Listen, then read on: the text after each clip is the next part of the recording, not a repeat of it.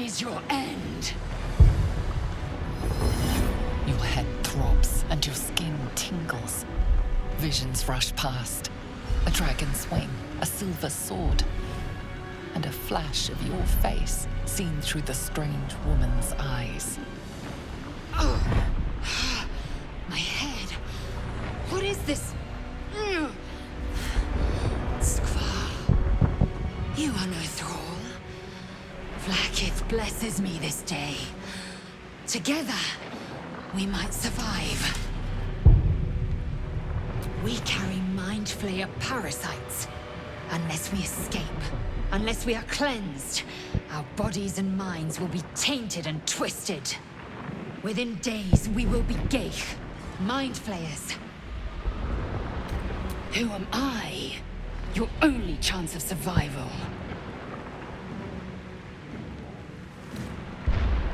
We can do nothing until we escape. That must be our priority. First, we exterminate the imps. Then we find the helm and take control of the ship. We will address the matter of a cure for this infection once we reach the material plane.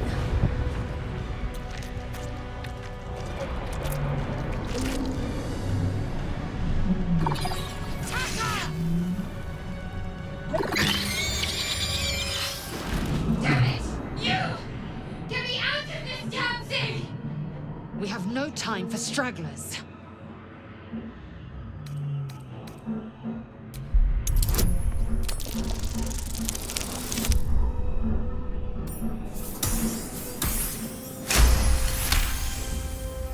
Warding runes. You feel them drawing energy from the console near to the pod. Are you satisfied? We need to go.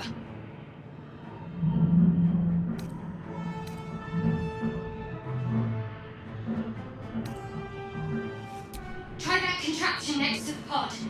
They did something to it when they sealed me in. Hurry! Please!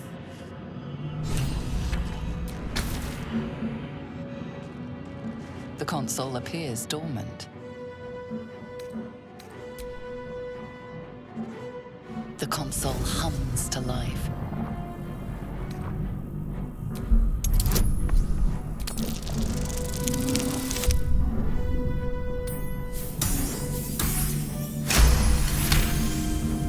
The pulsing glow and organic lines of the device make it seem more like a beating heart than a machine. Perhaps it will open the nearby pod.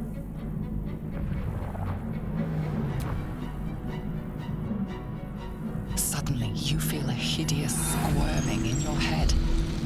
The parasite. Then discomfort fades, and another sensation washes over you. Connection. Authority.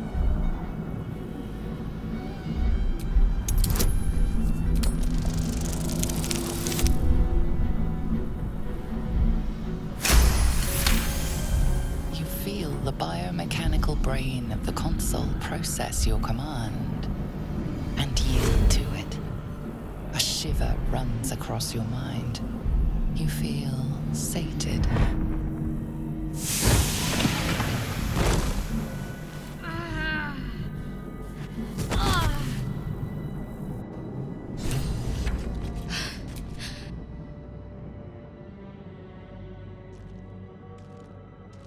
I thought that damn thing was going to be my coffin.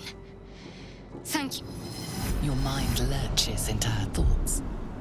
Her gratitude is mixed with wariness, because you have a Gith with you. You keep dangerous company. Fair point. Looks like there's plenty of fighting ahead. Let me come with you. We can get off this ship and watch each other's backs along the way. Shadowheart. One moment.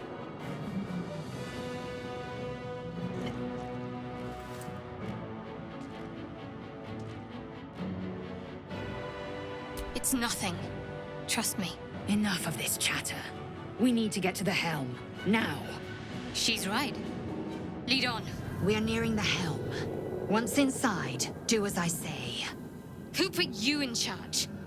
I'll trust my own judgment. Canyank.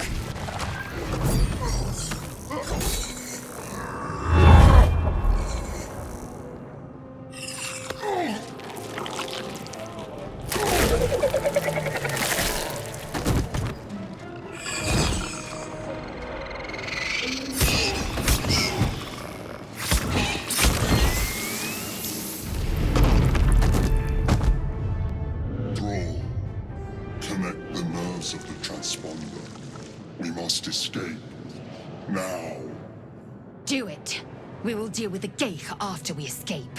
In transponder, you've made it in time.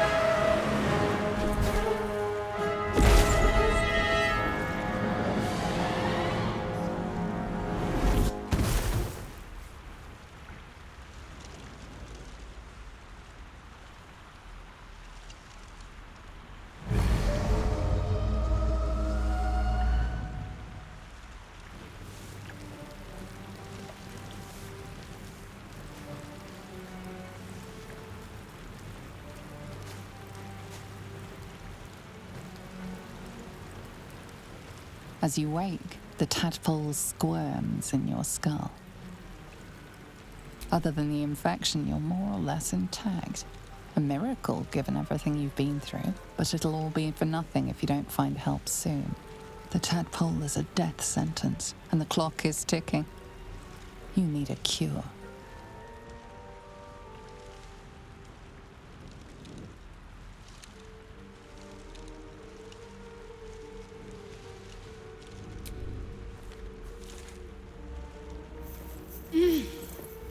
You're alive. I'm alive. How is this possible?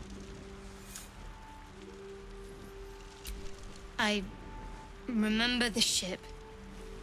I remember falling. Then nothing. You might want to reconsider calling her a friend.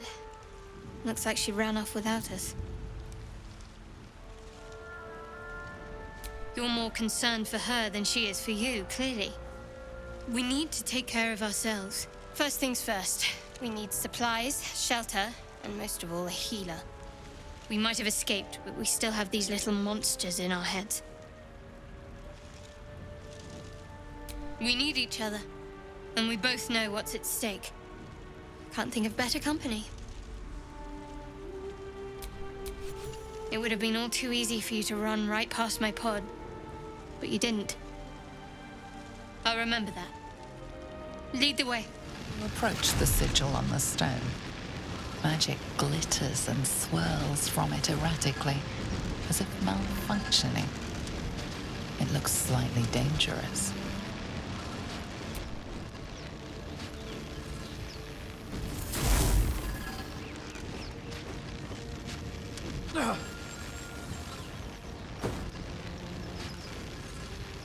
A hand? Anyone?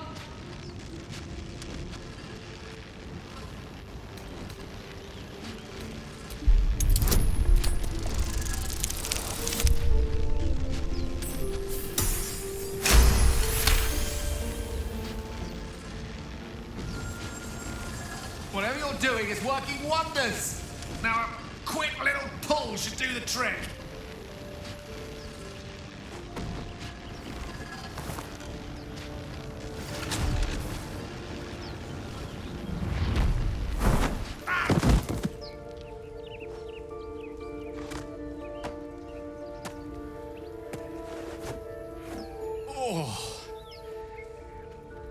Hello.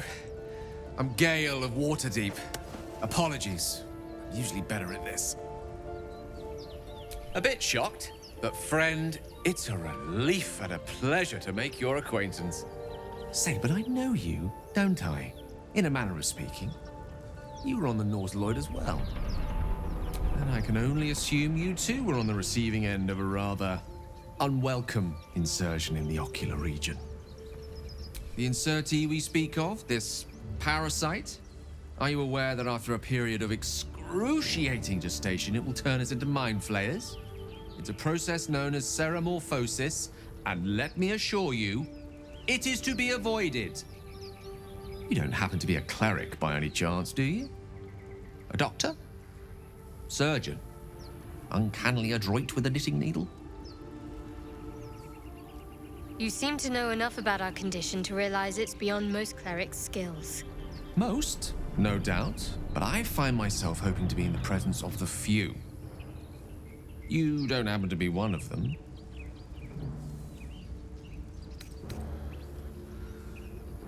As we've established, few enough can. It's not exactly a common affliction. We're most certainly going to need a healer, and soon, too. How about we lend each other a helping hand once more and look for a healer together? Most excellent. A parasite shared is a parasite halved, or something to that effect. Oh, but before you think you're about to embark on a journey with most ill-mannered a man, thank you for pulling me out of that stone. It was an act of foresighted kindness, I assure you. For I have the feeling ample opportunities will present themselves for me to return the favor. Zoru was right. Yellow as a toad and twice as ugly. The thing's dangerous. Leave it for the goblins to kill. And if it escapes, how will you... Oh, a guest. Your skull pounds in response to the prisoner's white-hot stare. Her lips don't move, yet you hear her voice. Get rid of them.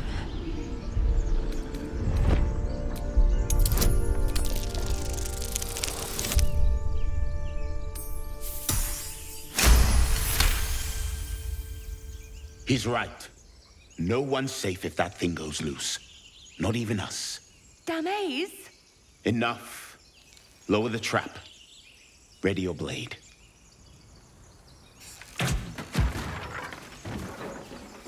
You've but one chance. Join me or die.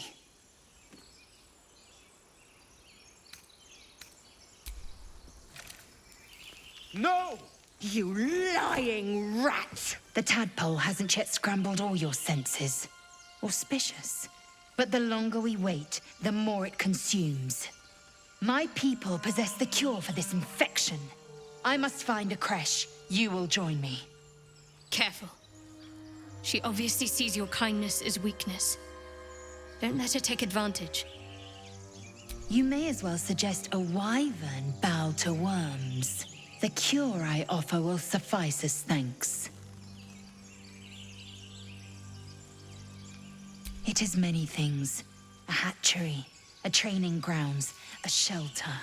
Githyanki protocol is clear. When infected with a gay tadpole, we must report to Augustil for purification. You have made an ally from Kresh Kalir. Few know such fortune. Call me Lae'zel. I'll trust your judgment, but I won't trust her. Not until I've gotten the measure of her. You've a sharp tongue, elf. Would that your mind proved its equal. Half-elf. I suppose the finer details are lost on a creature like you. Come. The Horned Ones mentioned a camp. One there, this Zoru, has seen Githyanki. A Kresh must be near. We will ask this Zoru where he has seen my kin. Hurry! I've got one of those brain things cornered. There, in the grass. You can kill it, can't you? Like you killed the others?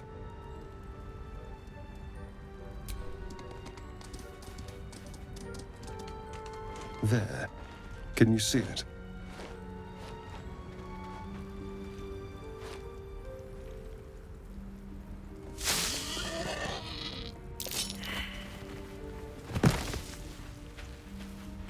Shh. Not a sound. Not if you want to keep that darling neck of yours. And you, keep your distance. No need for this to get messy. I need him alive. Stow that blade, or I'll show you just how messy things can get. Promises, promises. But I have other business, I'm afraid. Now, I saw you on the ship, didn't I? Nod? Splendid. And now you're going to tell me exactly what you and those tentacled freaks did to me. Don't lie to me. Your mind twists. You're looking out of unfamiliar eyes, prowling dark, busy streets. You try to hold the memory, but it fades to the worm. The light, the fear. What was that? What's going on?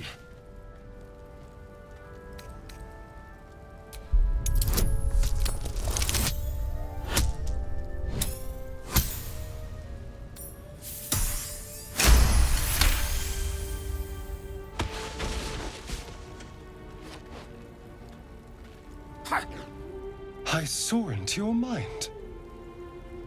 They took you. Just the same as me. And to think, I was ready to decorate the ground with your innards. Apologies. A kindred spirit. My name's Astarion. I was in Baldur's Gate when those beasts snatched me. Is that so? We clearly move in different circles. So, do you know anything about these worms? Turn us into...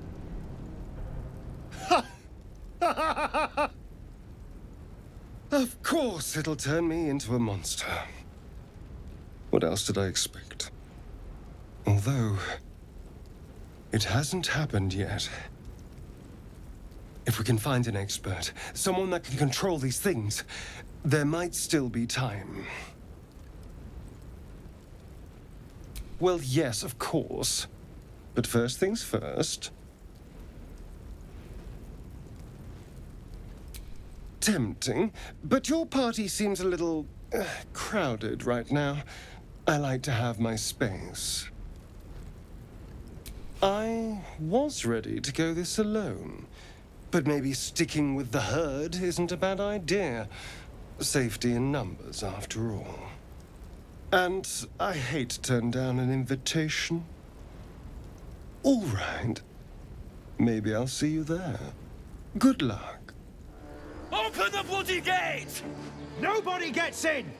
Zevlor's orders! That pack of goblins will be on us any second! What's going on? Goblins are on our tail! Open the gate, Zevlor, now! You let goblins here? Where is the druid? Please! There's no time!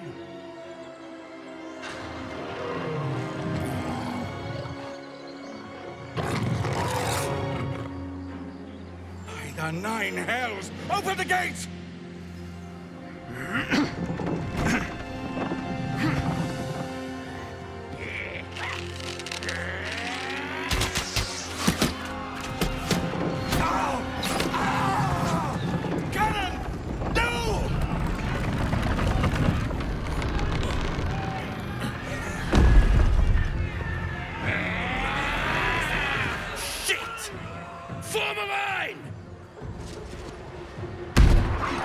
Damnable roach!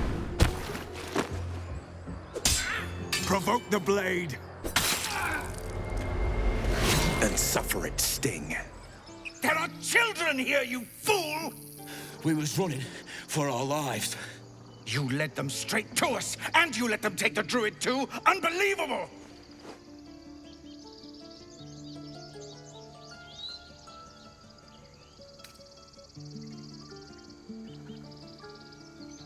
Tell that to the dead at the gate. Shut it, Horns! I'd be lying dead next to the goblins if you'd stalled any longer. My duty is to this camp. Oh, God forbid you risk your precious tail. But I shouldn't be surprised. Foul-bloods ain't known for courage. You see the tiefling's jaw clench. He's about to erupt.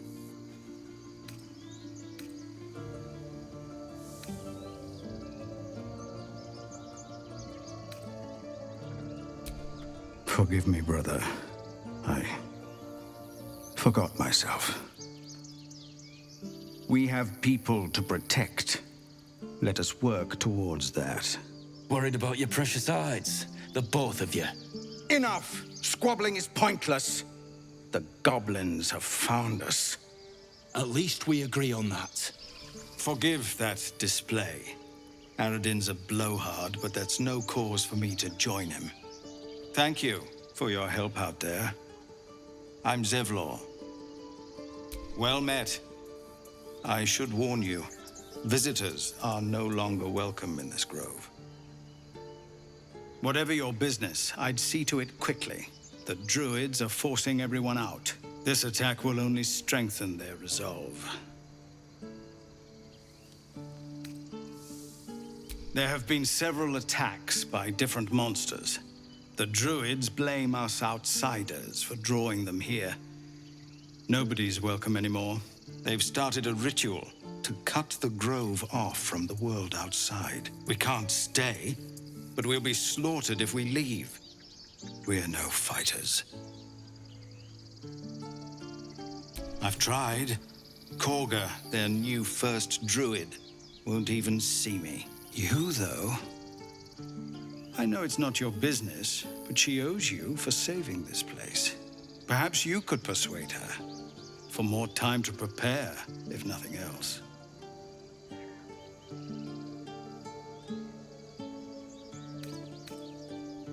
Goblin got you.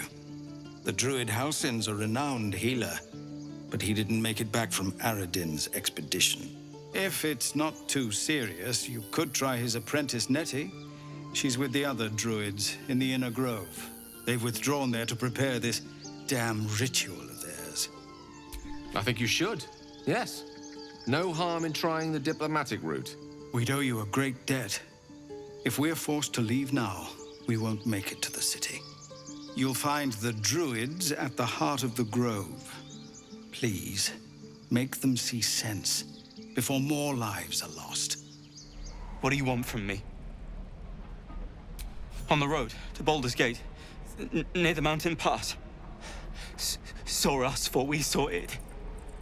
Jammed its blade through Yul's belly. Straight to the other side. And I just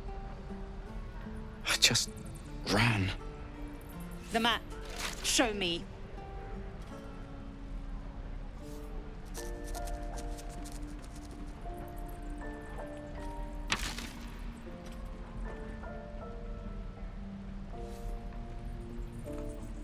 No hard feelings.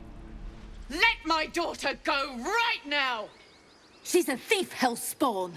And you will wait for Korga's judgment. Now get back! Oh, let me through, Mragrasham, or I'll rip your damn throat out!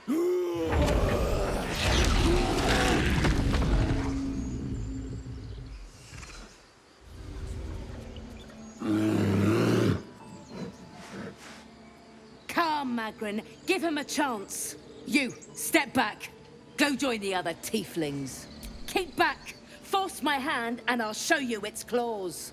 A moment, Giona. What? Oh, I understand. You. Apparently Korga wants to see you. Go ahead.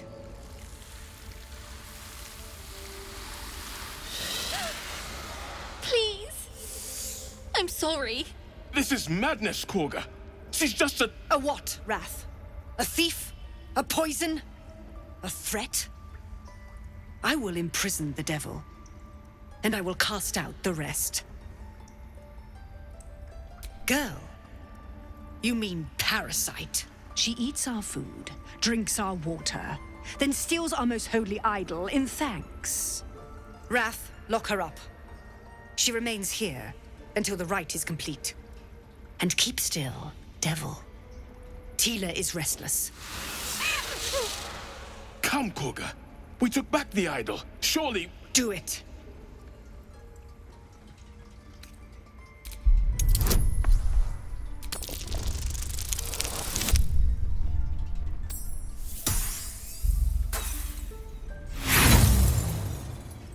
No.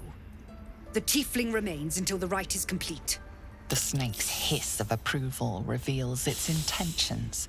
Should the child struggle, it is poised to strike. Fair words. Child, take to the others word of my grace. Sif, Tila, to me! It hurts. Thank you, Korga. Master Halsin... Halsin isn't here. Keep his name off your tongue, lest Tila pierce it. I know that look. You're wondering why I was in pain before. Let's just clear the air about that now. It's just an old wound that hurts me from time to time. Nothing to be concerned about. It's nothing to do with the tadpoles, at least, in case your imagination is in danger of getting away from you. It's just something I have to live with. Quite a lot, if I'm being honest. But it always passes quickly, so I can manage. Positive. You can trust me on that. Go on. Say it. You think I'm a monster?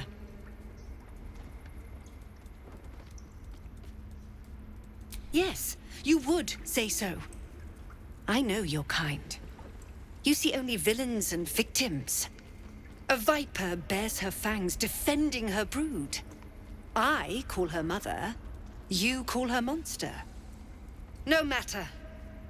I took back the idol of Sylvanas, and the rite is resumed. We will seal the grove, free from harm, free of intruders. The rite of thorns. It is the Tree Father's gift that none come to harm. When we speak the final prayer, the great vine will sprout forth. The grove will be cloaked in bramble and thorn. No one enters, no one leaves. Sanctuary. None of this can happen while Outlanders infect us. Sylvanas demands that we choke them out. And mine perish if he stays. You showed great mettle at the gate. The mettle of a skilled sword for hire. I want you to provide your services to Zevlor. Offer to guide the Outlanders out of the grove. I'm sure they'll reward you well. They're to be gone before final prayer. If they are not, the Viper must strike. You will do more than speak. This tale ends but one way. With the Outlander rot cleansed, and the grove forever shrouded. You ever scare me like that again, and I'll feed you to a knoll. Mom, I'm fine. Stop it. Our little Hellion told us what happened. Thank you. Don't know what we'd do without her. Likewise. Arabella? Thank you for helping me. I heard what happened. Thank you for protecting the child. If the druids are this far gone, then it's not just goblins we have to fear. So we can risk violence here, or face it for certain on the road. Quite the choice, isn't it? It's good of you to offer, but there's a whole army of goblins out there. We'd need an army of our own to escort us safely to Baldur's Gate. And while I don't doubt your abilities, you're no army. There may be a way, though. Goblins are ill-disciplined. It's unlike them to organize so cleverly. Somebody must be leading them, bringing discipline to their ranks. Take out that leadership, and they'll scatter. It's no small thing to ask, but I've seen you fight. You're equal to the task.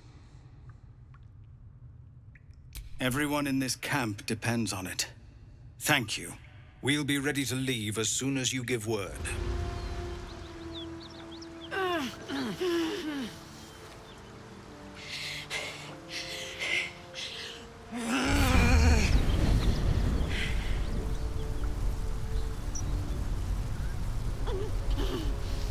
One horn.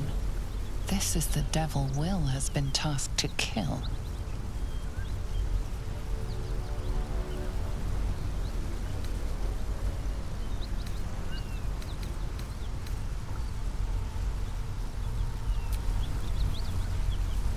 So, I have.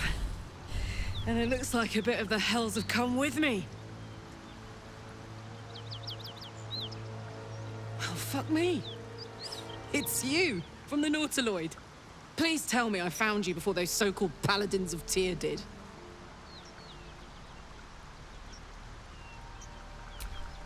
Nice of you to ask. Lately, I've gotten used to being called Devil. No follow-up questions. The truth is, well, it's a long story, and I'll tell it, but... A great heat roars through you. Her heat, fiery as the hells. Then you're lost in visions of demonic armies as you tear through a landscape of fire and blood. The Blood War. You saw it from above as the Nautiloid passed through Avernus. This woman was on the front line. What was that?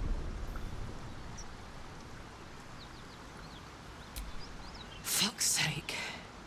Mountains as far as the eye can see. Guess that explains the voices. From that peek I got into your head, you've made some inroads trying to get the thing sorted. But alas, no joy. I'm Karlach. And you are... Well met, soldier. Now that we're old pals, how would you feel about helping me kill some evil bastards? A little background, if your moral compass needs something to point at. You already know I fought in the Blood War. I was good at killing demons. Really good. So good, Zariel, the Archdevil herself, made me her personal attack dog. I played along until I could get the fuck out of there. Took me 10 years to properly escape, but now I'm free. Zariel sent goon after goon to hunt me down. But believe me when I tell you, I'm not going. The latest yappy little dogs she sicked on me are nearby. A group of dopes posing as paladins of Tyr. Want to help me take them down? Fuck yes. They cornered me outside the toll house just up the hill. Doubt they've gone far after the scorching I gave them. After we've mopped them up, we can work on evicting this parasite and take Faerun by the short hairs. Sound good? A warrior who winks at her foes while she slays them. You'd be a fool to refuse her. I'd hug you if it wouldn't scorch your skin off. Whew, I'm getting all het up. Let's make tracks. Please, no more. Leave us in peace, and we shall leave you in kind. Cut the crap, Anders. I know what you are. Don't let her hurt us. Please, we just want to go home.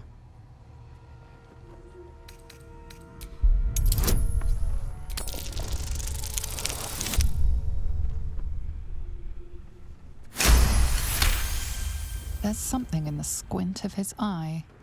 You suspect he's lying. Enough! Enough! I'll not play pretend anymore. Karlach, you're going home in pieces if needs must. And you'll soon learn what it means to ally yourself with the likes of this garbage. Avernus was never my home. It was my prison. I'm free now. And I'm never going back!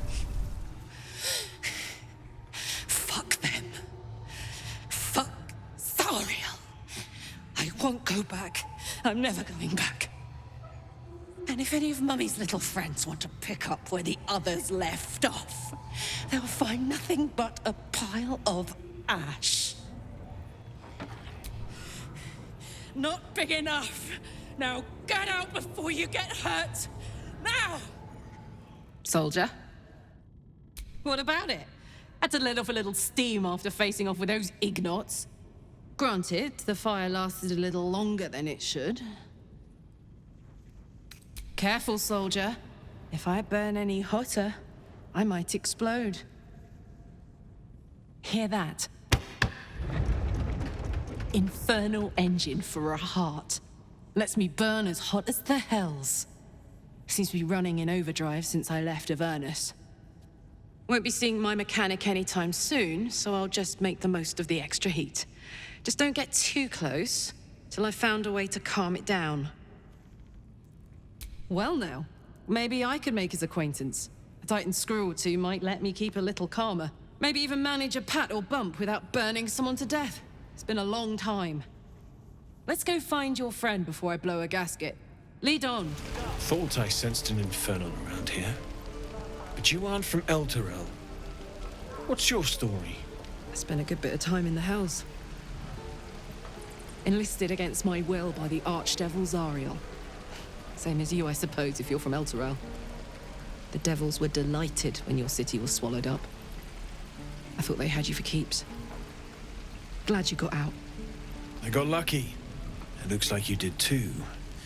And you brought some infernal machinery with you. A little gift from Zariel.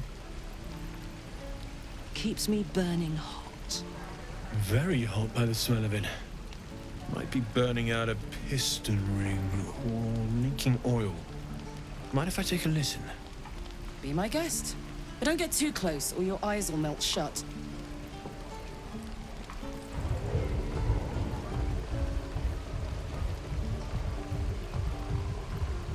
Phew!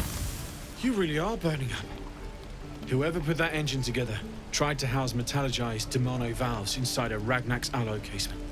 Very risky. I might be able to help, but I'd need infernal iron. And a prayer that my hammer will survive the work. That thing isn't meant to operate outside of Avernus. I'm not sure how much longer it'll keep running the way it's going. Will you be able to turn down the temperature a little? Worried I'm gonna go in for a handshake and singe someone's arm off one of these days. I'd worry about surviving the night first. But help one, help both. If we can cool you off, it'll stabilize your engine and allow you to touch whomever you please. I've sensed some during our travels. It has a pull to it. Absolutely magnetic, once you know what you're looking for. I can show you where I'd look. Meanwhile, I've still got plenty of weapons and armor in stock if you're looking to load up. How fares the search? Please let this work. The weight of it. And that blaze of chaos. Can't imagine this where my heart should be. Must be quite the experience. Give me just a moment.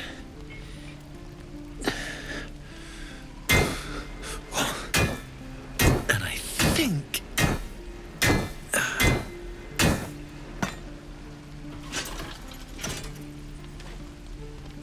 There. You'll have to install it, I'm afraid. I don't think there are thick enough gloves in all the realms to protect from that kind of heat.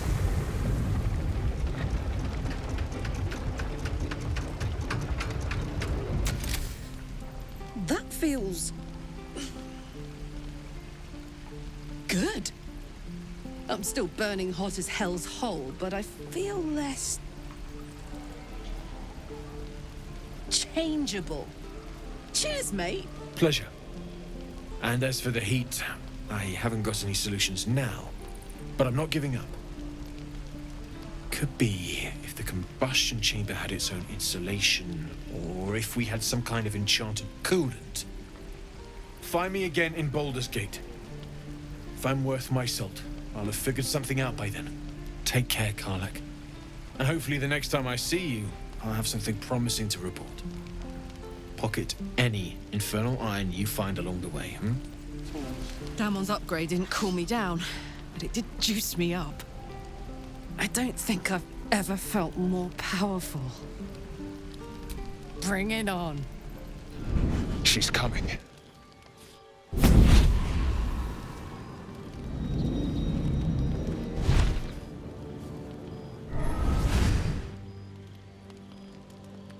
Wyll, you've been naughty, and you know what happens when you're naughty. Gods damn it. Anyone but her.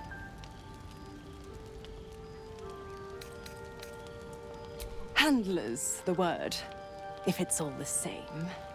My pup here's been unruly, and his leash needs a yank. We had a deal, Wyll. But Karlach's still breathing. I've taken more pleasant shits than you, Mizora, and at least those can be buried after. That's no kind of talk for a lady. By the way, Karlach, Zariel sends her regards. You told me! Devils only!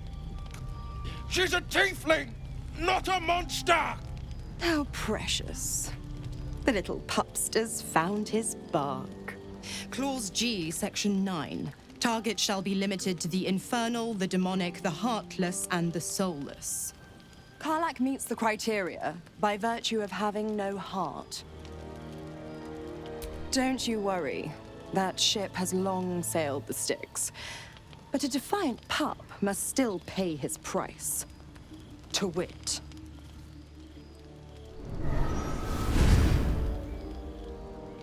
Wyll burns in the fires of Avernus. The lightning storms of Dis strike his flesh. His soul passes through each layer of the hells, gaining their essence and their torment.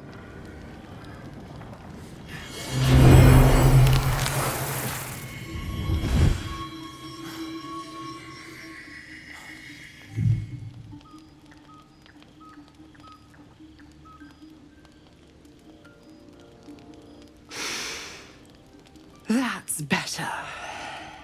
What the hells have you done? A promise broken, a price paid. You know the terms. Get used to the new form, pet. There's no going back. Some magic even I can't undo. Now, let's see how the frontiers fare without their precious blade. Karlach, keep an eye on him, would you? I'll be keeping mine on you. Oh, and Wyll, don't forget, our pact still stands. Ta-ta. I'll be honest, soldier. I'm reeling. Wyll hardly knows me, but he chose my life over his. Been a long time since someone stuck their neck out for me like that. You can say that again. When he was chasing me through Avernus, I thought he was just another sad merc. How wrong I was. Gods damn her, straight back to the hells. Just look at me. I did what was right, and Mizora made me pay for it. I'd be hunting devils and demons, she said. Traitors and hypocrites, heartless evils of all sorts, but not Zariel's victims. Not innocent tieflings. It's Mizora who grants me the power to conjure armor and cast eldritch blasts. Before I was infected, I could even call hell beasts and summon festering clouds, but I promise you, every thrust of my blade and every flame I sparked was for the good of the coast. I can't utter the terms or circumstances of the pact. I can tell you most all else, but the pact, I'm forbidden, unless Mizora permits it. But I'll say this. The moment I pacted myself to Mizora, I have not regretted for a heartbeat. It was my proudest deed. It was worth the sacrifice. All I can give you on that is my solemn word. You don't sleep well, flitting between dreams and nightmares. Maybe you wake up because you know something is wrong. Or maybe you just get lucky. Shit. No, it's not what it looks like. I swear. I wasn't going to hurt you. I just needed, well, blood. There, in the dim firelight, you see him for what he really is. A vampire, a slave to sanguine hunger. I've never killed anyone. Well, not for food. I feed on animals. Boars, deer, kobolds, whatever I can get. But it's not enough. Not if I have to fight. It feels so weak. If I just had a little blood, I could think clearer, fight better. Please. A strange sensation courses through you, and your companion's mind unfolds, secrets half revealed.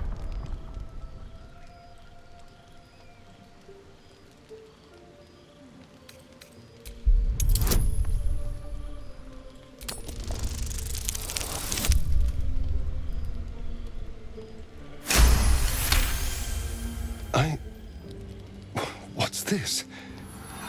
What's happening? Something stirs deep within you, hungry and alert. It's taking something you'll never get back. His mind opens up, revealing cracked and quivering memories. At their heart, you see dark eyes commanding you to feed. You open your mouth and bite down, not into a tender neck, but into the twisting body of a rat, the only thing your master lets you eat.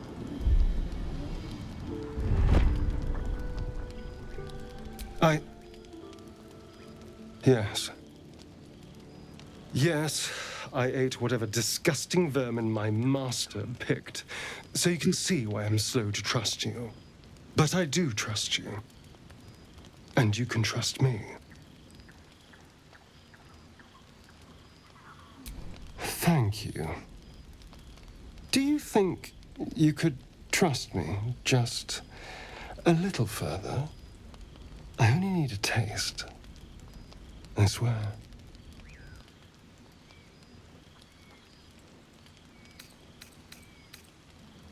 No, of course. Silly of me to even ask.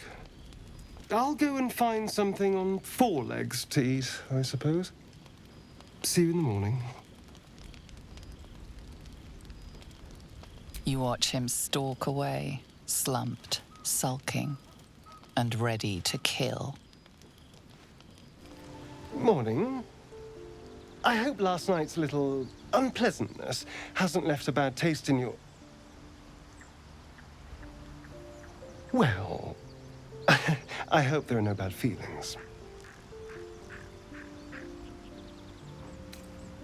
Oh, I have no idea. By rights, I should be cinders in this light, but someone or something is keeping me alive. Standing in the sun, wading through a river, wandering into homes without an invitation. They're all perfectly mundane activities now. As for my other quirks, well, we can figure those out in time.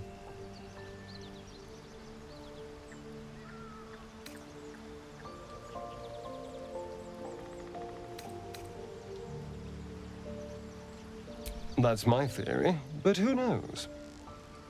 I'm just glad you're being sensible about these revelations. I was worried people might turn up with torches and pitchforks. Although there's still time. A vampire among us?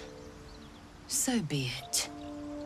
But should I wake with so much as a drop of blood on my neck, I will end him. I'd just better not wake in the night to find fangs at my throat.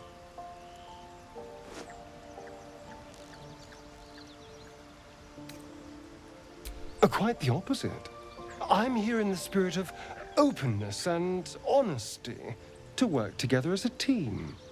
Maybe we could get him to wear a bell. Dissuade any nighttime prowling. There now. We're all friends again. Shall we go? There's a long day ahead of us.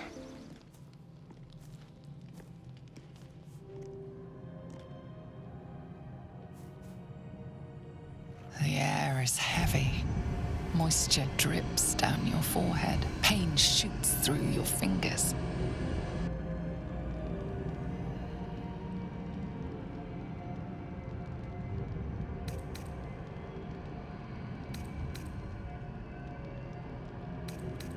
The world swims as you close, then reopen your eyes. How long have you been waiting here? A moment? A night? A 10-day?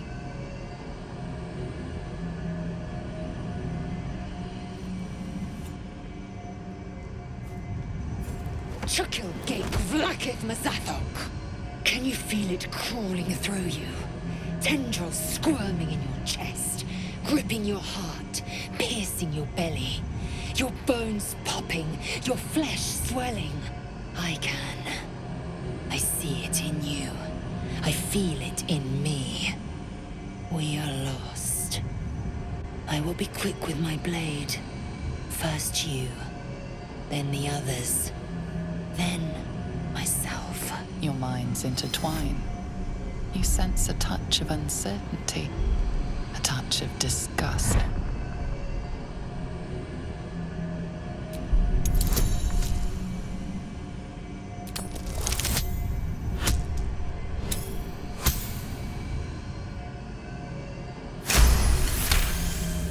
A shadow swims across your vision, and a familiar voice tells you to be calm. You are loved. Lae'zel's fear grips you. Not fear of death, but fear of insignificance. The great warrior Lae'zel, a failure to her kind. She will wield no silver sword, ride no red dragon.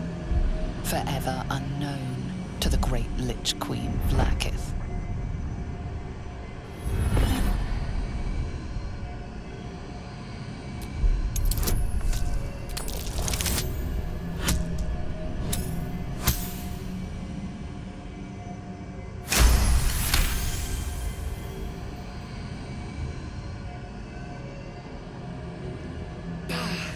I cannot trust my own mind. So it seems I must trust yours. I will wait. But know this. I am watching. If the sickness does not pass come dawn, I will end us all.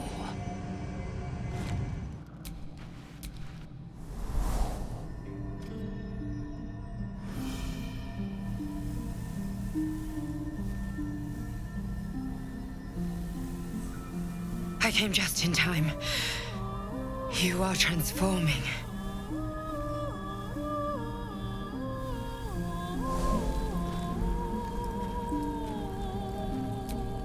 Yes, you have. I saved you before.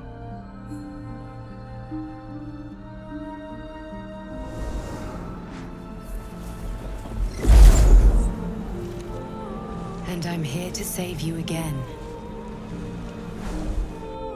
Don't worry. You will not become a Mind Flayer. Not while I'm around. I'll protect you.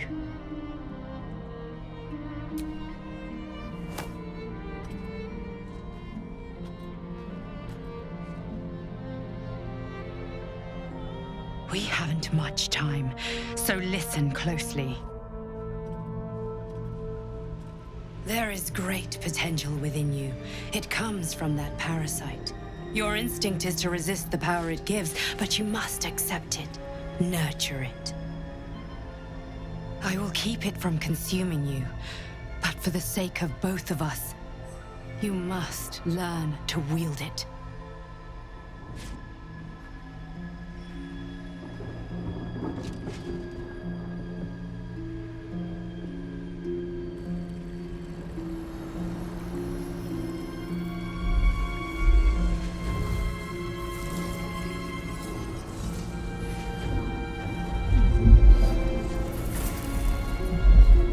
A fight for the fate of Faerun. A fight we are losing. For now. You can change that, but only if you embrace your potential.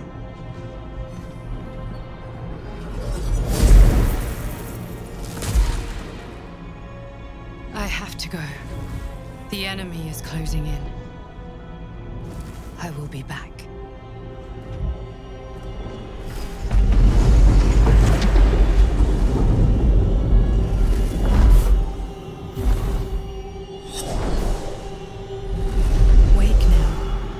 You'll feel better. I promise.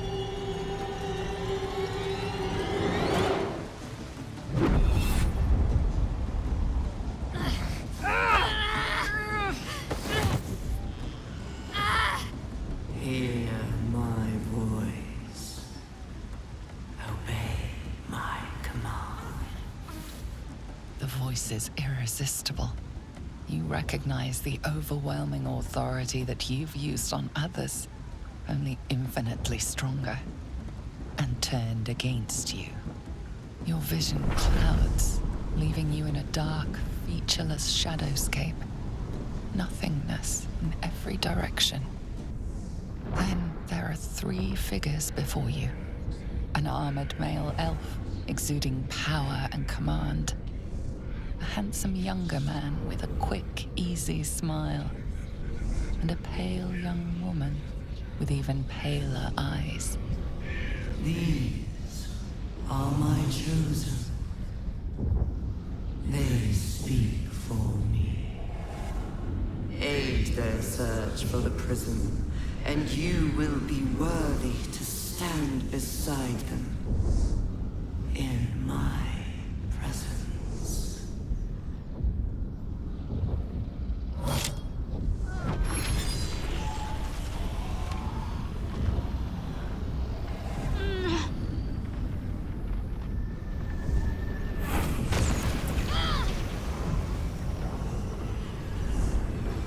Feel energy pulsing from the artifact, lifting the pain from you, pushing the voice away. My power grows. My forces gather. The reckoning draws near.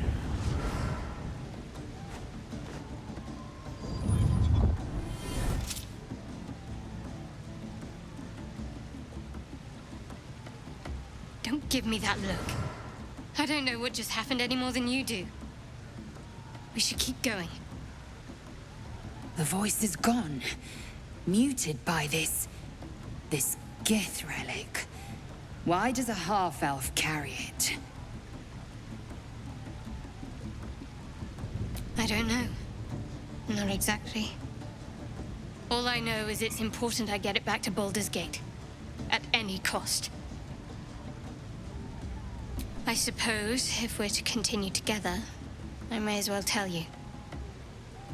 I serve Shar. My home is a secret cloister in Baldur's Gate. A group of us was sent to retrieve the artifact. Now I'm the only one left. I can't afford to fail. I can't tell you anymore. This mission required utmost secrecy. We all submitted to having our memories suppressed so that we couldn't betray Shar's confidence. If I reach my contact in the city, I'll have my memories restored. Until then, I have to guard the artifact with my life. There. You have the truth, for all it's worth. Let's continue. I knew it.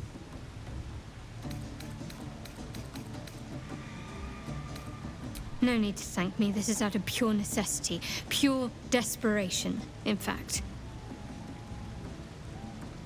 There's nothing more I can tell you. All I remember is that I have to get back to my contact in the city. I know those symbols. Githyanki runes. Ancient as Vlaakith herself. You stole that from my people. Yes. And a lot of my people died in the process. I won't fail them. Not after what I saw your kind do to them. A powerful artifact indeed, to have caught the attention of so many. Not least the Absolute itself. The three figures in the vision, the Chosen, are searching for it. With the cultists' aid, it will not be long before they find it. Before they find you. You have evaded them so far, thanks, it seems, to the artifact itself. But how long can such protection last? Shadowheart has made her position clear. She will see that it is taken to its destination. At any cost. No doubt the Githyanki will seek to reclaim that which is theirs. And you still do not know what it even is. Trust me. I'll guard it with my life. Let's keep going.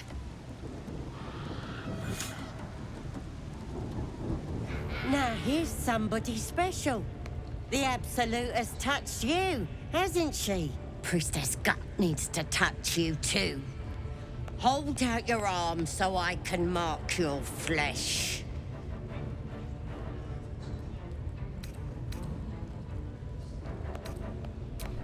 That's a bigger fight than we needed to pick. Not the subtlest of assassins, are you? You think you can hurt me? This'll be good. Lads, rip him apart!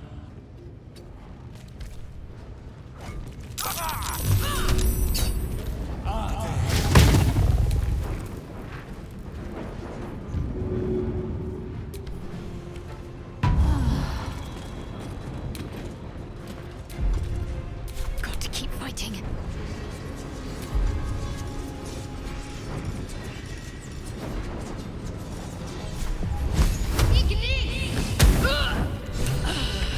There's an illithid parasite in that corpse. You should take a look. This one is a true soul parasite. It can enhance you. You can absorb its potential. Open your mind to it. You already know how. Your mind swells as it subsumes everything the tadpole has to offer. Everything it was and everything it was destined to be. Pure potential. Pure power. Good. You have grown your power and improved your chances of survival. A scout just reported. The Goblin's leadership has been decimated. We might escape this place yet. And I hear you are the one to thank. I'm grateful. I took a collection from all of us. It isn't much, but you've earned it. It's not enough, but it's all we have. Halsin will likely want to thank you too, mind. He returned just a while ago. I believe he's catching up with Korga. As for us... No armies at our heels. Amazing. We can finally leave. But perhaps we need not speak of farewells. We'll join your camp tonight to celebrate if you'll have us. You took it upon yourself to undertake the Rite of Thorns. I ought to exile you from this place. Forever. Instead, I shall listen to the explanation that you owe me. I owe you nothing. Goblins swarmed us like roaches while you stumbled after the past. You chose to abandon us. I chose to protect us. Silence! The rite has been ended. I will allow you to stay, but consider yourself a novice anew. You have forgotten the ways of the Druids, our place in the natural order. You shall learn it all once again, right here. Backslide, and nature's fury will crush you. As you wish, Master Halsin.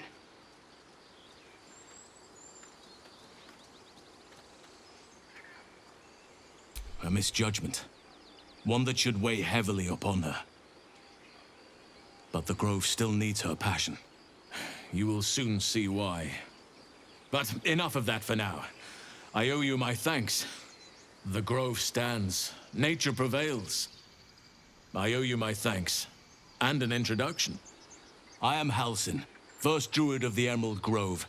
And I sense you have a problem you seek my help with.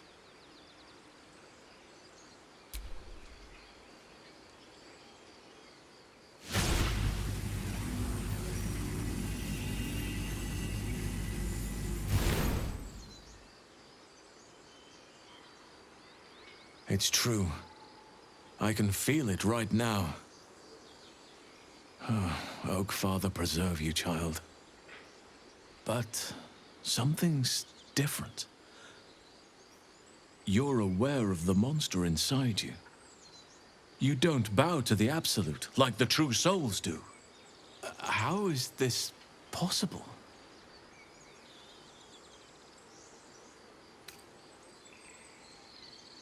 Perhaps. But I wouldn't want to place all my faith in blind luck. Someone is using very powerful magic to modify these tadpoles. They're using them to exert control over the infected. I'm sorry to say, I can't undo that magic. I can't cure you. But that doesn't mean I can't help. At the Goblin camp, I hoped to find a way to remove the tadpoles. I failed, but I did find the next best thing.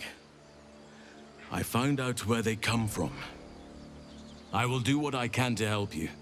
Let us speak tomorrow. You and I both have matters to see to first. As for what you've done for the Grove, speak to Wrath. He will see to your reward.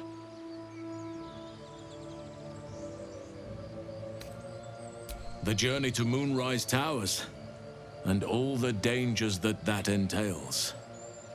But that's tomorrow's problem. Take some time for yourself tonight. Rest, celebrate. Come morning, I'll be by your side. Everyone seems to be in high spirits. Strange. You know who I never thought I'd find myself caring for?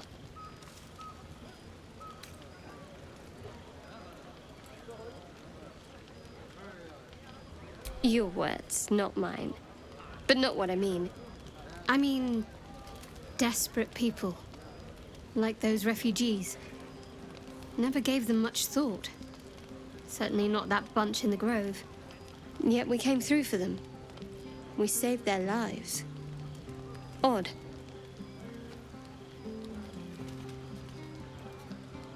That's more easily said by some than others. But nobody's here to debate right from wrong. Share a bottle with me? We should wait a little while. Until the others have drifted off.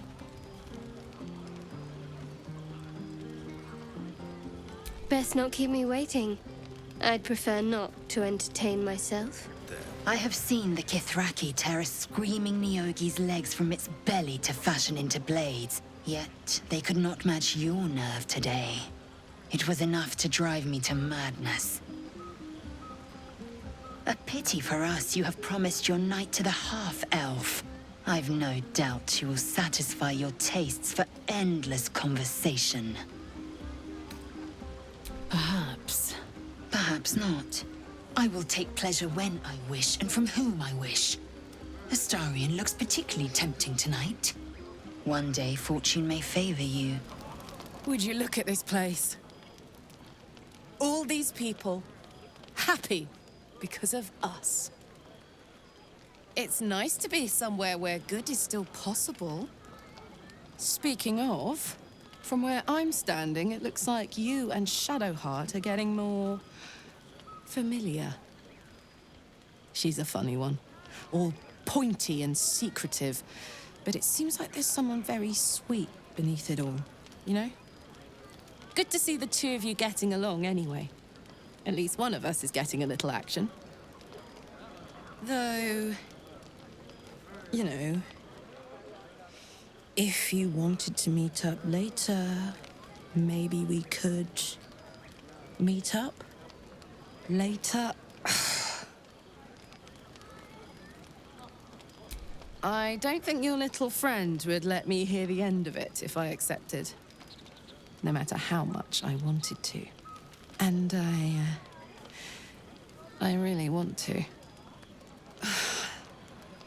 This is bad. But I want to be bad. With you. I'll come find you when the others have gone to bed. Wait up for me, all right? Yes! The buzz of celebration quiets to a soothing hum as you approach your bunk. Though you seek repose, you needn't spend the night alone. There is one who yearns for you in the dark. Who will you seek?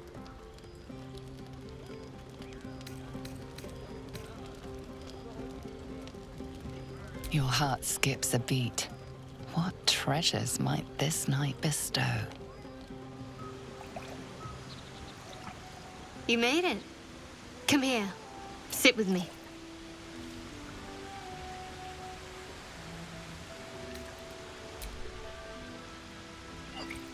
Well, to begin, I think a toast is in order. Any suggestions? Bold. What does us entail? I suppose I'll find out. To us. Now tell me something about yourself. And no tadpoles, dragons, marauding goblins, or anything like that. Something about you.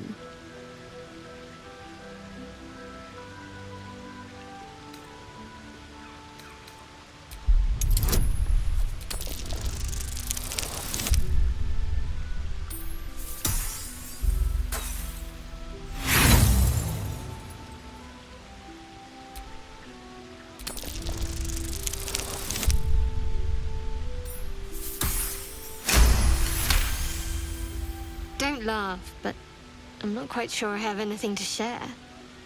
When you worship Shar, secrecy is everything. We'll sacrifice our own memories when ordered to.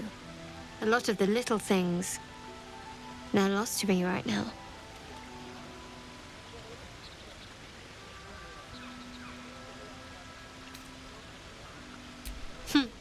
I did. And you remembered. You're sweet.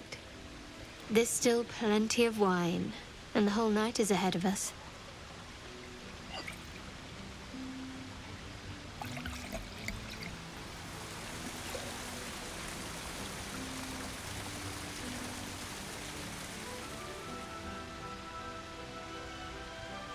Nearly light. The others will be awake soon.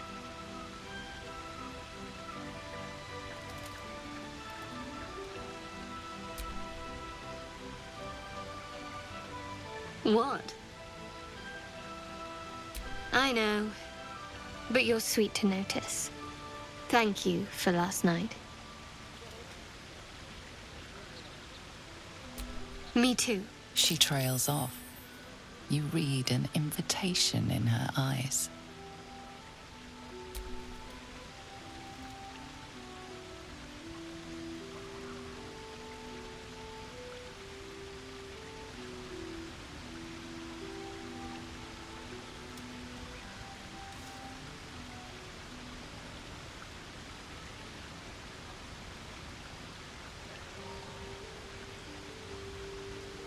That didn't hurt, did it?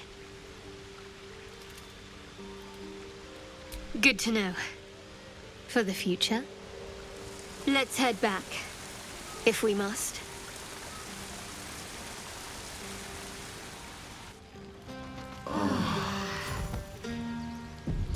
I trust you enjoyed your evening.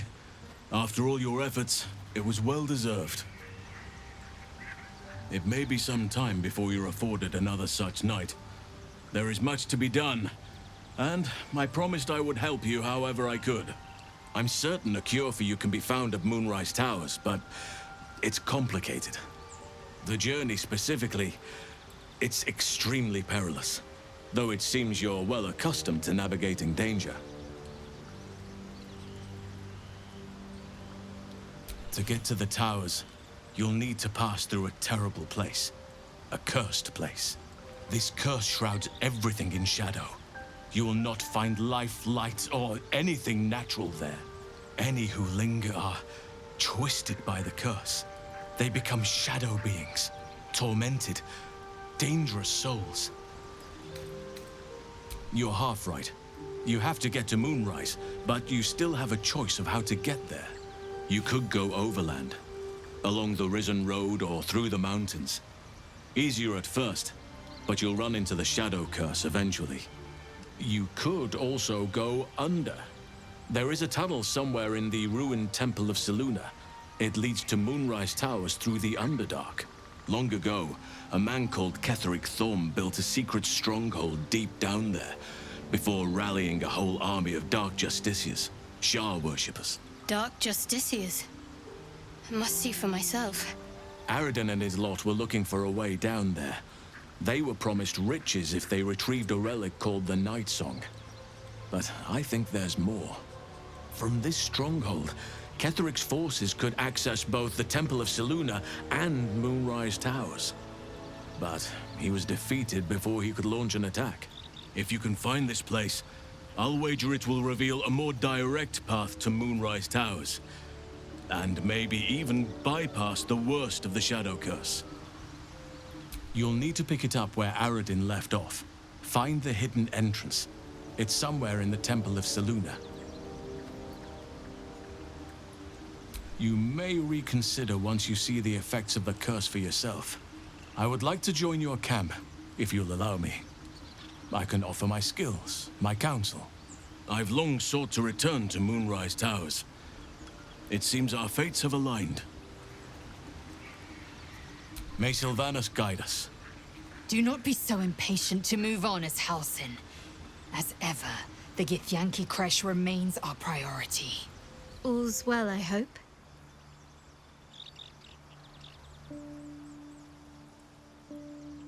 No. I just wanted to see how you felt after the night we spent together. When we talked and kissed. I hope so too. Though I'm not sure what kind of courtship will be afforded, given all that we're facing. But if you want to see where this goes, I do as well.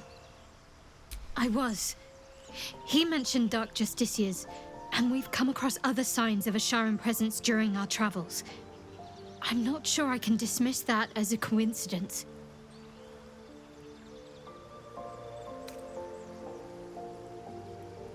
Very serious of you. But go ahead. Always good when I'm with you. Please, please. Let me out. There's no reason for this. The lock clicks and opens.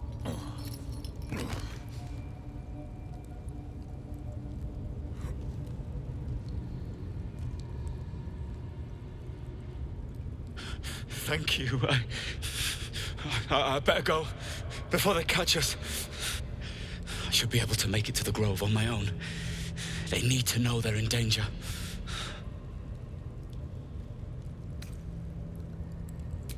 Yes. It should be here somewhere. They said there was a hidden passage underneath this temple. The place was supposed to be abandoned, but when we arrived, Brian had instructions, but the goblins got him. They said they'd eat him. I have to go. I have to get out of here. I don't know. The boss didn't say. He just said some wizard called Laroakan would reward us if we found it. That's all.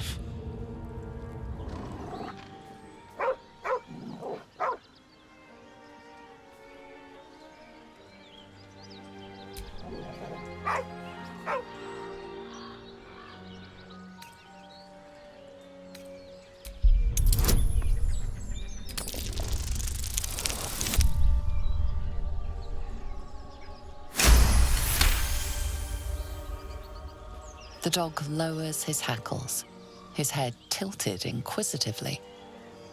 Convinced that you're harmless, he turns his attention back to the corpse.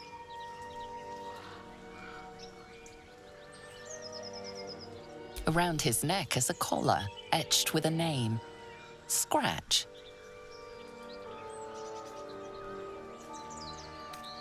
With a deep, heartbroken whine, the dog bows his head. The dog whimpers nervously, as if to urge you on.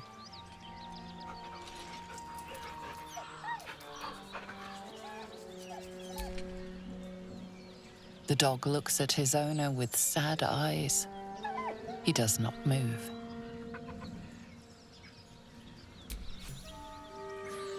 The dog sniffs your hand, his tail swung low in understanding. He knows how to find you.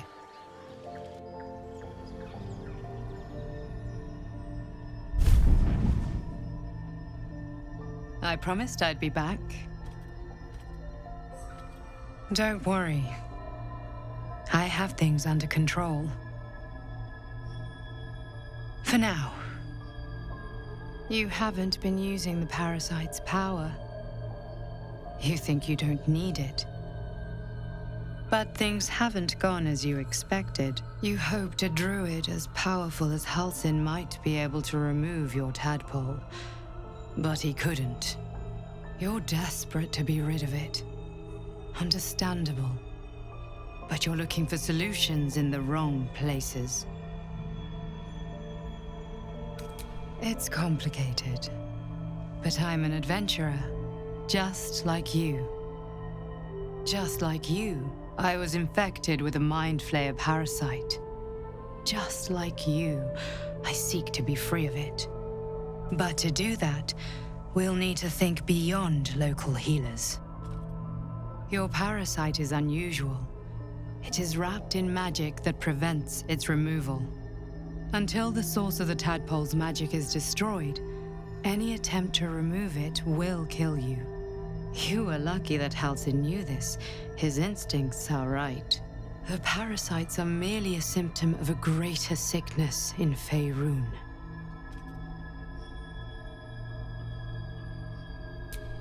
I am not sure yet.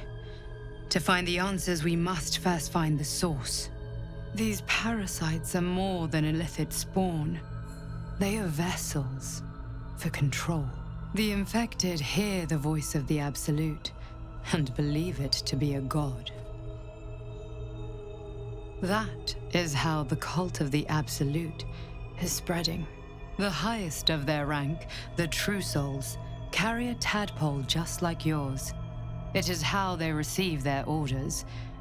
It is what makes them obey. When the order to transform is given, it will not be a matter of days. They will be mind flayers in an instant. Were it not for my protection, so would you. I have powers of my own.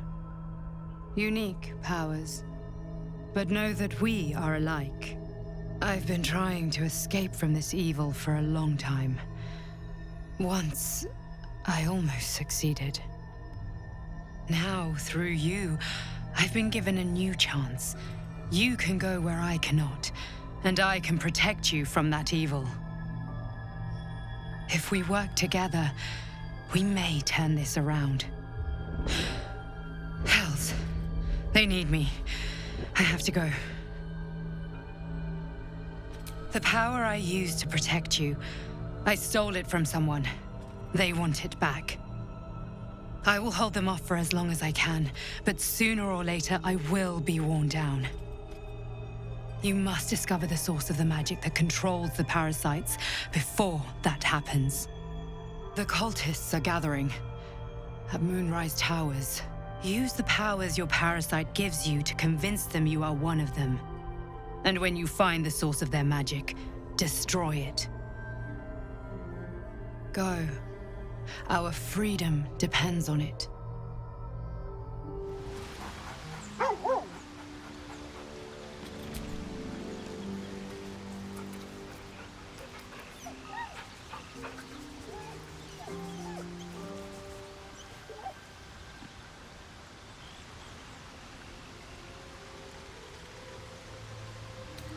dreaming of our enigmatic visitor again. She told me our purpose was to take on this cult of the Absolute, to infiltrate its ranks and bring it down from the inside. She even offered me greater powers, the result of some manipulation of the tadpole's psionic abilities. Given the magnitude of what we're up against, I see no harm in considering the benefit this offer might afford us. Could be the only way to reach this source in one piece. As existential evils go, the Absolute certainly seems an adversary worth halting in its tracks. Any opportunities for us to indulge our tadpole's capabilities are hardly on the same scale. Trifles, when one considers the bigger picture. You see, I have this condition. Very different from the parasite we share, but just as deadly. The specifics are rather personal, but suffice it to say that it is a malady I've learned to live with, though not without some effort. What it comes down to is this. Every so often, I need to get my hands on a powerful magical item and absorb the weave inside. I can say no more on the matter. Not now, anyway. Just trust me when I say it's all of vital importance.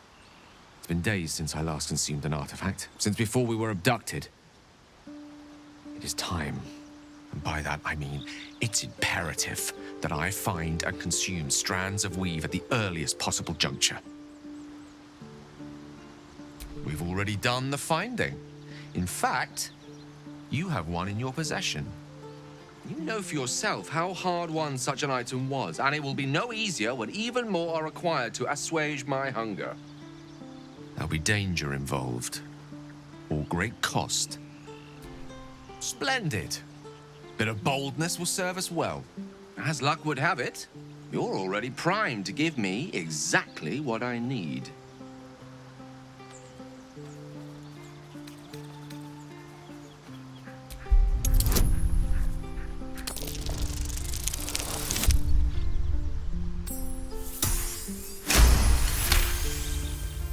Of course. I would hate for you to think me impatient or ungrateful. I shall persevere, for now. Drop your weapons! I'll feed your innards to the ants before I do that, Istik. This is your last chance! No, look up. That was your last chance, Istik. Now burn!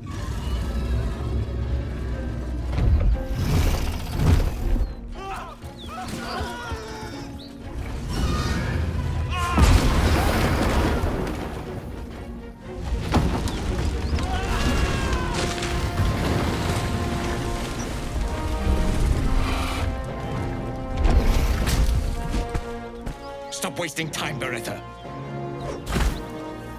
You're not here to play with the locals. Of course, Kithrak. We merely sought to... No excuses. Question, kill, then move on. Find the weapon. Our queen watches us. Fail her at your peril. Those Gith look like a fight and a half.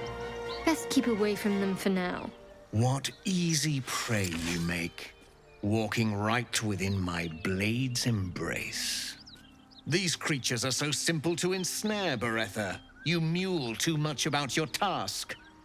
Forgiveness, Kithrak.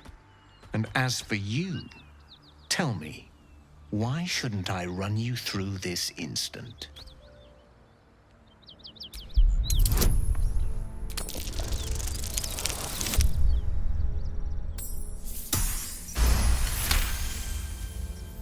Of course you are not a threat. You are nothing until I tell you otherwise.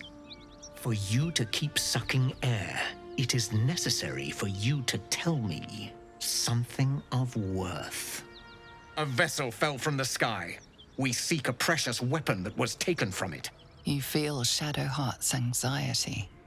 The weapon that Voss seeks. It's the artifact that she carries. Her mind focuses.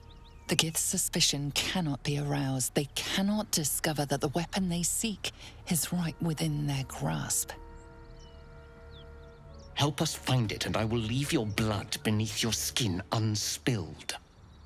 Don't help them. Don't tell them a thing. We're dead if you do. Do not speak. Your bleating offends my ears. Just stand still. He begins to move his hand in a quick flurry of gestures.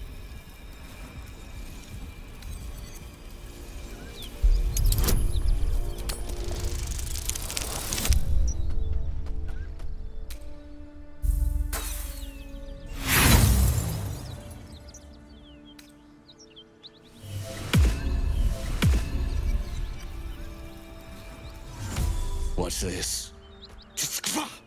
You carry a ghaik parasite in your head. Death will be a kindness to you. Beretha, rid us of this worm. I need to continue the hunt for the weapon. At once. Attack her!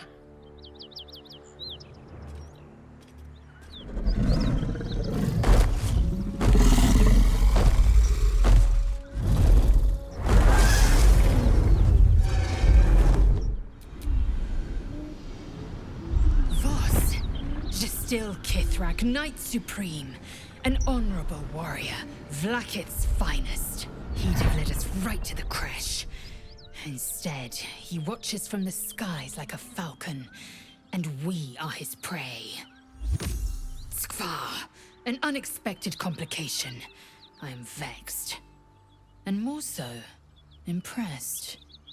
A lesser man would be adorning the road as a shredded corpse. Yet your head remains firmly atop your shoulders.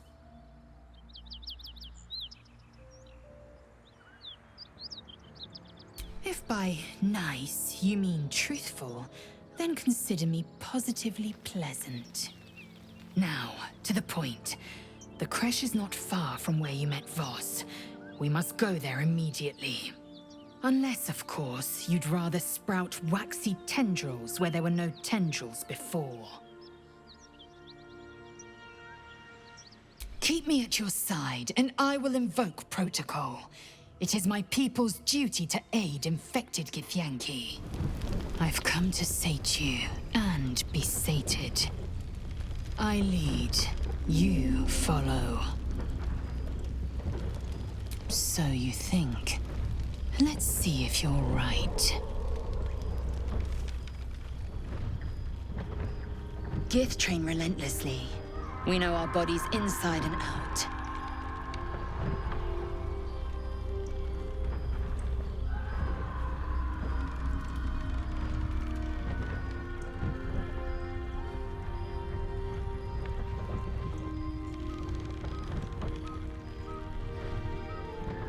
Let me show you. Close your eyes and submit.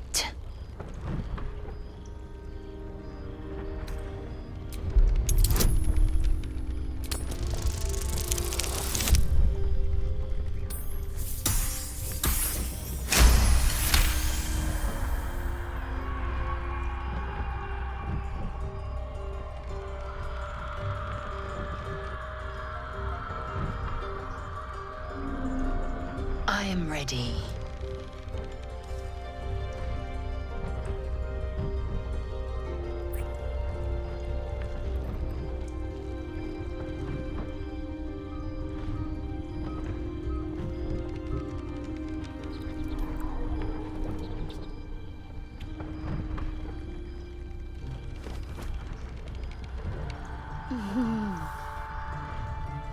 You awake in pain.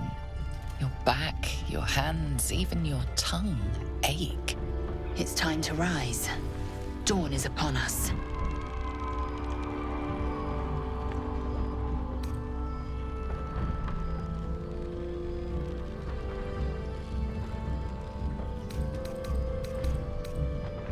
Of course you did. I'm as extraordinary in bed as I am on the battlefield.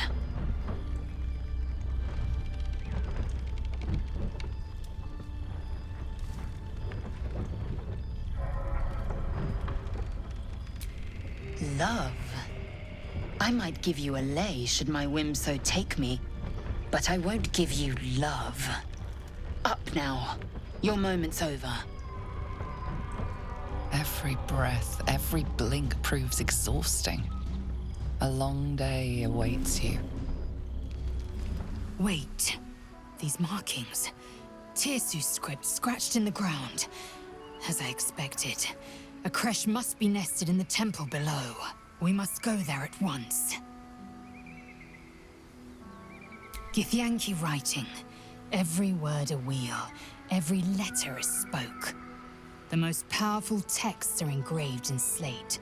Some so ancient, only the most erudite Gish can read them. You don't have to trust them, only to trust me. I have not failed you yet, and I have no intentions of it now. I don't need you to believe me for it to be true. Very well, you may lead. But if we stray too far that our chance is lost, I'll make my way there alone. That's enough! On your feet. Where are you taking us? If this is about that weapon your friend was talking about, we don't have it and we don't know shit about it! Silence! Move! No! No, I'm not going in there. I won't.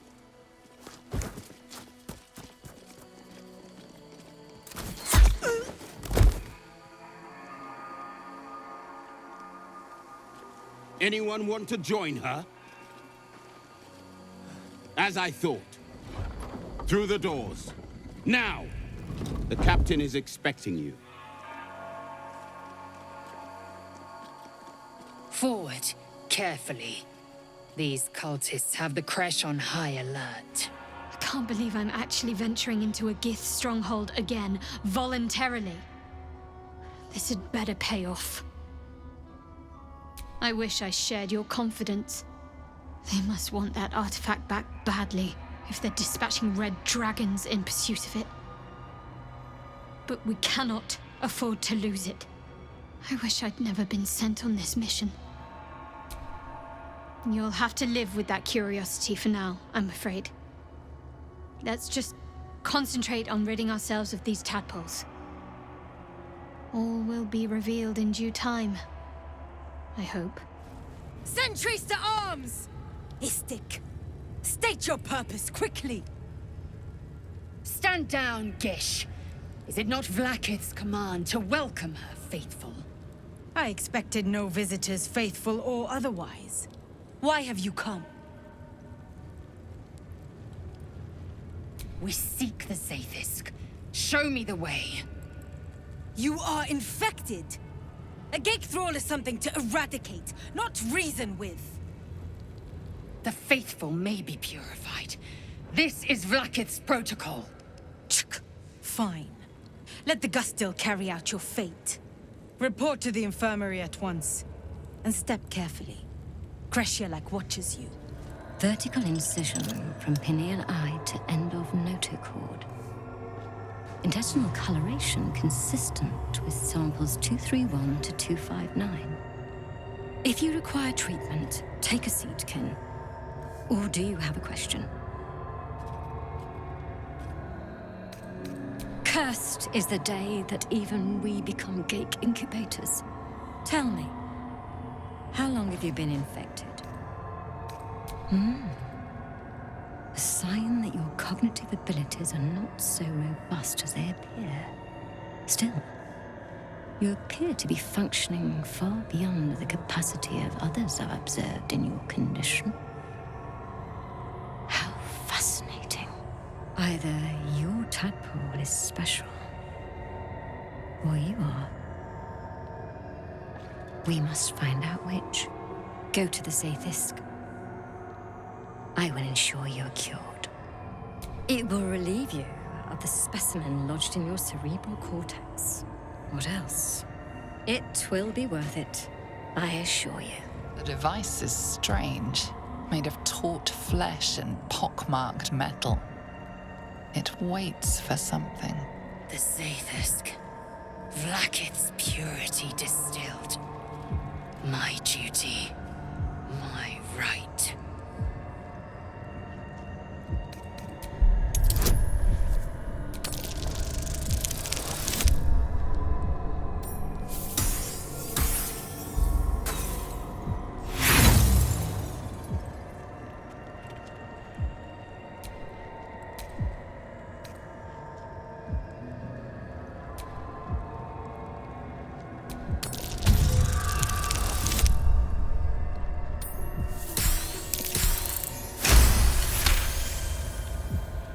The device is an ingenious synthesis of illithid anatomy and metal alloys.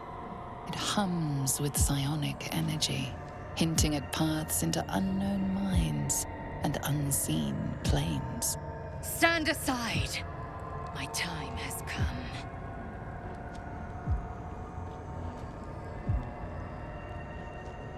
Praise Vlaakith. Let it be done. Sit, child.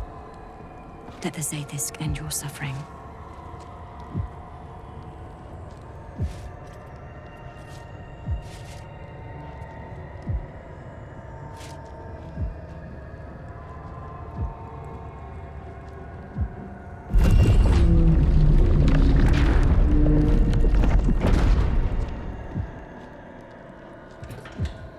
You must focus on the parasite at all times. The Zaithisk will do the rest.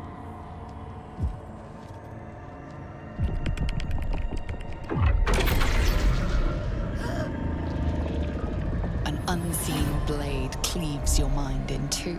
Impossible pain sears your bones and body in concert with Lae'zel's. The Zaithisk's psionic forces batter Lae'zel's thoughts. There is no chance she will survive this unscathed.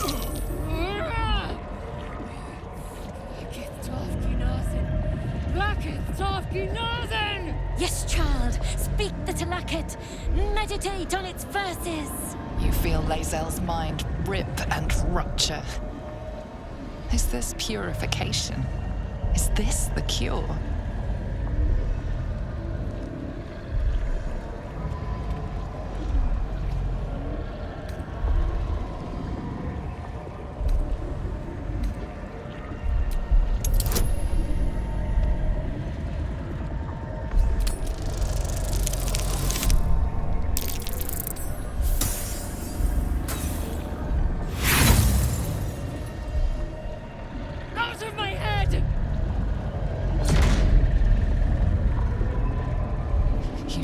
Lae'zel's agony.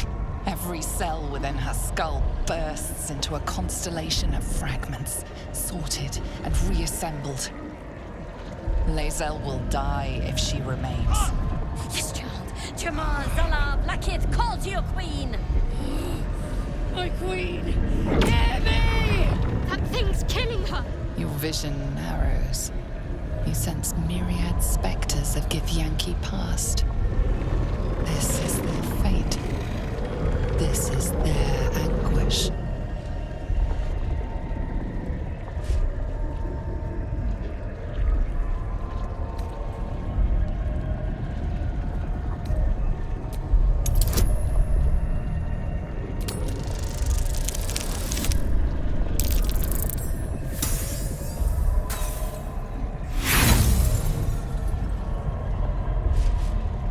The pain is too great. The visions flicker, but refuse to come into focus.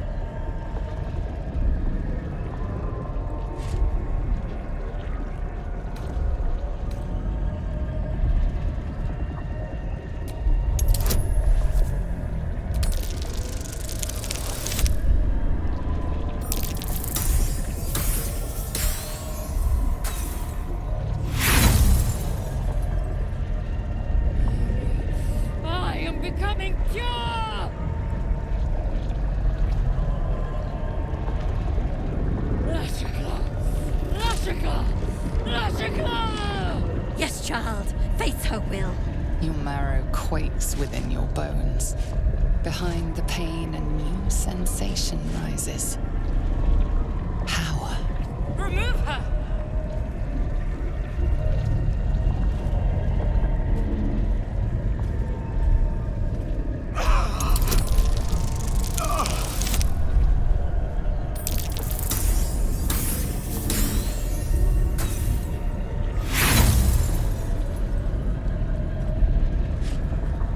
The Zaithisk overwhelms the both of you.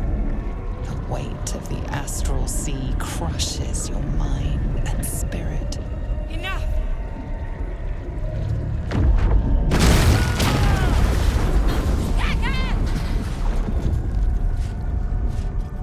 Damn it all! The parasite! I still feel it. I am Githyanki.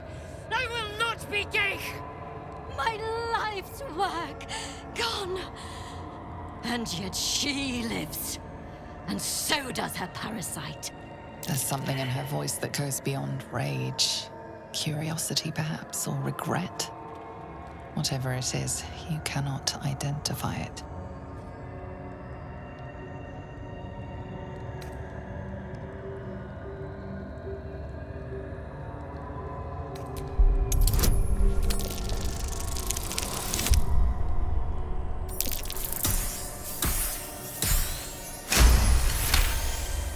Really?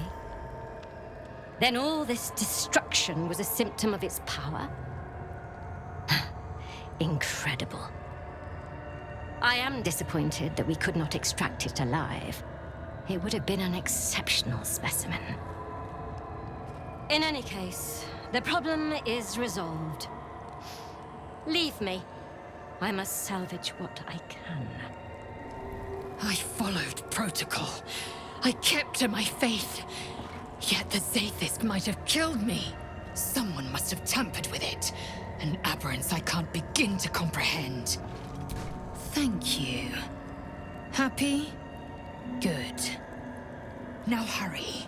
We must go to the Chirai and inform him of the Zaithisk's tampering. Please, Chirai, I can explain. The latest batch of cultists knew nothing of the Astral Prism. They were just trying to find Moonrise. They all head there. My Gish have drafted plans to assault the tower. They are ready to fight! Chirai, we could sift the missing artifact from the tower's ashes if you would give us... Quiet. Find the Astral Prism, Therazin. My patience falters. Yes, Chirai. You heard him! Go! Do as she says. She remains your Kithrak. For now.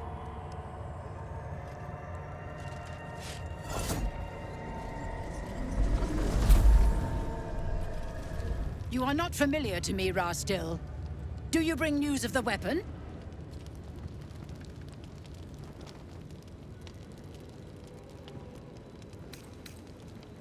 A Karlach? Among us? Whom would you accuse? The Gustil? A strong accusation from the mouth of a Vin Isk. The very same said to hold the weapon we seek. Shema Zalavlakith. Give it to me! No. No!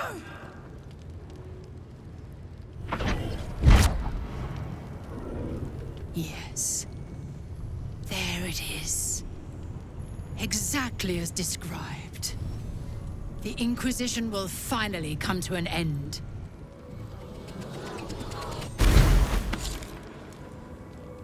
Ah! Trickery? Heresy? How did you... You manipulate it when I cannot? You are forbidden to leave. Report to the Inquisitor at once. Deliver the prism. Do not try to leave, or it will be your death. My Arden spoke of one of our kin that escaped a crashing Geik slave vessel. Chirai. Vlakith's justice in flesh. You have accomplished much, child. I am pleased to finally meet you. I heard there is so much goblin blood on your hands that it soaks their children's nightmares. To business. I suspect you plucked something precious from the Geik ship. Something that belongs to us. The weapon. Give it to me. Don't do it. The weapon is how I protect you. Do it. Do not disobey the Inquisitor.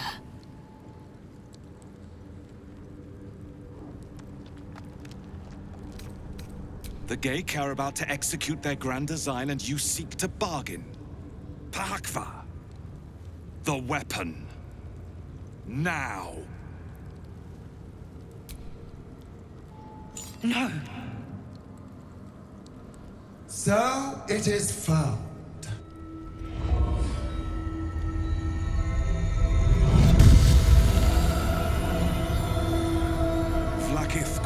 Skathzai. My queen. Skathzai. You are permitted to look upon me. You are invited to kneel. The deathless queen has spoken. You will obey. My Arden spoke of one of our kin that escaped a crashing Geik slave vessel. Ch'rai. Vlaakith's justice in flesh. You have accomplished much, child. I am pleased to finally meet you. I heard there is so much goblin blood on your hands that it soaks their children's nightmares. To business. I suspect you plucked something precious from the Geik ship. Something that belongs to us. The weapon. Give it to me. Don't do it. The weapon is how I protect you. Do it. Do not disobey the Inquisitor.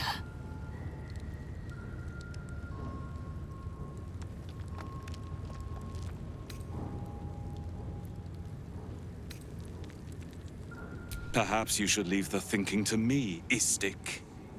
Hand over the weapon.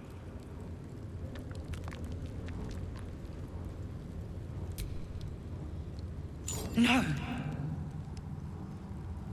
So it is found.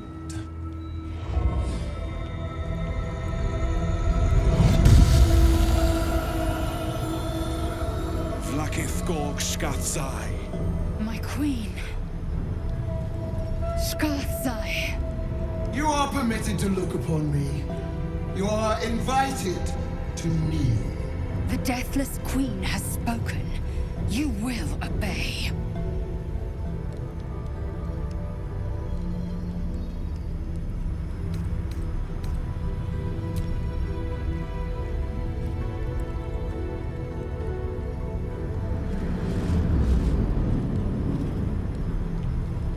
These attendants you keep, you taught them well, my child. My Lae'zel. Chma Zala Vlaakith. You know me. Erlon of Kalir speaks most highly, as did Alchaya before. You seek purity. I may yet grant it.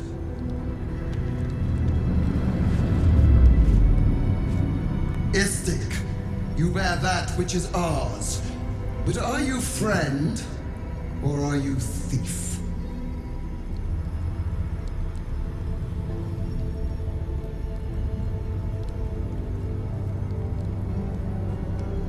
An unexpected servant. Your will is strong. Your kind is not known for trusting strangers, quite rightly. Yet here you are.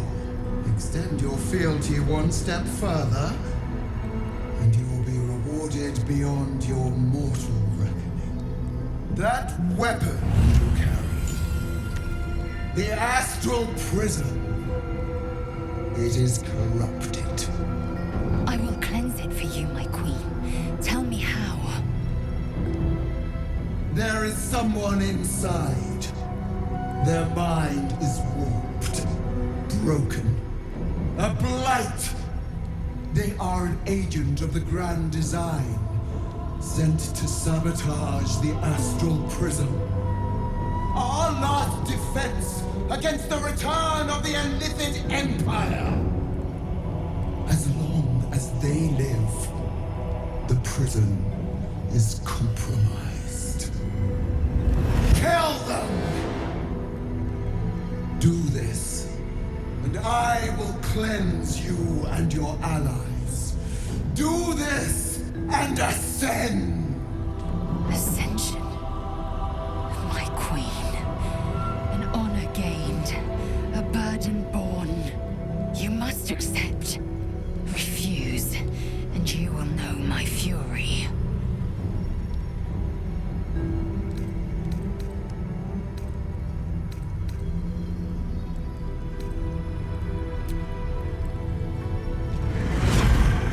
Use the Planecaster's power to enter the artifact. Be wary of the creature's lying tongue. Cut it out if you must.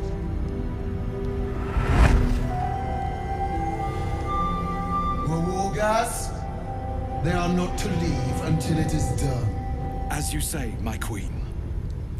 Shma Zala Vlakith. We will not waste a second.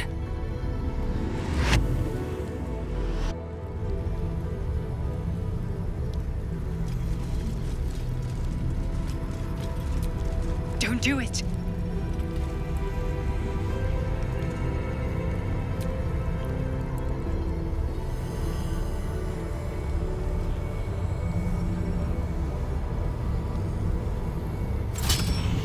Heat pulses out of the astral prism as it begins to flower.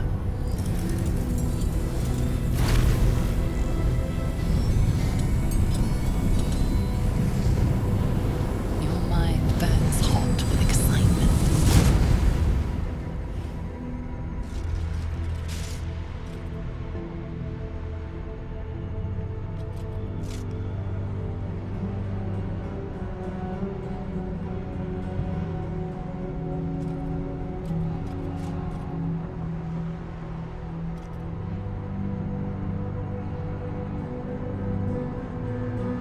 A feeling of belonging stirs within you, a fold in reality, a pocket of the astral plane.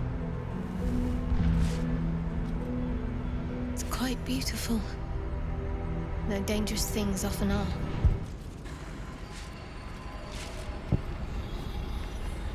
Come. We will talk in private. Just the two of us. I may have made a mistake trusting you. I told you to stay away from the Githyanki. But you just couldn't help yourself. Could you?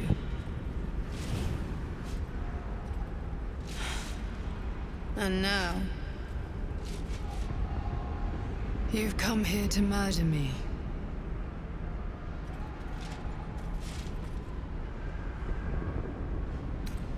Very well.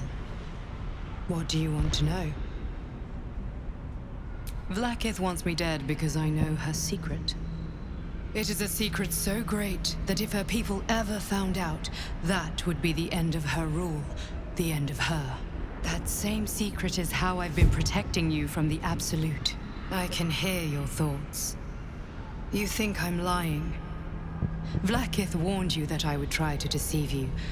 But consider this. What reason have I to deceive you? I want the same thing as you. Freedom. I'm on your side. I have been since the very beginning.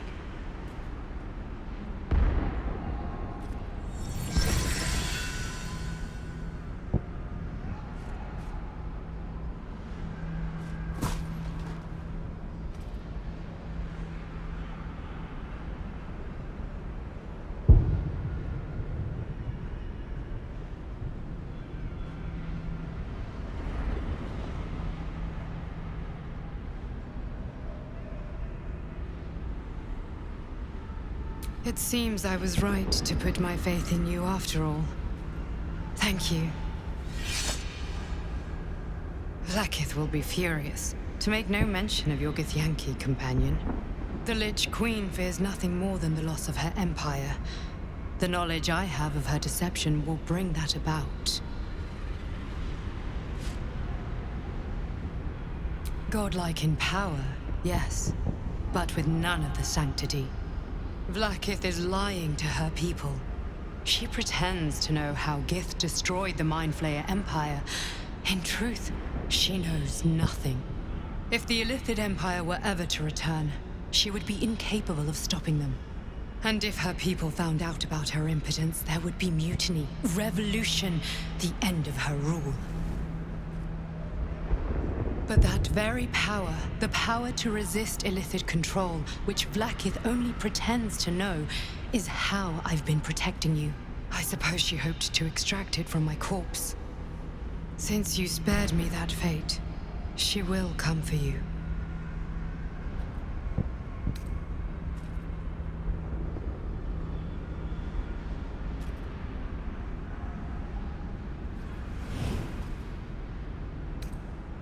She most certainly will. I have delayed long enough. The next attack is overdue, and I can't risk you being caught in the middle of it. I need you out there, searching for the Absolute. You were on the right path, to Moonrise Towers. Return to it. Be warned, the Inquisitor awaits your return from this place with orders to kill you. No doubt the rest of the Kresh will join him. Good luck.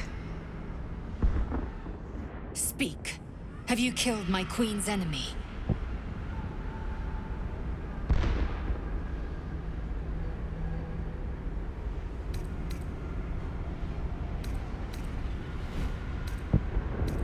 Blasphemy! She warned you not to trust the one inside. Your mind tingles. Lae'zel seeks entrance.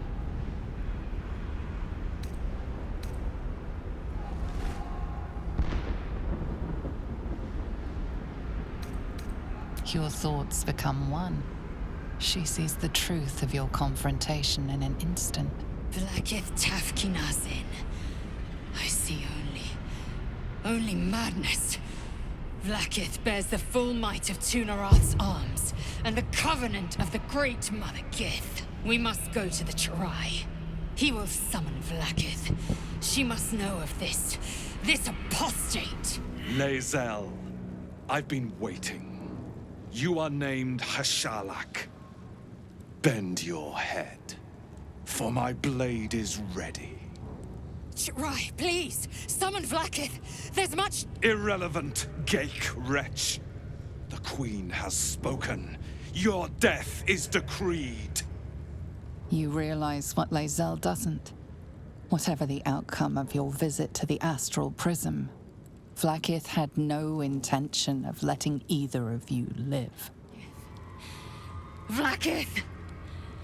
I have wielded your fury as a blade, roared your wrath as a dragon. You promised ascension. Yet I crawl among my own people, low as an asp's belly. Shkageth! I followed your path. What good? This heart of stone, for it to be shattered. She tests me. A trial of faith. Kalir prepared me. Only the heaviest souls soar to the astral. Yes. I might gain Vlaakith's favor yet. Silence! I must think. Hey, soldier, Well, I'm not feeling so good. My engine is getting worse. Feels like it's going to burst out of my chest. We need to catch up with Damon. See if he's thought of a way to fix this thing. If it can be fixed. I'm sure we will. But, in case we don't, a bit of advice. You leave your left flank wide open. If I'm ever not around to cover it, you may find yourself on the wrong side of a goblin spear one of these days. You recognize the feathered creature. It's the owlbear cub you rescued.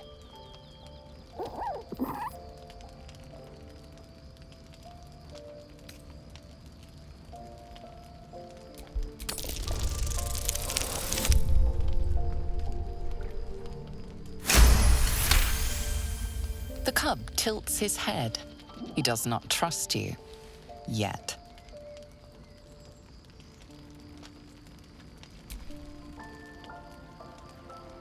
The cub's eyes lock onto the food in your hand. He takes a hesitant step toward you, his beak chittering hungrily.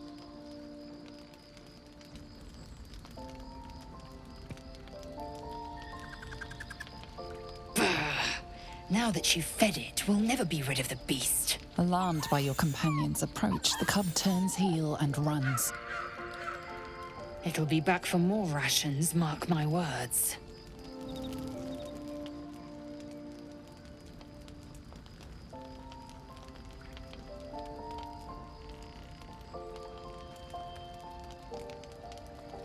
killer Vlaakith. Has our queen sent a knight to slay me with his own blade? Such informality, child. Does Justil Kithrak not command your respect? Your blade speaks for you, Kithrak. You've come for blood.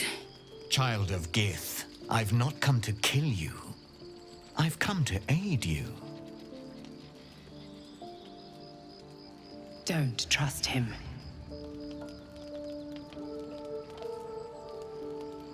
Skakek Kier Gith Shabeleth.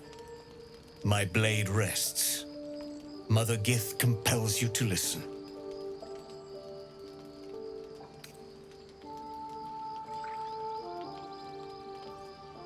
Speak.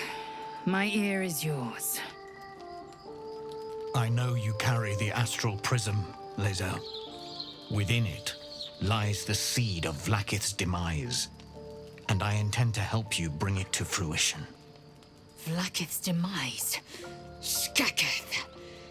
I should run you through for suggesting it.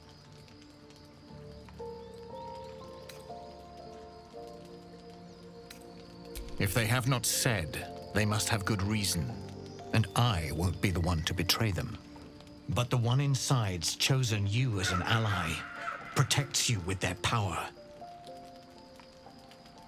That very power will be the end of Vlaakith's tyranny.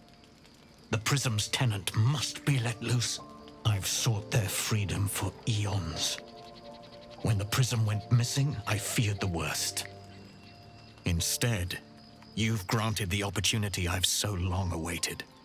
All that remains is the key that unchains them. And I've found someone who I believe can provide it. Bring the prism to Baldur's Gate. I'll be waiting in a taproom called Shares's Caress. That is where we decide the fate of my people. Lae'zel, together we will break our chains and be Vlaakith's slaves no longer.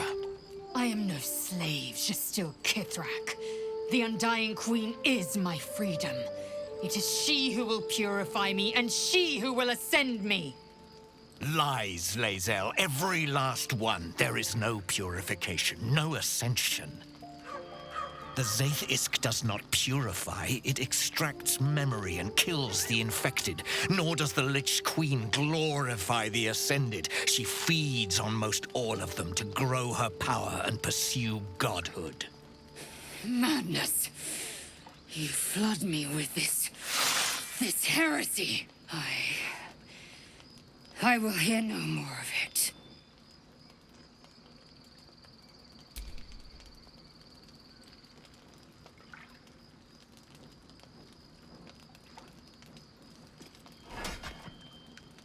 I served Vlaakith the whole of my life. Learned her words, fought her battles, yet she names me her Karlach. Your words carry truth. I will meet you in Baldur's Gate.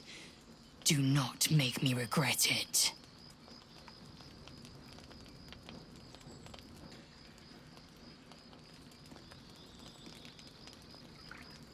Lae'zel, I see Talakma Gear in you, sister in freedom.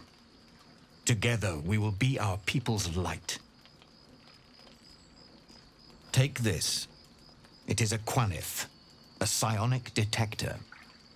The Queen's warriors hunt you. The Quanith will sound you out when you come near their portals. Hear its cry and prepare for battle, or slip away. I should go. Vlaakith's gaze pierces the seas and skies. She believes me loyal, and I can't afford her mistrust. Keep the astral prism close. Let no one take it from you. Slay any who try. Now to Baldur's Gate. I'll be waiting, Lae'zel.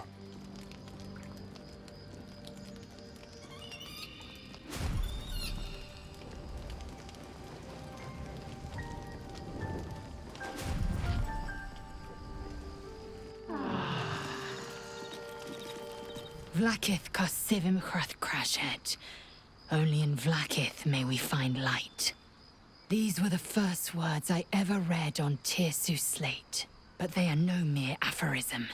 They are law. They are creed. The root from which the 10,000 protocols stem. Forsake one protocol, and forsake Vlaakith. Forsake Vlaakith, and be the blood and meat which sates her dragons. If Voss speaks true, if Ascension is a lie, if tadpole purification is a fairy tale, then I have not sinned against Vlaakith. She has sinned against me. Long ago, the Geich enslaved my people. They dominated our minds and bred us for war, until Great Mother Gith took a hammer to our bonds. From the day of our hatching, young Gith have one purpose: to train hard enough to slay a Geich and take its head. Then, we speak the rite of Ascension, and a red dragon comes to fly us to Vlaakith in Tunarath, City of Death. We are honored with an eternal home in the Astral, celebrated for our victory. We are ascended. Or so I believed.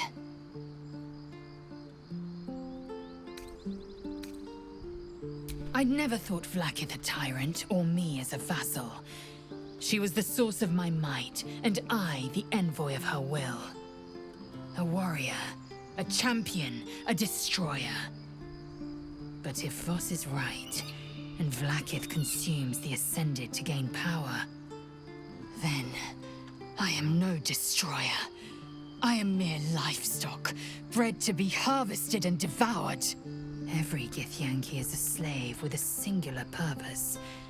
Not to cull the Geich, not to prevent their grand design, but to raise Vlaakith to true godhood.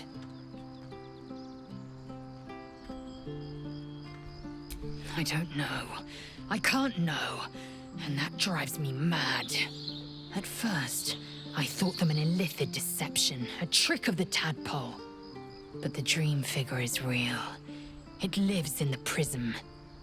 Voss believes they are the seed of Vlaakith's demise and the agent of Githyanki freedom. And I believe he may be right.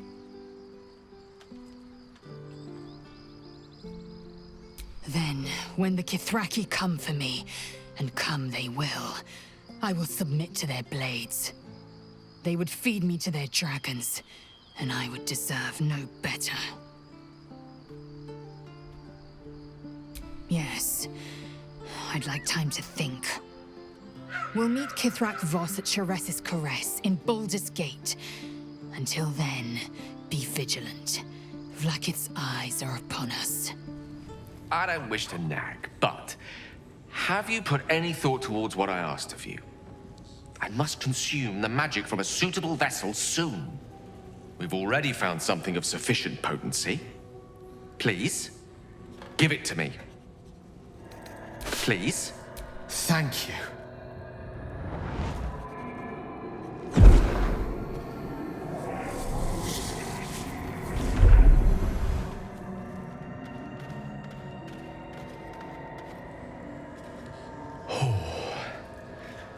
I can feel it. A metaphorical demon? I haste to point. No, it's not. Sincerely, though. Who there, wanderer? Stay thy course a moment to indulge an old man. May I inquire if perchance you retain among your traveling companions a man who adheres to the given name of Gale?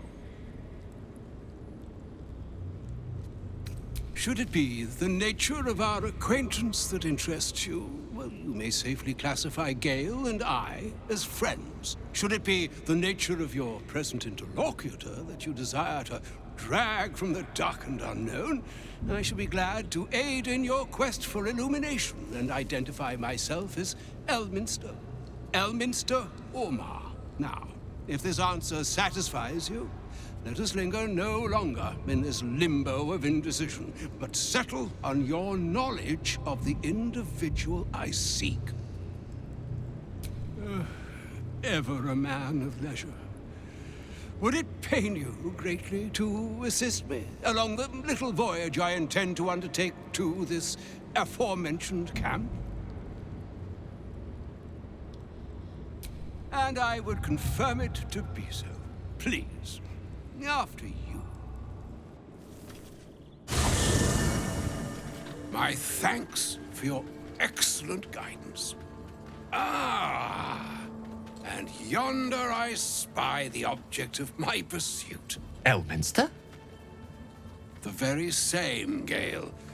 And a fair bit miffed he is, too, finding himself forced to expose his best pair of boots to so many miles of country road on your behalf. I don't understand. How so on my behalf?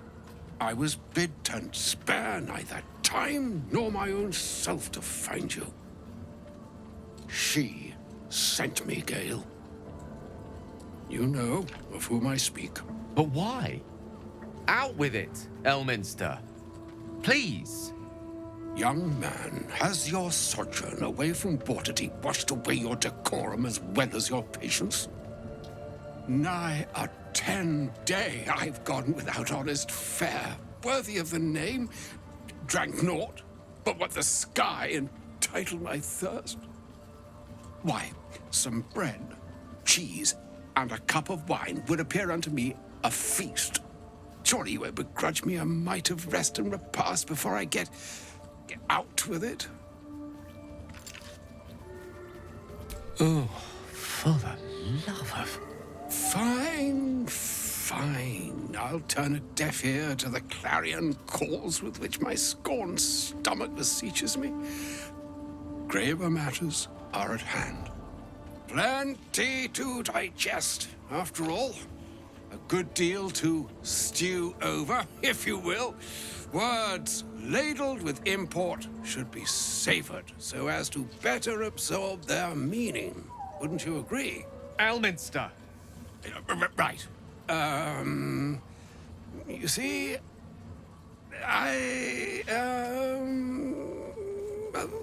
that is to say, Gale, my boy, I've come to address a most pressing matter. I'll speak as plainly as I can, forswearing the accustomed frills that decorate my speech. I'm here on behalf of Mystra. The message and the charge I bring you are hers. Oh, Mystra's delicate feet are ill-suited for the hardships of the road. You know where you went wrong, Gale. And I trust you told your fellow traveler here the nature of your ills. I can't say that so far I've volunteered the entire truth. Do you mean to say you've never bothered to disclose how dangerous you are? Not in so many words. No. Then you two have much to discuss after I'll have taken my leave. In short, Gale, through his own doing, has become a living explosive that could wipe from this world this very gathering, and much more besides. For his folly, Mystra forsook him. But now she has decreed he is to be given a chance of redemption. Mystra would consider forgiveness. She would consider what she considers to be forgiveness. Mystra is aware of the misadventures that have befallen you both. She knows of your strife with the Absolute, that most insidious of evils. The very purpose of my presence, in a roundabout sort of way. You must know that the Absolute is more dangerous than you can possibly conceive. It threatens all who live, even those who are undying. It threatens the gods, the weave, the very fabric of the universe itself. That is why I have come here to charge you, Gale, with its destruction. It is Mystra's belief that only you can.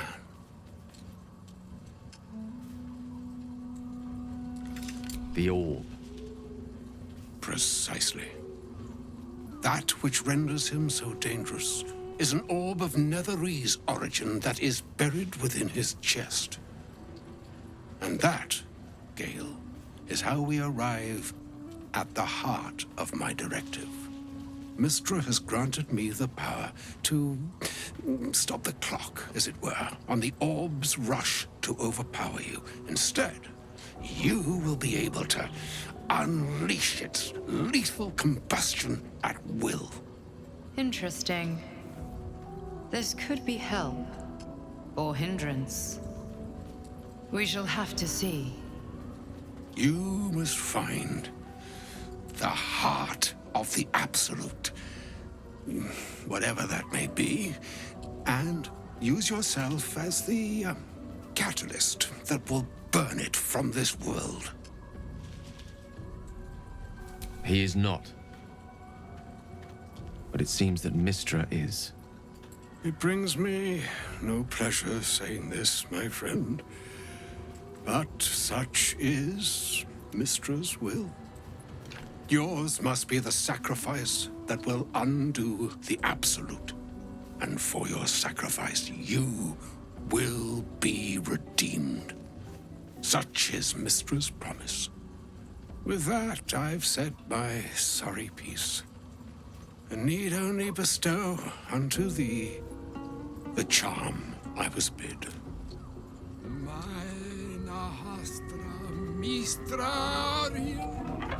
Italiano, Thras, Annas,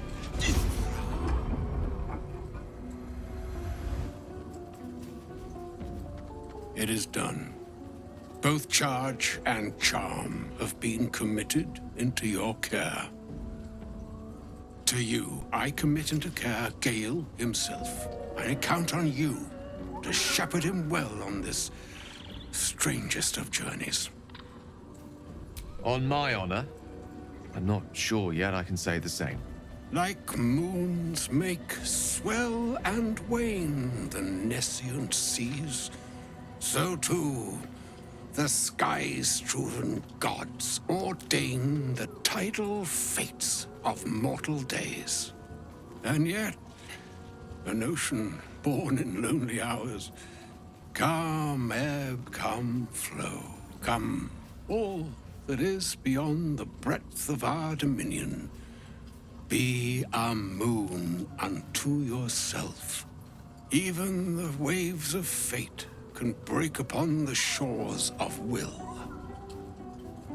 Farewell, my friend. Farewell, Elminster. I'm glad she chose you. An audience with Elminster is never less than memorable. I suppose it's time we dealt with the Hollyphant in the room. You have questions for me, and I promise I have answers. Ah. Well, that's a rather long and complicated story. I'm what one might call a wizard prodigy, who from an early age could not only control the weave, but compose it, much like a musician or a poet. Such was my skill that it earned me the attention of the mother of magic herself, the Lady of Mysteries, the goddess Mystra. She revealed herself to me and she became my teacher. In time, she became my muse, and later even my lover. Oh yes, we enjoyed each other's company. Body, mind, and soul. But even so, I desired more. You see, no matter how powerful a wizard we mortals can become, we never scratch more than the surface of the weave. Mystra keeps us in check.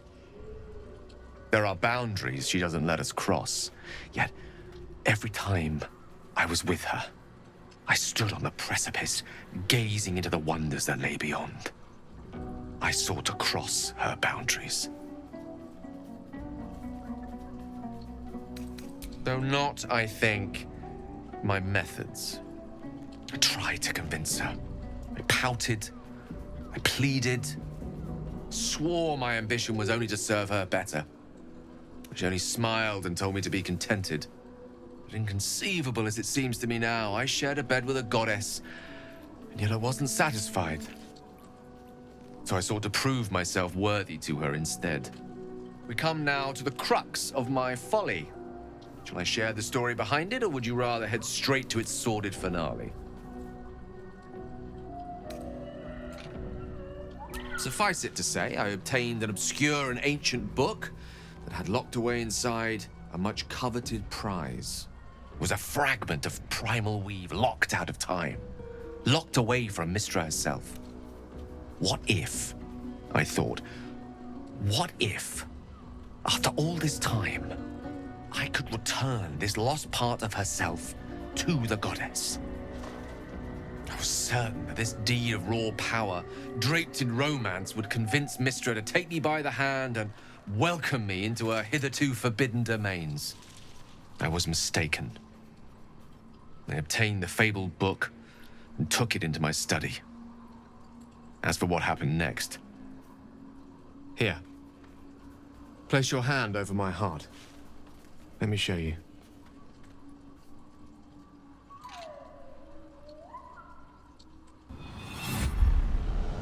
You feel the tadpole quiver as you realize Gale is letting you into the dark. You see through Gale's eyes, staring down the corridors of a dread memory. A book, bound, and suddenly opened. Inside there are no pages, only a swirling mass of blackest weave that pounces. Its teeth, its claws, it's unstoppable as it digs through and becomes part of you. And gods, is it ever hungry.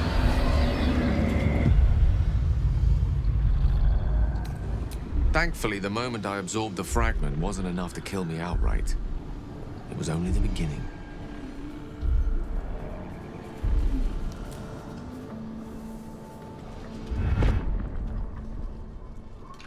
This Netherese blight, this orb, for lack of a better word, is balled up inside my chest. And it needs to be fed. As long as I absorb traces of the weave from potent enough sources, it remains quiet. Were it ever to fully destabilize, however. Rather worse, actually. I will erupt. I don't know the exact magnitude of the eruption, but given my studies of Netherese magic, I'd say even a fragment as small as the one I carry, it'd level a city the size of Waterdeep. Fortunately, this need no longer be a concern. Not until I meet the heart of the Absolute, whatever that is. There's something I want to talk to you about. Something important. I could have died in that pod, back on the Nautiloid. You could have died, spending precious moments trying to free me, but you did it anyway. I owe you my life. I'm trying to say that you've earned my trust in a way very few ever have. I want that to mean something. I want you to know more about me, at least from what I can remember. As long as I've prayed to Lady Shar, I've wished to serve her as a Dark Justiciar. There is scarcely a greater way to fully dedicate yourself to Lady Shar, save perhaps if you become the head of her church. To become a Dark Justiciar is to become the Night Singer's sword arm, her implement with which she will cast down the unbelievers and win the final battle to restore her perfect, endless darkness. It's all I ever wanted. I prayed it was my calling. But Mother forbid me from seeking to prove myself worthy of the rank. She said I was not ready. Not my mother, I should add. The Mother Superior, head of Lady Shar's enclave in Baldur's Gate. Sometimes I wonder if she would ever deem me ready. I owe her everything, and I only wish to serve, yet she can prove inscrutable. I don't know. Perhaps if I succeed in my mission and reach Baldur's Gate, hope has little place amongst Lady Shar's children. It's an illusion, a distraction. for this. I hope my time will yet come.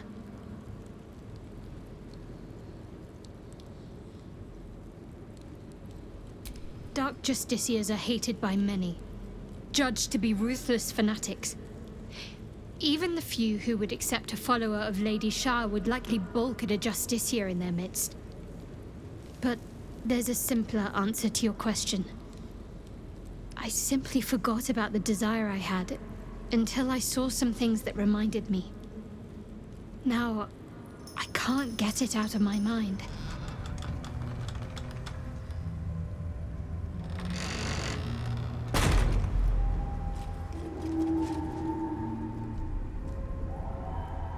Stand by me if you need to keep warm in this awful place. Stay together. Keep to the light.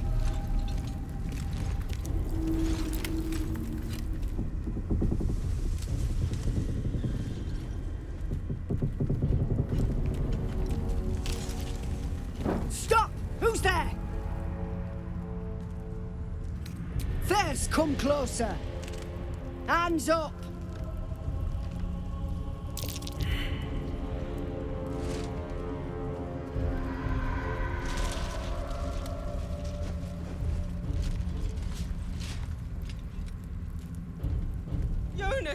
Look out!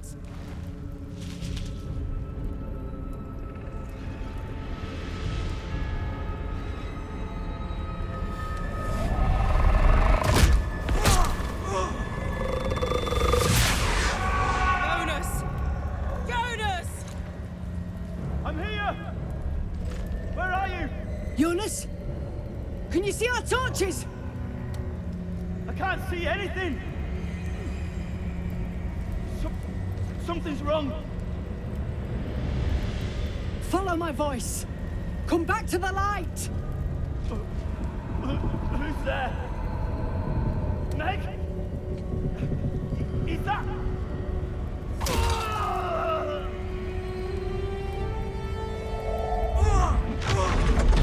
Jonas?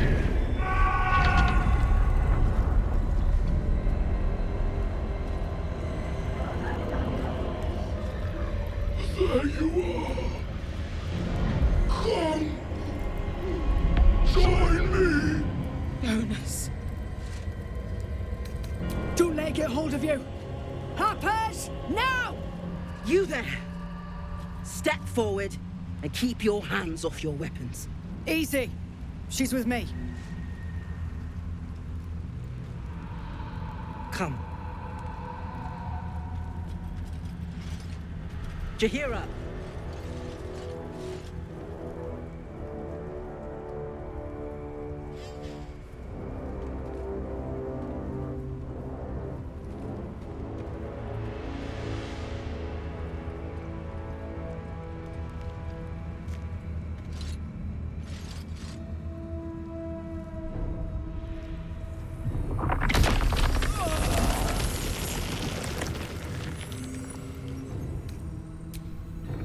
Hello.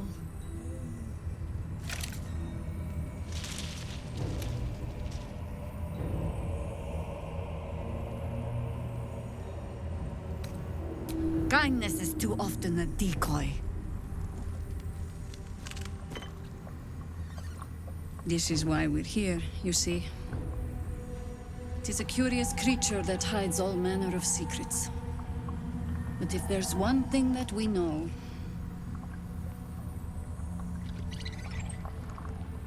it's that it knows its own kind.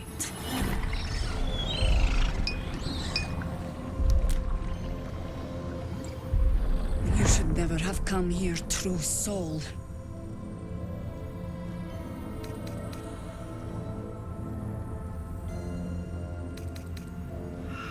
Stop! What's you doing? She's the one who saved us! She's the one who protected the Emerald Grove. Yup. Didn't leave a goblin standing. Not so bad to hang around with either. Saved one of my friends from a druid with a snake. Knows when to be discreet too. I'd pretty much trust her with my life. A true soul with a mind of her own? How is that possible?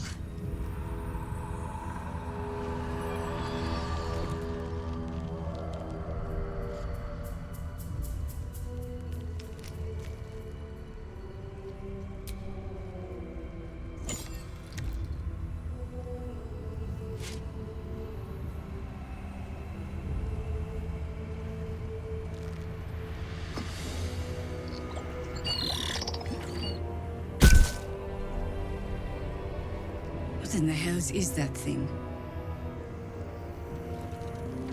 Congratulations. You've earned yourself the benefit of the doubt. Hear me, Harpers. All clear. At ease. I'll not pretend to understand what that artifact is. But I'm old and wise enough to recognize a sliver of hope when it crawls out of the dark. Tell me, why have you come here?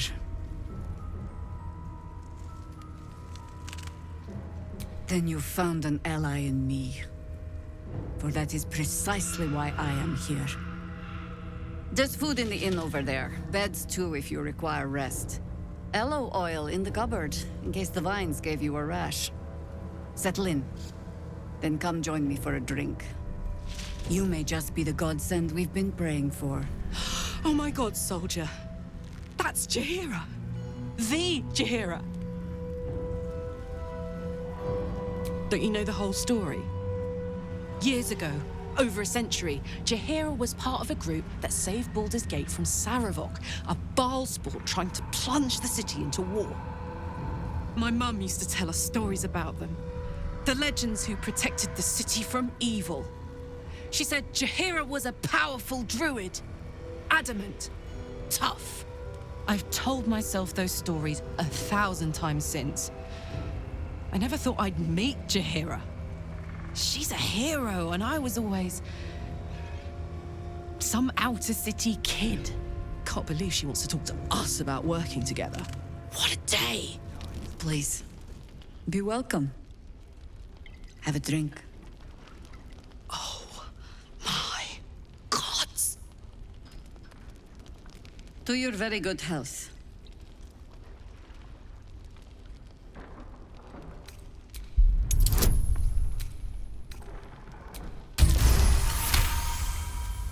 You perceive a faint hint of cloth grass, a herb that is said to elicit the truth. Jaheira smiles at you knowingly. It doesn't spoil the taste, if that's what you're wondering. Indulge me. Bottoms up.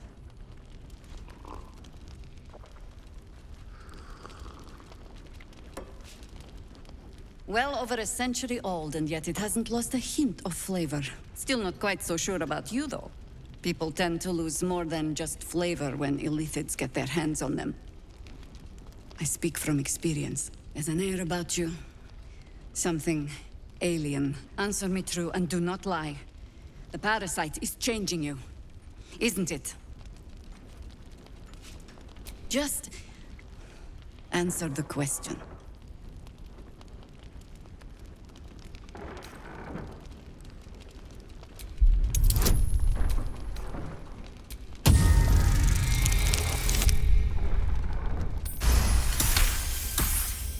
Good. I will take your word for it. And hold you to it, too. I have every reason to be cautious. I've traced people like you. People with parasites in their brains. All the way here from Baldur's Gate. The cult of the Absolute is spreading through the city. Quietly, quickly, and with unsettling deliberation. We tracked them to this ancient village, only to be faced with a man we killed and buried over a century ago. Believe me, he was well and truly dead. I locked his corpse in the Thorm mausoleum myself. He was a Sharan once. Took to building an army of dark justiciars beneath this very village. Alongside the local druids, we made it our business to see him deposed, dead and buried. But he's returned. Not only does General Ketheric Thorm live again, it seems he is no longer mortal. He has become, in fact, invincible. We met him on the road here. commanding an army of the Absolute intent on destroying Baldur's Gate. I put an arrow through his eye myself, only to watch him pluck it out like a splinter. He healed right in front of me and chased us into the shadows. Things looked hopeless, but experience has taught me that no matter how bleak things look, there's always hope. You are that hope. Protected by your artifact, you can infiltrate his forces at Moonrise Towers, posing as a true soul. Find out what it is that makes him invincible, so we can strip him of his advantage. Once Ketheric is without his shield, the sword, together we assault his tower and put a final end to this blight. I promise I will do everything I can to make sure you survive this. Any cure starts with understanding the disease. Whatever magic Ketheric's using to control these tadpoles, it must be at Moonrise. Until then, we keep drinking wine when we meet. You're not our only secret weapon. Isabel, a faithful cleric of Selûne, and a light in the darkness. She cast the moon shield around the inn.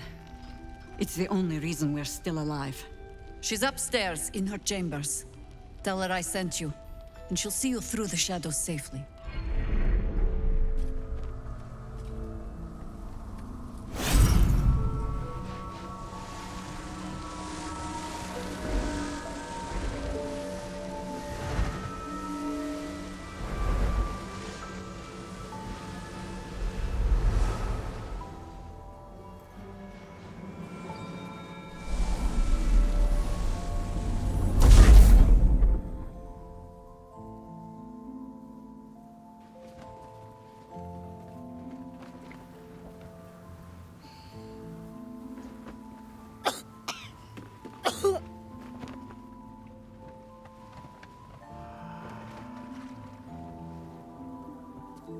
I didn't realize I had an audience.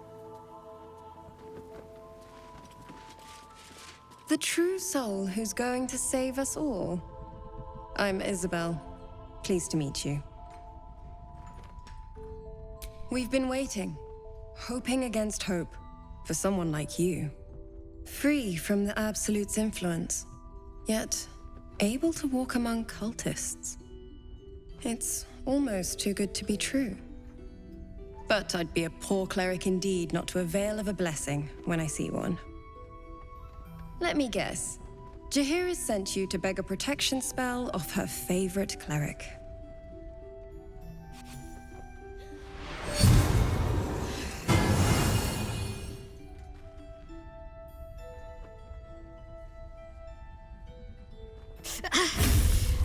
It hurts. Perfect. It'll make you immune to the lesser effects of the Shadow Curse, which will get you closer to the towers. But there are places it won't help. Places where the curse is darker, stronger. The cultists are able to traverse even the deepest shadows, though. I don't know how. The Harpers are trying to figure it out.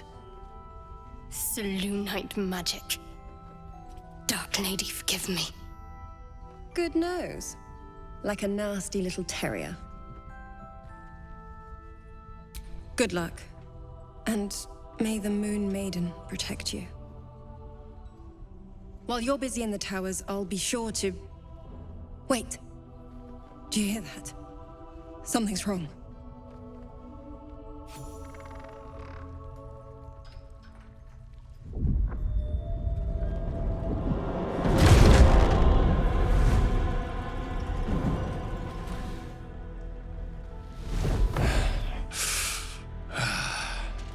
Hello, Isabel. Marcus, is that you? What's happened to you? I've been blessed. You can be too. Come with me, and you can hear all about it from Ketheric himself. True soul, my instructions are clear. Take the girl to Ketheric, alive.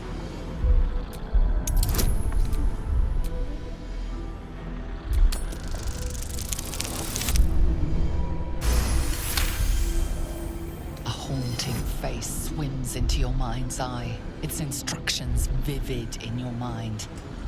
Nothing is more important than bringing the girl alive. What's going on? If you have something to say, say it. Pathetic. The Absolute sees all. Your treachery will be punished. The Absolute. Of course. You can't believe them, Marcus. Ketheric will never give you whatever it is you've been promised. He already has. Time to go, Isabel.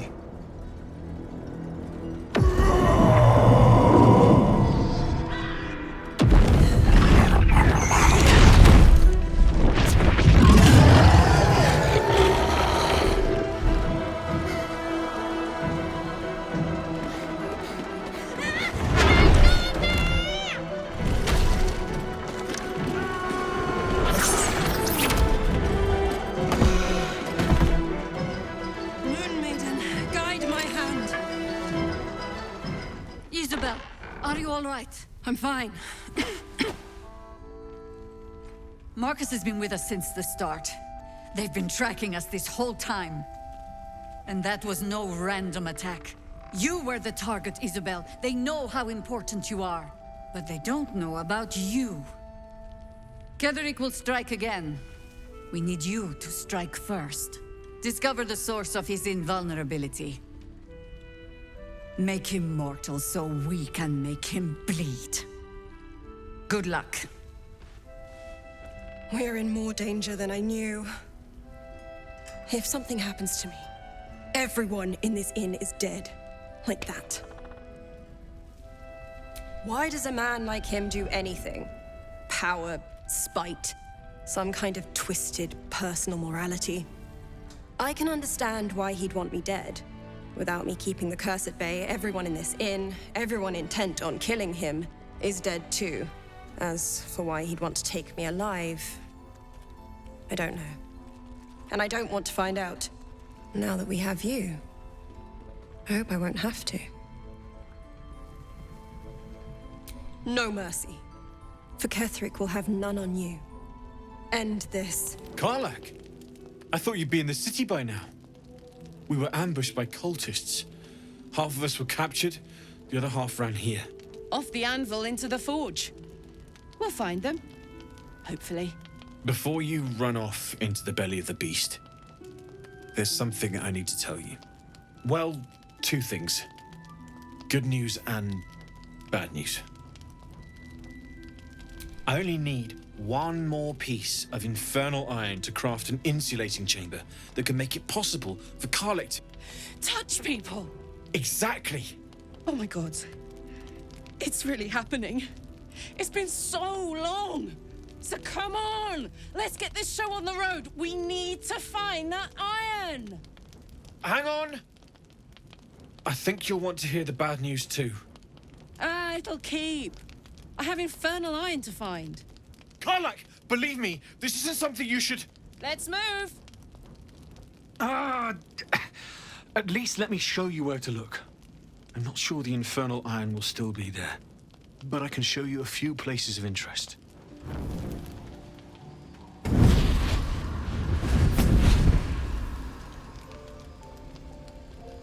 Playtime's over, pet. Oh, I love this time of year. The dickheads start popping up wherever you look. What do you want, Mizora? Drop the attitude and perk up your ears. You've got a new mission. Absolute's cult has gone and grabbed one of Zariel's assets. A devil. And a powerful one at that.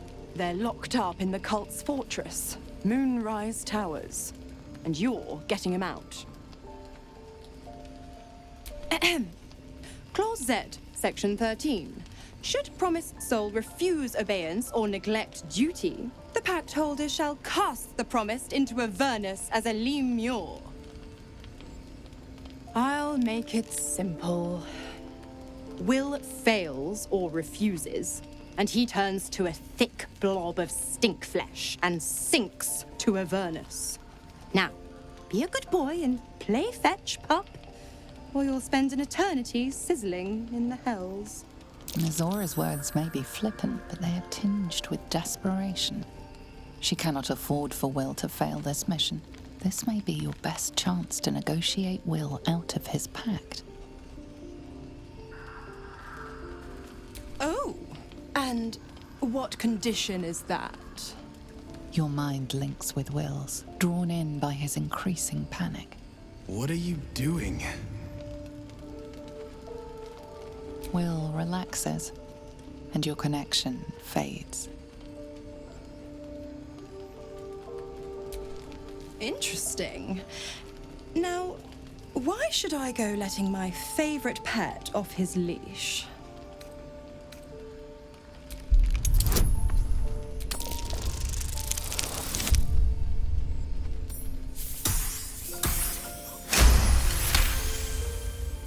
Incredible. You actually think you hold the winning hand? Fine. I'll play your game. But I amend the pact once the mission's done, not before.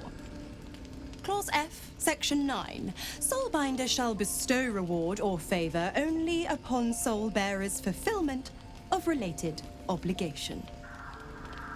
You've heard of this provision, better known as the You First clause. Now, to Moonrise, pet. And do mind the shadows.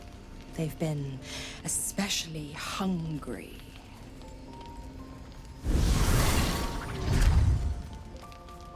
The more bullshit she pours, the more of it I'm forced to swallow. Mizora set me on fiends inside and outside the Hells. She's never ordered a rescue. Gods. She makes a mockery of everything the Blade stands for. Such an asshole. Thank you for sticking your neck out for me. I mean it, but I'm not going to celebrate till I'm actually free. Can already feel her scheming. She won't let me go without a fuss. Trust me on this. Not just rot. I'd have to fight.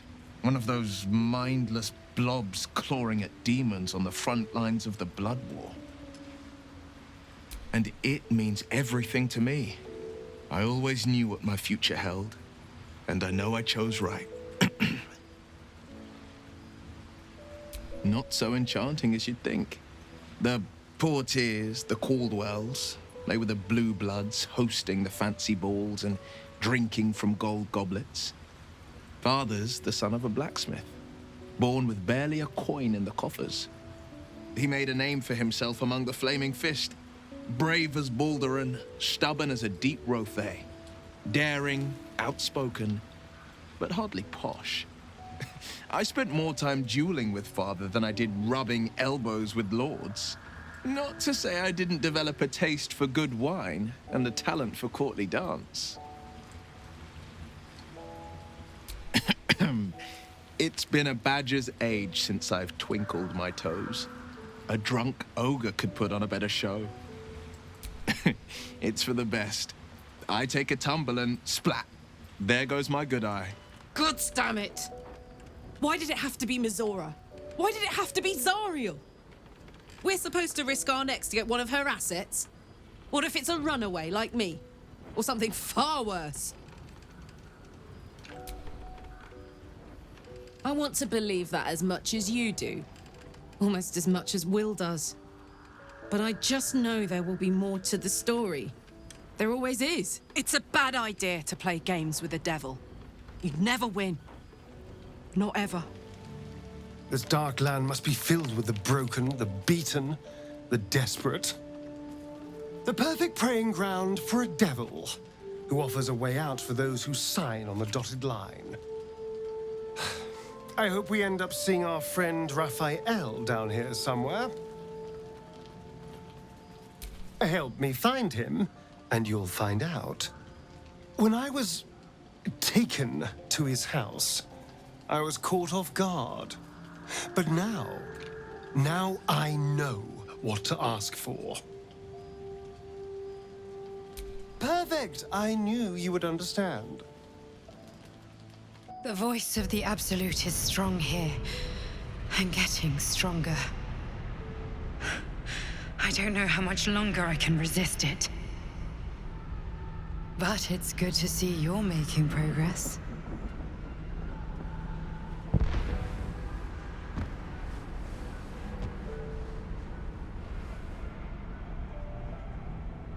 You took an unexpected route here. You did a brave thing, saving those people in the grove. Not everyone would have helped. It just doesn't stop. We are being bombarded by waves of telepathic energy. Wave after wave with hardly a breath between them. I almost dare not rest. Each wave a set of orders to the infected.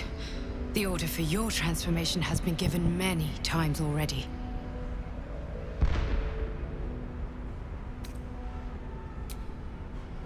I'm afraid this burden is one I have to carry alone. I just hope my powers last long enough to see this through. In any case, the Absolute knows you carry me with you now. It wants to retrieve me.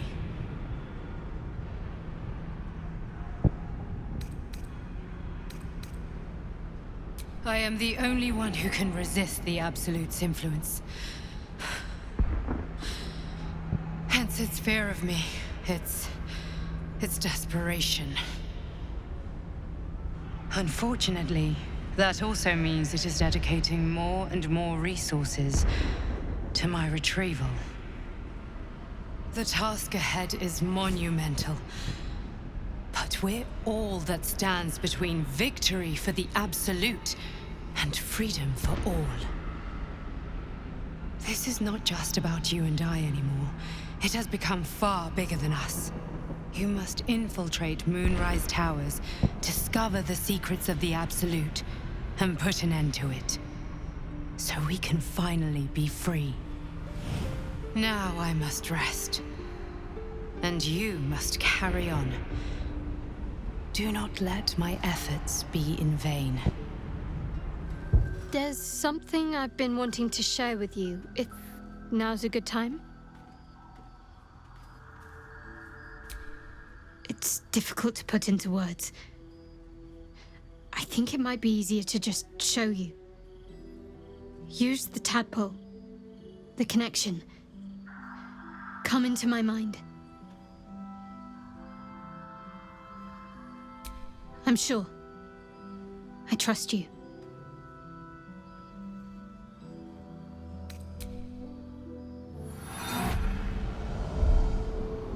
I don't remember how it started. Only how it ended. I was fleeing.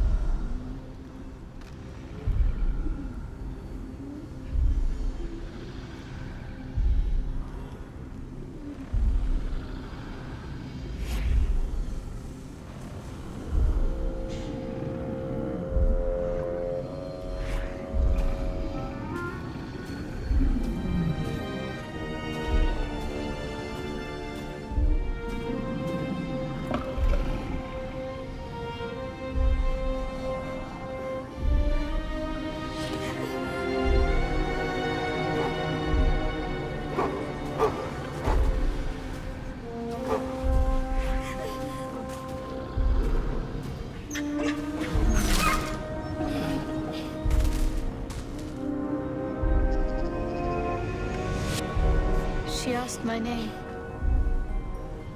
I can't remember what I said. I can't remember anything before those words.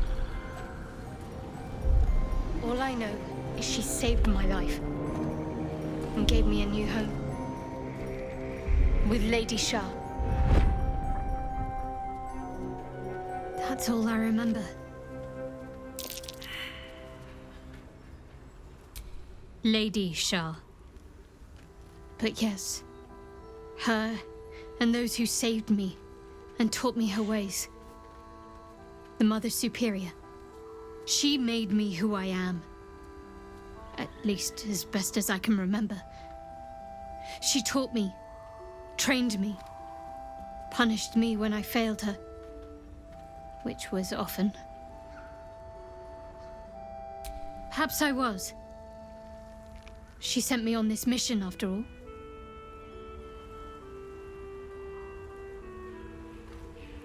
Pain is the gauntlet that all who love Lady Shar must endure. Only her embrace can truly heal me. To try and salve myself would do nothing but shame me in the Night Singer's eyes.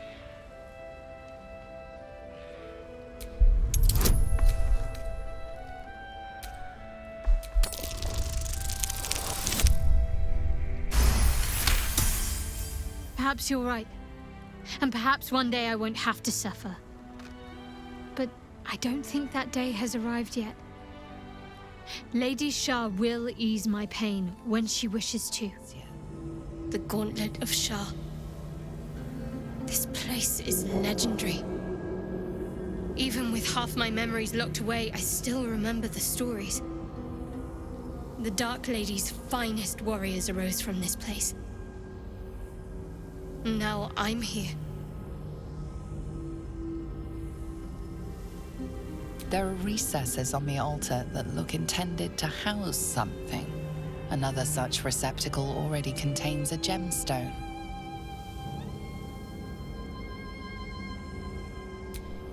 In order to join Lady Shar's elite, you had to pass her trials, then make a sacrifice in her innermost sanctum. One revealed only when you've proven yourself. Very few made it that far. I've dreamed of this place. This is my destiny. I must complete the trials. Thank you. If I become a Dark Justiciar, I'll have Lady Shar's highest blessing and her arsenal at my disposal. This will be good for all of us. Let's explore.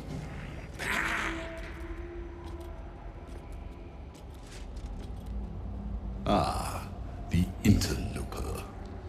And in one piece as well. Not just any true soul would have succeeded in following my path through this place. You should be pleased.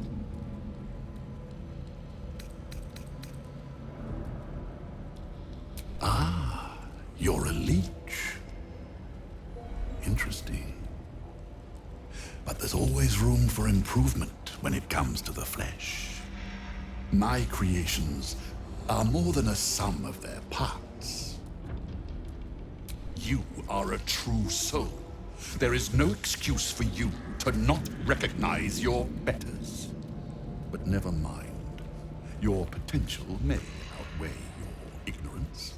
I am Balthazar, Chief Advisor to General Thorm, and entrusted with a mission of utmost importance. Do you know what is at stake here?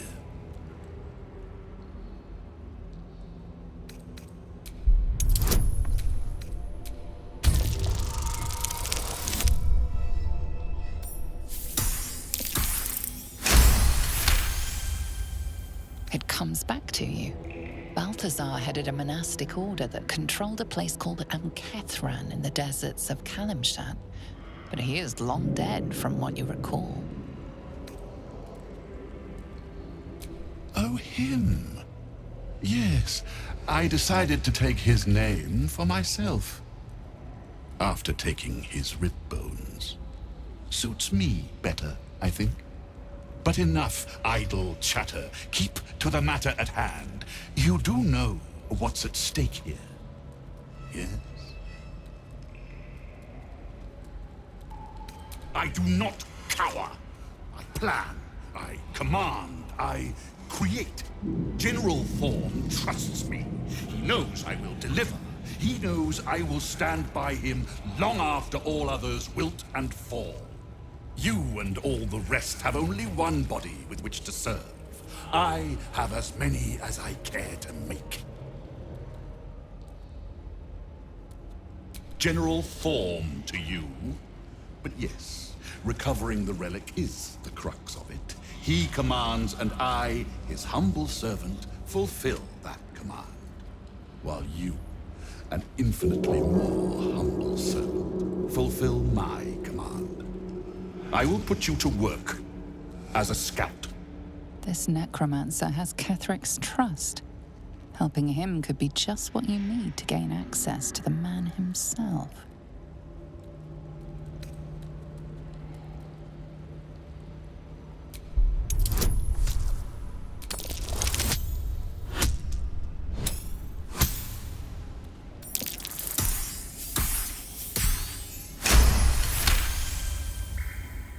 Fine, if it'll spare me your bleating. The relic lends the general his strength, his invulnerability. It must be recovered before his enemies attempt to exploit it.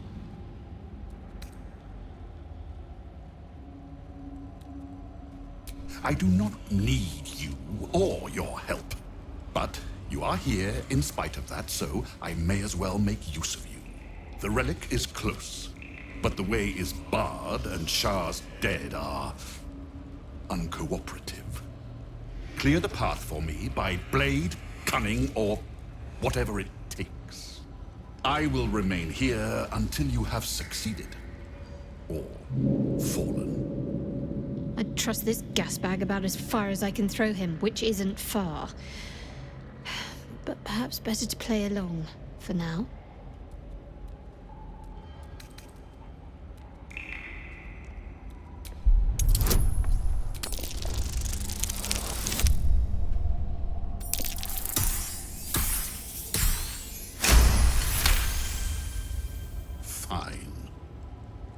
I will assign flesh to aid you on your way. Ring this bell, and he will come. My brother is no intellectual powerhouse, but he is strong, loyal, and punctual.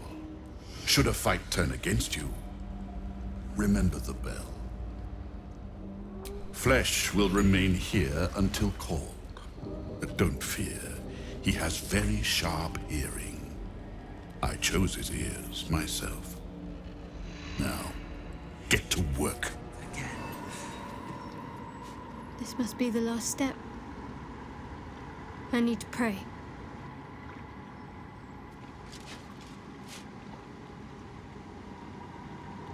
Only by Lady Shar's grace did we even make it this far. Nothing. Shadowheart continues her prayer in silence.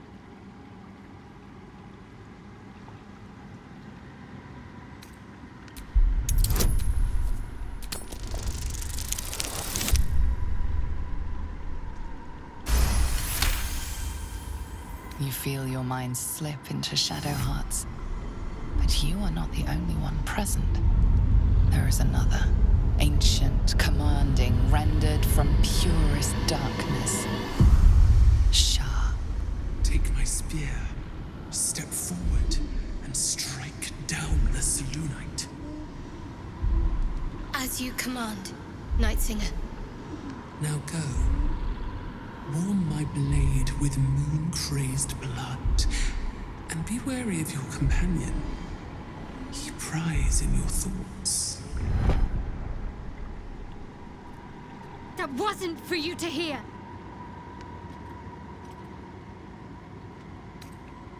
Yes, you could have.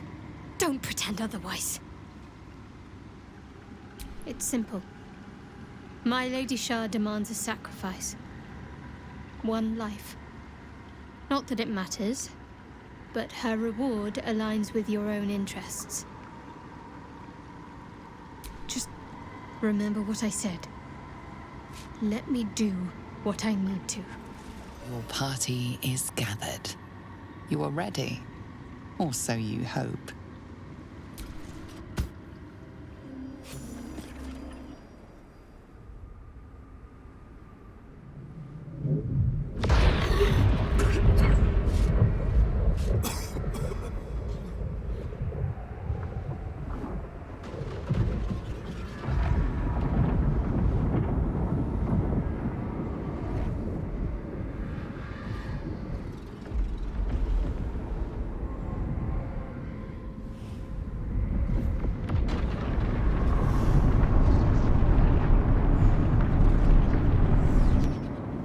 Lady Shar.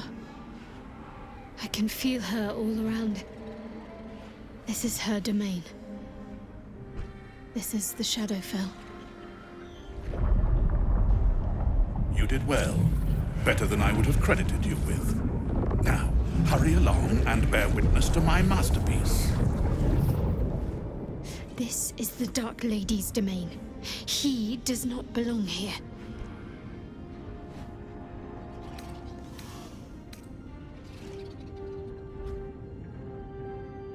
Raise one finger to me, and I'd sunder you like lightning would a rotten oak. Now, enough dullard questions. Follow me.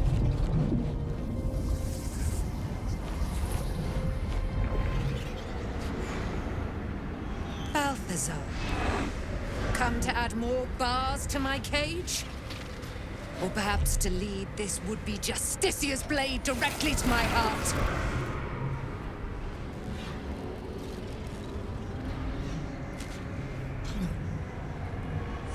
I invite you. Heap more sins upon your head. My retribution will be all the sweeter for them. All this time, and you still fail to appreciate the gifts I bestowed on you, Aelin. Sad to see a thing of beauty not recognize its own worth. But General Thorm, he appreciates you, and he wants you close at hand. So, I am here to whisk you back to him. Ketherick. I welcome the sight of him after these 100 years. He whose immortality I supply with my very soul. General Thorm. I'm sure you'll be on your best behavior for him, but just in case, I've taken some precautions. Keep back. It will take quite some concentration to secure Aelin for her little journey.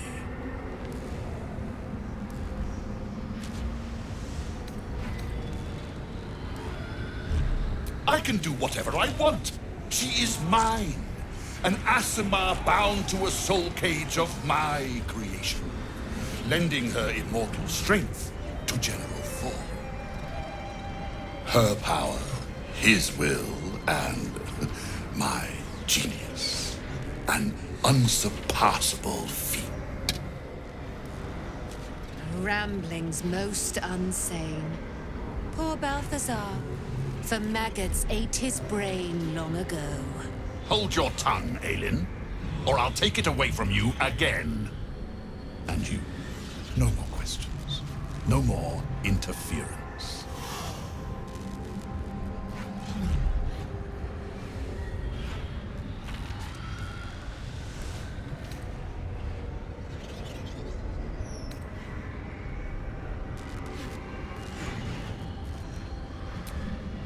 Death only frightens those of limited vision. You should be terrified, godling!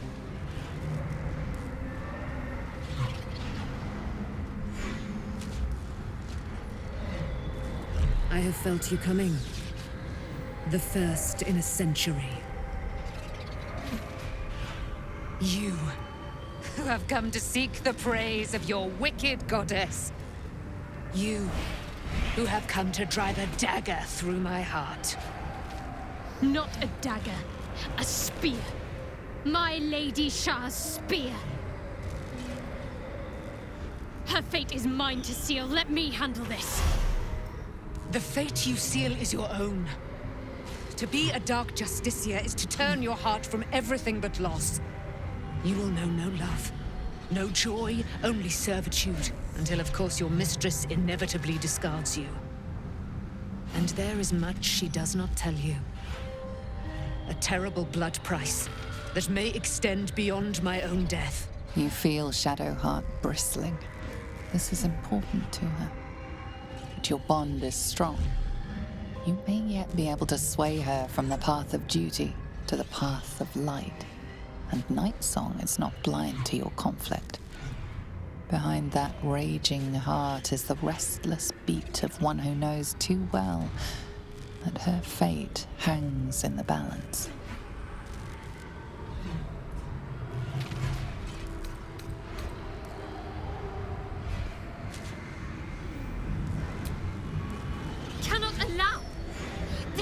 mistress's will, my life's purpose.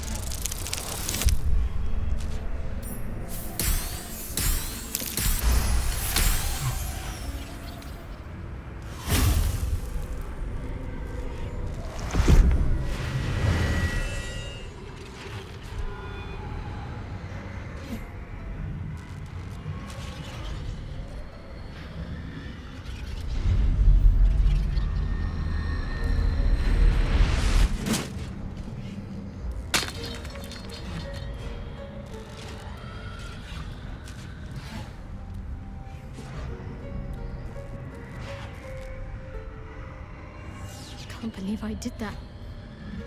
Shar will disown me. Now I'm truly lost. You were already lost, little warrior. A lost child, frightened by wolves. What did you say? Much has been promised to you, hasn't it? But what has been taken from you? What do you know of your own heart? Your own life? Lay a hand on me in friendship, not quite shy. And I will fight the battle that has been waiting for me this last century. Then, oh then, we will have much to discuss.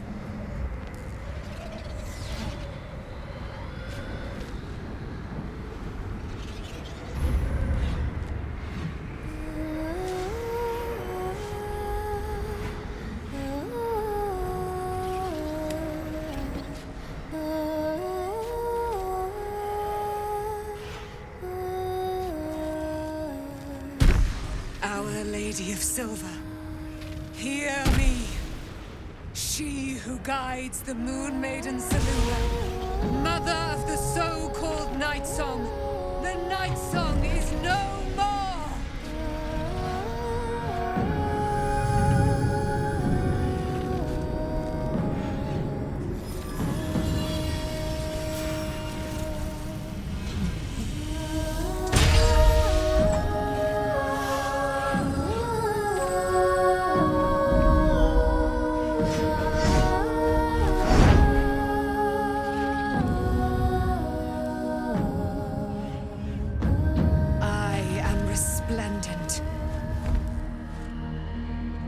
Given me a great gift, little warrior. Don't you find it oh so curious that you would spurn your dark lady? Perhaps you feel a stirring of the truth already. But that will come later. There is a battle yet to be fought. You have done what we feared was impossible. You have released me from a century of sorrow. Your power is great. So too must be your weapon. You must choose what you will wield. And the Moon Maiden will provide. Thus I have said. Thus will it be so. Are you ready?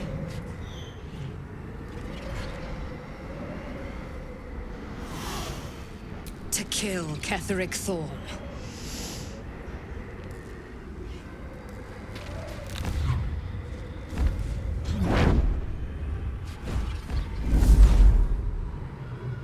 We need to leave. Lady Shar won't stand for us to be here, not after what we did.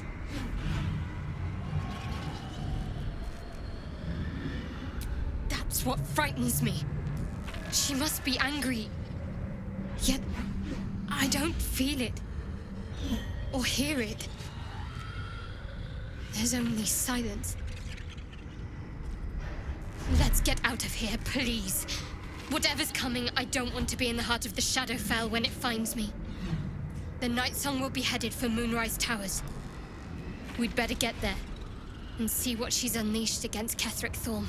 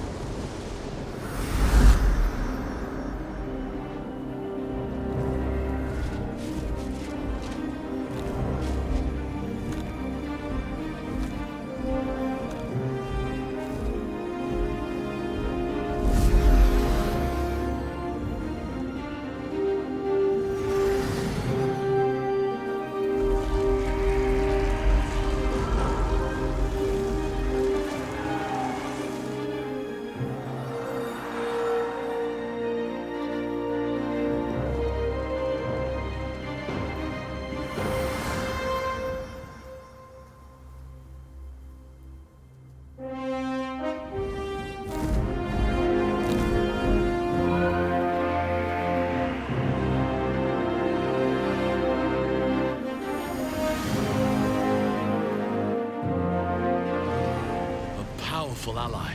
Well chosen, Shadowheart. Can't wait to watch her cleave Ketheric's head in two.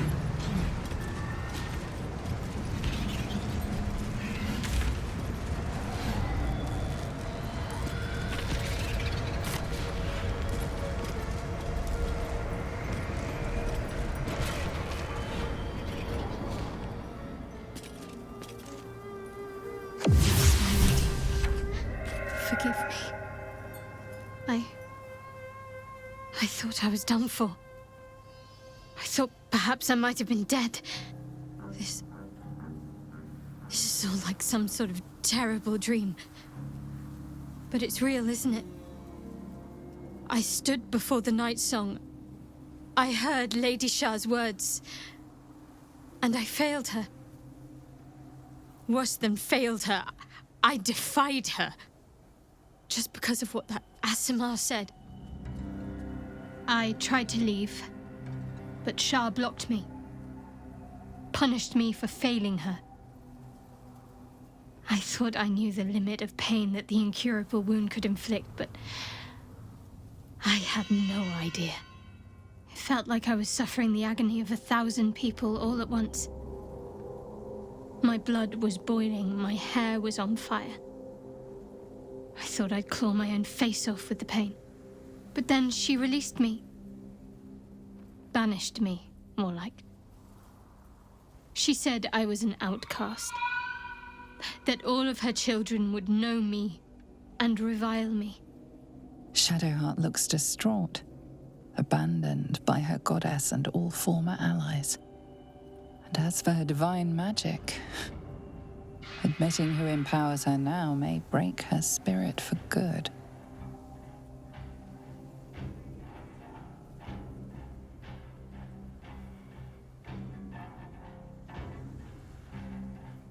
I suppose I do, don't I? You've done more to help me than my faith has in recent times, if I'm honest. Thank you. There's been something between us for some time. A connection, more than friends. I recognized it, but didn't act on it.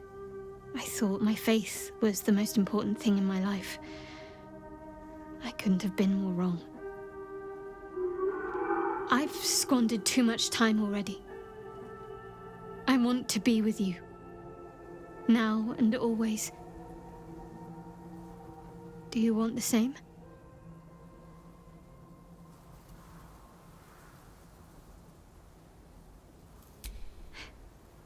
It wasn't too long ago that I could never imagine smiling again.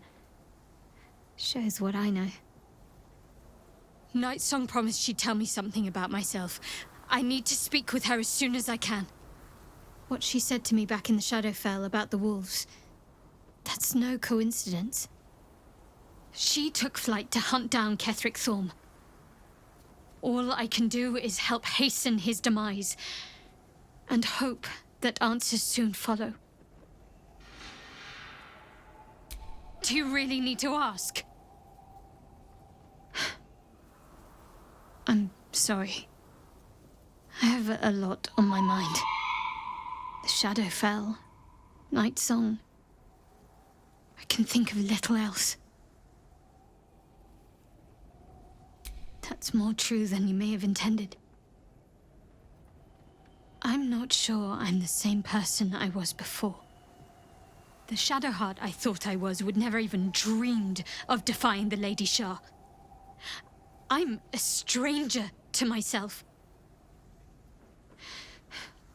The sooner I speak to Nightsong, the sooner I'll know what the future holds for me. Assuming I have a future at all.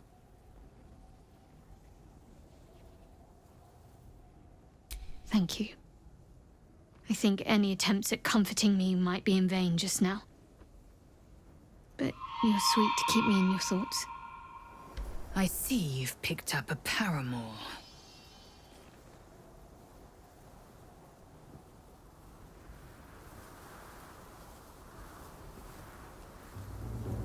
Yes, she's such a tantalizing mystery.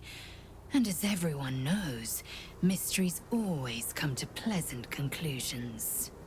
go. Be satisfied. And try not to think of me when your special friend comes to keep you company. I hate seeing Shadowheart suffer like this.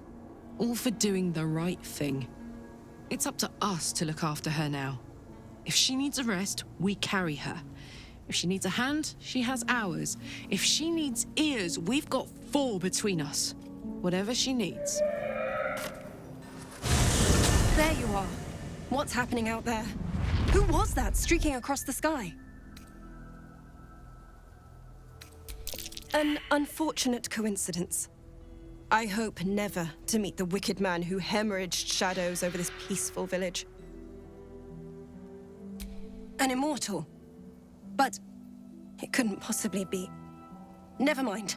It doesn't matter. What matters is you have him in a corner. Jaheira and every fighting body in this place have gone to Moonrise Towers to face Ketheric down. She's waiting for you there. End this. Now. We're all counting on you. How fares the search?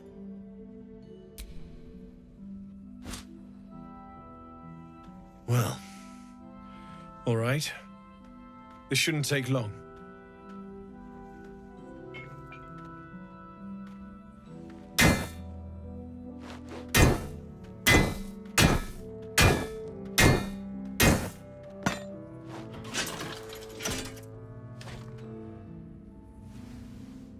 Same as last time. You'll need to install it yourself. This should do the trick.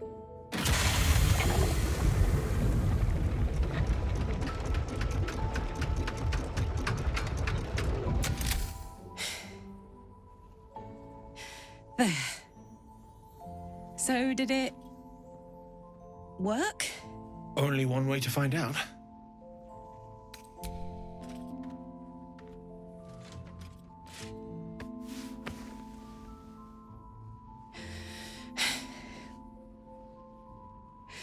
Thank you.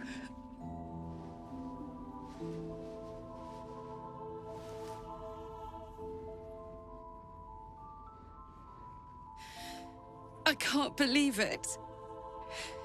Thank you, Danon. Thank you so much. It's the least I could do. Before you go, there's something I need to tell you. That engine of yours, it's contained for the moment, but it's just too hot to exist here in the material plane indefinitely. I know you know that, but the thing is, there's a cure. I wasn't making any headway with the mechanics, none at all. The environment here is just too cold to sustain metals like the ones inside you. You have to return to Avernus.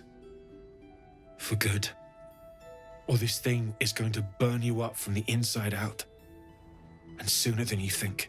The minute I set foot back in Avernus, Zarya will force me back into service. I'm not doing her bidding again.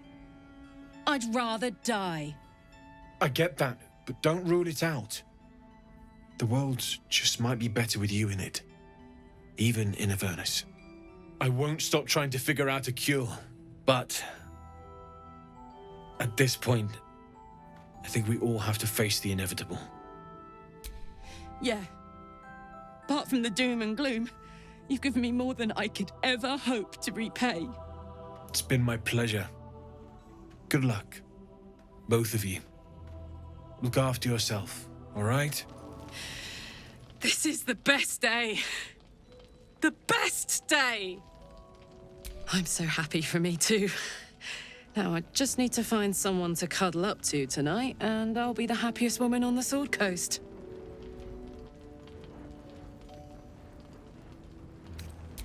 I'm not sure. Depends who's got me in mind.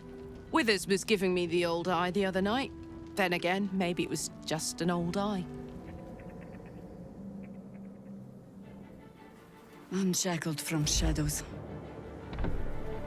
she will rise in moonlit glory and carve a path of brightness to the accursed one's second death. So saith the wise Alondo. That beacon of angelic wrath has taken the fight to Ketheric on the rooftop, and the first line of defense are dead. But storming the tower won't be easy, and if we wait too long, Ketheric will gather his strength and retaliate. For now, though, he's on the back foot for the first time since he returned from the grave. This is it. The spearhead moment. You brought us this far. So how shall we proceed?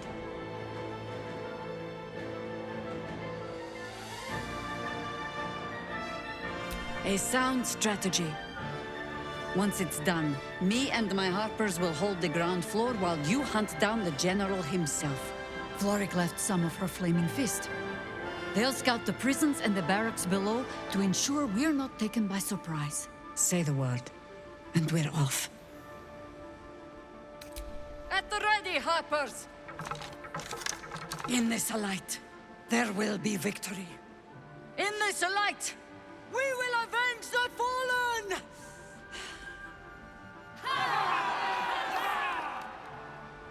The time has come. Ketheric will taste of death at last. As long as we hold this floor, the tower is ours. I'll stay here, ensure no one comes up or down without a scimitar welcome. You're close now. A final audience with Ketheric Thorm awaits. Ha! Keen eye. I suppose I could be persuaded.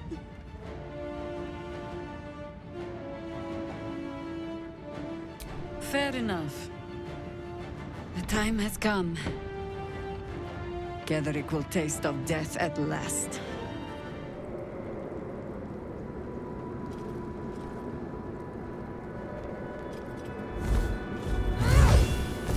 You. What have you done? What have you done to me? Impossible. You are a thrall, a slave. You serve the Absolute. You serve me. Bow, you dog. Bow!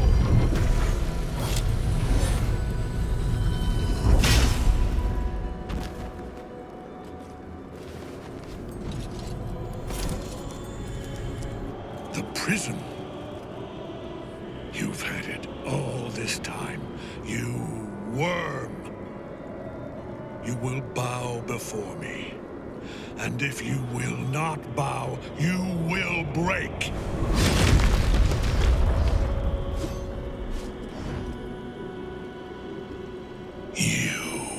How good it is to see you again, Ketheric. At last you found a godmaster that suits you, it seems. Halen, the thief. You stole Isabel from me, and now you think you'll take my life in the bargain? You dare to speak her name. After your crimes innumerable, you would evoke her before me! Enough! This ends, here and now. At last.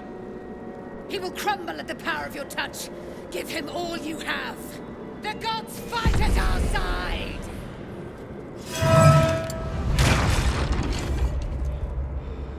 My lord beckons me. You must return to your prison, and my daughter must be reclaimed. Your daughter? Isabel.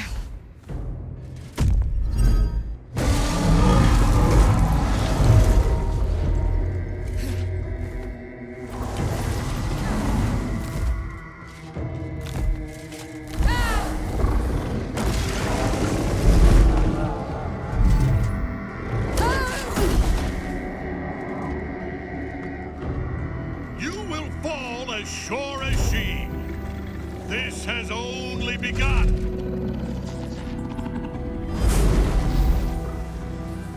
The General will call that a tactical retreat, I'm sure. But you have him on the run. That thing he summoned was illithid. Follow it below and find him, before he has a chance to subdue the Night Song again. Better they stay here, and hold the tower should Ketheric's army catch wind of our assault. But if you have room for one lone soldier, I would face Ketheric by your side.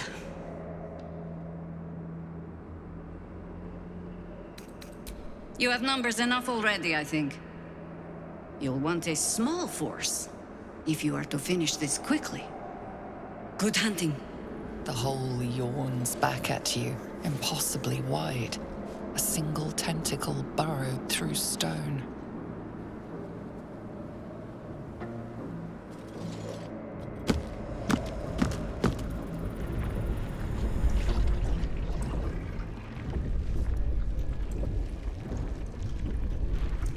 This is an Illithid colony. This must be where they harvest the tadpoles. We're close to the source of the infections. By Grazit's cock, it's about time you came. Thought you'd have figured it out by now. Now, enough sniffing around and get me out of this thing. Do it, and I'll let Wyll off his leash. A devil always keeps her promises. Your eyes turn to the control panel next to the pod. It has 2 devices marked with Illithid symbols. The controls are open to your tadpole's command, to your authority.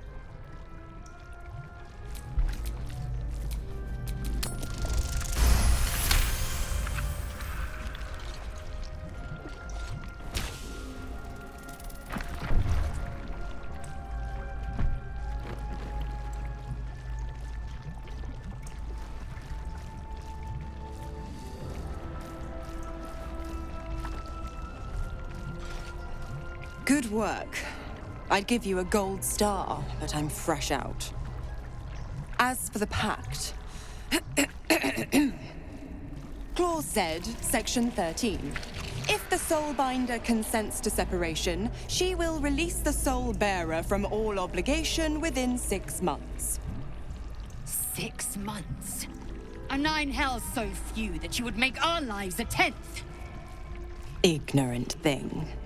It's always the terms and conditions that get you.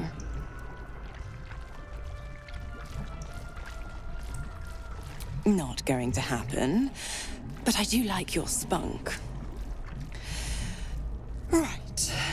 I'm out of here. I need a long bath. I'll leave you to your very serious business. But don't you fret. If you survive this place, I'll find you. The pup will be needing me. Count on it. Oh, and ask Wyll how we met. I've loosened his tongue. It's real cracker of a tale. Ta-ta. No longer a background murmur, the presence in your mind builds to a roar. We've found it.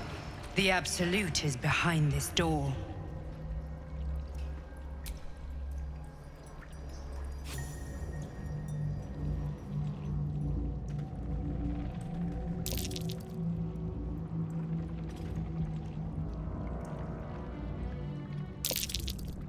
You said it was under control.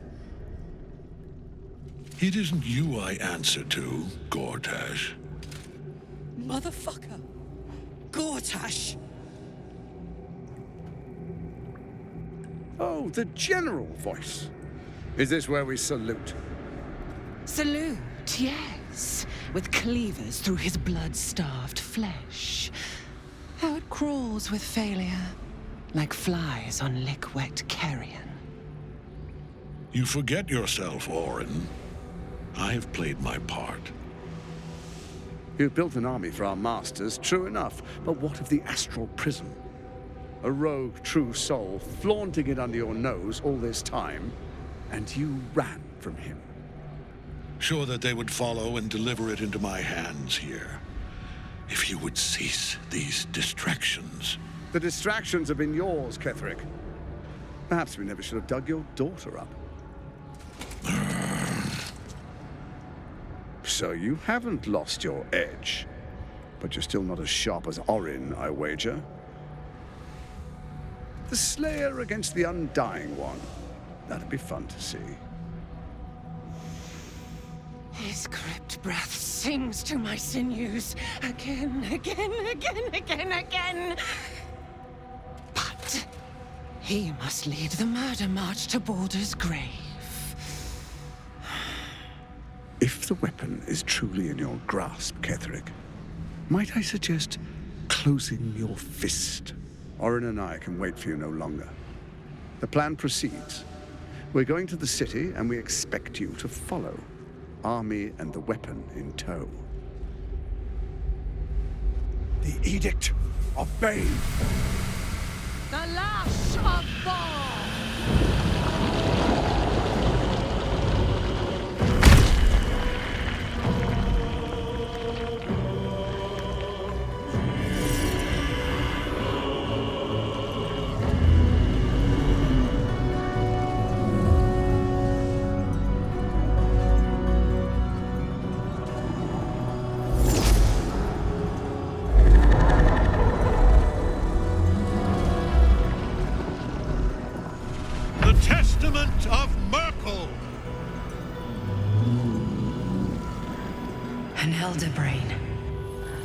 One of the cruelest and most powerful creatures in existence, enslaved by mere mortals. There we are. It wouldn't do to fight in front of our guest. Behold, Duke Ravengard, the Absolute. Helm preserve us. You wag your word flap in vain, Alderling. Once the worm holds the whip, your shredded flesh will serve us.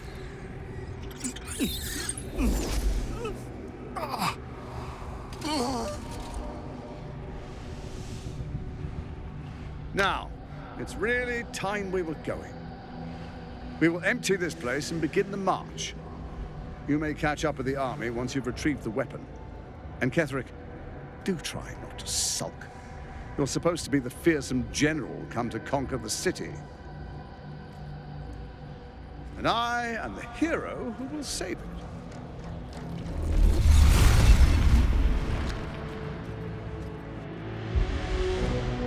It is time, faithful ones. March on Baldur's Gate. We go to prepare the way.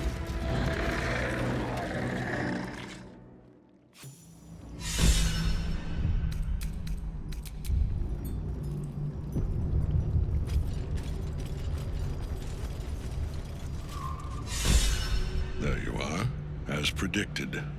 What is it, I wonder, that draws one toward death like a moth to light? You could have run away, absconded with the prism. The one thing that could prevent me from fulfilling my destiny. But the lure of one's destiny is irresistible, isn't it? Perhaps you hope to learn your place in history before you are erased from it.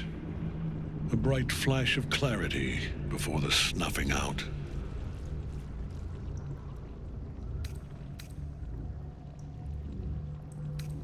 Finer champions than you have tried and failed. But perhaps they lacked the fear that drives you. Your freedom hanging in the balance. Let us speak plainly. My Lord Merkel gave me the one thing I desired, the one thing no other god could grant me. My daughter's life returned. Her heart beating once more. For that, he asked that I serve as his chosen. Join Orin and Gortash to grow the cult of the Absolute, and then take control of it. He's never had a more devoted follower. I have fought great wars before, in the service of other gods and other powers. But for Merkel, I would condemn all of Faerun to death. You are all that stands between me and my destiny. And you have brought the prism here. I will kill you now. and then I will raise you as my servant. With pleasure.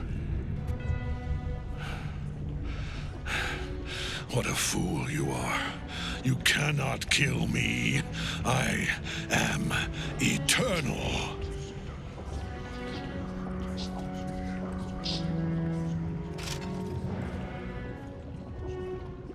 Merkel, Lord of Bones, I am here. I am ready. I am yours.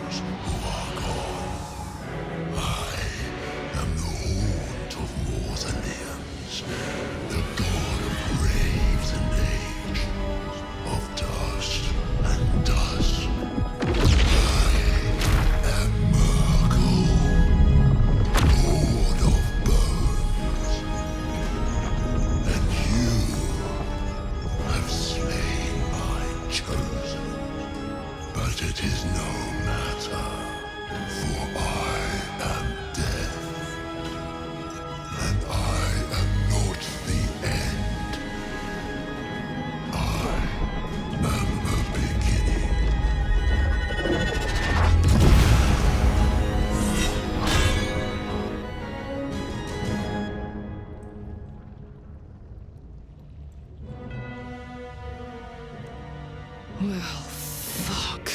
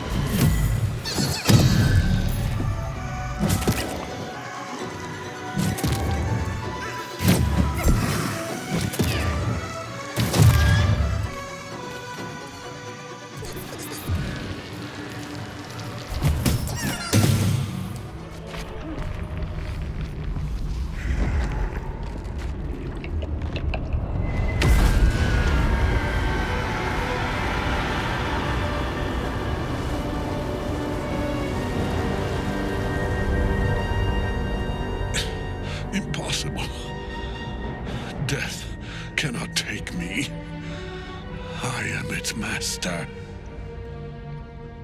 My lord, hear me.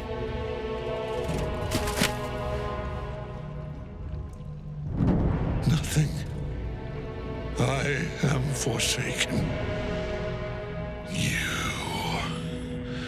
You have no idea what you've done. Isabel.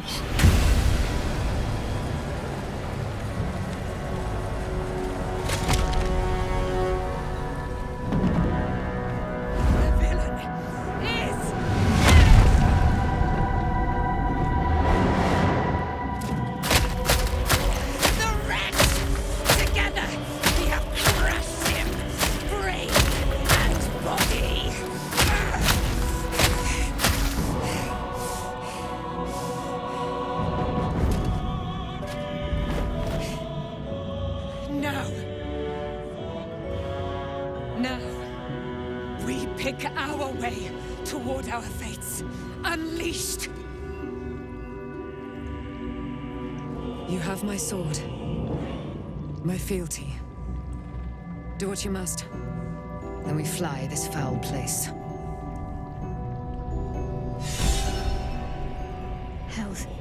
I could sleep for a 10-day after that. Ketheric's netherstone. It's in his armor. Take it.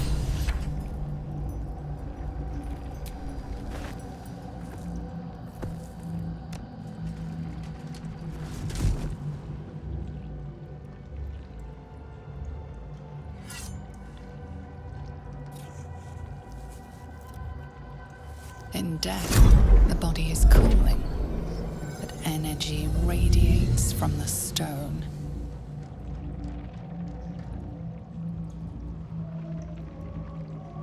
Remarkable. Truly. And now the picture comes together. The Absolute is neither god nor man. It is the Elder Brain you saw, held here by those three against its will. The crown it wears controls it, and these stones control the crown. A temporary reprieve, but a welcome one. With a brain on its way to the city, its influence here is weakened. The crown's markings suggest it was forged in Netheril, an ancient empire whose mastery over magic rivaled that of the gods. It is a crown of domination. The stones were taken from its crest. They are nether stones, imbued with the ability to control the wearer of the crown. The crown's Netherese magic must be the true source of the parasite's abilities. This must be what elevates their potential. And it must be the reason nobody could heal you. If the crown can do this to the parasite, I dare not imagine what it is doing to the brain. One of them I know, Lord Enver Gortash, an arms dealer and a slaver. A worshipper of Bane, the god of tyranny. The other is a mystery to me, but the way she spoke, it is most likely she follows Baal, god of murder. Ketheric was a follower of Merkel, which means the Absolute is a front for the gods of death, and our enemies are the chosen of the dead three. We prepare for the fight of our lives, and the lives of everyone in Faerun. The army of the Absolute is marching on Baldur's Gate. Within the city, an Elder Brain, brimming with power, ready to turn everyone within its reach into mind flayers. All it needs is an order the Death God's chosen are on the cusp of giving. We must wrest control of the brain from the chosen before that happens. We must take their stones. Our chances of success are slim, but we must not fail. If we fail, everything ends. I will be your shield, but you must be the sword. And when the chance comes to strike, you must take it, for there may only be one chance. You saw Gortash, didn't you? What the fuck was he doing down there?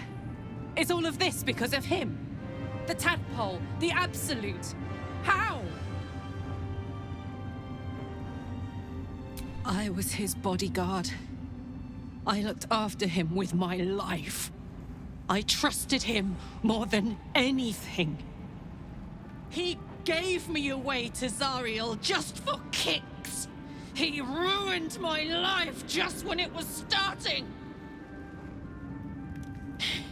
And now he'll use up the entire Sword Coast. He has to die. And I'm gonna be the one who kills him.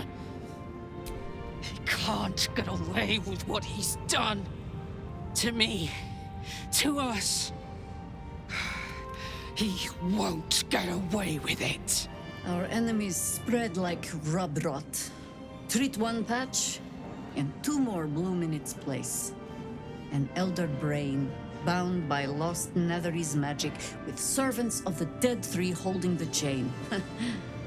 Reminds me of old times. Aren't you? It is good to savor the moment of victory. But pace yourself. Our fight is just beginning. When we met, I was licking my wounds. An old bear with her leg caught in the hunter's snare. Now I've slipped free of the trap and rediscovered my claws. It's time for me to hunt my prey. You have a nether stone, and you're on the scent of 2 more.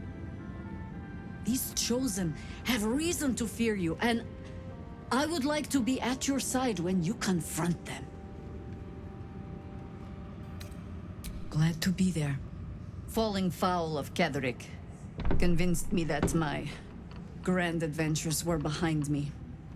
That even if I survived, I should hang up my blades. But you convinced me otherwise. We ventured into darkness together. Now we've come out the other side. I'd say I'm feeling a little refreshed.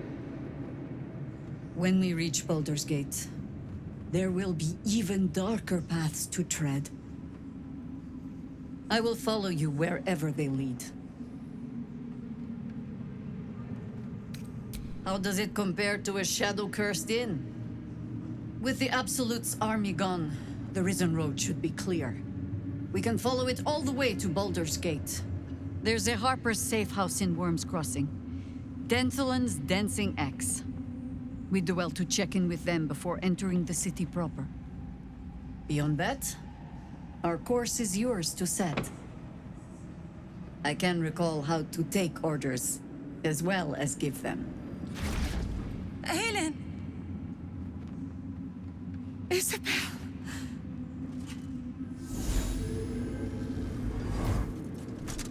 My love!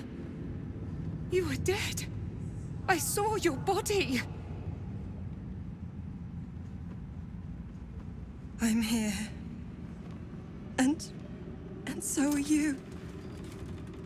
And my father, he can't hurt us any longer. I dreamt every night that you'd come back to me. That somehow it was all a nightmare Dawn would undo. I had no dreams at all. Nothing but darkness. And when I woke, my father said you were dead. His soul was poisoned by the god of death. His sick devotion ruined him. But for all his sins, he brought you back to me. Are you all right? I will be. And you? In this moment, I want for nothing.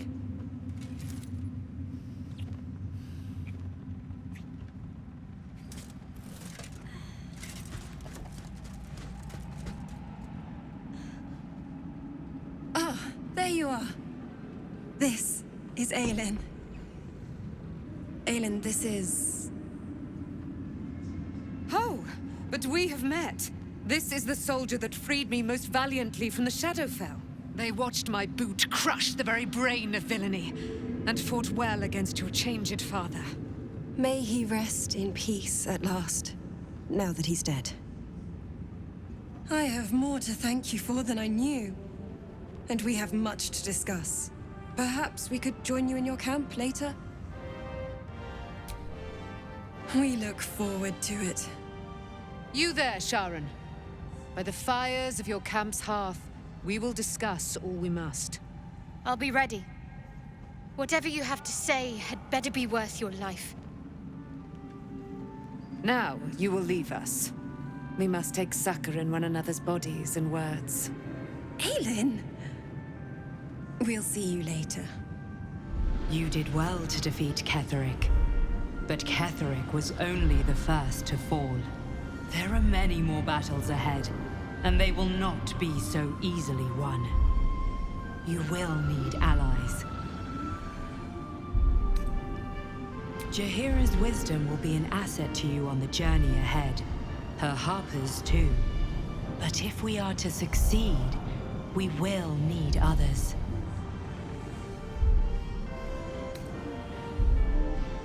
Good. I'm glad to hear that. Baldur's Gate may not know it yet, but its fate is bound to ours. Seek on its streets those whose purpose aligns with our own, and invite them to our cause. Together, we will put an end to the Absolute, the Chosen, all. There you are. I have awaited your arrival with great anticipation. Come closer. Feel my voice rattle your bones as I proclaim our victory. Moon Maiden Selûne, hear me! Ketheric Thorm, traitor, apostle of Myrkul, is dead at last. My mate, Most High. Darling Isabel is safe and well. Safe and well, and returned to my embrace. Blessings upon the slayer of the Wicked One. We are a powerful party indeed. Faerun itself trembles at our touch. My darling Isabel says we will stay allied at your side. I am pleased to hear it. Pray, ask, and I will tell. Do I not radiate with my mother's brightness, her glory? There can be no doubt. I am of her silvered flesh, her celestial womb. Why, she already has. She has brought her sword to your side, Dame Aelin. So mighty are her wonders, her great wisdom. Together, we will set this fair land free of tyranny and murder.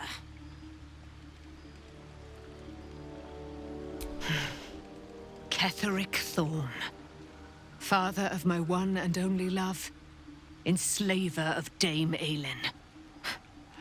Ketheric Thorm never did trust me, even when he worshipped the Moon Maiden. He was threatened by my love for Isabel, by her love for me.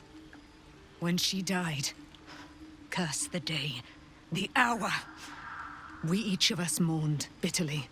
But Ketheric's pain could be touched by no aid, no boundary. He turned to wretched Shar, the Lady of Loss, for relief. And she whispered into his ear, poisoning his mind. He and his loathsome advisor, Balthazar, lured me into the Shadowfell, claimed they'd found someone in need of my aid. There, they trapped me in their infernal cage. I was killed, murdered, made dead over and over and over by justiciars of every make and kind. I was reborn, for it is my nature. And Ketheric fed upon my immortality all the while.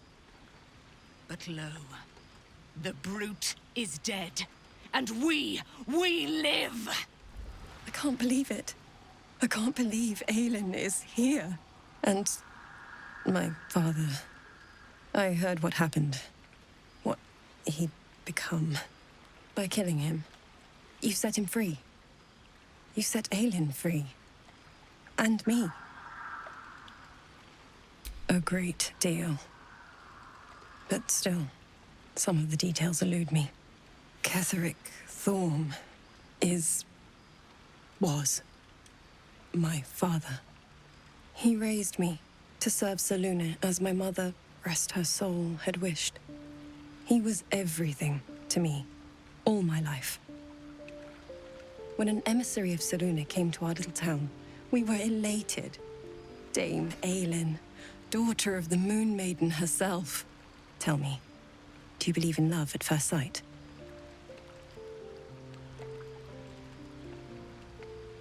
That's exactly it. And I tell you, I took one look at her and I just knew. She was it. Lucky for me, she felt the same way. But my father was skeptical. Aelin is immortal, after all. I understand it's strange. There's an imbalance between us, certainly. But I suppose loving Aelin felt the same as loving myself. It was natural. Then... and this is where I still need answers. I died. I'm not sure how, why, but all was black. Next I knew, I was being jolted awake. I smelled musty air, I saw shadows. And then my father's face. So changed. So hideously warped. I didn't know that then, but I could see the change in him. He told me we'd be together now. Said that Aelin was dead. I couldn't speak. Could only run. I found last light within the shadows. Made a shelter there. Prayed my father wouldn't find me. By the time Jaheira came, I'd pieced together just enough to know I'd been dead 100 years. That my father was the source of the horrors plaguing this land. My home. I couldn't tell her who I was. I had to protect them. And myself. No matter what. It's all out in the open now. And with my father dead, I have nothing to fear. Except for Aelin. She needs healing. Rest. I'm grateful for your help. Your friendship. I hope we won't intrude on your hospitality too long. But I'm grateful for a safe place to... well... just to be. Gods be damned. With that parasite in his brain, Father could wreak untold havoc in the Absolute's name. Should Baldur's Gate fall to the Absolute, every one of the coast cities will be ripe for the plucking. We're not just fighting for our cure. We're fighting for my father. We're fighting for the Gate. We're fighting for all of Faerun. Worm's Rock Fortress. All travelers to Baldur's Gate flow through it. It serves as headquarters for the Flaming Fist, and their commander, my father. The Absolute's army's on the march.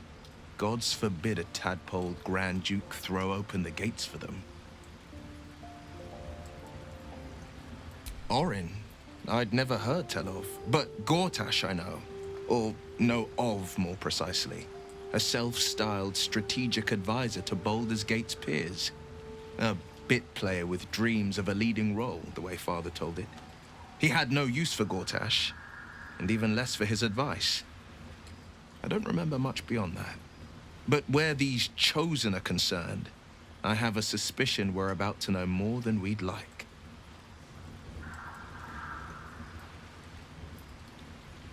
Yes, but first a question.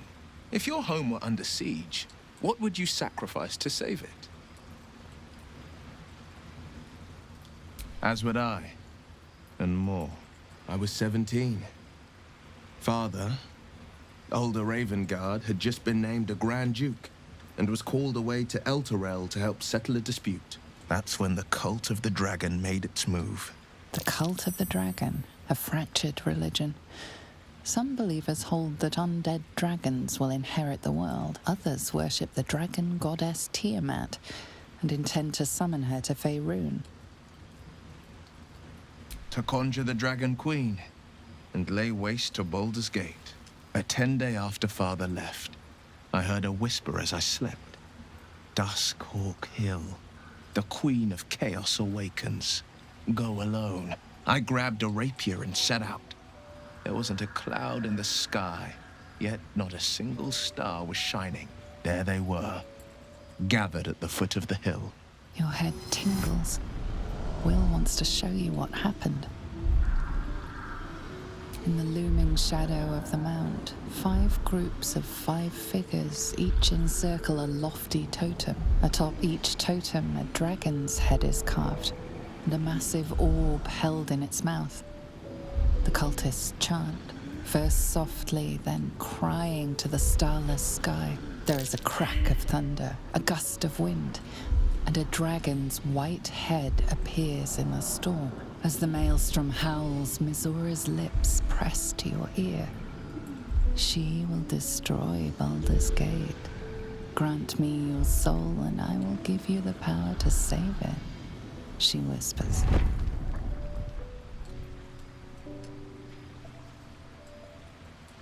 She read the terms while 2 devils stood witness, and I said yes. 1 soul for 1 city.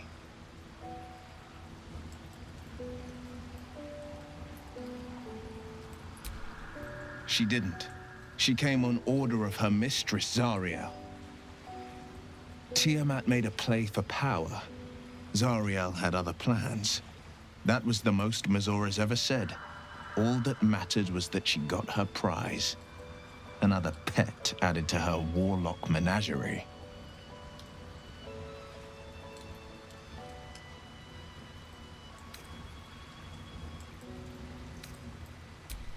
I don't know that it was brave. I just know that it was right. The moment I agreed, I burned with the fires of Avernus and oozed the rot of Dis. The cultists choked on our poisons and burned from our flames. And when we were done, all that remained were 5 greyed orbs atop a pile of ash. My soul was bound, and my lips were sealed.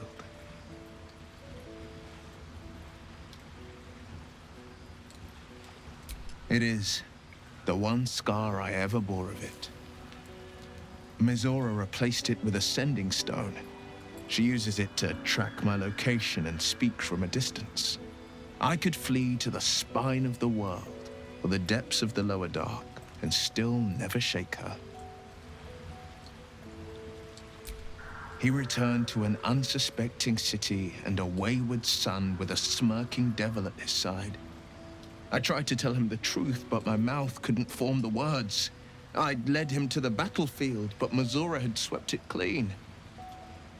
I showed him my stone eye, but he only turned away. After, he said only one word: go. So I did.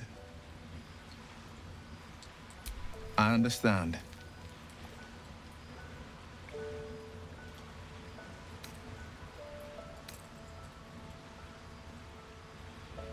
No, never. He did the only thing he could. In his eyes, I invited a devil into our midst. I was a fool at best, a traitor at worst, and Grand Duke Ravengard suffers neither. More than you know. The better question is, did he ever miss me? If he did, he missed the Wyll Ravengard he once knew, not the hell-touched warlock he returned to.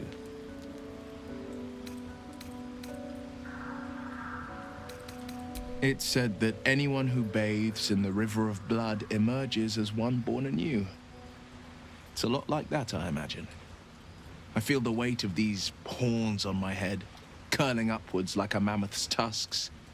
I feel these ridges snaking down my neck, not to mention a few bumps and prongs in unmentionable places. But I haven't seen my reflection just yet. Be my mirror. What do you see? It's because you know the heart lurking under the horns. The people will see a curiosity, maybe even a beast hungry for their souls. But I will slay their monsters, keep them safe, and one day they will see the Blade of Frontiers again. Hey, soldier. Listen, I'm never going back. If you said I could die right now or live 1,000 years in the Hells, I'd choose to go out now with my freedom intact. I don't expect anyone to understand that. But I've been dealt a hand most people don't have to contemplate playing. I want to live too, but not under any circumstances. I have the power to choose now. And I'm going to make that choice, myself. But I don't want to talk about this now. I've been given a huge gift. I can touch the people I love for the first time in a decade. And for the first time in a decade, there are people I care about all around me. Let me enjoy that. Please. Nope. Thanks so much for asking, though. Let's not fight, all right? I've just gotten a good turn. I want to ride that till the wagon wheels fly off.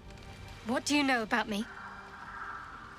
You spoke of my past, being chased by wolves. I told no one about that. Almost no one. But I certainly didn't share that with you. There is nothing I can tell you that you do not already know yourself. They trained you well, trained you hard. Chiseled away any part of you that did not fit their plan. They made you forget. I chose to do that. For the mission to protect Shar's... Secrets. Yes, yes, that is an old song, girl. Your goddess cares more for her precious secrets than she does her devotees. Get to the point. When you freed me, you severed a bond between me and that dog, Thorm. A bond of pain. His, inflicted on me. When I laid eyes on you, I sensed a similar bond. You, tethered to two others. Someplace distant. Let me help you remember. You feel Shadowheart's mind tug at the edges of your own. You know this sensation. She wants you to see whatever is about to be revealed. Your mind joins with Shadowheart's. Something pulls at you both, bringing you elsewhere.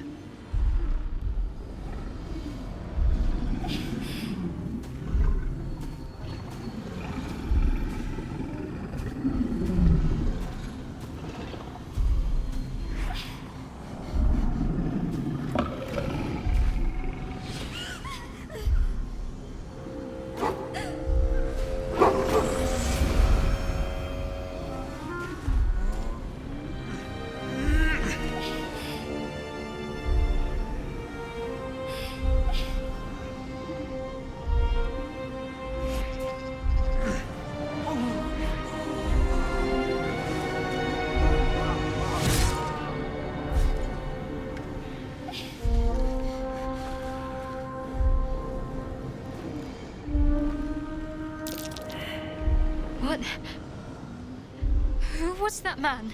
You already know. Did you not see yourself in him? Do you not recognize your own blood? My father. That was him. That is him. He lives still. And your mother, too. No. It can't be. I'm an orphan. And who told you that? Your adoptive family? You are not to blame. You were young, impressionable. They took you because they wanted to break and remake you. But you are a child no longer. You are a woman. One who knows what must be done. My parents. I need to save them. Your parents are with your abductors. You will need to return to their lair. But be warned. You may have once thought of them as comrades, mentors, friends, even lovers. They will all be enemies now. You have been forewarned for what is to come, but not yet forearmed.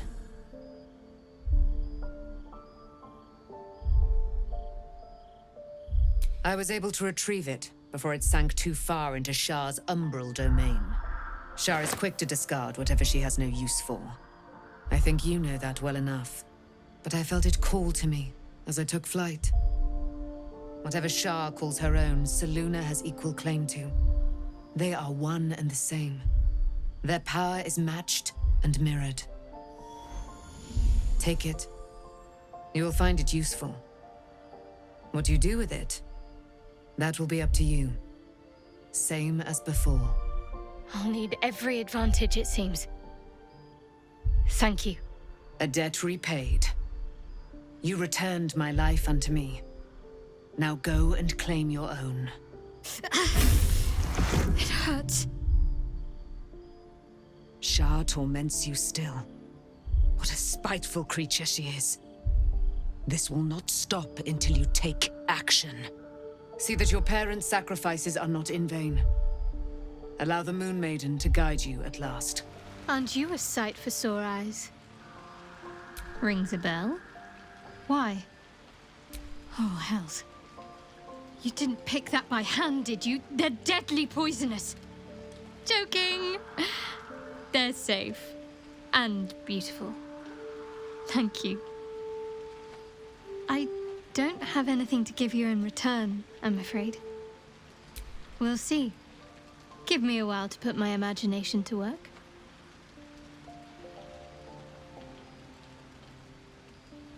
Very serious of you, but go ahead. I thought you'd never ask.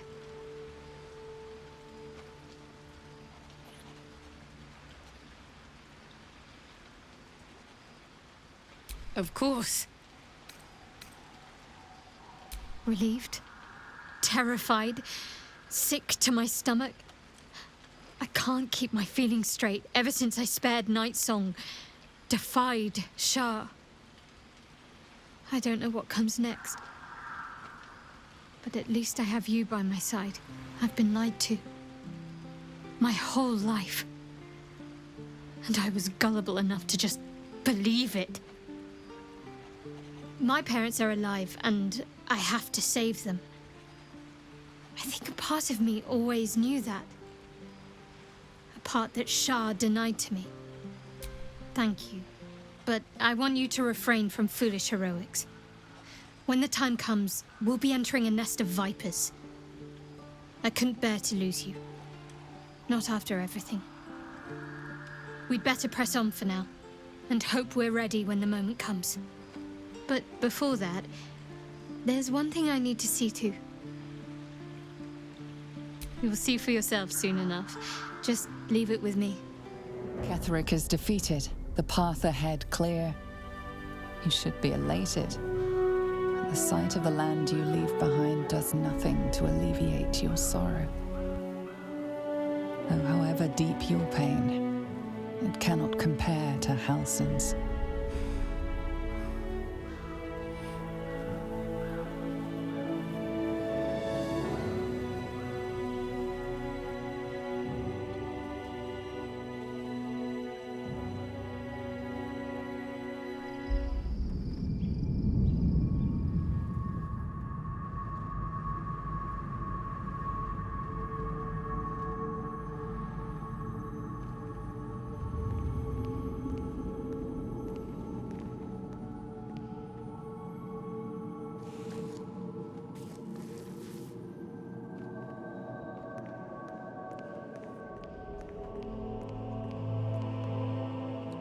Sergeant, if you are here, I presume Wern's Rock is secure, and preparations for my inauguration are complete. No, Lord Gortash. We were interrupted. Another quake in the lower city. More severe this time. So you came cowering to my chambers? I'm flattered, Sergeant. But even I cannot command natural phenomena to cease. Forgive me, my lord, but there is panic in the streets. The people are afraid. Perhaps the people would be calm if you kept your nerve. I expect better from the Flaming Fist than to run scared from a slight tremor in the earth. Get back to your duties. Duties, duties, duties. Patrolling and saluting and following and bowing and scraping and yes sir, no sir, rip and cut your throat, sir. Your plan is falling apart, lordling. Give me a reason not to cut you to ribbons. Control yourself, Orin. We need to focus on reuniting the stones or the brain will break free. These quakes are just the start. Neither of us expected the prism bearers to kill Ketheric. They'll be traveling to the city. Let's make sure we give them a Baldurian welcome. I itch to peel you, to split your skin, to see your skull shine in the light. Little tyrant. Lucky for you, I harvested a whole family of living flesh in Rivington at high sun. They will sate my blade thirst tonight. Oh, but tomorrow, and tomorrow, and tomorrow, and tomorrow, my blades will thirst again.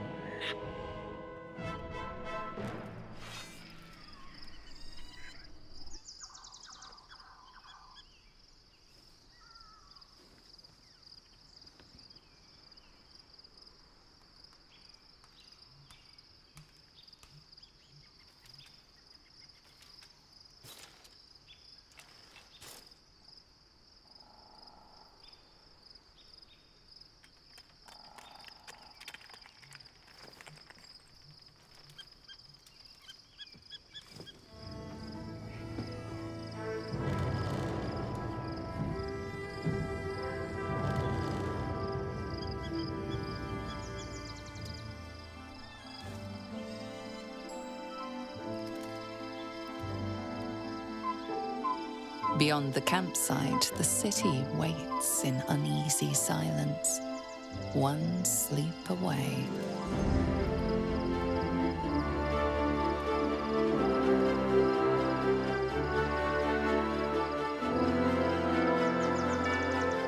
I was supposed to sacrifice myself to stop the Absolute. Yeah, I don't think I could have gone through with it, in truth. And I'm glad that I didn't, given what has come to light. Indeed. Under other circumstances, I might have been subdued or ashamed. But after what we saw, I must admit, I'm excited. The Elder Brain. But more importantly, the crown that it wore. Even without seeing it for myself, I could sense it. Netherese magic. So pure, so complete. And I doubted what I was feeling at first. Most Netherese artifacts contain only the faintest amount of their former power, the ghost of an echo of a memory. That crown was different. I can't fathom how such a wonder survived. Surely everything of its ilk was destroyed along with Netheril itself, but no matter. It exists. I must learn more of it. That crown sits on a gargantuan elder brain bent on destroying us and everything we hold dear. Understanding its true nature might unlock the means of our victory. We need to learn more about what we saw. An artifact as powerful as that crown must have been documented somewhere. As luck would have it, we'll soon find ourselves near one of the finest book collections this side of Candlekeep, Sorcerous Sundries. I need to go there and learn all I can. Ha! Sorcerous Sundries is no mere trading post. It's been serving the arcane community for centuries. Their collection of rare tomes is unparalleled. Netherese texts are hardly commonplace, but I'm certain they'll have one or two stashed away. You'll have to forgive my eagerness, but if my suspicions prove to hold water, this could be the answer to all our problems. The events of the last days weigh heavily upon you. Sleep's rest is slow to come to one whose mind is so full. The Absolute is not a god, but an elder brain controlled by the chosen of the Dead Three. They mean to use it to take control of the Sword Coast. All who carry the tadpole are governed by the brain, and by extension the chosen. It will take but one order to transform them into an army of mind flayers. This would have been your fate too, were it not for the astral prison and the mysterious visitor inside of it. With her help, you have uncovered the cult for what it really is. A plan of conquest orchestrated by the gods of death themselves. Together, you have the power to thwart the Dead Three. If you follow this path to its end, the Elder Brain will not answer to the Chosen. It will answer to you. Will you liberate them from their parasites and their religious delusions? Or will you use the power you gain for your own purposes? Right now, your resolve feels firm, but there is no knowing how you will feel when the moment comes. You will not have long to wait. All you need to do now is sleep. But sleep is not for you. Hear me. Gale. The reckoning is upon us. The city thirsts for domination. March. Join.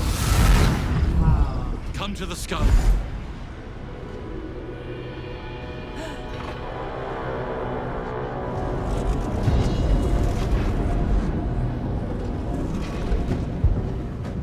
That thing's not going to hold together much longer.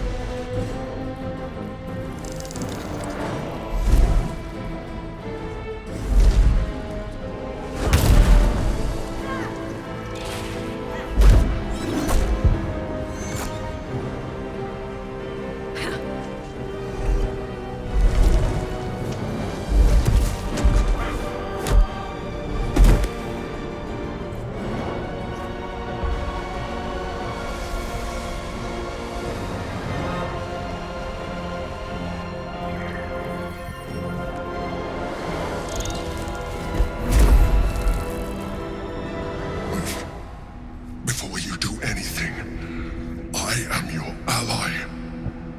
We are in danger. Oh, shit. A mind flayer. The Githyanki is the source of our protection against the Absolute. I must subdue him, or everything we've worked towards is lost. Don't let my form deceive you. I am the one that's been protecting you.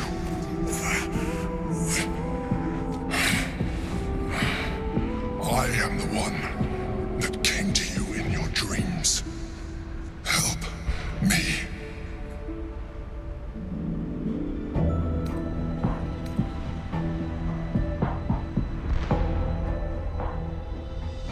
You saved a child from a viper back in the Druid's Grove. You saved the Asima Night Soul from her soul cage. You let me live last time you were here, though it brought Blackith's wrath upon you. Your continued existence as yourself, and not a mind flayer, should be all the proof you need. Now, help me. The God. Destroy the God. They prevent me from subduing their master. Do it now! Aid an illicit against Githyanki. We cannot. We must not! Your blind loyalty will be your undoing, Lae'zel. Fight with me for your own survival.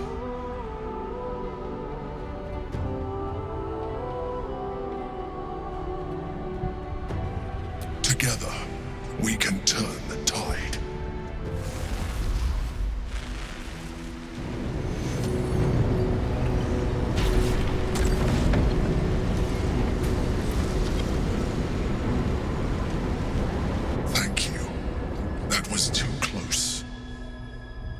Don't look at me like that. I am a mind flayer, yes. Without me, you would be a slave to the Absolute. It's obscene to owe my life to a damned geich. No more lies, no more tricks. I will have answers!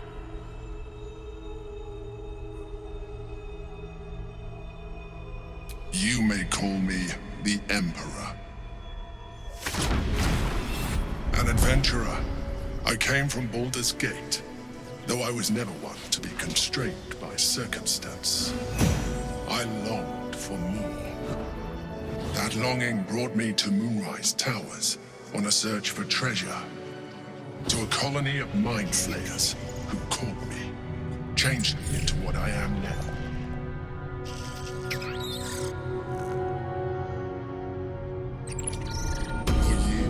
I served the Elder Brain, the one you know as the Absolute. I was a thrall like any other, but I was fortunate. I broke free and started a new life in my old city. I sustained myself on criminals, unglamorous, but there are plenty of them, rarely missed, and they fueled me while I did my work. I had the good fortune to meet Duke Stelmane. We formed a partnership, and through her, I became the governing force behind the Knights of the Shield, the largest mercantile operation in Baldur's Gate. People referred to me as the Emperor. Such was my influence, though of course they had no idea what I really was. My needs were sated. I was happy for a while, until my true nature was discovered by the tyrant himself, Lord Gortash. He tore me from my home and brought me back to the Brain, where I became a slave once again. A slave he continued to call me Emperor. The name was intended as a slight, to remind me of the heights from which I fell. But I have grown fond of it. It encapsulates well who I've become. Indeed, His hubris knows no bounds. To enslave me, that was his nature. But to enslave an Elder Brain, a questionable decision. I shall look forward to sharing his downfall with you. Prince Orpheus, son of the first leader of the Githyanki. Orpheus? Impossible. He was slain by Shastil Kithrak himself. Quite possible, I assure you. His power has been the source of your continued protection against the voice of the Absolute. The power to disrupt hive-mind communication. It is the same power that enabled Orpheus's mother to bring about the fall of the Illithid Empire eons ago. A power she passed on to him, and that I leveraged for you. When Orpheus's mother left, a usurper took her place. Vlaakith declared herself queen of the Githyanki. Vlaakith wanted his power, but Orpheus rose against her, and so she sealed him and his honor guard within this prison. Bound by infernal chains, Orpheus could never leave. Bound by duty, his guard never would. They were close to breaking my hold on that prince. And if they had succeeded, we would be lost. I am relieved. You have embraced your potential enough that you could help me eliminate them. Alone, Orpheus will be much easier to control. Most certainly Orpheus. He is a threat to her reign. Some Githyanki still revere him in defiance of their teachings. Vlaakith was safe as long as they believed him to be dead. But as you can see, he is very much alive. I don't understand. The histories claim the prince was burned to ash in the skies. Your histories are fabrications. The prince was not killed. As you can very well see, he was imprisoned. She kept him this way because she was reluctant to eradicate such power. Power that she might one day wish to take from him. If the Githyanki ever find out what she has done, there will be civil war. Vlaakith will be finished. No. Gortash sent me on a mission to retrieve the Astral Prism. I was one of many, but the first to find it. How Gortash or the other Chosen learned of its existence, I do not know. The moment I found it, I felt a change. My free will returning. I followed the feeling inside, and found Orpheus.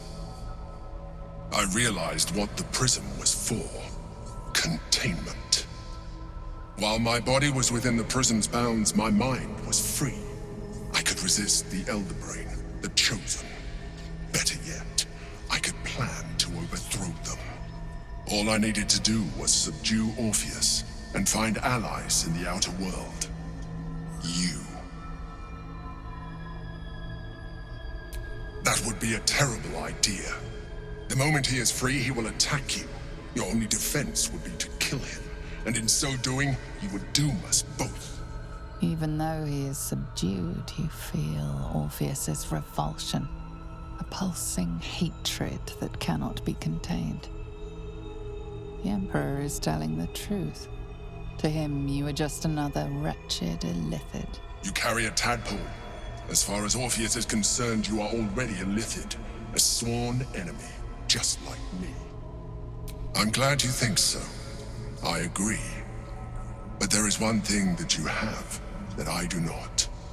My original body was destroyed when I transformed. Yours continues to limit you. As an Illithid, I have far surpassed who I ever was before. You, too, should embrace this change. I believe we'll have a better chance of defeating the Elder Brain if you embrace your latent Illithid potential. I've been studying you for a while now. I believe I can trigger the next stage of your tadpole's life cycle while continuing to preserve your independence. You have seen what I can do.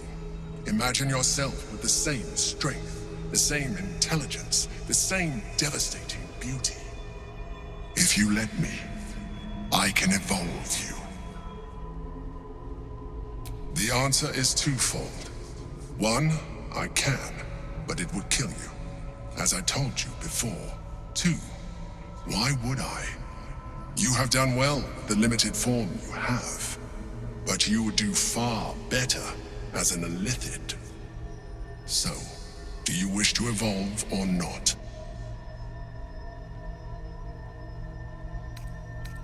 Even as you say the words, you feel a lurch of disappointment. Your mind bristles with Illithid potential. How could you be so cruel as to deny yourself what you want most in the world? I felt that. It's your nature. You cannot fight it. So embrace it.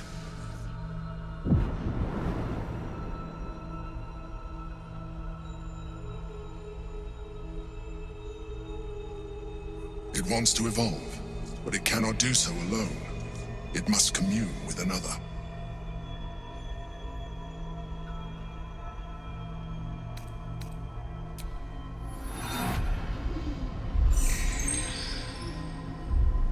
A coldness seeps through your veins as the tadpole awakens, its yearning almost unbearable.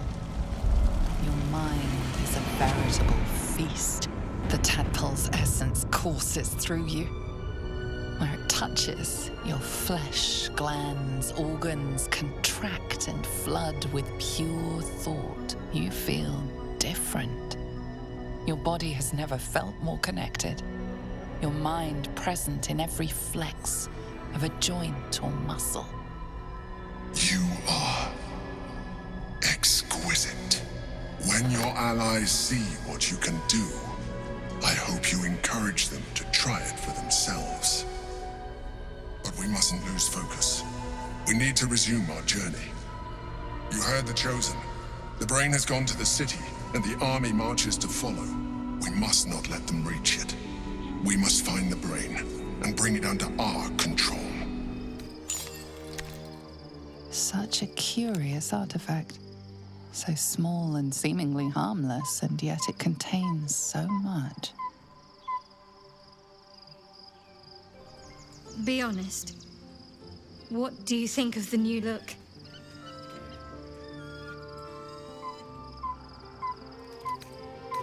I'm glad. Though, I don't think I'm quite done with the past yet. Not until I've been to Baldur's Gate.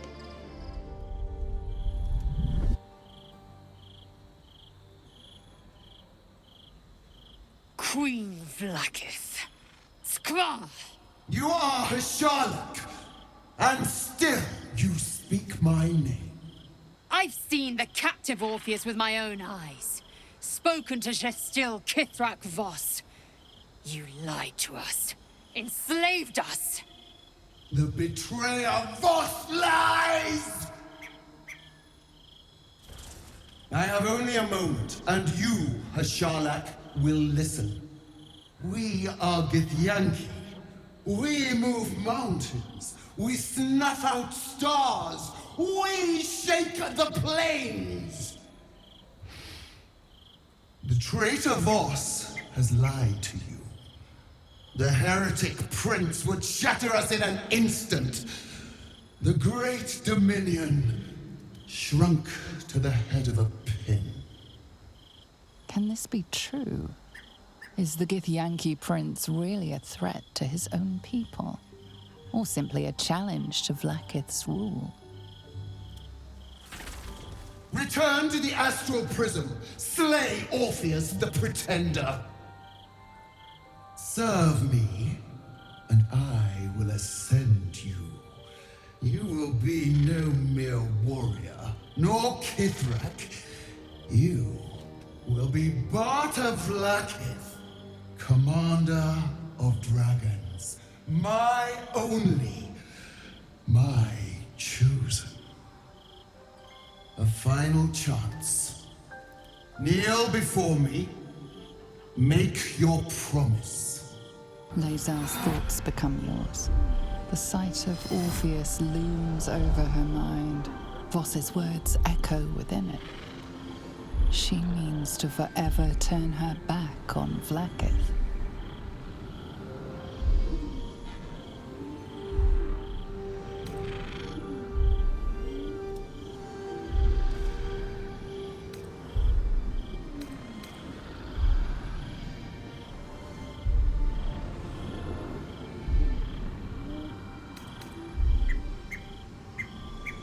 I gave you my faith, and you called me traitor. I gave you my life, and you ordered your knights to hunt me. I have witnessed too much, and you have given me too little. Finally, I can see. Orpheus will live, and I will hear his creed. This is my word. Your word is nothing! You are nothing! The Githyanki will bring you. I will tear your flesh from your bones and devour your skull's marrow while you beg for death. I will consume you. I will unmake you.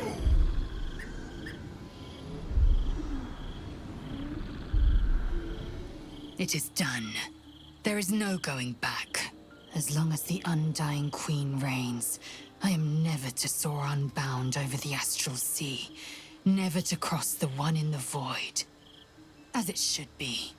Better a short life built on truth than immortality woven of lies. Better to unite the Githyanki under a prince who would free their minds and honor their bodies. So why do I feel so bitter?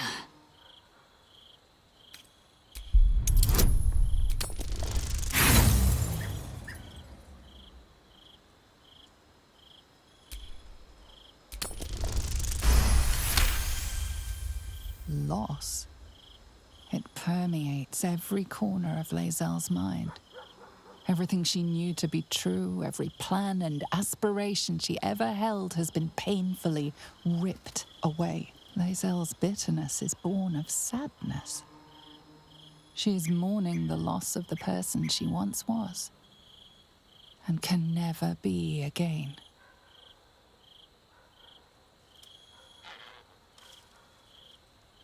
How well you've come to know me. But in truth, she didn't take everything. I have what I have gathered for myself. I'm more to a new regent, a new land, and new allies. Vlaakith cannot unmake she who no longer exists. And so, from the old battle cries is birthed another. Shma Salar Orpheus, Ma Stilna Forgin in Yeri. Orpheus's will above all. May the comet blaze my path forward. Orpheus's freedom is my want and my need. To deny his freedom would be to deny my own. There will come a time when I can think about myself beyond the Lich Queen who enslaves the Githyanki and the prince who would liberate them. But that time won't come until the Prince of the Comet flies again.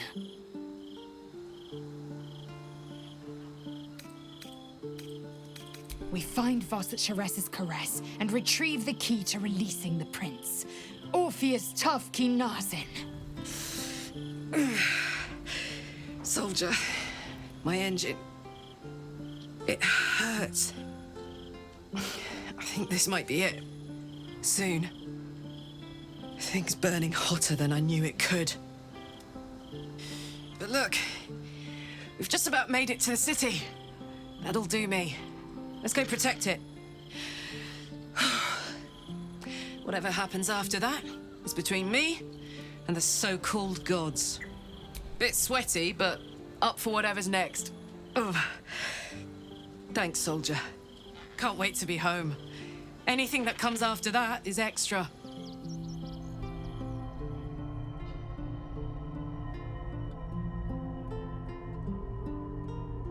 How did you? Oh, it's you. I must have let my mind wander. Enough for you to wander in. Forgive me. I am drained. Ever since you killed Ketheric and took his netherstone, The Chosen's control of the brain has been brittle. It's rebelling against Orin and Gortash fiercely. I suspected that when we took Ketheric's stone, the brain would begin to break free. Those brain quakes confirm that my suspicion was correct. I do not know what happens now when it receives their orders, and I do not dare guess. You feel the Emperor's fear as if it were your own.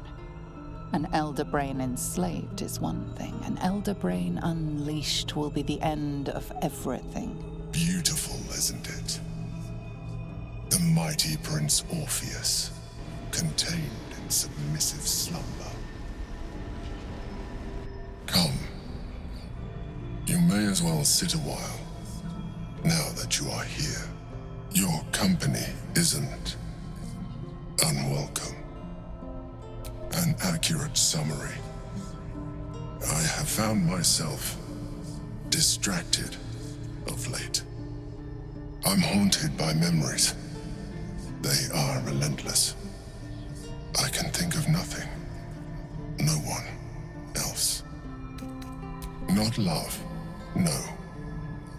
What I had with Belen Stelmane was much more than that. It was unique, at least when she was alive. You thought you were my first ally. Far from it. I have long sought the allyship of others. It is the only way to succeed. Though my relationship with Berlin was different from my relationship with you. In a way, but not the way you're thinking of. In life, she was my business partner, back when we ran the Knights of the Shield. A difficult task for a mind flayer. Duke Stelmane trusted me, and the city trusted her. I conceived the plot, but Berlin took center stage. It was she who met with the merchants, politicians, and patriarchs. It was she who negotiated deals and signed off on agreements. Her rooms played host to the most important conversations in the city. Together, we brought order to chaos. At its height, everything that happened in that city went through the shield. Through us. I could not have done any of it without her. Just as I cannot do any of this without you. But now, she is gone.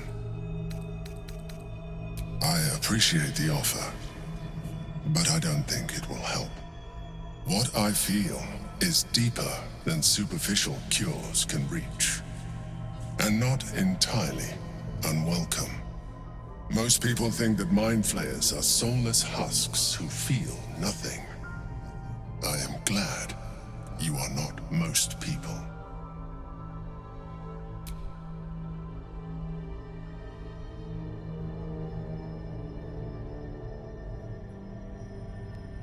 Another quake. The brain is rebelling again. I need to focus. And so do you. You must hear me, Devil. I will do whatever it takes. Give you anything you ask. There is only one thing in this world that I desire. You do not have it. And you never will. The Kithrak? What deal would he make with this devil? You must help me, Raphael. For the sake of my people. Hush now, Voss. These guests may not know it yet, but they want the same thing that you do. And unlike you, they have something of value to offer in return. Lae'zel, Talak Magir. The devil holds the key to freeing the Gith people. Right here, right now. You could seal our fate.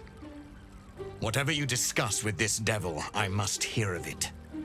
Find me below in the tap room, once you're loosed from his claws.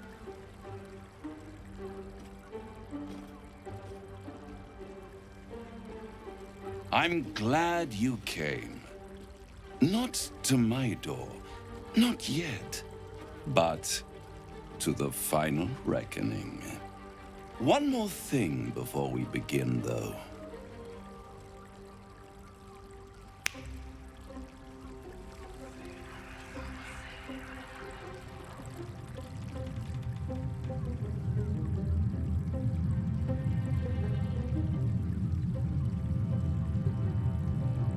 For the first time since the Nautiloid, your mind is clear. It's unsettling. Wouldn't that be exquisite? But no. I'm afraid the tadpole is still there. But I did shut out your other visitor for a while, so we can enjoy some privacy. The Illithid can't hear us. Huh. What's the catch? I'd ask you to be patient, but you've been patient enough. Now is the time to speak plain. I'll admit, you've impressed me. I wasn't sure you'd make it this far, but no matter how far you come, you're still on the road to ruin. A road that leads directly to a confrontation with the Elder Brain. At best, it will kill you and everyone else in this city. At worst, it will assimilate you, and you won't have enough free will left to even wish you were dead. You have the key to destroying it in the palm of your hand, though.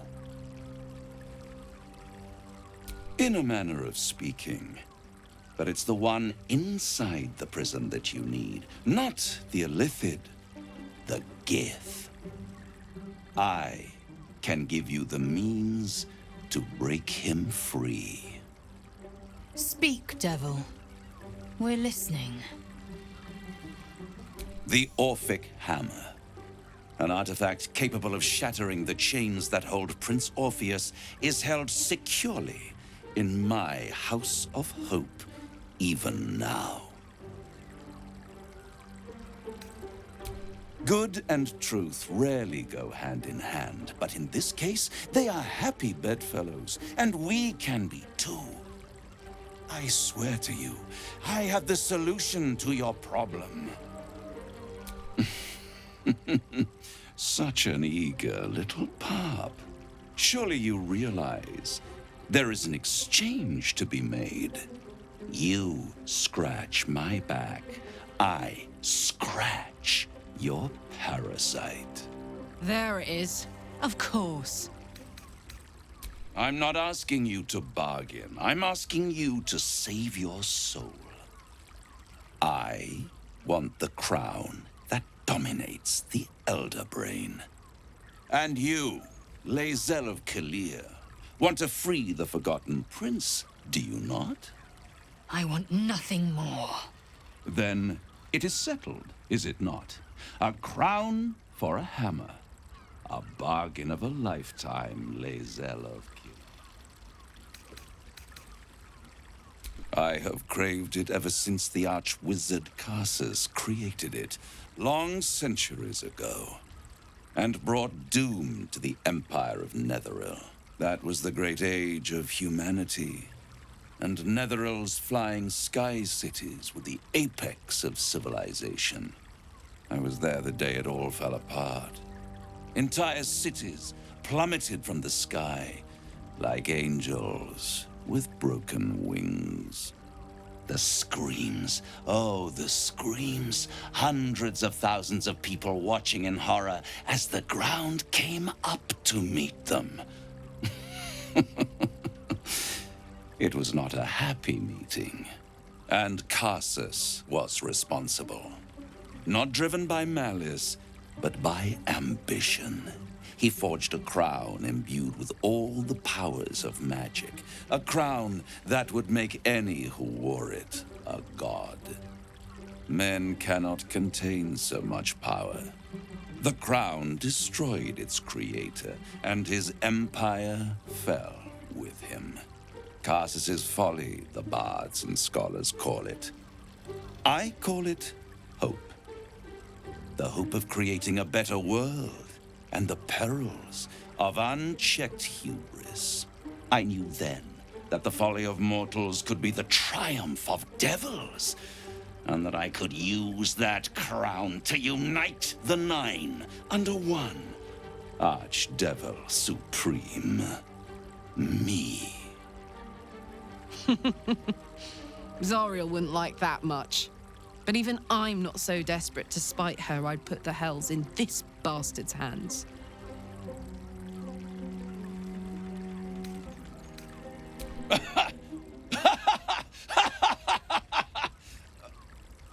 Oh, I'm sorry, you were serious?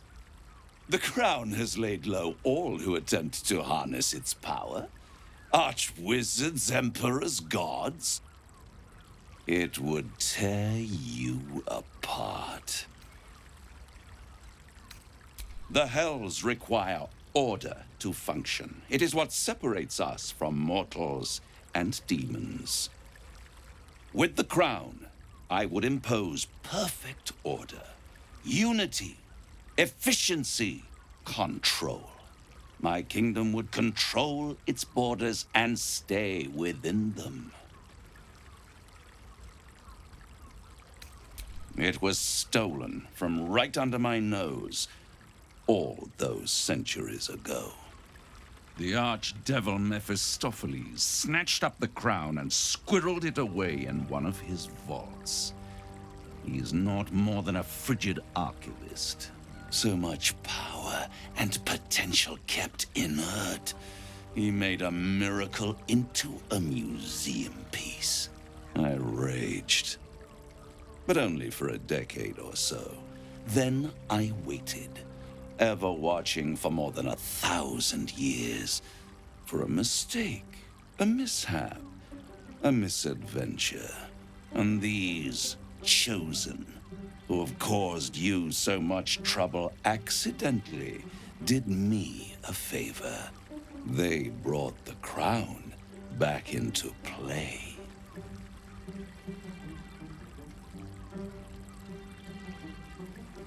Yes, it does. Especially when I see what a bloody mess they've made of their whole scheme. They must have raided Mephistopheles' vault. Impressive, I must admit. But they'll be dead soon. If you don't kill them, the Elder Brain will. It doesn't have feelings in the way you'd understand them. But it seems rather angry. It is inevitable. When you destroy the brain, and you will because you must, the crown will be yours for the taking. And when that moment comes, you give the crown to me. In exchange, I give you the hammer now. A simple transaction, it seems, but it's more than that. He's offering you an alternative to the mind flayer in your head. Take Raphael's deal and you could free Orpheus. With Orpheus free, you would have no need to rely on the Emperor. But there's no guarantee that Orpheus would be on your side. And if you take the deal, you'll have to fulfill it. You'll have to deliver the crown of Karsus to the devil himself. He claims his ambition is to unite the hells, but can he be trusted to stop there? Do you trust him more than you trust the Emperor? Skvar! We should do as the devil asks.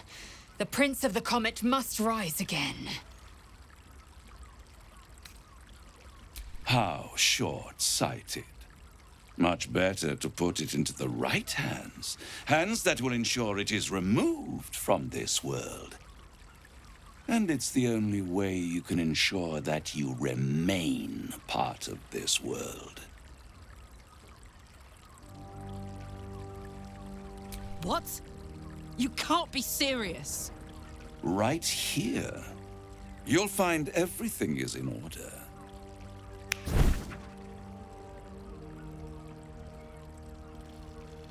The moment I have your signature, you will have the means to free Orpheus. The hammer. You guarantee the crown will be mine once the brain is defeated, and I swear that I will never use the crown to dominate a mortal. I will come to collect. If you refuse to give me the crown, I collect your souls instead. And then we all gather in the House of Hope. Me dressed in my finest silks, you skinless, hanging from a hook to watch as your world dies. I won't stop you, but time is running out, so don't stay away for long. If you see reason, I'll be here, waiting, right up to the moment the world ends. There you are. I thought I'd lost you. Something was blocking me from hearing your thoughts. Raphael. Well, thank you for your honesty. Of course, I should have known the devil would come sniffing. The stench of impending chaos is irresistible to them. And what did he want with you? How interesting. No doubt he impressed upon you the need to do so. And what did he want in return for this knowledge? Giving a devil what he wants sounds like a brilliant idea. Tell me, you turned him down. Good. I am glad. But be careful. The devil is like a cockroach. No matter what you do to it, it will always come back. I doubt this will be the last time you are approached. I trust that you will continue to remember who is really on your side. Without my protection, you cannot defeat the Elder Brain. You cannot even get close to it, no matter what the devil whispers in your ear. Voss, friend to the Comet. Lae'zel of Kalir, warrior of warriors. Tell me you took the devil's deal. Tell me you will free Gith's heir.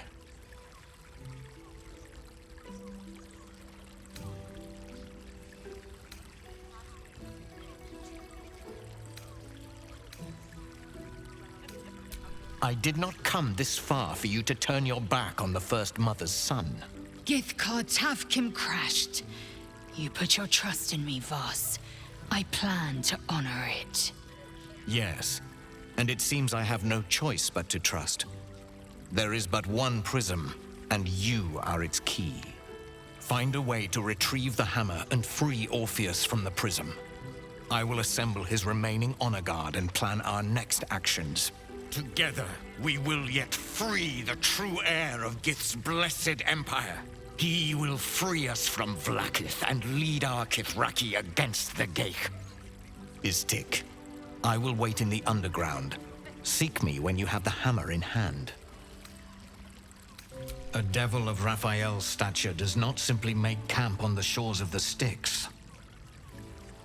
He will have made a sanctuary for himself, a lavish one too, one that caters to his many vices. The House of Hope. We must find a way in. The House of Hope, you say? I couldn't ask for a name more fitting. Every house has an entrance, Istik. Even those in the Hells. You must find it. The Prince of the Comet aches for Githyanki liberation more than he abhors Geich. He might seethe when you free him. He might gnash his teeth and slander your name. But he will see reason. I promise you. You are wasting your time, and mine. Our true enemy is the Elder Brain. Focus your mind there. It is the smell that strikes you first. Spiced ceremonial oils cut through with the copper tang of blood. In the candlelight, Zevlor might almost be sleeping, but his empty eyes stare. His lips slack around a curl of parchment, poking through like a yellowed tongue. A message.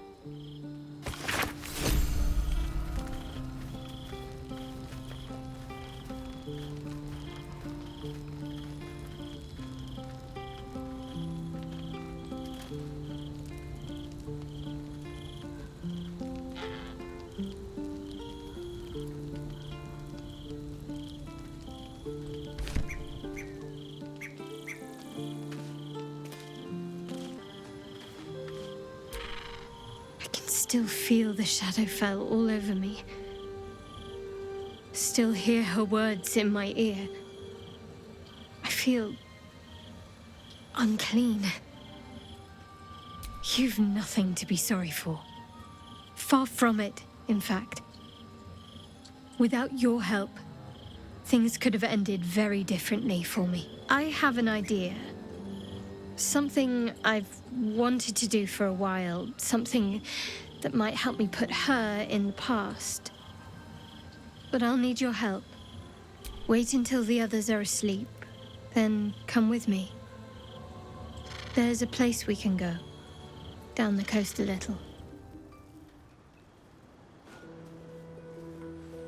This will do. Take off your clothes.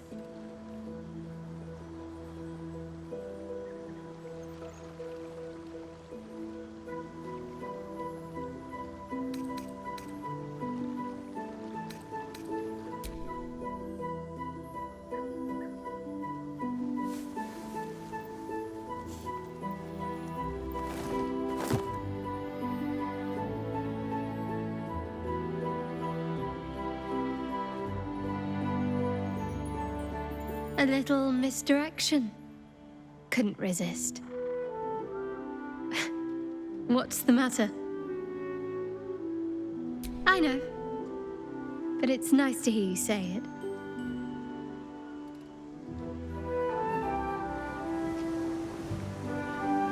I don't know if I can do this, now that I'm here.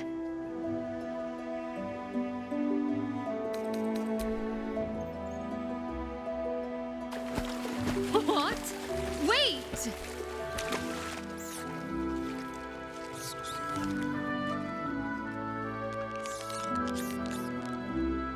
Oh, hells, that's cold.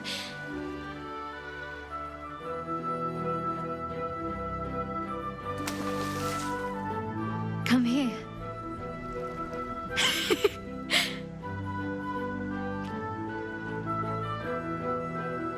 Thank you. I needed that. I needed to know I can face things without Shar.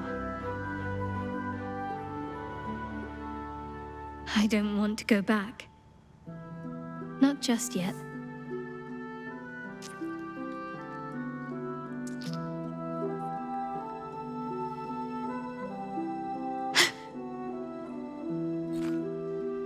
Just a pebble.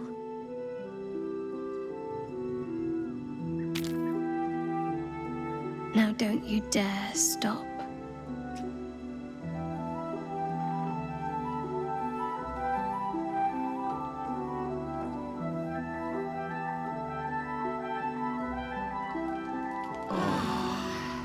Stand down, villain. In the name of the Steel Watch, aggressive action will not be tolerated in the presence of the patriarchs of this proud city. The Steel Watch appreciate your cooperation, citizen. Dearest patriarchs, but a moment. I must greet a most honored guest. My friend, forgive the cold welcome. My Steel Watchers are eager watchdogs, for the good of the people, I'm sure you understand. Lord Enver Gortash at your service. I understand congratulations are in order. Thorm's defeat hasn't gone unnoticed. You're known for who you are and for that nether stone that you carry. You know, it takes all three to control the brain. Without Thorm's, it's become vexingly willful. The quakes are a clear warning. If nobody steps in soon, it'll free itself from the authority of the Crown. I expect it'll start with turning the Sword Coasts infected. You among them. That prism of yours won't last indefinitely. Next, the grand design. The Mind Flayer Empire reborn. If we're lucky, we'll become slaves. If we're unlucky, well, not the most thrilling of prospects, but it's a fate that can be avoided. If you and I come to an understanding, together we can still restore authority over the brain. Of course. Gortash always did have an eye for opportunity.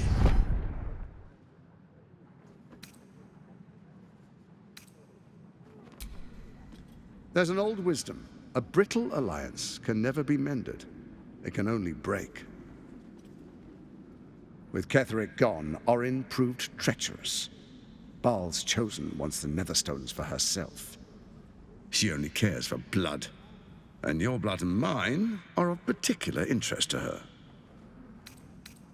You've met her assassins. Efficient killers, by all accounts. I know you survived previous encounters, but she won't relent. Orin changes shape faster than you and I change clothes. You know, she's tricked you before. She's targeted me as well. I'm well protected, but she's extremely good at what she does. If Orin obtains all 3 Netherstones, she'll plunge the coast into chaos and paint the city in blood. I can't let that happen. I want to lead this city to glory, not scorch its earth. I'd like to propose a pact, a divine oath sworn upon spirit and flesh. I do no harm to you, nor you to me. Furthermore, you'll have nothing to fear from my steel watch while our pact stands. Thorm's stone is yours to keep. When you slay Orin and take her stone, you bring it here, so the 3 are united once again. Together we rule Faerun as kings. No, more than kings. Gods. We rule as the Absolute. What do you say? Shall we be allies? I can detect no deceit. This alliance could serve us well. And if it does not, well, we need not honor it.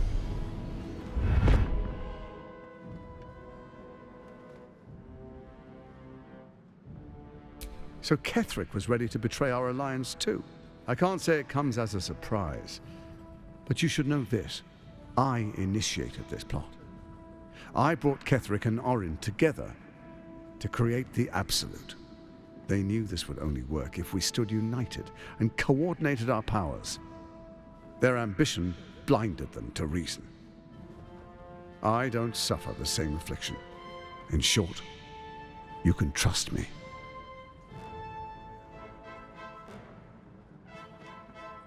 Then let it be writ by the black hand of Bane.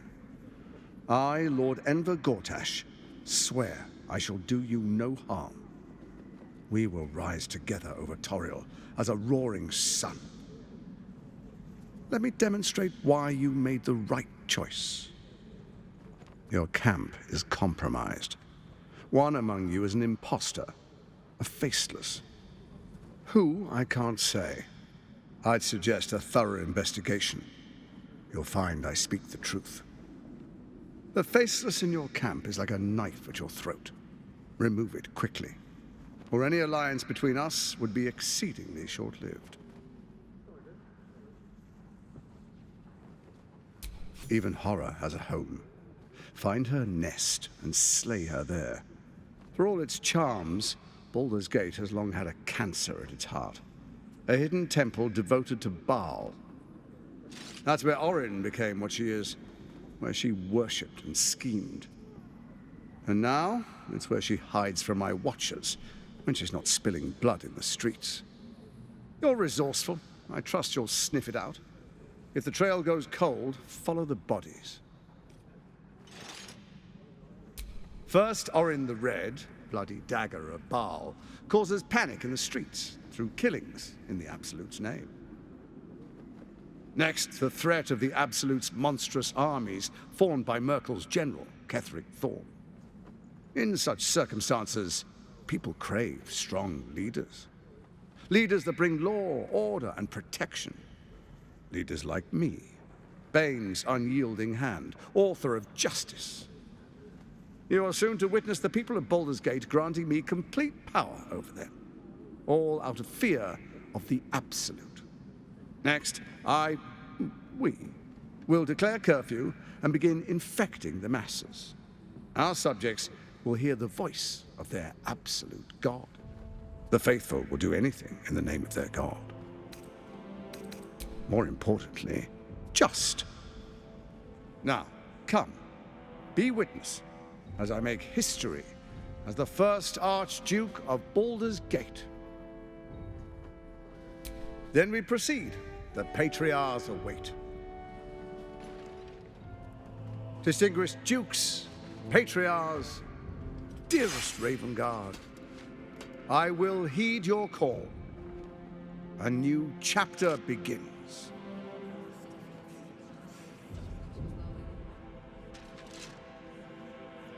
Enver Gortash, swearest thou by Baldur'S blade to defend the citizens of Baldur's Gate from enemies within and without?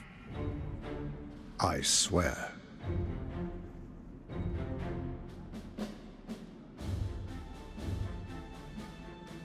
Swearest thou true faith and fealty to the same, by word, deed, and decree, so that none may suffer? I swear. Gathered guests, grant ye consent?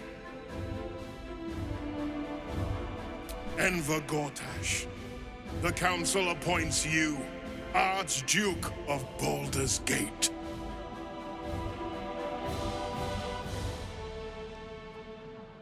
My friends, the Steel Watch stands ready. Let its blade fall on any who would diminish our city. And you, honored guest, will find me in my office above when you return. Do not come empty-handed. What did I tell you? A momentous occasion. I'm sure you agree. And to think, the drama's just started. You see, Gortash has had Wyll's father relocated.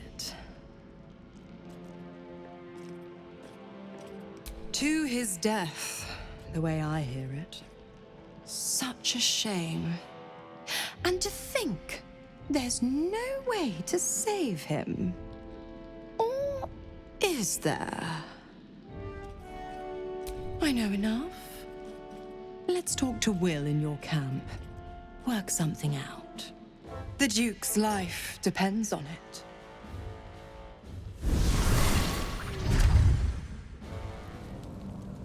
You're too late. It's over. The Steel Watch happened. I came seeking allies to our cause. Watchers spotted me, dragged me to Older Ravenguard's husk.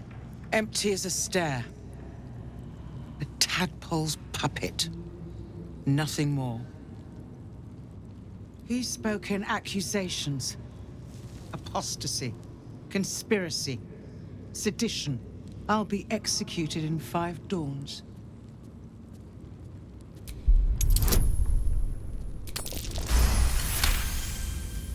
When the people need a miracle, you cannot wait for the gods to answer. Older's words. I'd almost forgotten. No more sulking. I know what to do.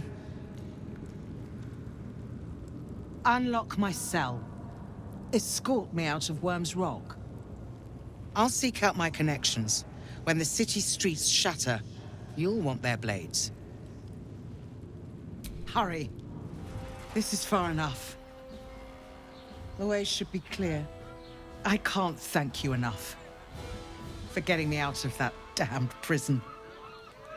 And for giving me courage when I'd all but run out.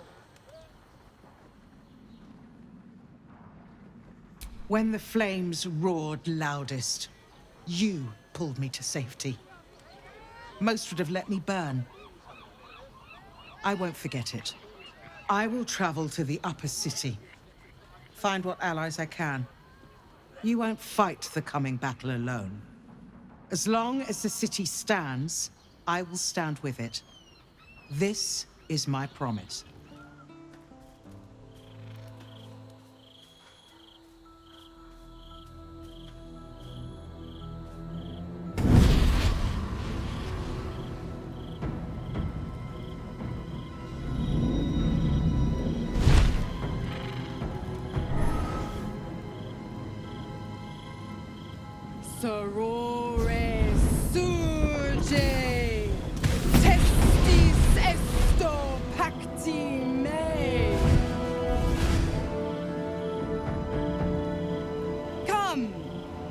Sisters, be my testament.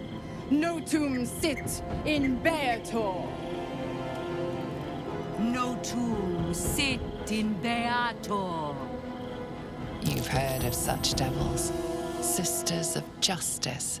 Adjudicators of diabolical contracts and bargains. Holy hells. Fina, Cirrus, arbiters for the hells, exemplars of justice. Your parasite links with Wyll's, and your memories flow into him. He sees his father's flight from Worm's Rock, and hears Mizora's words to you. Shit. Where did Gortash send my father? How do I save him? Sisters. Infernos contractos te vocamus. Infernos contractos te vocamus. Infernos contractos te vocamus.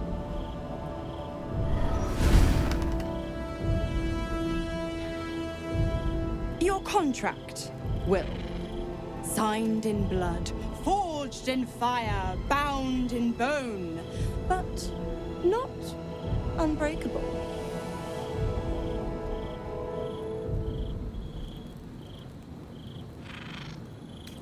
No contract is ended without sacrifice. A cost must be paid.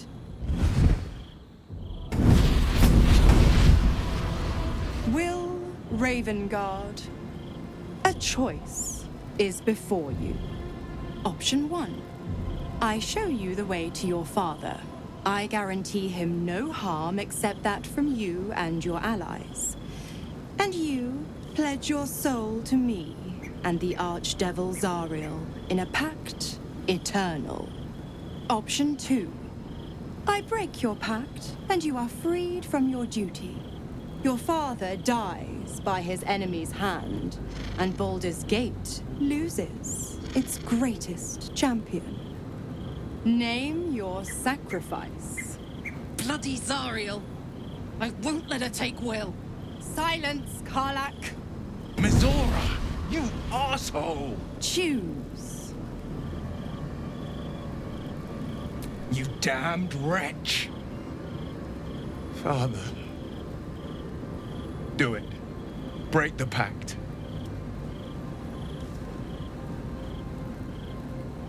Fiat ita. Fiat ita. Anima ad beator.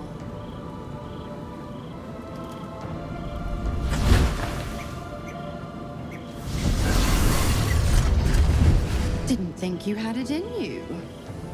Seems my boy's all grown up. And don't go fussing about your father. You made your choice. You knew the terms. You know what?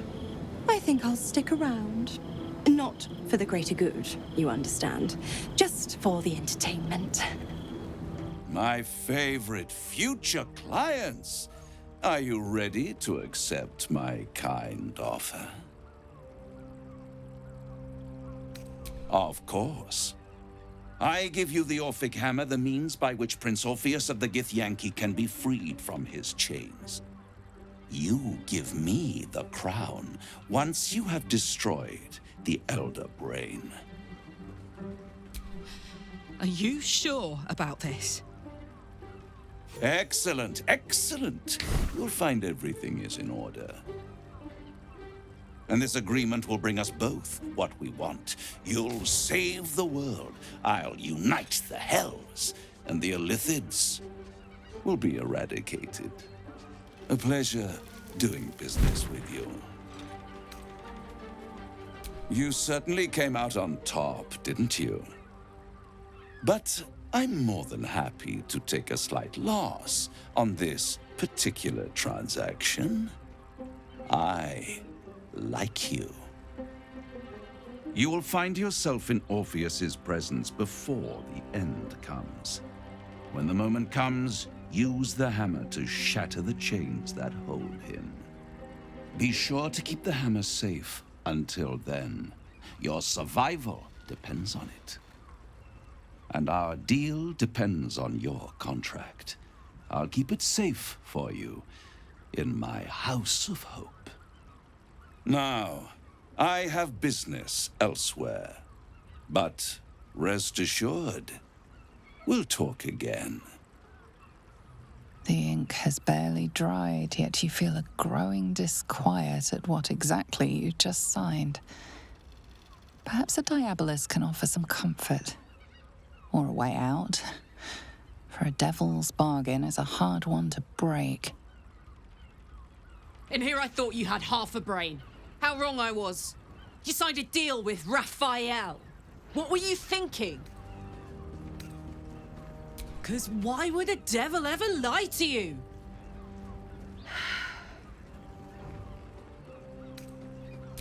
What if you change your mind about giving him the crown?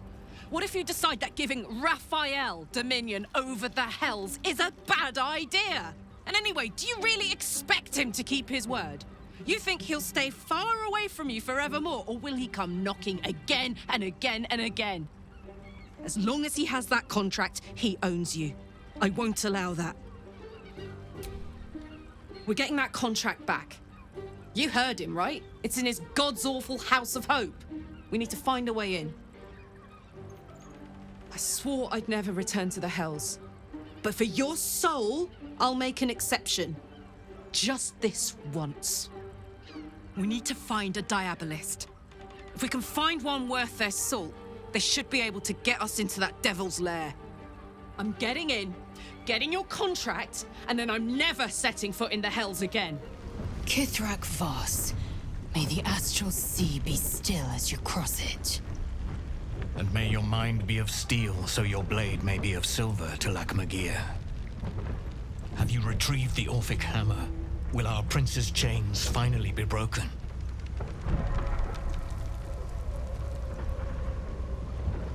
The Prince of the Comet is not dead. The Prince of the Comet will come again. The Prince of the Comet will liberate us from the Lich Queen's tyranny. The prophecy is one step closer to fruition. Gith's son will soon ride against Vlaakith Voss, and I will follow him into battle. And you will wield the greatest gift Mother Gith ever granted her dauntless children. A silver sword. I will carry it for the honor of Gith, the great liberator, and her unforgotten son. Istik, now that you have the hammer, you must find a way to enter the astral prism. Once inside, smash Orpheus's bonds. His cry will shake the plains, and I will fly to your aid. The Prince of the Comet will sear the heavens again. First we'll defeat the Absolute, then we let the Lich Queen tremble. Think again. I will not permit your entry.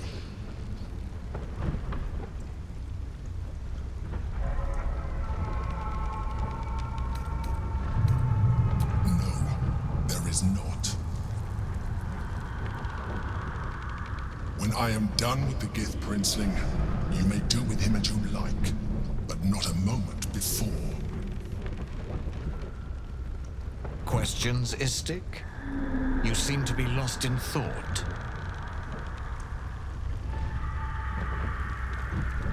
Yes, but you will meet this challenge, as you've met so many others.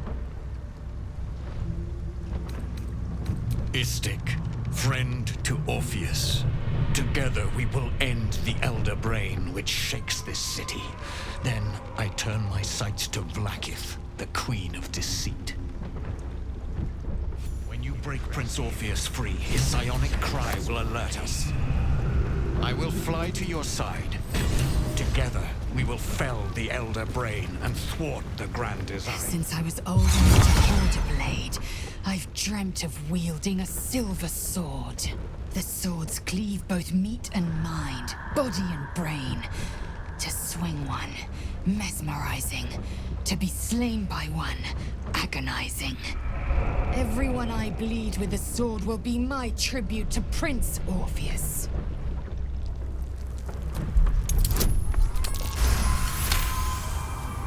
You recall another fact about silver swords. The Githyanki forbid their use by all other peoples. Only Only Gith's children may wield swords of silver, unless a Githyanki grants the right in exceptional circumstance. The illithid grand design nears. The true heir is shackled. These are exceptional circumstances. I grant my allies the right to my silver. Is that truly you? Oh, I thought I might never see you again. No, you need to leave. Put as much distance as you can between yourself and that monster.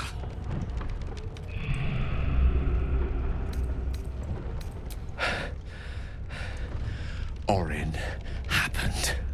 She snatched me up from our camp, brought me down here to her temple.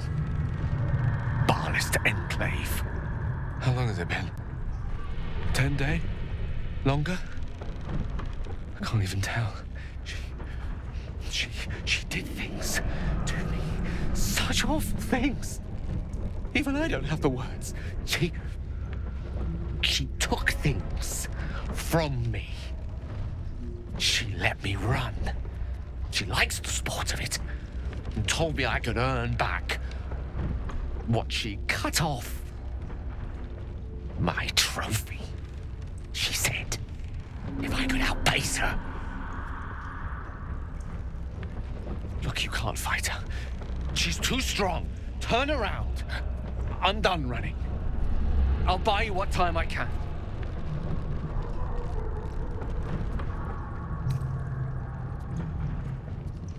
You face her already.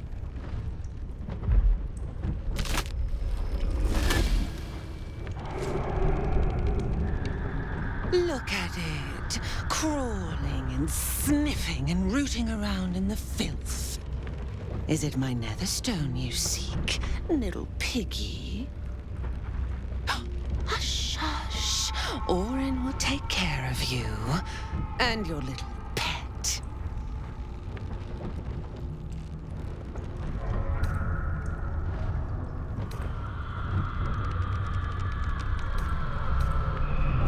Nothing. No, not a thing. Still gasping and gagging on the foul airs of Baal's temple. I will not slice. His kind die too easily. The murder lord demands a better offering. Something new, sticky, sweet, and delicious. He wants you.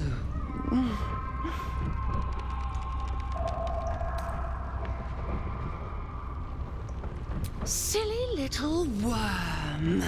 My God is always with me. He shudders to see how my blades plunge into soft, surrendered flesh. You are dull. A blunt blade unfit to flay.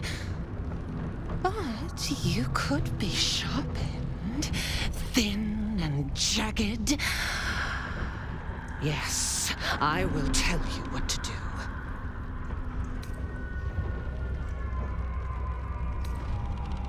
No, no, not here, not now. The tyrant must fall first. You heard Gortash's whispers. I see how your skull swarms with his promises. He whinges and wails over the crown of Karsus, wanting to command it without me. Oh, how I long to slit his poxy smile from ear to ear. But I can't touch him. He bound my blade when we first conspired. Gortash didn't want me at first. Didn't trust me. Got me to wag my tongue, swear an oath never to hang him from the hooks. Drip drain him into father's open jaws. You must kill the tyrant. Take the netherstone from his corpse and bring it to my temple. There we slice and shred each other. The survivor claims the stones. What's left of the other is Baal's. Agree, and I will bring my assassins to heal. They watch you always, longing to spray the crimson from your veins. Refuse me, and you'll learn what happens to those who defy Baal's doctrine. So will your friend. Orin demands a fight to the death. The prize for the victor, the nether stones, and the chance to control the crown alone. Accept, and you must kill Gortash. Refuse, and your companion's life may be forfeit, as might your own. Orin's assassins will hunt you like prey for slaughter.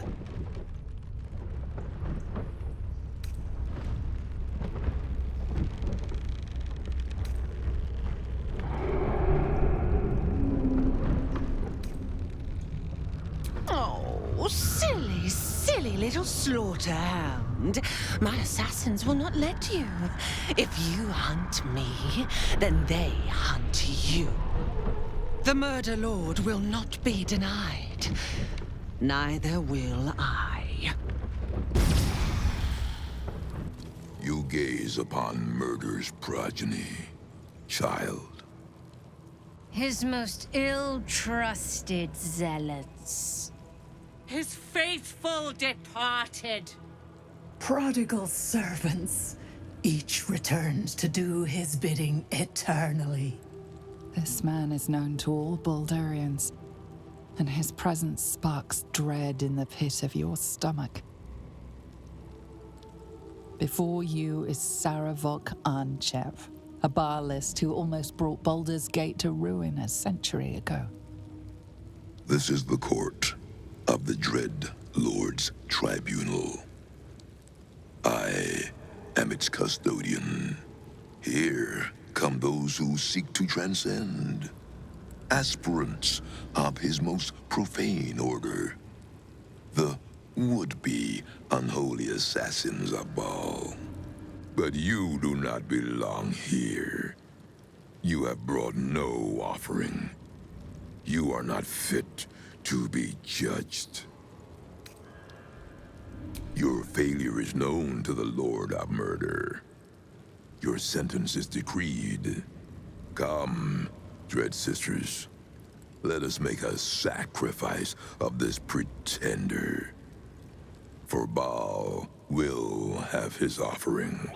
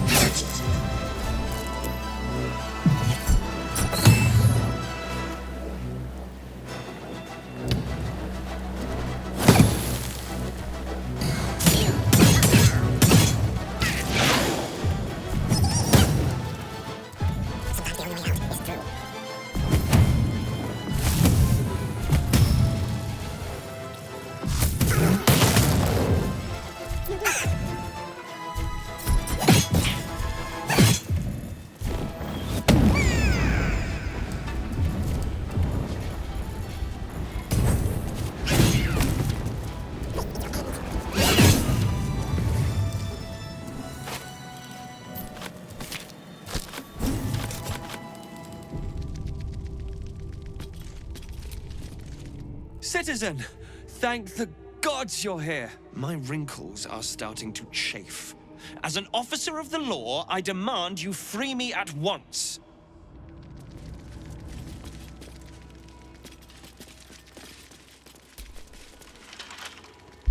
They're supposed to be locked up, not me. Get me out! Thanks for freeing me so quickly. No idea what those Baalist Burks had planned with me, but those chains were starting to chafe. Though I do wish you'd figured this all out before I, put the blame for Father Lorgan's murder on that poor refugee.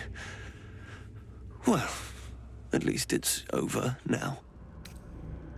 Well, I was enjoying a fabulous glass, well, several glasses, of some gnomish joy mead at Sharess's Caress when I came over all woozy. My joints stiffened up quicker than a brothel browser's loins. Paralyzed. My vision went black. When I woke up, I was in chains. Overall, a terrible ordeal. One deserving of a drink. I bid you good day, but it's been royally shite all round. You might not be finished. I am. It's plain to see that I'm well out of my depth here. But you gave these reprobates a proper seeing to. You clearly have what I don't. Courage, insight, heroism. The city needs you. I overheard these pigs talking. There's a Baal temple deep within the old Undercity that the cult is using. A century ago, it was destroyed by a group of heroic sorts. Let's hope history repeats itself, eh? Hush, hush. I hear footsteps trip-trapping on the Murder Lord's stones. It refused the Murder Lord's command and comes crawling into his sanctum with the tyrant unpulped. I know what you did. Spilled my grandfather's crimson. He was mine. He showed me how to slice and slit. He guides my dagger still. Oh, did it think it could protect? Did it think it could save? Only the blades can offer salvation.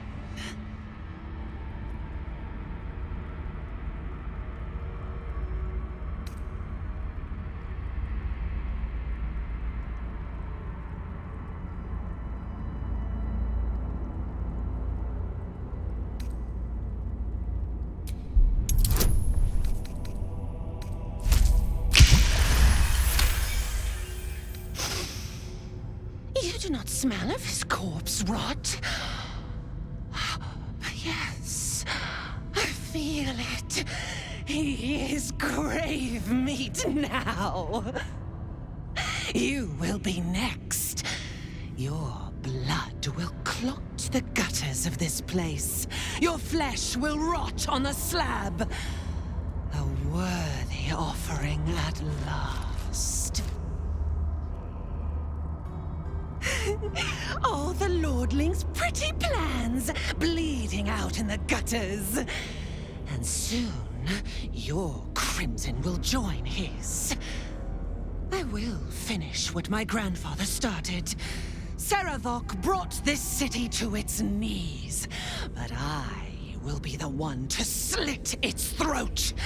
I am Baal's chosen. He did not fail. He carved the bedrock on which I will erect Baal's cathedral.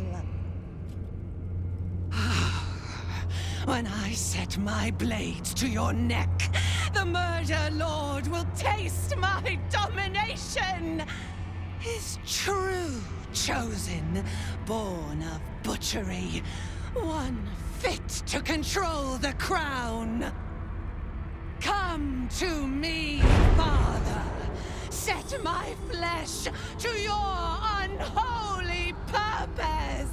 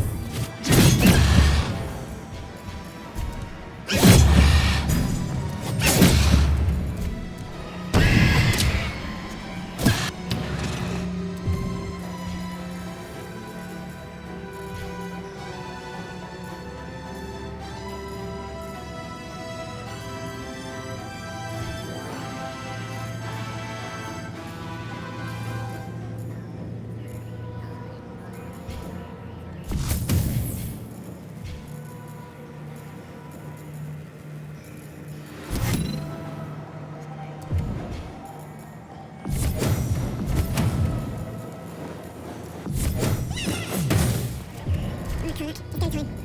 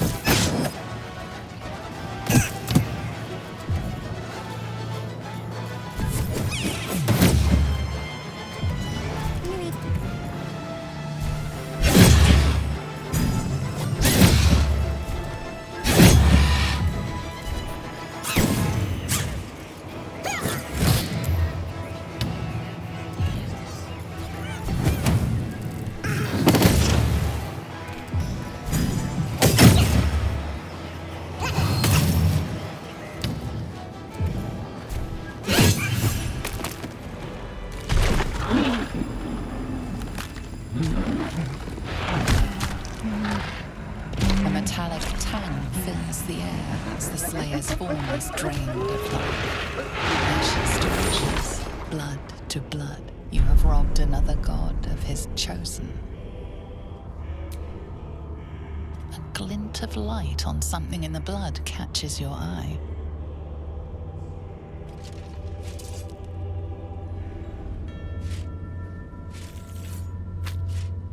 A netherstone.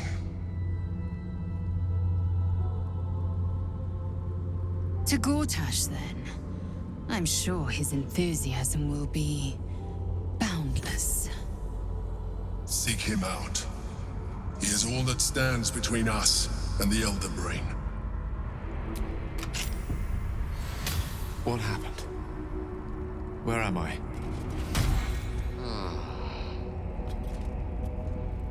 Your interventions are more timely than those of the gods themselves. I owe you my thanks. And my life. Not sure I've got the energy for any vigorous adventuring after all that excitement. I'll be back at camp, counting my blessings. I've been threatened with the sharp end of a dagger before, but never with such a monster as Orin holding the blade. Certainly would have been a disappointment to spend so long resisting the instructions of my own god, only to die as the plaything of someone else's. Not sure I'll ever truly recover from the embarrassment of falling for her tricks, but physically, I'm absolutely fine. Rather well rested, as a matter of fact. Whatever modicum of reason lurked in that warped mind of hers led her to spare me rather than skewering my corpse over her temple door. I hope we never see Orin's like again. Mind flayers and absolutists I can handle, but she was nothing but cruelty and carnage.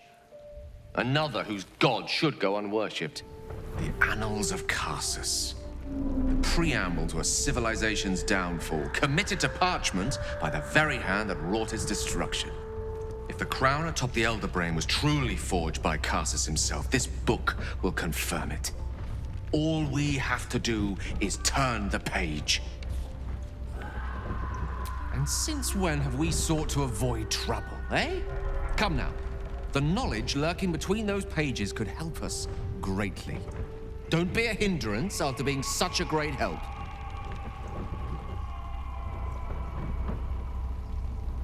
Then we ought to make time. This could be the answer to everything.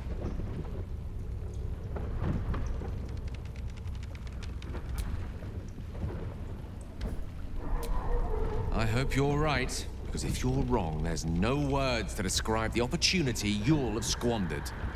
Literature department. Can I help you?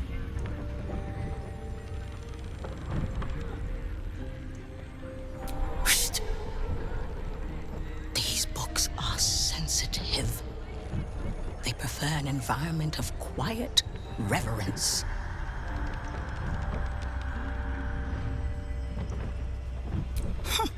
Bold. You might have heard that our library has a collection other shops would lack the skill to curate. us.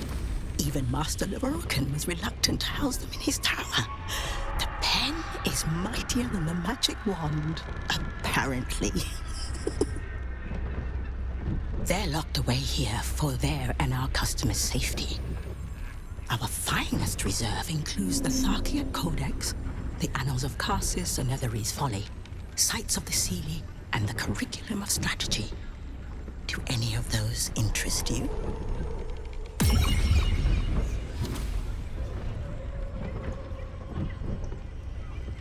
It is said to be written by Lord Karsus himself, the Netherese arcanist who attempted to replace the goddess Mystra, failed, and was banished for the attempt.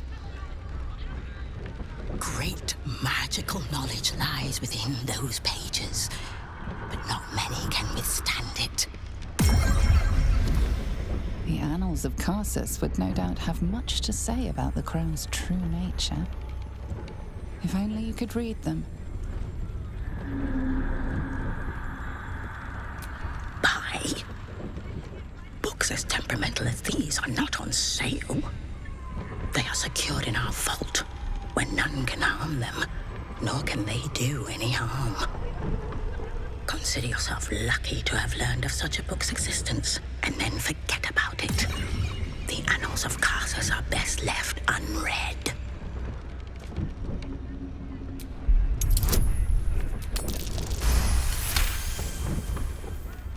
Customers like you are why I prefer the company of books.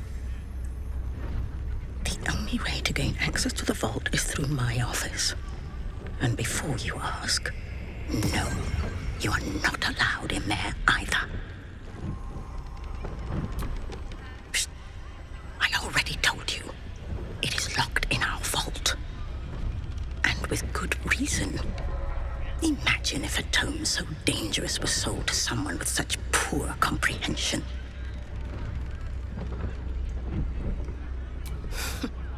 You certainly have.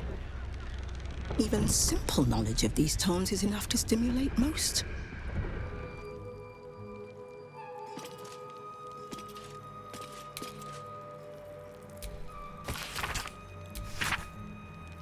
Quite some valuable knowledge hidden between these pages. These notes are no mere diary. These are the visions of Karsus himself. Designs for the crown he hoped to forge. And the new form of magic he planned to create with it. It seems Raphael was telling you the truth. The crown you saw atop the Elder Brain is indeed of Karsus's making. Reunite the crown with the Dead Three's netherstones, and Karsus's design might yet be completed. You could wield the power of a god. Between you and the crown, there's the small matter of the Elder Brain to contend with. Not to mention the deal you made with Raphael. For now, whatever designs of your own with regards to the crown will have to wait. But not for long. It will be in your hands soon enough, and you have quite the decision to make. Gale of Waterdeep, as I live and breathe. As do you, I'm glad to see. I hear you've been browsing in the most esteemed of Emporium's sorcerous sundries. Indulge my curiosity. What wonders did you discover there? The truth, Elminster. How Karsus's crown could yet be reforged or destroyed, as the case may be. Perhaps now you understand what is at stake here, my boy. Though what Mystra asked of you was extreme, it was not without merit, nor demanded lightly. She bids you come to her holy shrine in the Stormshore Tabernacle. There, she will grant you an audience at last. If it was up to her, I'd be a pile of ash along with the rest of the shadow-cursed lands by now. Can't imagine what she has to say to me. Sorry, perhaps? She does not make such a gesture lightly. The hourglass, measuring our time for such alternatives, has but a few grains remaining. If you will not hear it from me, hear it from your goddess. What truths she has to offer are for your ears alone. Gale of Waterdeep. Godspeed. So all it took to get Mystra's attention was to learn how to reforge an artifact that once destroyed her. It's obvious when you stop to think about it. Well, I doubt it's an apology for asking me to die on her behalf. Whatever it is. If it's important enough to send Elminster, we can be damn sure she's serious. This is a conversation that's long overdue on both sides. I owe it to her to hear her out. Come what may afterwards. After you. There she stands, just as Elminster promised. Mystra, goddess of the weave, mother of all magic. The old man wasn't lying. She's opened the summoning channel. Can't you feel it? Gale's right. The very air around the statue crackles with magic. It sets your teeth on edge. A stream of pure, undiluted weave. I only have to reach out, and it will carry me to Mystra, wherever she may be. Your goddess calls. Serve her or denounce her as you will, but you cannot ignore her. Time was, I'd have given my right arm for a chance to speak with Mystra again. The left one, too. Maybe a knee. Am I? You're right. I am a strong, capable wizard. And this is no more than a casual reunion with an ex-lover. My omnipotent, omniscient ex-lover. I always wonder what being nervous would feel like. I hate it. During my time locked away in Waterdeep, I prepared a quite comprehensive speech for her on the subject of our former relationship and the manner in which it ended. Alas, recent events have rendered the majority of it moot, so I'm gonna have to improvise. Unless you have any words of wisdom to impart before I go. The summoning channel Mystra has provided is one only I can enter. No matter how much I prefer not to face her alone. Mystra's forgiveness? If you want me to claim the crown of Karsa, she'll hardly be in a forgiving mood after that. I think it's best I keep a cool head going into this. Approach it like a particularly high-risk round of 3 Dragon Ante. I'll let Mystra show her flight, and then I can see how strong a chance we stand of winning the gambit. I'll only be gone for a matter of moments. The Outer Planes experience time quite differently to our own. Wait for me. Please.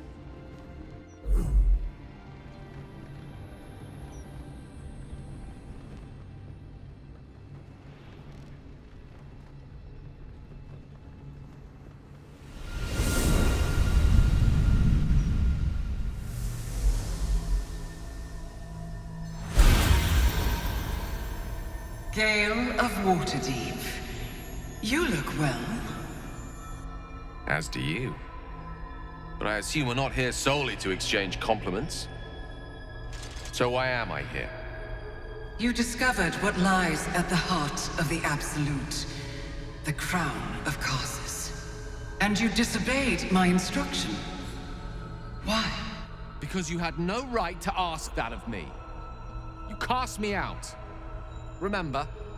You were my lover, my chosen. Yet still you know so little of me. The past cannot be undone with self-pity, nor can a future be forged. Only with the truth will you see the way ahead. The fragment of magic you tried to return to me was not of my creation. It was the Karsite weave. It is a corrupted, half-born magic, wrought in the brief moment Karsus ascended to godhood. It hungers for power, just as he did, and it can never be sated. You unleashed something that would consume all magic in existence, and yet you thought only of preserving yourself. So that's what you're scared of. With the crown of Karsus reforged, I could take control of the Karsite Weave. You can no more control the Karsite Weave than a weather vane could control a storm. That it entered your body and consumed no more than your powers was a miracle. But we will not be granted another. The only reason the orb sleeps is because I have allowed it to feed on the true weave. A temporary measure, but one that will not be enough to save us. With each day that passes, the Elder Brain threatens to become a new kind of god.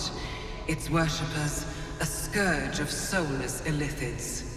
If you will not use the orb to end this abomination, then you must find a way to separate crown and host. When you've done this, you must surrender the crown of Karsus to me. A great ask indeed. You've given me much to think on, as you always did. So be it. Follow the needle of your own wisdom. We shall see how truly it leads you.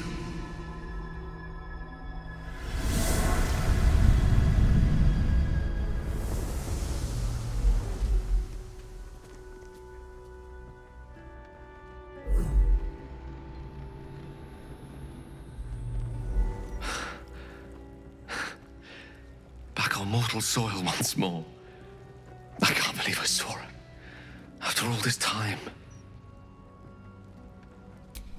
Relieved. Drained. Proud of myself for summoning the courage to go to her in the first place. And, if I'm being totally honest, a bit lightheaded. As if it wasn't enough to have seen her again. She didn't exactly summon me there for small talk. The Karsite Weave. Within me this whole time. I knew the orb was no ordinary ball of magic before it to be Karsus's malignant creation. Gods! How did I not see that? But I should have known. What right had I to go about declaring myself an archmage when I was as foolish as a common apprentice in setting such an entity loose? At least now I'm armed with the truth. And Mistra's expectations. Sounds like the door to redemption is open at last. All I have to do is walk through it, carrying the crown of Karsus. Thank you. There aren't many I'd trust to stand beside me on such a journey. Fewer still who would do so because they believed I deserved such a chance. If I could promise you one thing in return for your faith in me, it's this. I will use everything in my power to ensure we defeat this evil. I will not let you down. Now, I believe we've a date with an Elder Brain to get to. Shall we?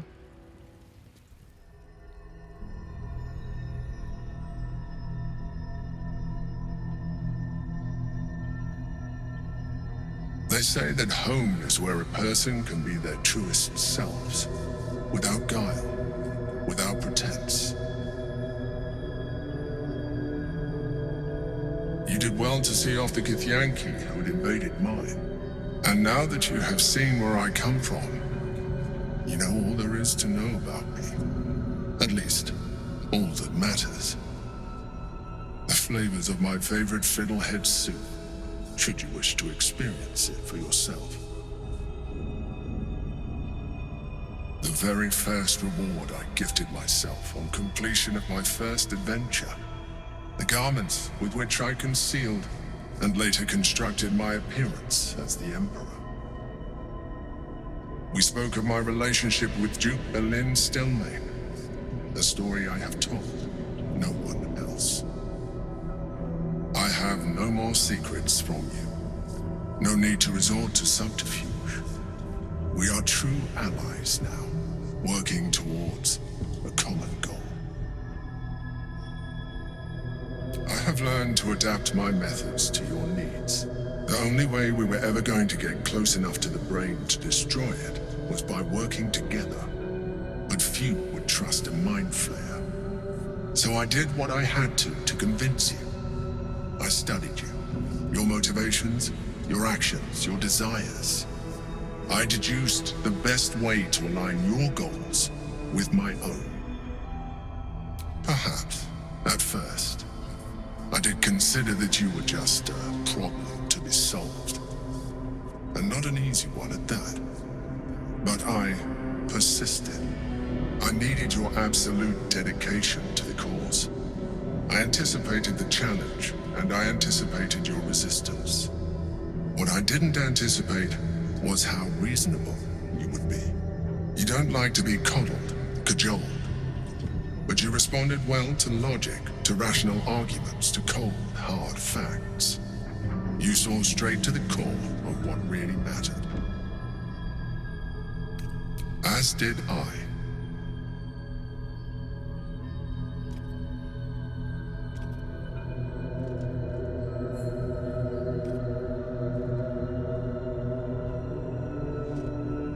Sometimes, I felt almost like we were dancing our way towards something deeper. I'm sorry. You're right. Now's not the time. Forget I said anything. Let's move on to more important things. The Elder Brain's hive mind has grown to monstrous proportions. And through the Crown's magic, it has complete control over each and every member. It was intelligent before, but now, with its hive mind established across the city, it is well on its way to becoming indestructible.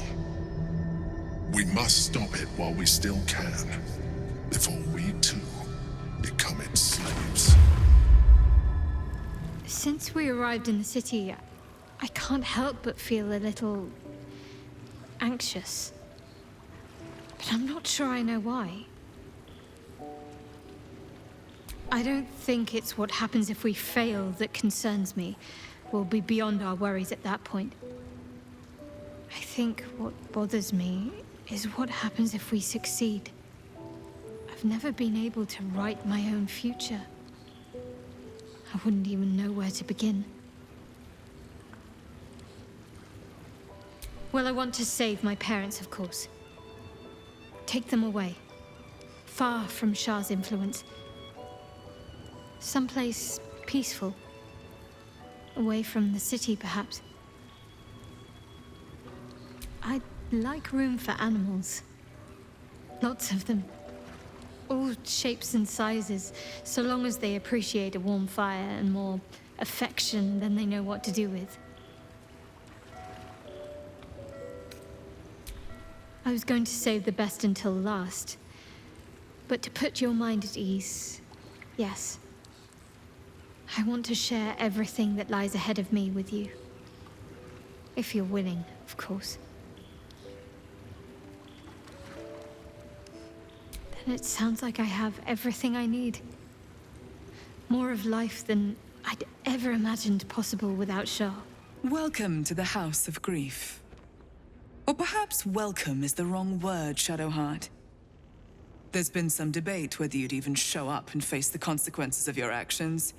I assumed you tried to flee, like a craven. Do I know you? I like to be on a first-name basis before I give someone a thrashing, ideally. You haven't changed one bit, have you? I hope you remember it all in the end. I want you to know how much of a failure you truly are. It will come. All in due time. As I said, in due time. First, you submit to the mapping of the heart. Only then can we know what is to be done with you. This is the House of Grief. We strive to help those whose hearts have grown heavy. Be it with anger, melancholy, grief, or treachery.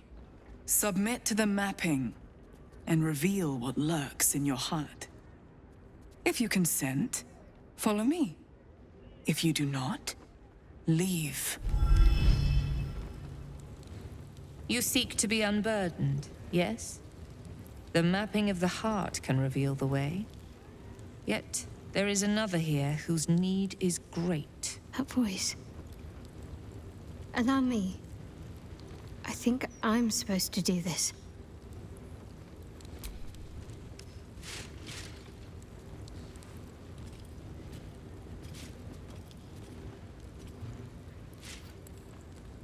Do you know why you are here? There is something I lost. No. Had taken from me. My family. My life. I want it all back. Loss is a gift, girl. Do you still not understand that? Now give me the true answer. What is your purpose in being here? The artifact. I was sent to retrieve it. At any cost. And who tasked you with this mission? The Mother Superior of Shar... It's you. Give me the honor of my name. In full. I can't. My memories... I know what's in that head of yours better than you do, girl.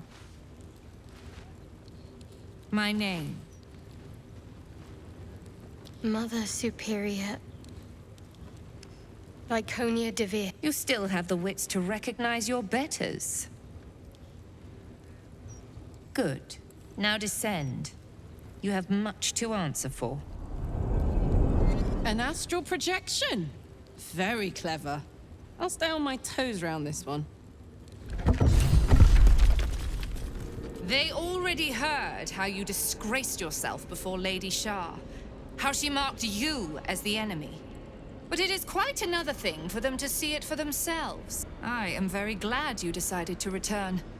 A cautionary tale such as yours will be studied by Lady Shar's initiates for years to come. But perhaps I can make a case for some small measure of mercy. Give me the artifact, and I can at least make this quick. Enough. I don't answer to you. Not anymore. I'm here for my family. That's right. I know what you did. And it's not going to be quick. This is your family. And now you have turned your back on it. The artifact was your last chance to prove yourself. And you squandered it. Such misplaced camaraderie. How about this? Surrender this one to me, now, and you can leave freely. And consider Lady Shar's forces your allies in the battles to come. As you like. Lilala! For Shar!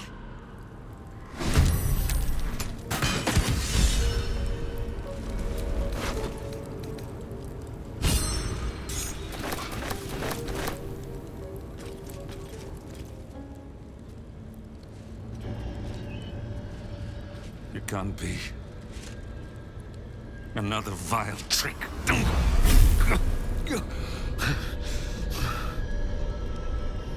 No.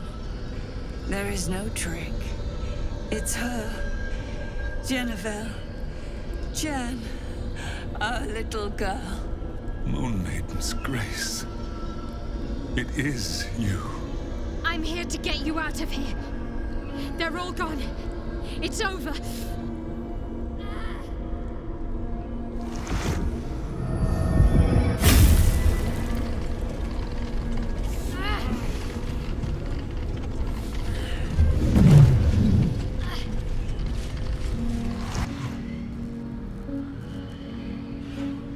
It is not over. You see, it matters not if you raise this place. If you slay every one of your brothers and sisters. That was never where my power resided. Every time you tried to step away from me, every time you tried to reach for Selûne, my hold on you bites deeper. If you had learned, if you had obeyed, there would be no pain. But you struggle on. You will make things worse for yourself. And for them.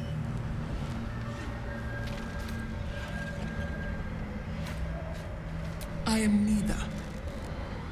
I am nothing. I am the empty room. The dreamless sleep. The shadow's shadow. There was no pain before my sister set the sun aflame. Now you exist to suffer. Until you find your way back to my embrace. Enough! I'm taking my parents away from here. I'm taking them away from you! You cannot. We are still bound to you. You cannot both free us and free yourself from her curse. The Moon Maiden needs you more than she needs us. You are the future. You must return to the fold. We are the past. And our duty is almost done. Eloquently put. His mind stood up well to his time here. The same cannot be said for your mother. Such brief, fragile lives humans lead. This is my final lesson. I leave you now to dwell on your mistakes and make your choice. Shar's parting words make your flesh crawl. There is no lesson to be learned here, only a family's torment, a spiteful goddess's whims, and an unspeakable choice to be made. She's gone. I don't understand. Shar will never admit defeat. Not until she has stolen one last thing from you. We cannot allow your future to be her last prize. Not after all your mother and I have endured. To see you again. Your companion understands, I think. Help her, please. Help her see what must be done. No, I can't. I came here for them. And you did. You found us. All these years, that dream kept us going. That you would break free. No matter what they made you do to us, we knew you were still in there. I knew the Dark Woods wouldn't frighten you. You were always such a brave girl. She was. And still is. You've saved us. Now save yourself. You'll be out of Shar's reach, and we'll be at peace. But I only just found you again after all this time. I can't lose you again. We'll still be with you. By the Moon Maiden's grace, we'll never be far. Please, Jennifer. Is this truly what you want? It is what we need. All of us. You were meant to be a guiding light for Selûne's faithful, but they robbed you from us. Now that can be righted, and we can rest. Help us, Jen. I can let go. Now I've seen your face again. Goodbye. Not goodbye. Not even close.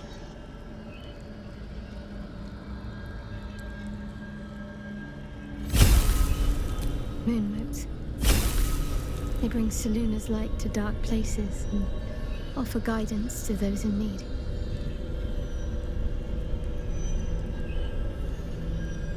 My parents are watching over me. Let's leave this place. There's nothing more for me here.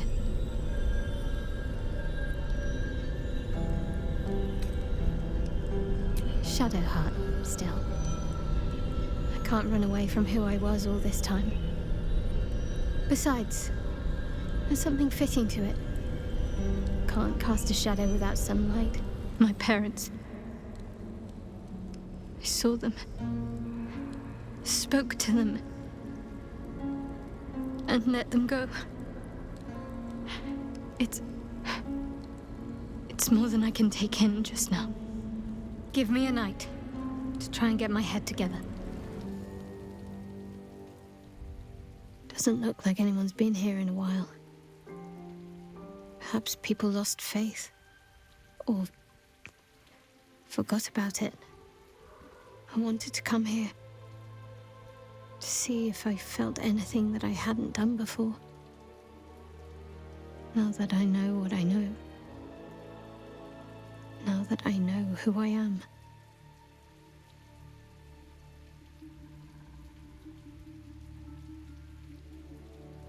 Loss. Actual loss, not Shar's oblivion. I had my family. For too short a moment. Now they're gone. By my hand. I remember. But they can't comfort me. They can't give me advice. They can't tell me what I was like as a little girl.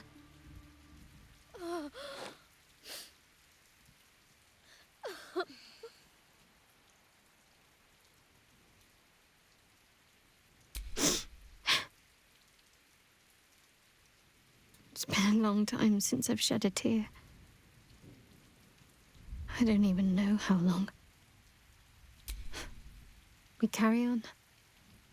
It's all we can do. I'll follow in a while. I think I want to stay here a little longer, firstly. This place isn't familiar, but it's peaceful. Shadowheart. She's as much a part of who I am as Jennifer. Can't just forget her. It's not what I do anymore. Besides, Shadowheart still suits me. Even better than before, perhaps. You can't cast a shadow without some light. You sleep, but the wicked don't. Someone is here to disturb your rest. Get the hells away from me!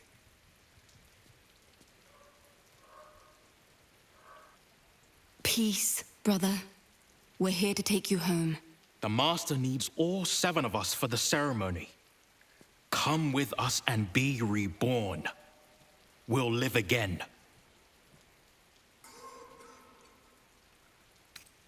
The rite.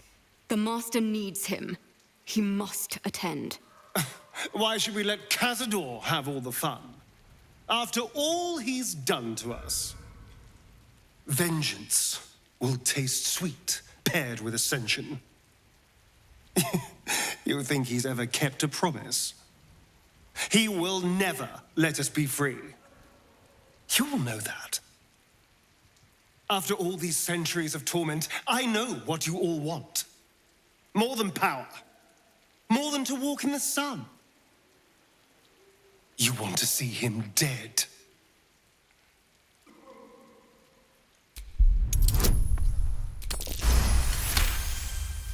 He is different. Stronger. Fire in his eyes. Maybe he could take Cazador's place. Maybe he could free us. Perhaps we can get back at Cazador and finish the ritual. The 7 can unite and...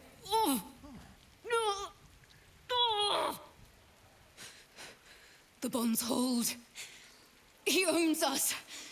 We have no choice. We must obey. Get out of here, Astarion. Before... What a mess. Well, at least you've met my family now.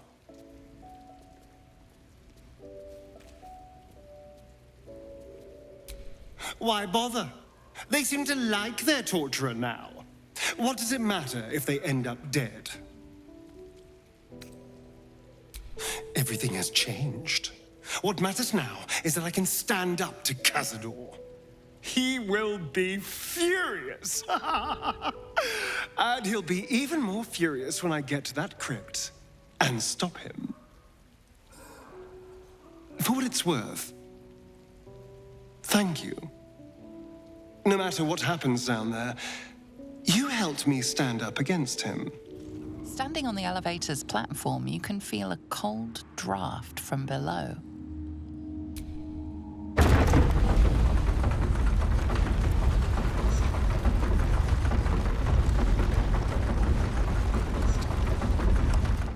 On the pillow rests a skull with a scroll clamped in its bony jaws.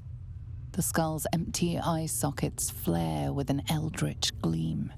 You feel invited somehow to witness the skull's memories. It seems urgent. This skull is all that remains of the vampire Velioth. He turned Cazador, gave him the gift, and then taught him the rules of vampiric existence.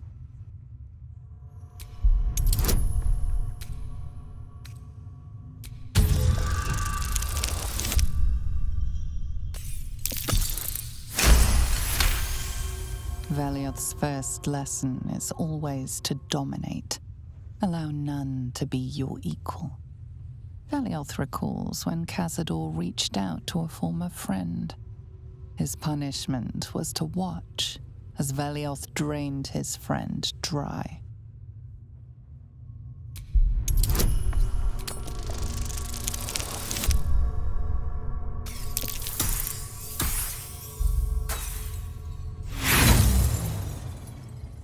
You are distracted by an errant thought and lose the thread of Velioth's lesson. Velioth recalls when Cazador rebelled against him. Cazador suffered 11 years of impalement because he failed.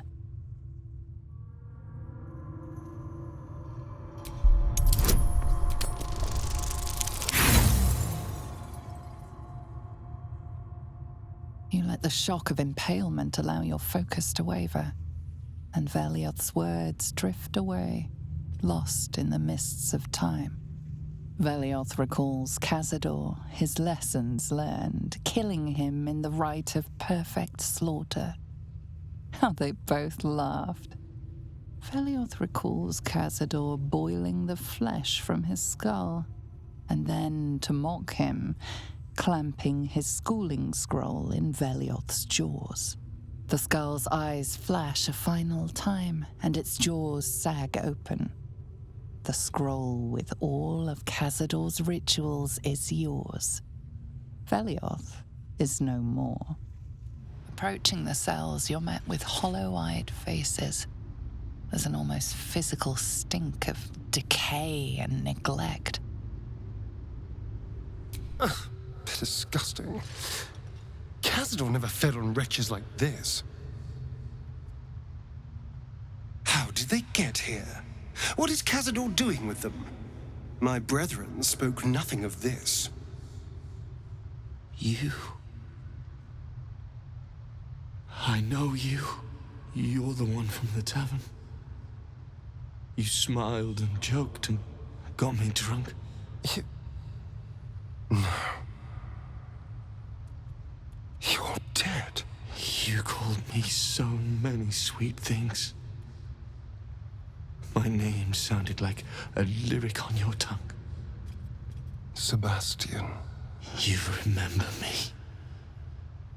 You were handsome. Shy. You'd never been kissed.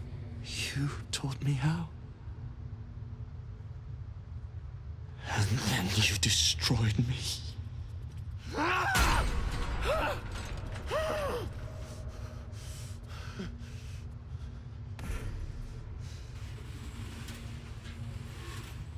It can't be. Beneath the dirt and blood, you notice that every prisoner has a rune carved into their flesh. So Cazador marked them too. Bound us all to his ritual. Gods. I know so many of these faces. They're my conquests. I pursued them, seduced them, and brought them to Cazador. He told us he was feeding on them, but he turned them to spawn. He turned every last one, so we'd have souls for this cursed ritual. How long? What?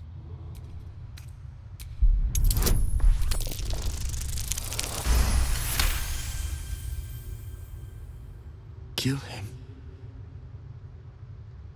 That monster. You can't.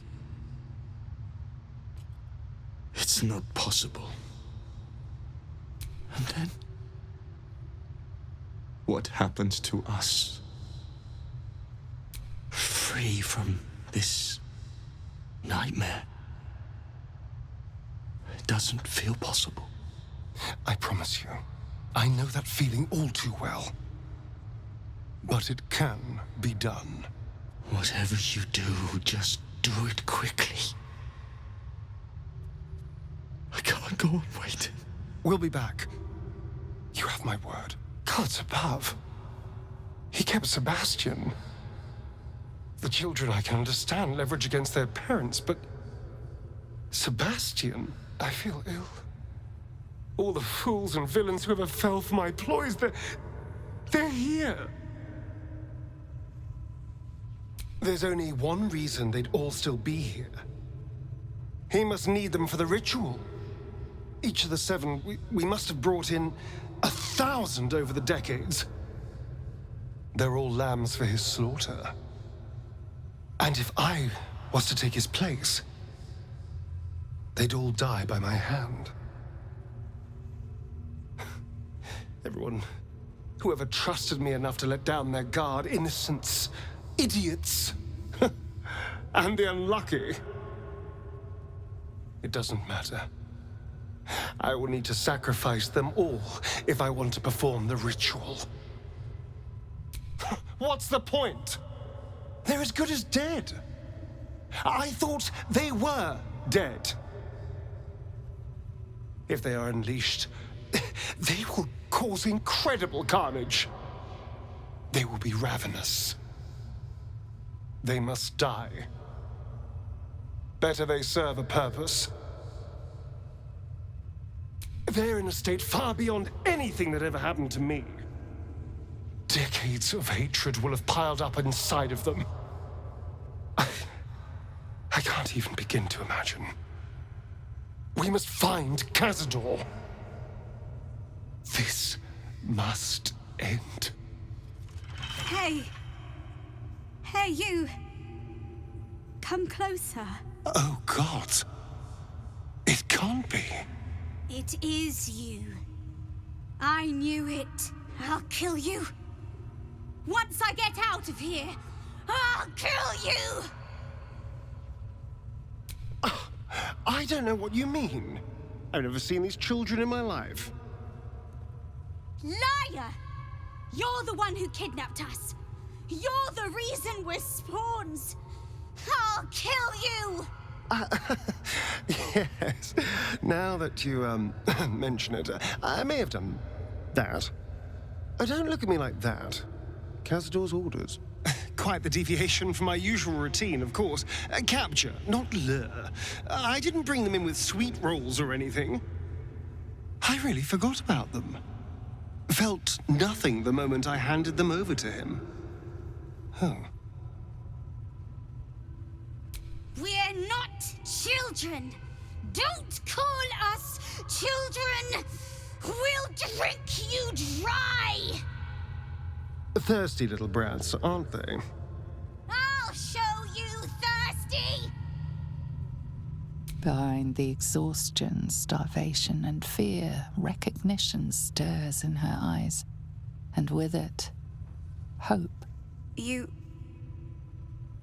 really mean it? Cazador's got this stuff. It controls the doors. If you get it, you can set everyone free. If you get it, somehow. Good luck. If you fail, well, I suppose we'll be seeing you again. In here. Who stands before us? Is this truly our prodigal son? Do not slouch before me, boy.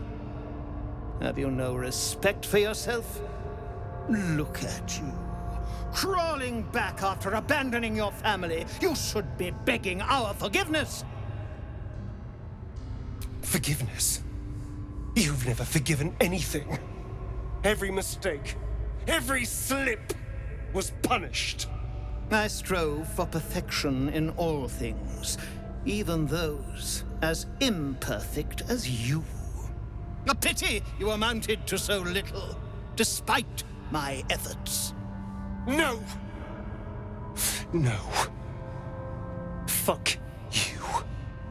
And fuck everything you've ever done to me! I will not speak to cattle. This is between me and the boy. You son of a bitch.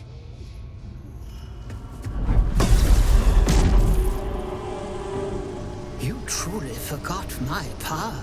You truly thought our bond as creator and creation was all that stopped you from killing me? Oh, you are weak, my child. You are a small, pathetic little boy who never amounted to anything.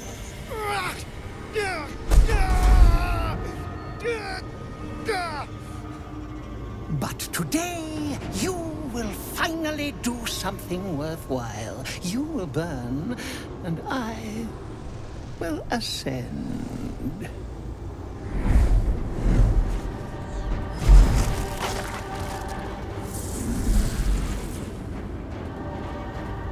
No! Stop him! Get me out of this! Witness the birth of the Vampire Ascendant! Ecce Dominus!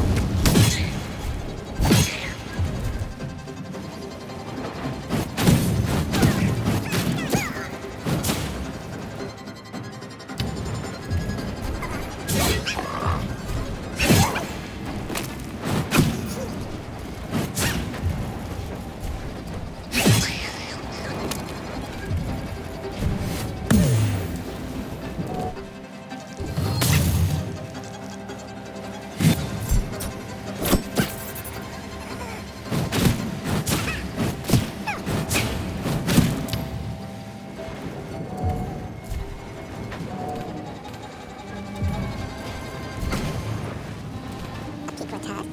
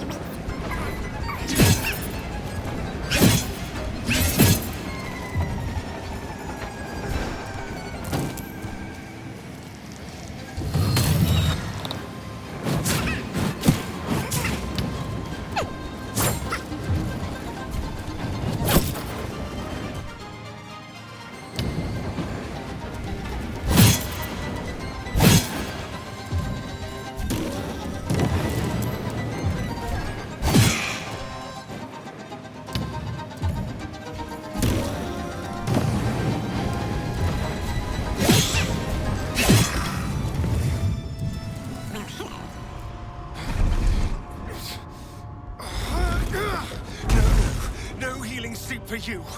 Wake up! Get your hands off me, worm! I'm not the one in the dirt.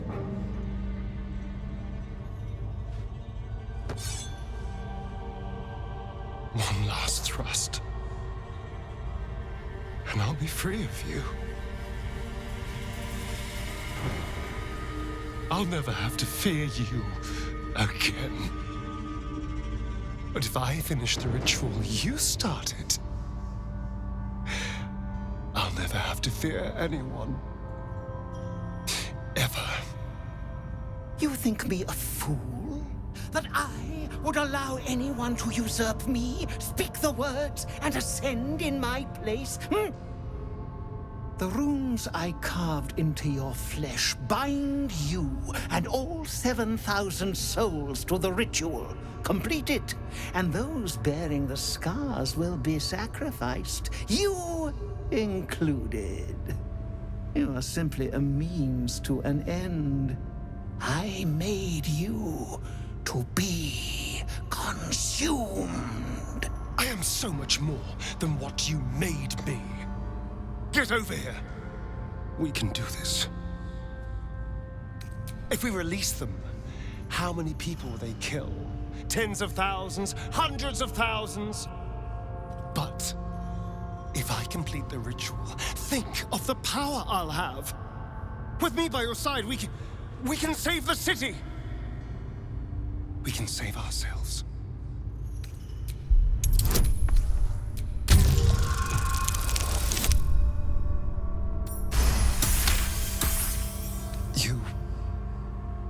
You're right. I can be better than them. But I'm not above enjoying this.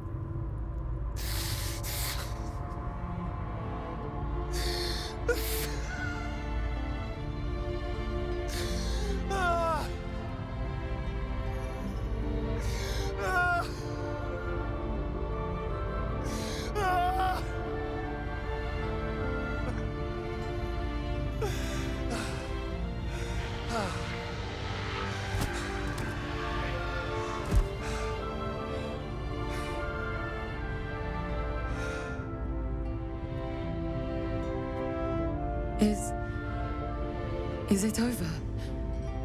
Is he...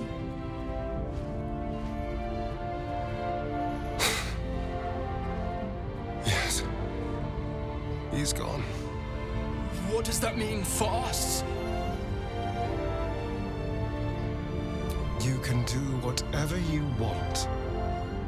Sounds terrifying. And it is. But there's opportunity in it too. You can hide here, living in the shadows like parasites. Or you could be more than what he made us to be. You can choose differently, of course. But the consequences are on your head. And what does it mean for them? Now, that's a better question. 7,000 spawn, from ancient conquests to stolen children. Cazador's staff controlled everything during the ritual. If it controls the cells too, you could decide their fate.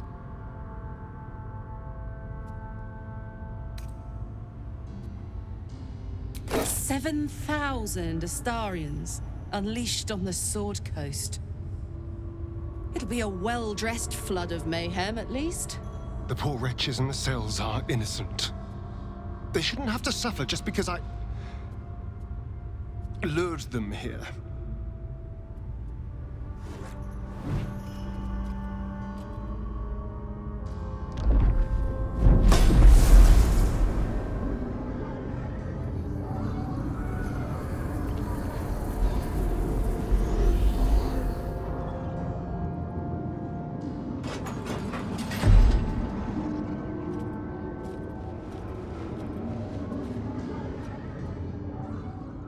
They'll need someone to lead them.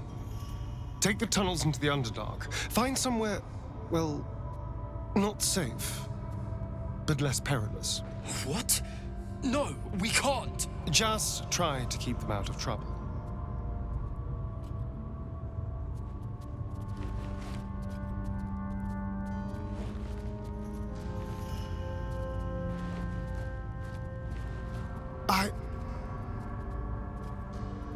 I think we're done here.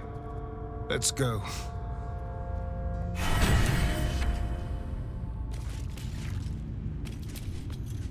That's it.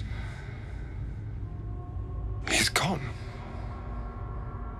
After all these years, these centuries, it's really over. I'm glad you think so. Because I'm not so sure. I just feel numb. What I've lost. What I've gained. It's all so much. And God, all those spawn. Free in the Underdark. I need some time, I think. Just to let it all sink in. Let's just go. This place reeks of death, and I want to feel alive again. Hold there, Spawn. You're the Gur tribe. I thought I was done with you people. We're not done. Not even close. My name's Alma. My people are monster hunters. Those of us that remain, that is. Your companion attacked us in the night and stole our children. Then his master decimated what was left of the tribe. I had no choice, as you monster hunters well know. True. So imagine my surprise when I heard you'd fled. Heard you were a rogue spawn, free from Cazador's control. We searched half the Sword Coast for you, hoping you could help us destroy him, only to track you right back here. And what do we find when we arrive? You killed one vampire, but released 7,000 of his spawn. Have you lost all sense? They were innocents. To kill them would have been an even greater crime. But if you do decide to go hunting them, No, they include your children. They survived? Well, that depends on how you define survived, really. But they are free. They're making their way into the Underdark as we speak. This is difficult news. We will need to decide what it means. Thank you for what you have done. Slaying Cazador was a great justice.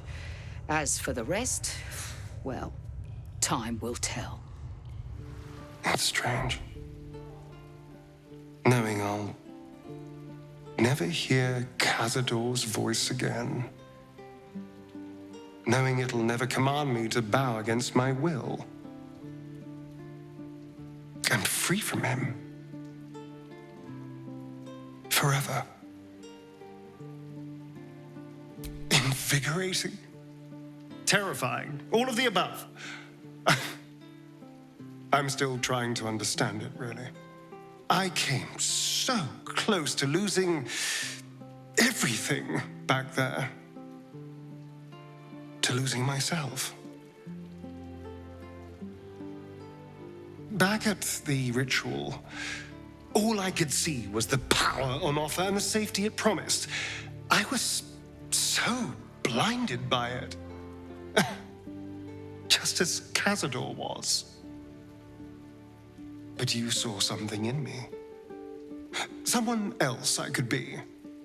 Someone who could break the cycle of power and terror that started centuries ago. You saved me back there. I may not have appreciated it at the time, but I do now. Thank you.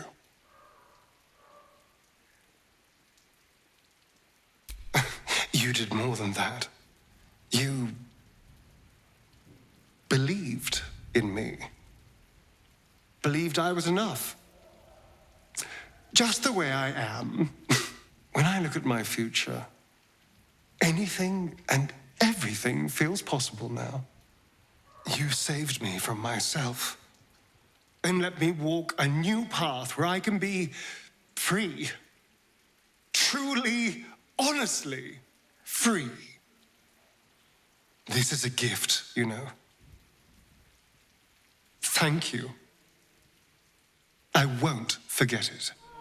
Rejoice, sisters, for Umberly has blessed her humble daughter with a pure death.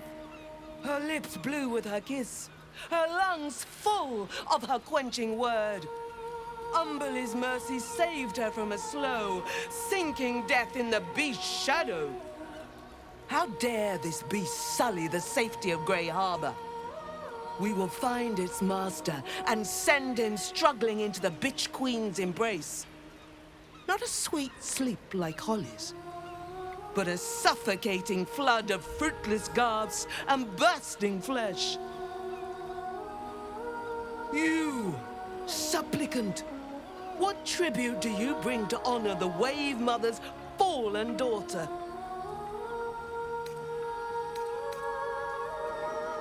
A layperson's prayers. Good, but earnest.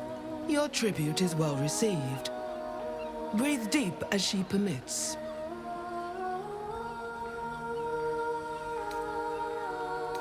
Yes. Thank the Wave Mother. Blessed Umberly saw fit to spare her an ignoble death. But her passing was not as the Wave Mother intended. It was a beast who took her life. An unnatural one whose very existence is an affront to Umberly. A wretched metal monstrosity hewn by hubris. A rusting pollutant that bleeds black blood into Umberly's pristine waters.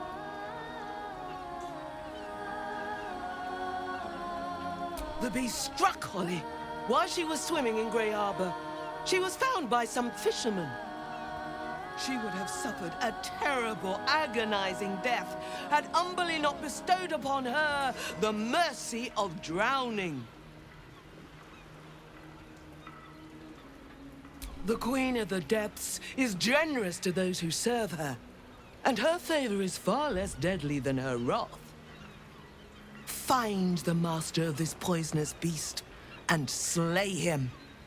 Then one of her most precious gifts shall be yours.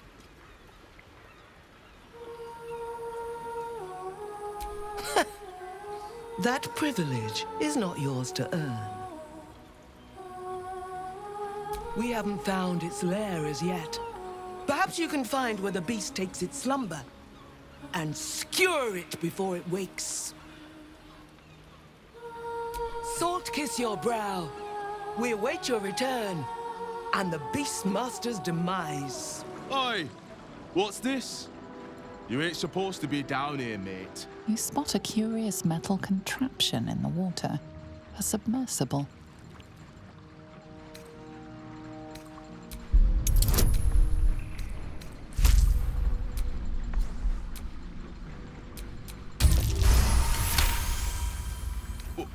Let me guess.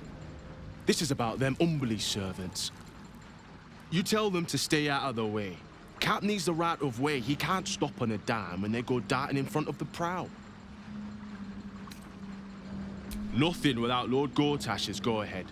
I transport whoever he needs taken to the Iron Throne. Prisoners, mostly. But that's his business. Oh, yeah? And are you here to make good on that? You're testing me. All right. It's an underwater prison, most secure in the realms. Myself and Cap are the only ones who can make it there in one piece. Lord Gortash keeps some Gondians there. Collateral to keep those working in the Steelwatch Foundry under control. I'll take you in. But look, there's some bad shit going down in there. You don't want to get involved. Neither did I, but it was them or me. I'll get Cap warmed up. Get in when you're ready.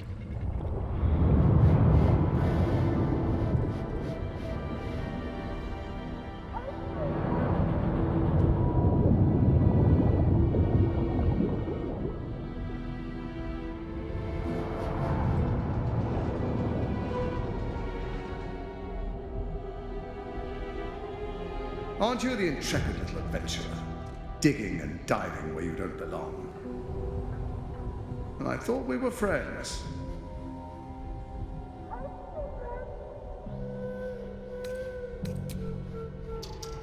You've been spending too much time with young Karlach. It's affecting your manners and your intelligence. Your presence here is a threat to the survival of the hostages inside the Iron Throne. Dead, they're no use to me. So I keep them safe, after a fashion. I have prepared for this eventuality, and if you interfere, I will destroy the Iron Throne. Return to the city, find Orin, and claim her Netherstone as you agreed to do. And then I will forget this transgression. Your conscience pricks. You did agree to an alliance after all. But then again, what honor need there be with someone like Gortash? How many people are trapped within? How many lives will be lost? That was a mistake. When the corpses start to wash up on the shore, remember, you could have prevented all this.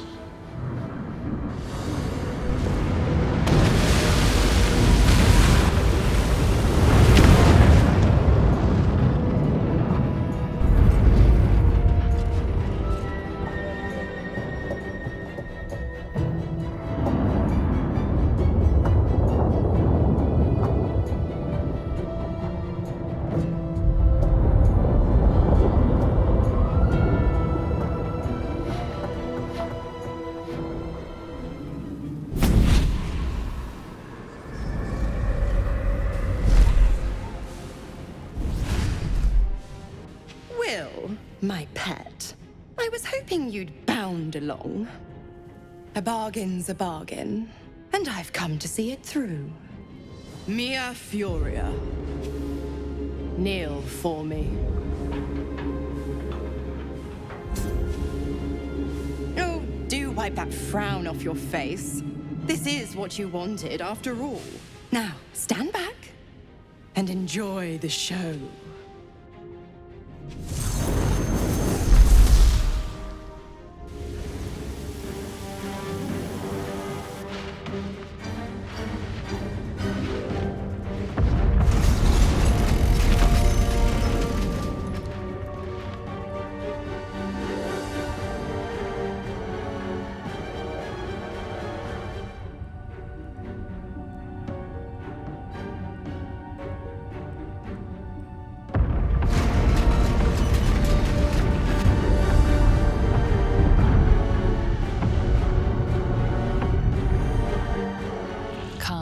Greets you upon exiting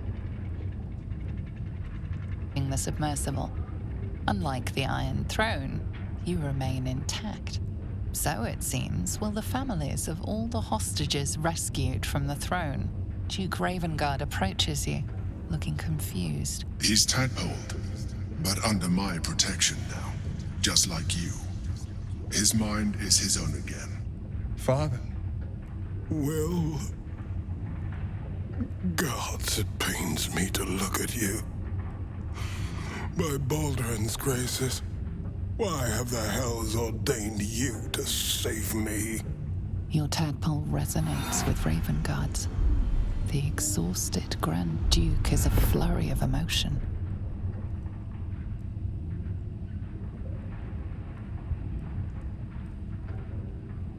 By every last hell, son, my head. Ravengard's head still aches so powerfully the pain seeps into you. The Absolute may be silenced, but the Duke's parasite still remains. I know you have questions. Please, go to our camp. You'll be safe there. We'll talk soon enough. Ravengard answers with silence. He and Wyll have much to discuss. You were to administer Umberle's justice. Instead, you conspire with the abomination. He who sickened the harbor with blood so black the sea itself chokes. Gods, they're nuts. You have to help me. Step out of the way. Protect him, and Umberle will swallow you whole. Your lies won't save you. Give us the abomination or be counted as his ally. What? Mate, you've got to be kidding. Come quietly. The Sea Queen will judge you. I surrender, all right. You wouldn't hurt a harmless man, right? And you, thanks for nothing, prick. First you cleave my heart in twain, now you shatter it to pieces. My son, a monster. Twisted beyond recognition. To think my blood flows through those veins. Is this my fate? To be freed from Gortash's hell, only to be trapped in yours? It isn't what you think. It never was. You turned your back on me, on your city, to chase the she-devil and her power. She stinks up the place even now. It is exactly what I think. Ravengard's tadpole clenches as your memories and Wyll's flow into him. My tears wounds. I'm in your mind. The Grand Duke sees Mizora and her infernal sisters. He sees the agony in Wyll's face as an impossible choice is set before him. No. My son. The past becomes present, and Wyll's thoughts are laid bare. Ravengard sees Wyll partnering with Mizora to defeat Tiamat's cultists before they could lay siege to Baldur's Gate, and he sees everything beyond. The Nautiloid journey, the perilous path to Moonrise, the astral prism, and the Emperor within. Wyll. Everything I did for Baldur's Gate. I did for you. My son. You sold your soul to save Baldur's Gate, and I cast you out for it. You gave yourself to the Hell's eternal fires so I might walk free. By the gods. Can you ever forgive me? There's nothing to forgive. You wanted to protect the city. I only ever wanted the same. You are a better man than most, and a better son than I deserve. I'll yet make amends, but my duty is first and foremost to the city and its people. There's something I must ask of you. Before I was captured, I was on a mission. Returning from Elturel, I discovered the plans of the Absolutists. I immediately realized the city couldn't defend itself against such an army. I didn't despair, because the city has a secret guardian, a worm that sleeps beneath. He can be called upon in times of great need. This is such a time. You've been trained in the ways of the great champions and proven to be one of them. The worm will answer your call. You must seek him out. A bronze dragon, yes. He sleeps beneath us even now, awaiting a hero to rouse him. The worm goes by many names. Ansur, the waiting storm, the heart of the gate. He promised Balduran he'd protect the city if ever its existence was threatened, but just the once. Since then, the city has faced countless threats, but we always overcame. There was never a need to call on the worm. Until now. The Absolute is the greatest threat Baldur's Gate ever faced. The worm must be awakened, and the task falls to you. Take this. The legend of Ansur. An ancient epic. Ill-remembered. Dismissed as a mere tale. Let it set the path before you. Thank you. And may the city know the truth of my only son. Pride of Ravengard. Pride of Baldur's Gate. We'll finish what my father couldn't. We'll awaken Ansur, the heart of the gate. O Balduran, founder due veneration. His guardian dragon Ansur, tremendous in worth. A savior below, our eternal elation. It's not just a tale, it's a history. Consider this. To Wormway 'neath prison's deepest level. That must mean Worm's rock prison. That's where we'll find the entrance to this Wormway. Then this. With the shock of a true hero's spark flickers, the torches alight, and Worm's eye shall awake a glitter. To open the way, we'll need to spark torches. This dragon Ansur was Balduran's ally. We'd be fools to let him sleep while the Dead Three's chosen raised the city. It's complicated. There's the joy of reconciliation, the relief of forgiveness, and the anxiety of new expectation. It's a flurry of emotion. I'm not sure how to make sense of it. Joy. To my father, I was only ever a boy. Incredible that he can see the man I became. Once all this is ended, once we've crushed the brain and freed the people, I could once more call Baldur's Gate home. Whether I return there, well, only time will tell.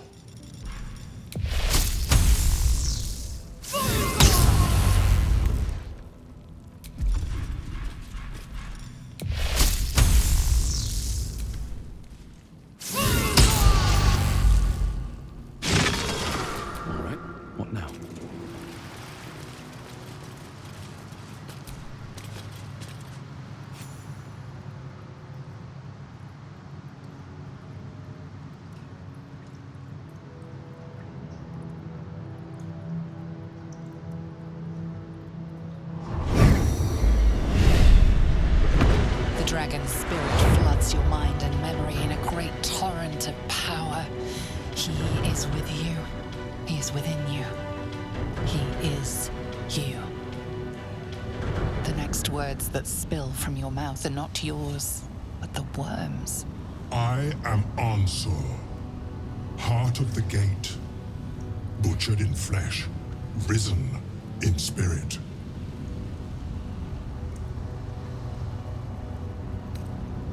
Ansur wends his way through your mind like an unstoppable river.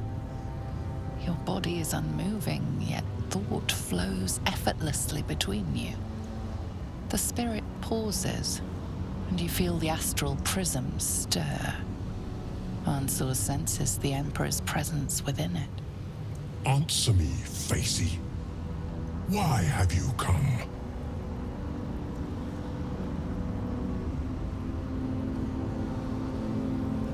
A deep sigh resonates within you.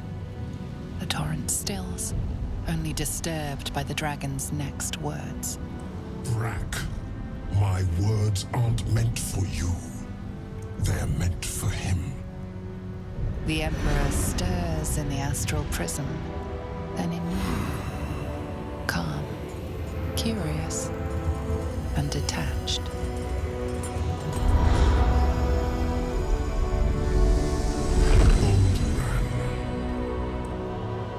Your presence has stirred me, as it ever did.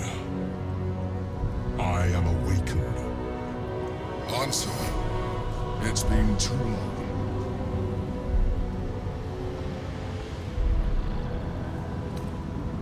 Once, long ago, we crossed the Kalin together and sailed the Altengri. We built a city by the sea. Ansur was my friend. Friend, yes, and more. Until you killed me. Have you come to dance on my bones, Balduran? Was slaying me not satisfaction enough?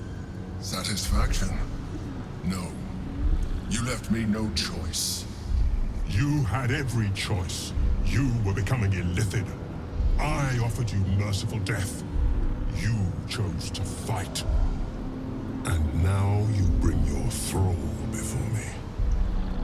How far has the great Balduran fallen?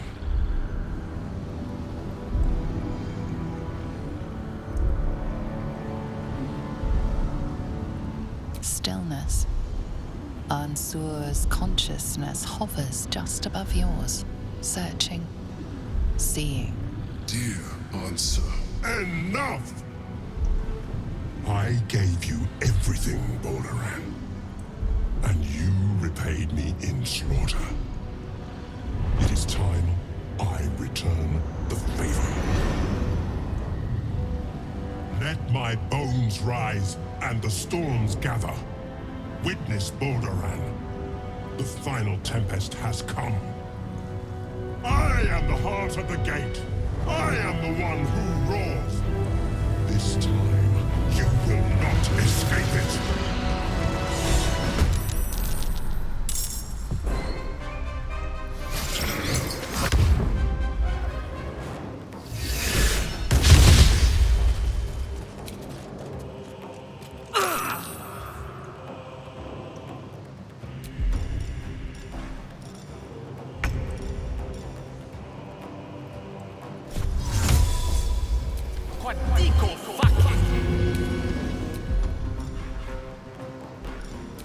Nothing will stand in my way.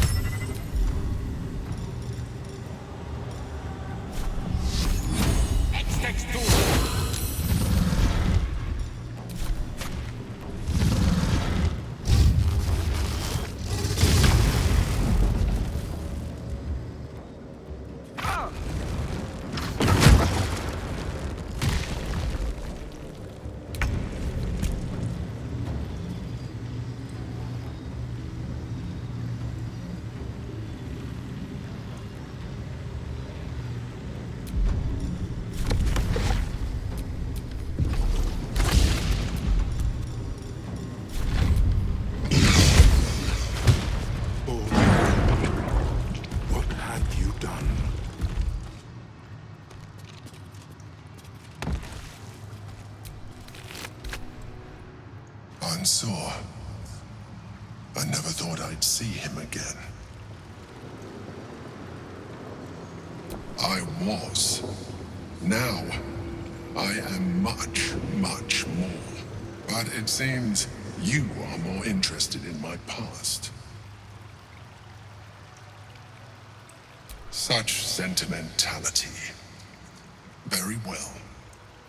It's like I always told you. I was just like you. An adventurer who yearned for greatness.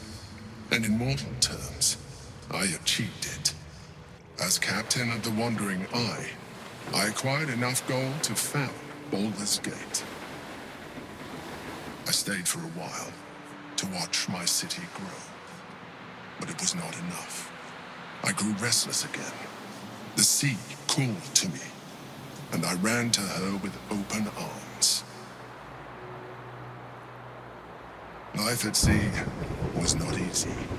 Our last adventure was ruinous. My ship was destroyed. My crew lost. But my spirit was far from broken. I was determined to return in triumph once again. I heard of treasure in Moonrise.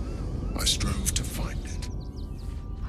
What I found was an illithid colony, where I acquired a tadpole much like yours, and became a mind flayer, enthralled to the Elder Brain. It was Ansor who found me.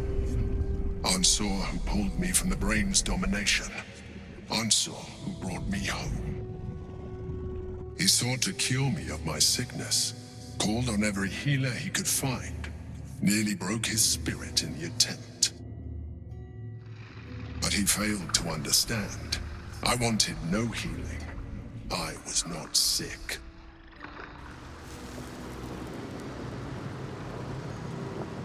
Even after he had exhausted all possibility of reversing my condition, he still clung to hope. I tried to convince him of my reality. I was on the cusp of greatness beyond my wildest dreams. But all he could see was a mind flayer. He came to me as I slept, a mercy killing in his mind. I saw the tears. I felt his grief. I had no choice but to kill him first. It was an act of self-preservation.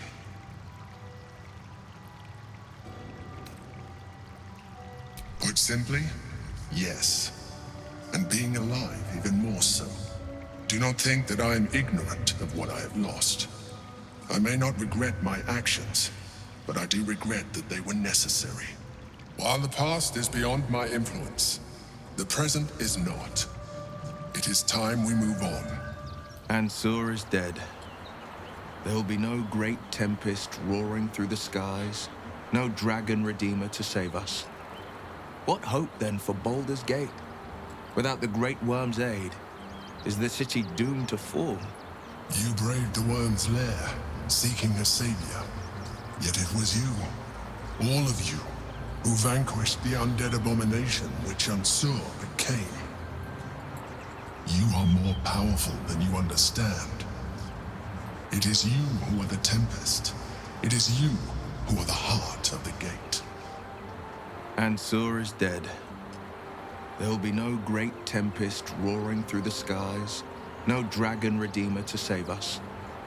What hope then for Baldur's Gate? Without the great worm's aid, is the city doomed to fall? You braved the worm. You are. It is you. You're right. We are the warriors who'll slay the Absolute. We are the guardians who'll defend this fair city.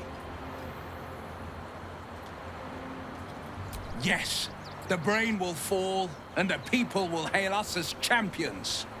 I could even claim my father's own ducal title and carry his banner after this. Grand Duke Wyll Ravengard, Marshal of the Flaming Fist, the city's truest defender. Courage, insight, strategy, justice. These were the lessons my father taught me. Baldur's Gate is my home, and I am its servant. I will be relentless in my pursuit of the greatest good. The Blade of Frontiers is no more.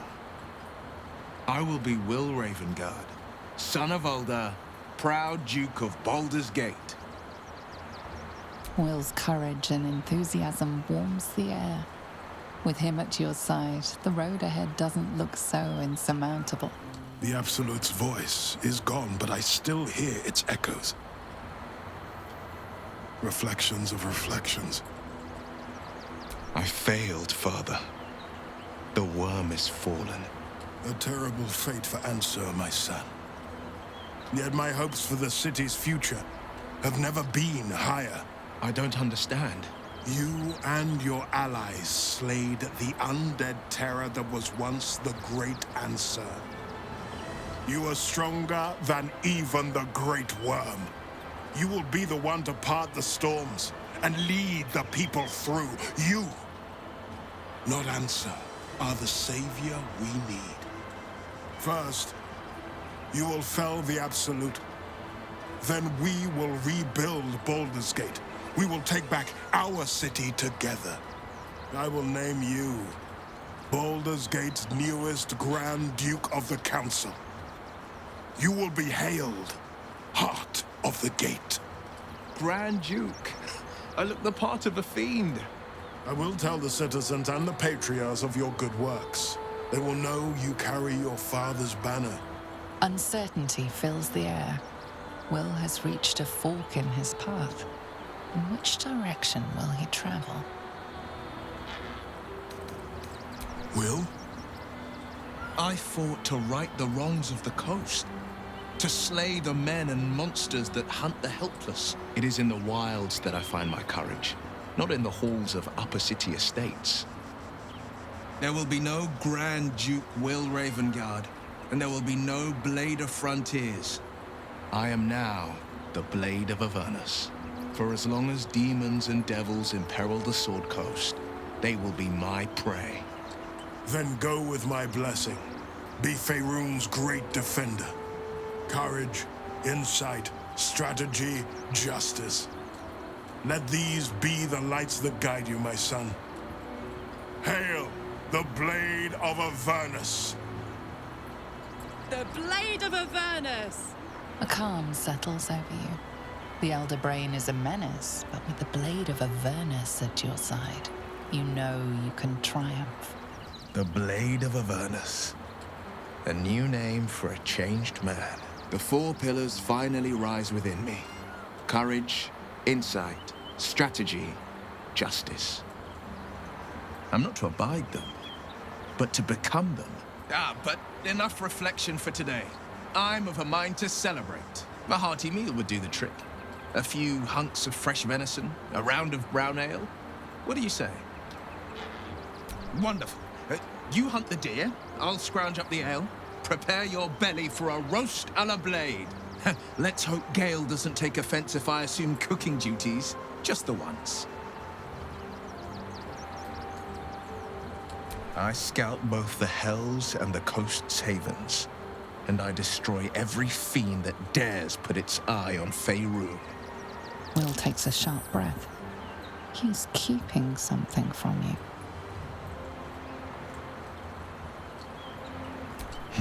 Yes, there is. I will be hunting Mazora. I won't let her claim one more soul, slay one more victim. I'm going to make my way to the Hells and tear the horns right off her damned head.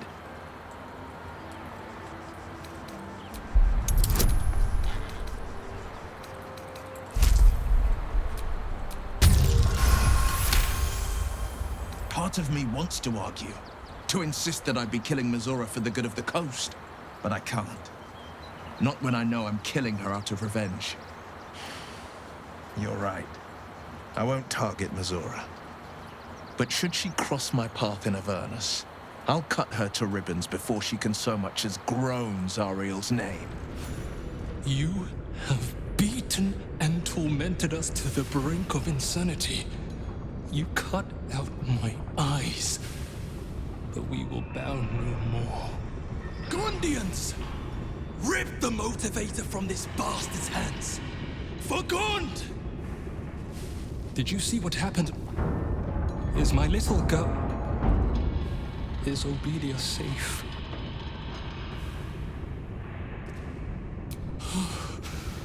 My heart. I thought her lost. I would give more than just my sight to keep her safe. Our destination is the Neurosita, the nerve center of the Steel Watch. Guide me there, and I'll do the rest. My fellow Gondians, flee this prison. We're bringing this place down. Wait. Elevator gyroscopes. Triple-set quadrupegs. No, it can't be. I hear it through the floor. Powerful, indestructible. The ultimate watcher. The Titan. Sounds like a challenge. It shames me to admit this, but you must face this beast of Gondian folly alone. I would be crushed in an instant. When it raises its shields, strike it with every scrap of magic and might you possess, and pray to God that it does not fire upon you. Good luck, my friend.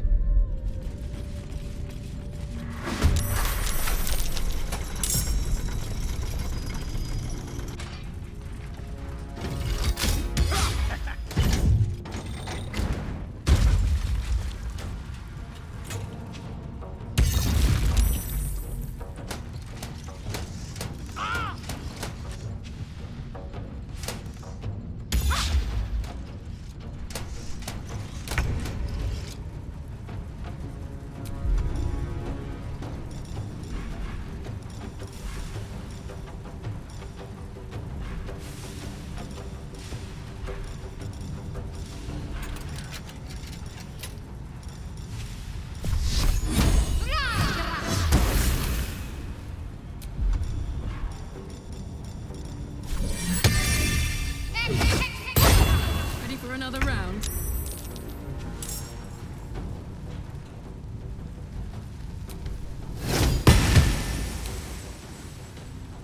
Now this is my happy place.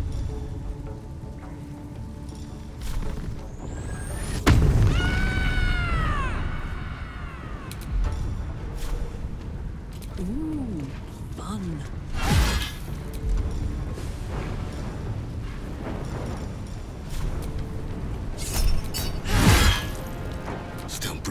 Despite everything.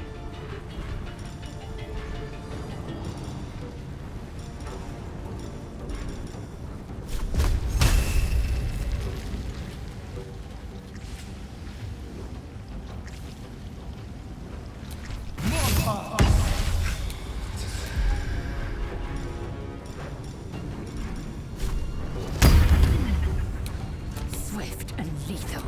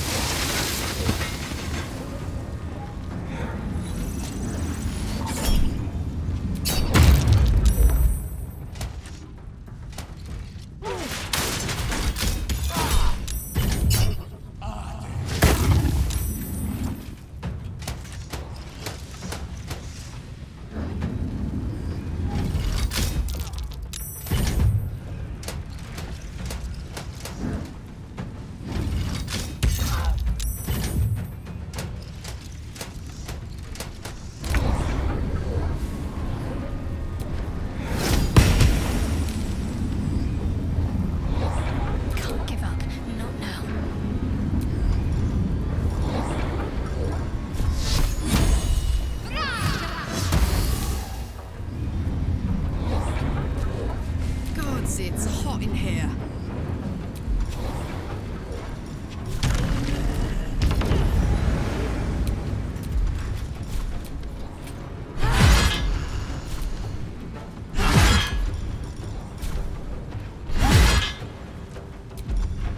I won't give in.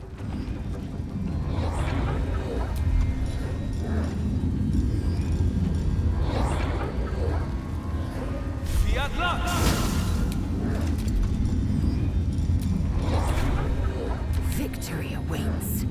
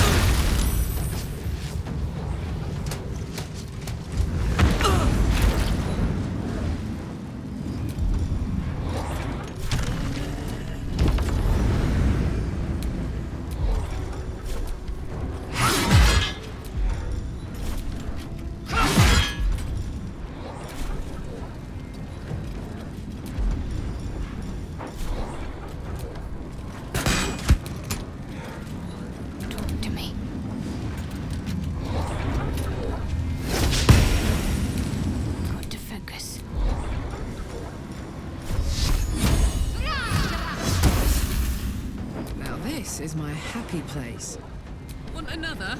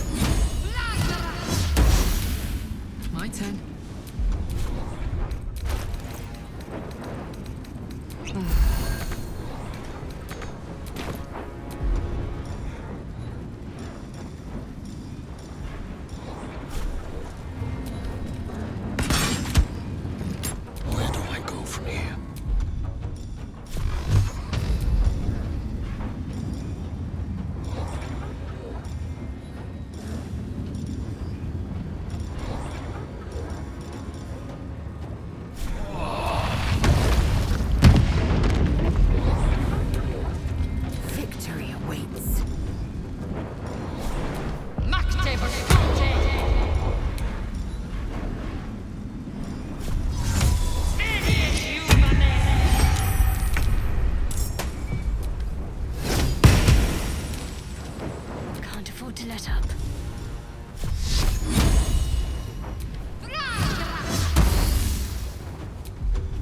Oh my word. Come on, Karlach. Show me it won't last much longer like this.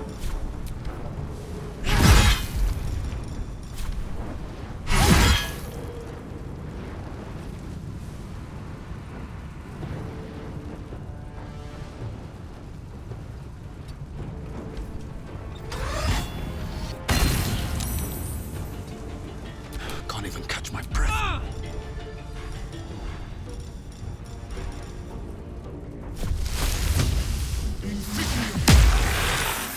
Victory awaits. This is your end.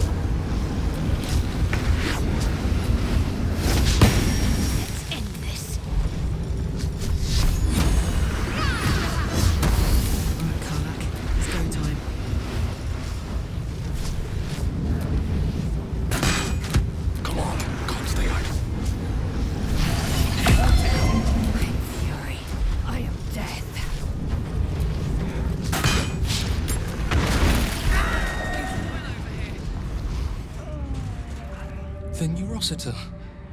I can hear its hum. Familiar, yet painful. I helped design the steel watches, toiled night and day on the first bipedal prototype. It is fitting it ends this way. I will bring down not only the steel watch, but the very foundry itself. This place will be smoke and rubble when I am finished. Are you ready, my friend? Gond, let your hammer be my courage, your furnace my heart.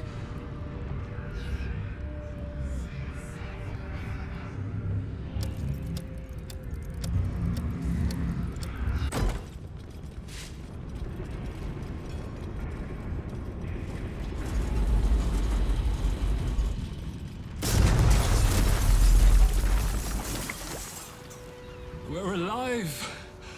Blessed Gond. And the foundry crumbles behind us.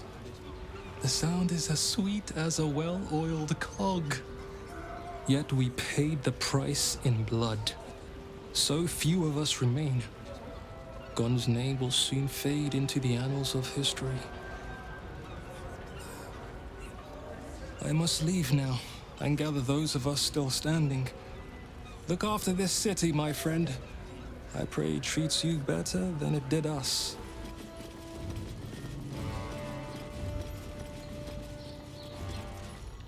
This was your doing, wasn't it, Karlach? The destruction of my steel watch. Such a petty vengeance. Those things were evil. Just like their papa. To think I ever worked for you. Proudly, too. I never meant to harm you, dear. Merely to help you realize your vast potential. You sent me to the hells. You let Zariel take my heart, as though any of it was yours to give away. The greater good, Karlach.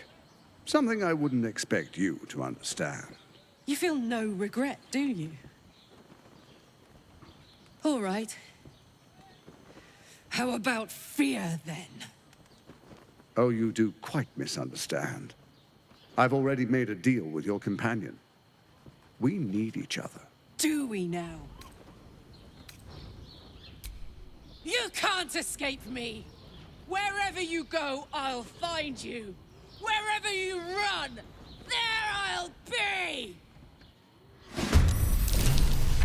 This city is mine!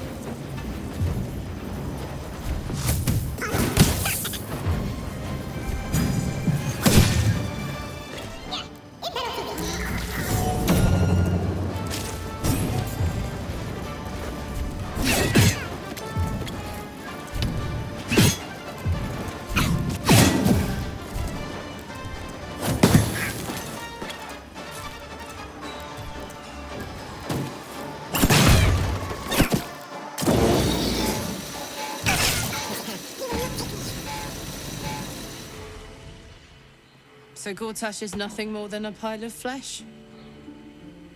Same as the rest of us. I don't feel like I've won. All I feel is tired. Is that it, then? Killed the bastard who ruined my life, and now I crawl into a corner and die? Am I fucking missing something? I'm beyond overwhelmed. I'm finished. He's dead. And he's no fucking sorrier now than he was before.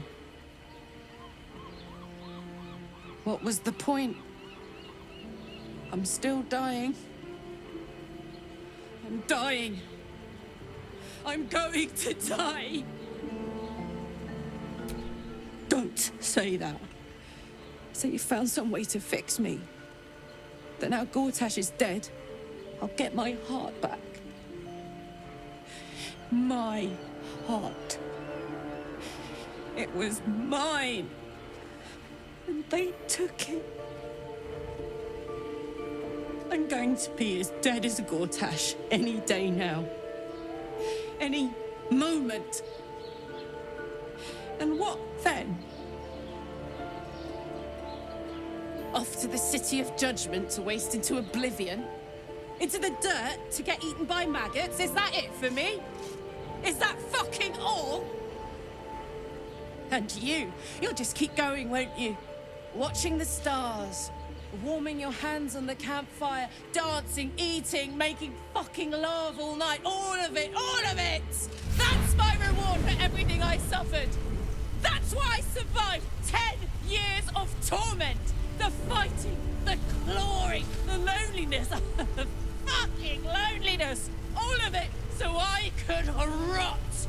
Because the person I trusted the most gave me away to the devil.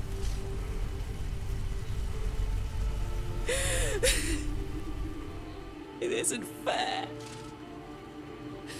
I don't want it like this.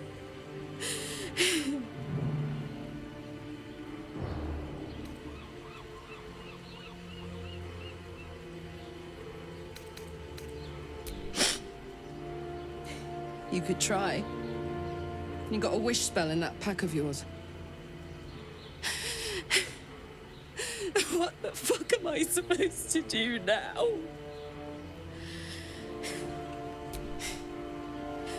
Let's get out of here. I've always hated this place. Stupid fucking gigantic bridge or whatever. I think I need to go to camp for a while. Be alone. Scream at the sky. You can come and find me later if you want to. Thanks for listening. For existing.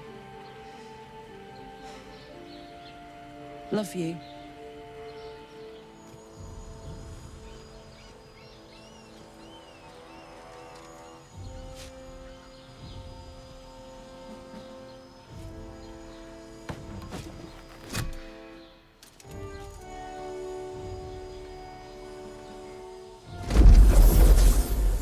The last stone. I need to see it for myself. There it is. So innocent, but such potential. You have done very well indeed. The Netherstones pulse with psionic energy, permeating you, pulling you in line with their rhythm. The thrum quickens, rising, cresting on a single feeling. A location. A morphic pool beneath the city itself. So that's where the Chosen imprisoned the brain.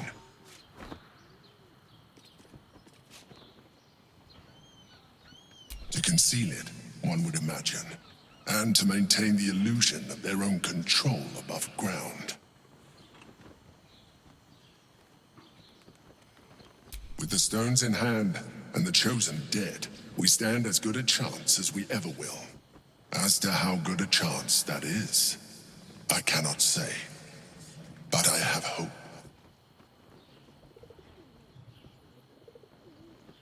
The same way one gets to the bowels of anything. The sewers. When we reach the pool, we will find the brain, and we will end this. In death, thraldom, or freedom. But a word of caution. Once we cross into the Elder Brain's domain, there will be no turning back. Finish your business here before you proceed. The brain will be waiting for us.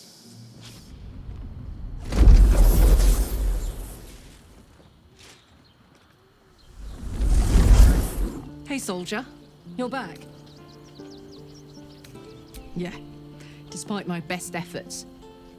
I kept trying to flop over and give up, but Karlach just won't let me. Did I miss anything important?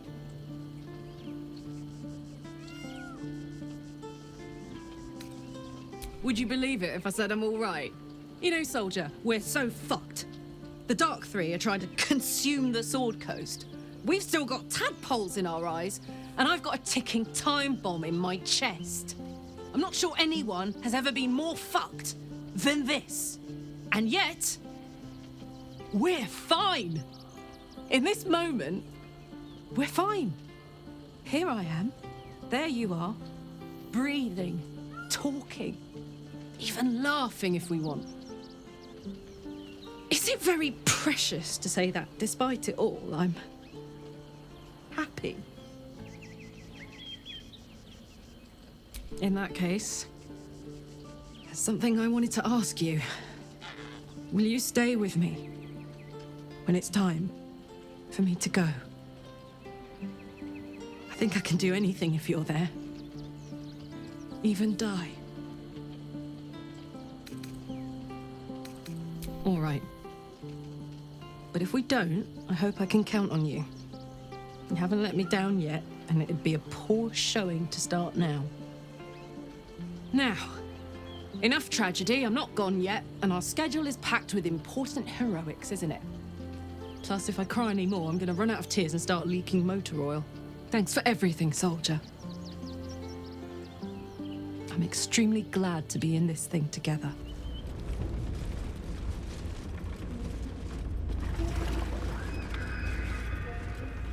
Pristine darkness in every direction.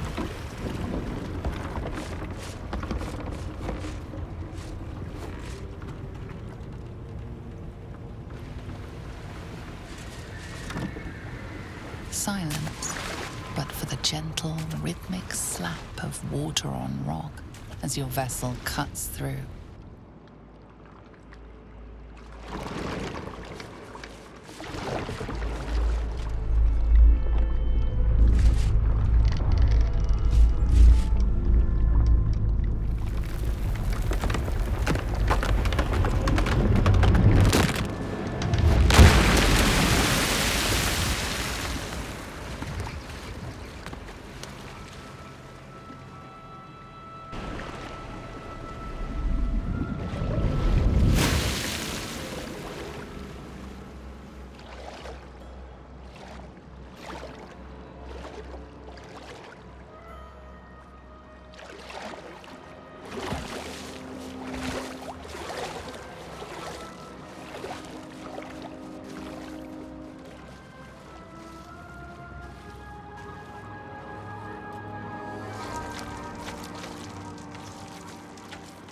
An overwhelming force pushes into your mind.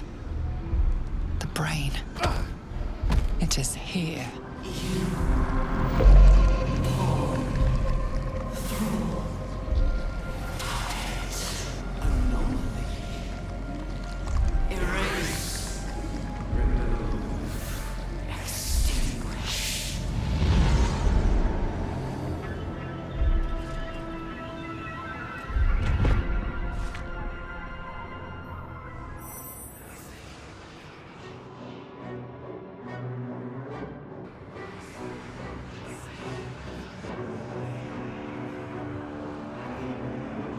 Deathly silence.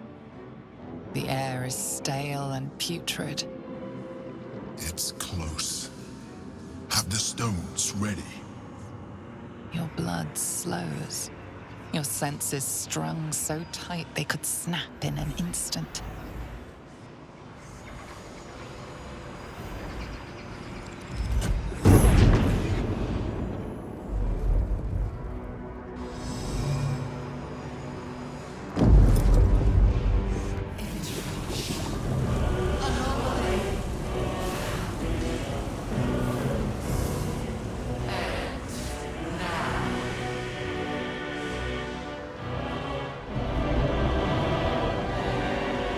You think you know why you are here. You think that by killing the Chosen and taking the Netherstones, you can destroy me. You are wrong.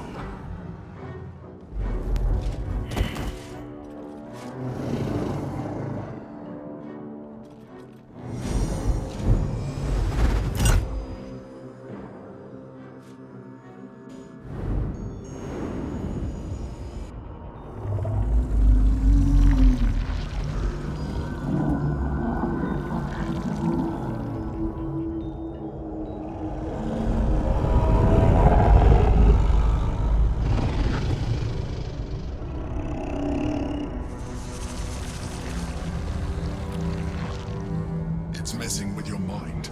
Don't listen to it. Use the stones.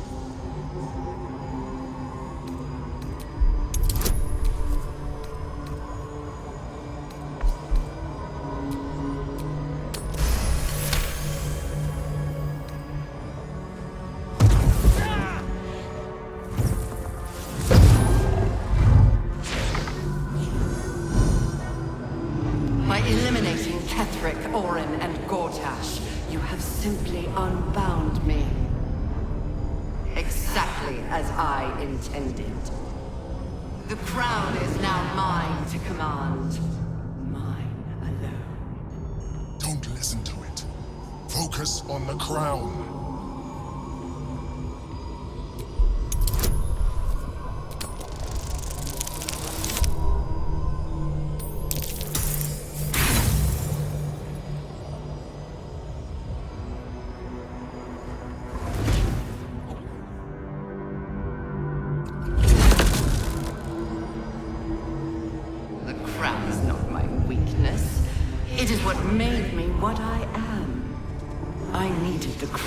To build an army, I needed the Chosen to bring it to me.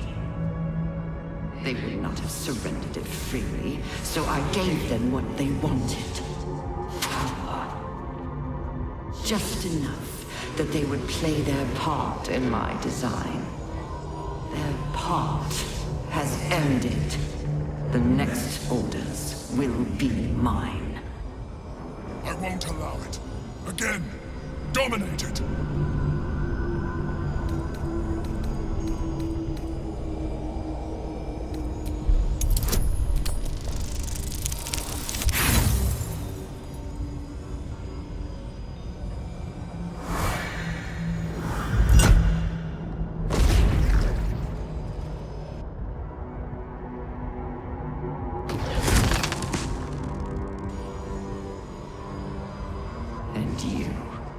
You had your role to play, too. Who do you think told the Chosen about the Astral Prism?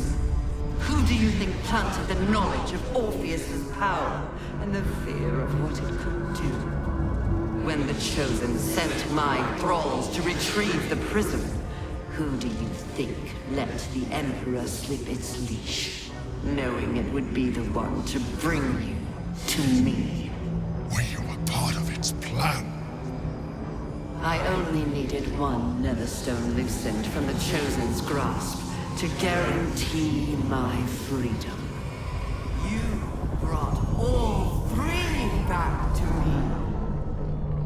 In doing so, you have liberated me. This was your role, and it is complete. Now you will witness the grand design. Shit! No! It's all been leading to this! We stop the brain! Now!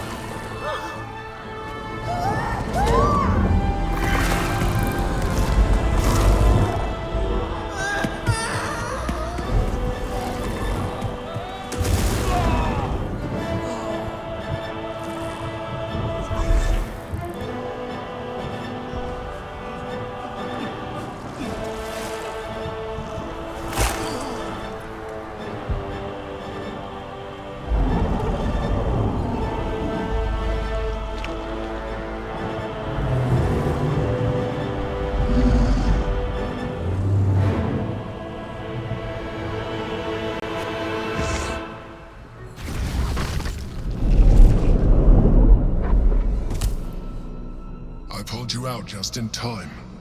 The situation is worse than I thought. This is an elder brain, no longer. The magic of the crown has caused it to evolve.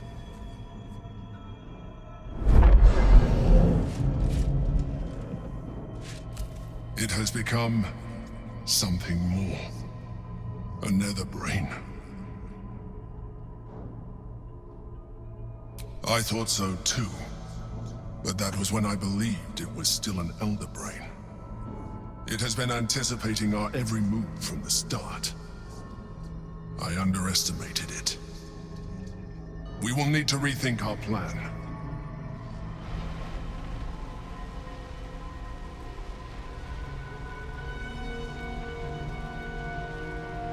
I have assessed our encounter with the Netherbrain from every angle. I know why we failed. The problem was not the stones. The problem was you. You can make only one move at a time, but the Netherbrain calculates every possible move at once. It knows what you will do. It knows everything you could possibly do. You cannot outmaneuver it. To defeat it, you would have to think like an Elithid. Better yet, be one. Your mind is not capable of this. Mine is. You will give the stones to me. I will assimilate Orpheus, and then I will be able to leave this prison to face the brain. Assimilate him. Skva! No! Now is the time to liberate him! Do not stand against me. In theory, yes. You have embraced transformation so far, but this would be a complete evolution. And you will be an Elithid for the rest of your days.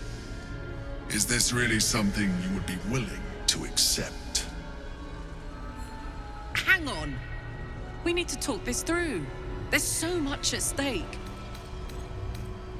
You still don't trust me. After all we've been through. Remember, I have been your salvation from the very beginning. Your knight in shining armor. I freed you from the Nautiloid, prevented you from crashing to your death. I have protected you ever since, at no small cost to myself. I came to you as a leader, but I did not shy away from showing you vulnerability. I needed you as much as you needed me.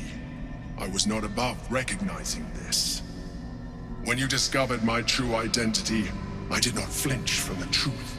I never lied to you, not once. I am just like you.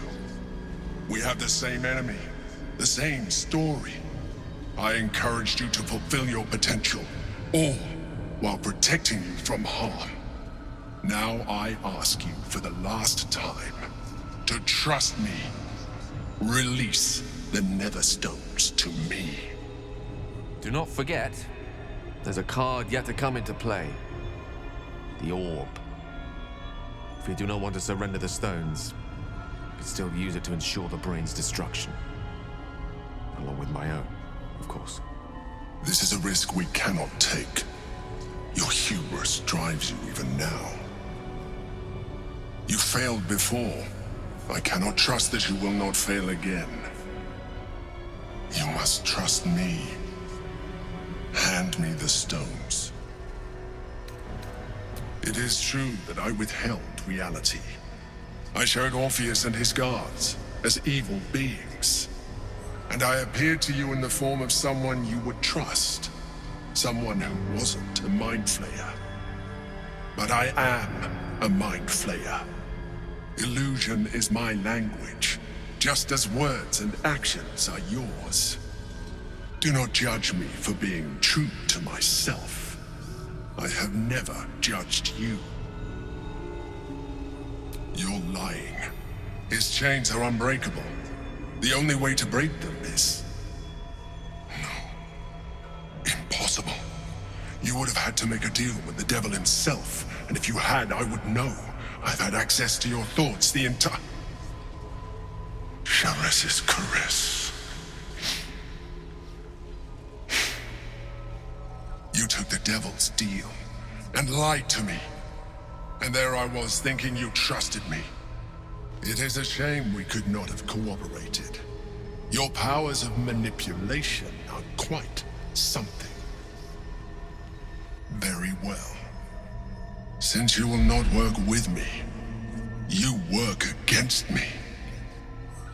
You leave me no option but to join the Netherbrain.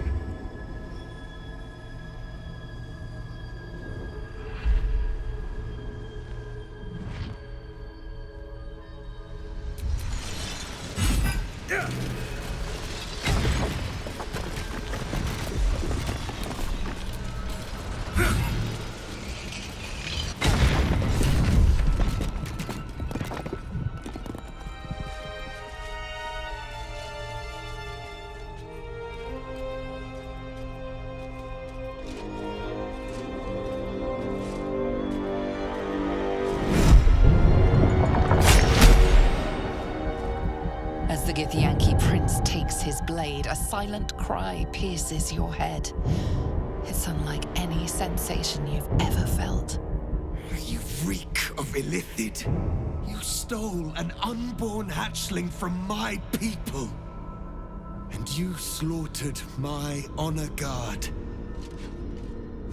Nonetheless, it seems we must be allies. Your Majesty, the Prince of the Comet, Gith's true heir. It is an honor. Do not patronize me. You rejected the illithid when it no longer suited your needs. No doubt you freed me because it suits you now. I will neither forgive nor forget your abuse of my powers.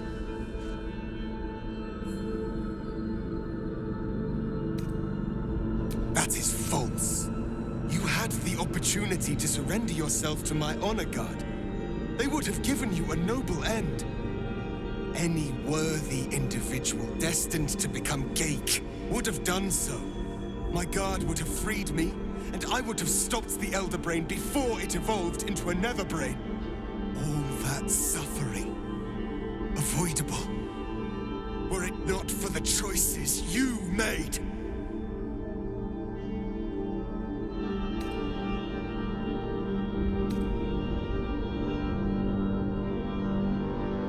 In this, we are aligned.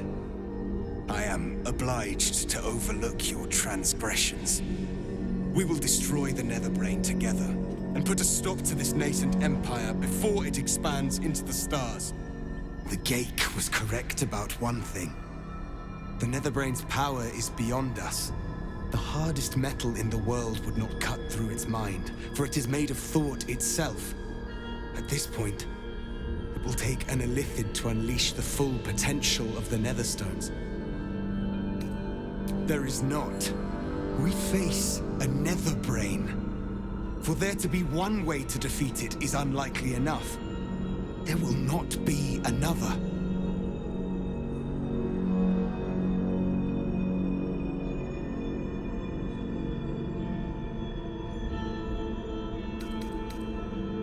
Consider, yes, but know that the answer is already foretold. This is the only way to stop the grand design. Whatever prevents you from doing what is necessary, face it, overcome it. Return to me when you are ready to transform. Barely woken from his slumber, and already the Prince of the Githyanki demands one of us surrender our souls in service of him. No doubt in the context of eons of torture, it seems a small ask. But, of course, he does not realize what else we might have to offer. I know we've been through this before, but our situation has changed since then. And not for the better.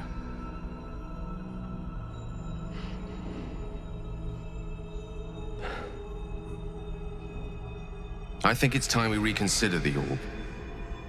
With its power, I could put an end to this whole thing. Crown, Netherbrain, Absolute. Everything.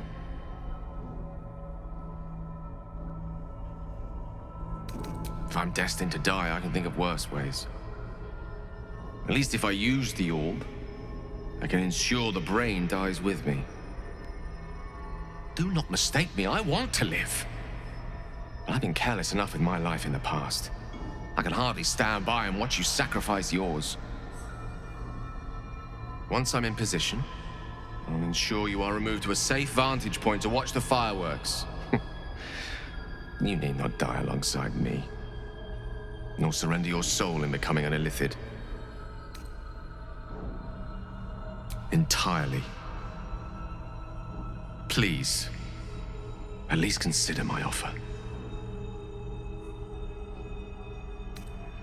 I will not let you down. Let me transform. I'm not long for this world. I can feel it. You can trust me to use the stones as we planned, to defeat the brain and nothing more. It's the perfect solution. Say you agree. Please.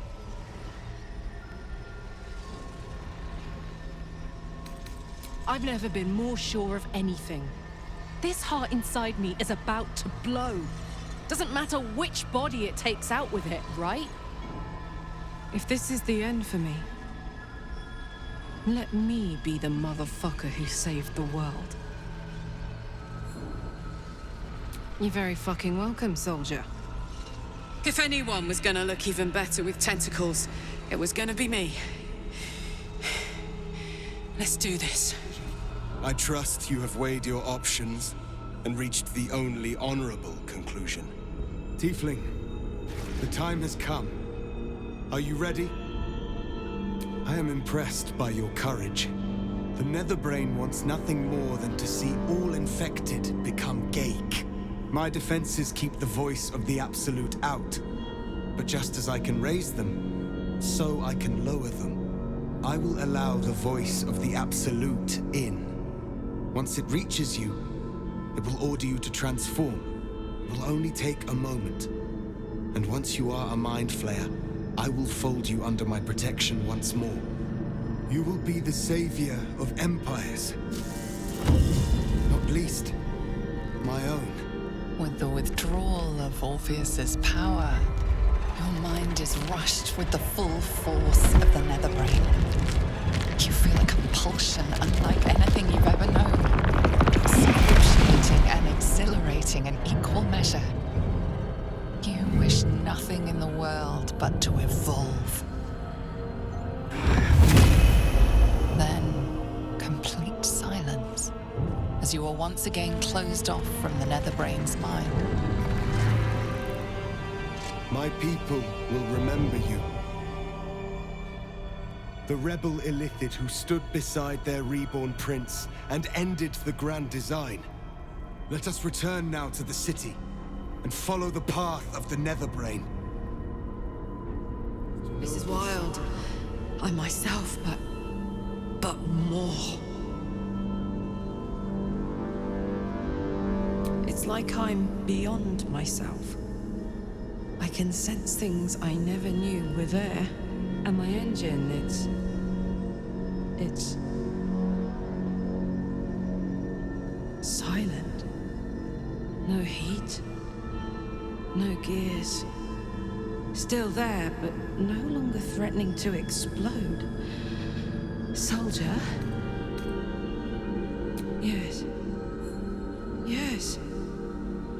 My God. Is it possible?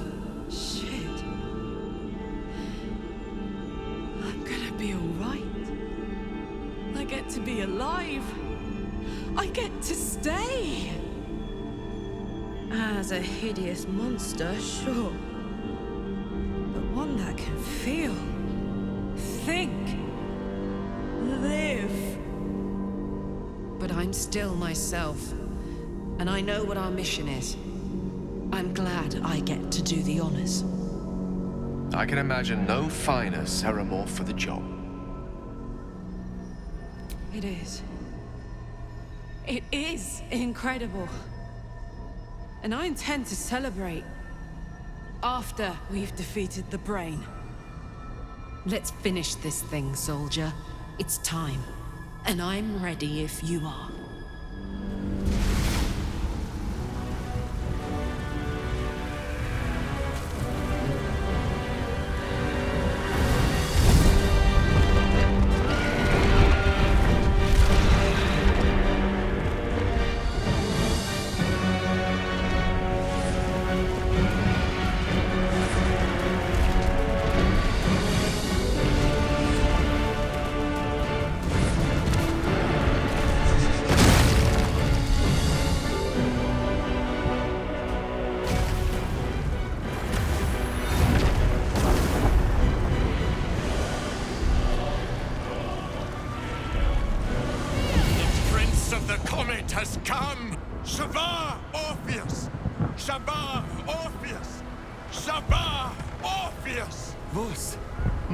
Loyal friend.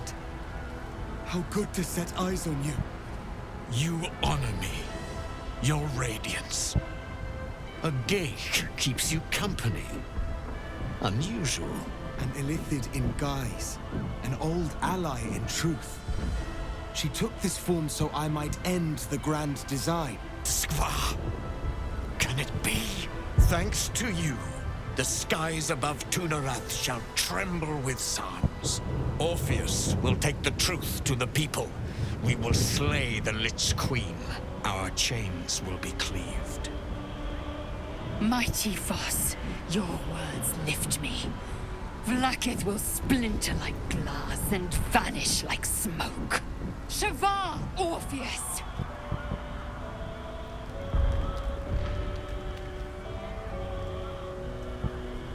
My sword is yours. We will exterminate the brain and end its plague. This champion holds the key to its defeat. Stand by for orders, Voss.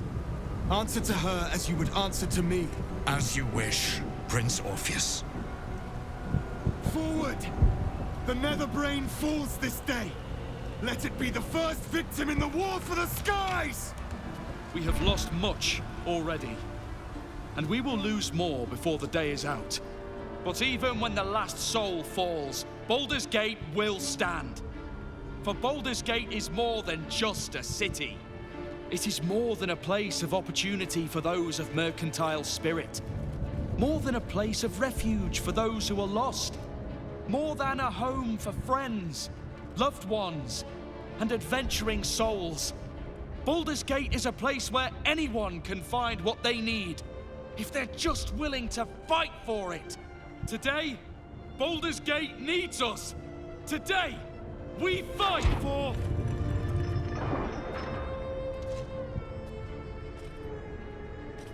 You're late, friend. This is the one you spoke of. The very same. The champion we've been waiting for. The one who will save Baldur's Gate from ruin. The Fist examines your illithid ally with suspicion. He was not expecting the savior of Baldur's Gate to be accompanied by a mind flayer. Appearances may change, but they do not mask the one within. This one, I know. Observe with whom it traveleth. Friends. This mind flayer will fight with thee. It will save thy city and thy lives. The Fist eyes your illithid ally with suspicion, softening to curiosity. His hostility melting at the recognition that there's more behind those eyes than malice. My steel is yours, and I'm not alone. I'm better at crafting steel than wielding it. Your friend here is armored and potion-fueled and ready for battle. I have marshaled the best the Flaming Fist has to offer. We will fight to the last. The Moon Maiden's silver light is a shield in dark times. Today, it is mine to wield.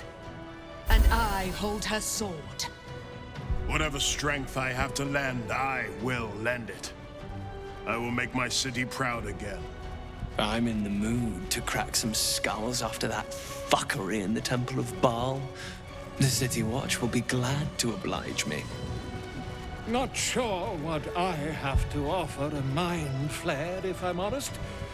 But I hope my words of encouragement and reassurance will strengthen your resolve. I want my city back. And I've brought the toughest bastards from the guild to get the job done. My people have never hunted a monster this large. They are eager to join the fray. Nature's servant awaits. Glad to have you with us. And not a moment too soon. The air is thick with anticipation. All eyes are on you. They're expecting a speech, something to stir their hearts and put fire in their bellies for the fight ahead.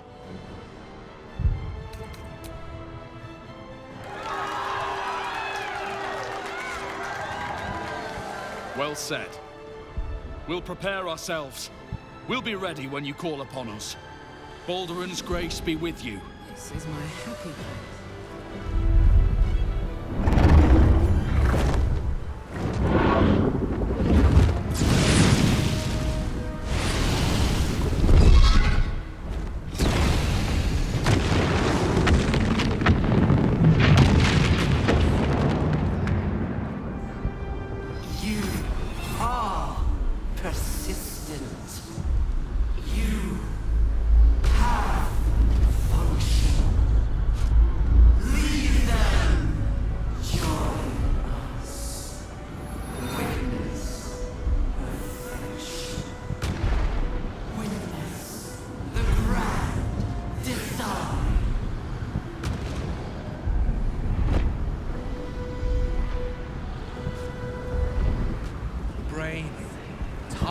The city now, far away from any innocence.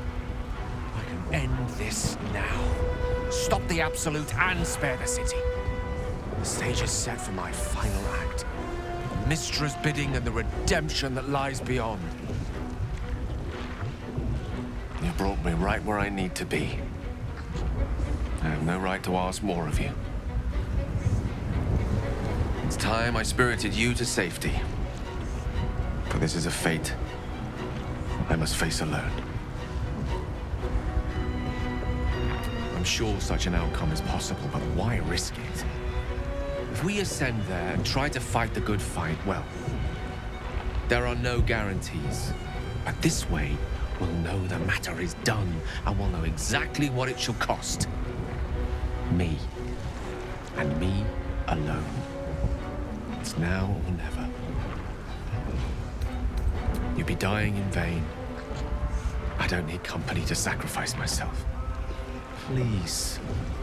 For too long, I've lived in fear of taking a host of innocents with me when I expired. Now at least I can be assured my demise will be saving them instead.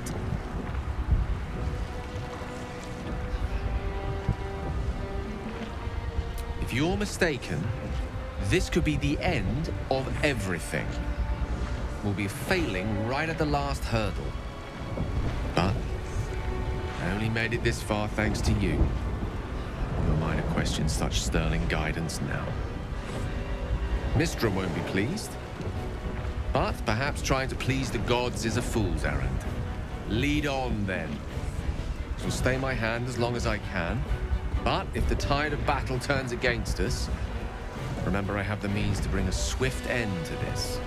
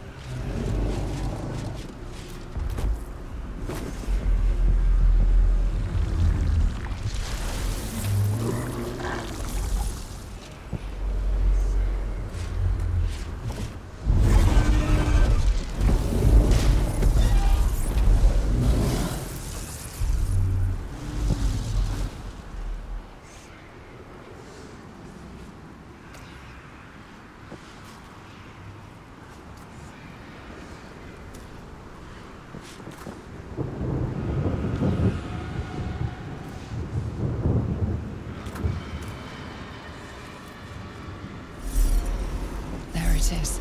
The crown of Karsus. The site of power. The site of domination. The Netherstones might prove more effective if we use them now.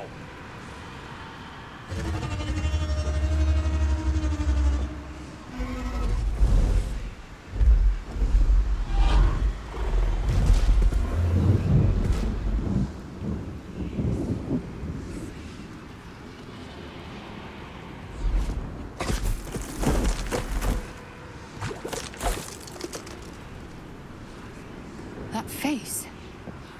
The one in my dreams. I know you. I know everything about you. Your thoughts, your feelings, your weaknesses. And so do they.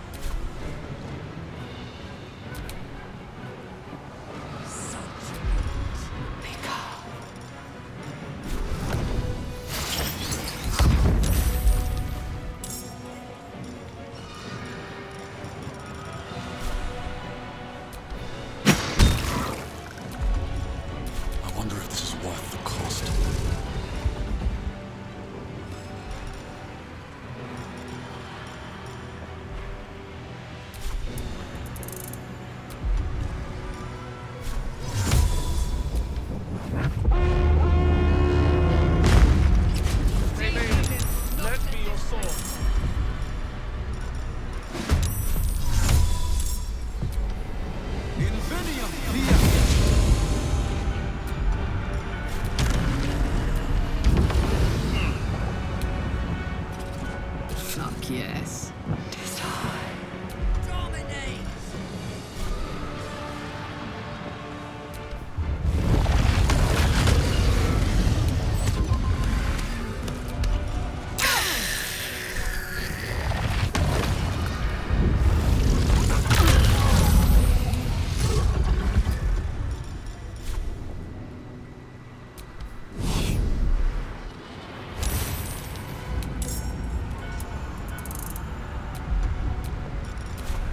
Close ranks.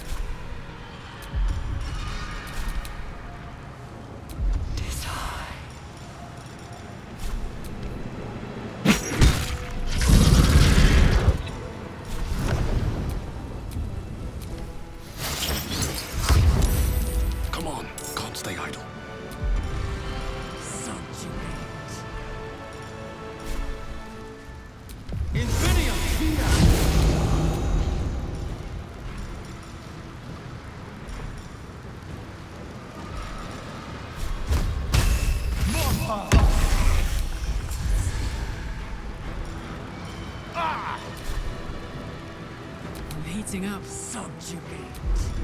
Execute. Want to do it?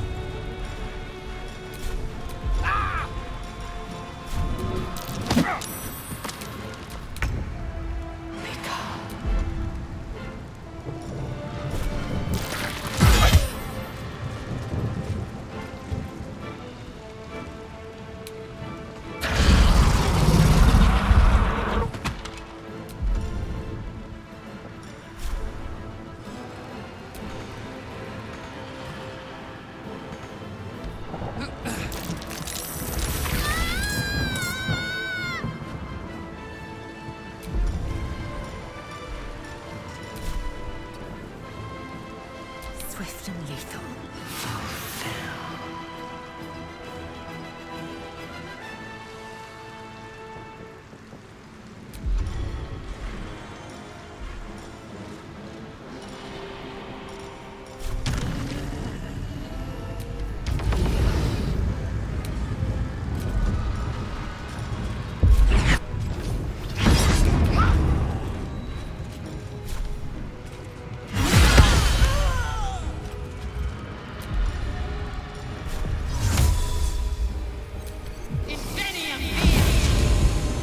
Taking position.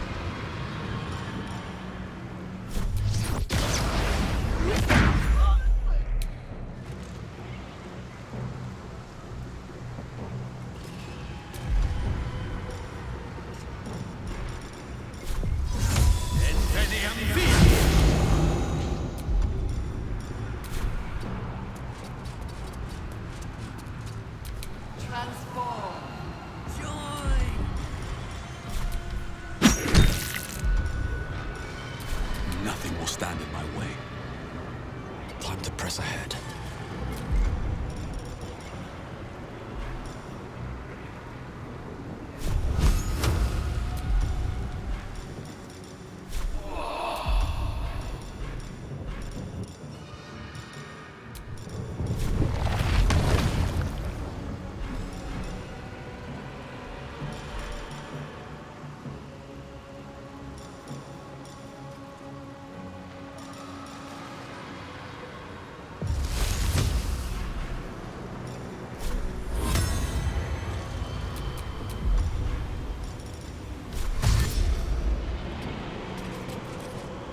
My turn. Execute.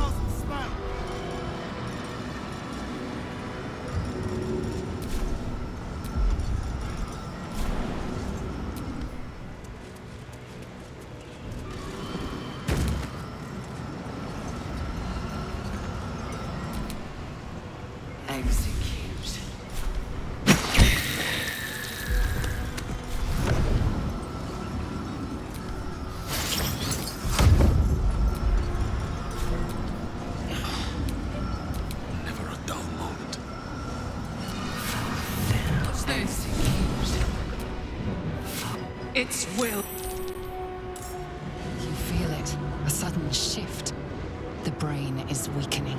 Its grasp of itself slipping. This is your chance.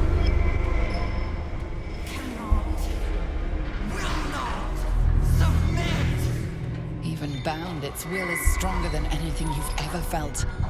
The chains shake, threatening to break at any moment.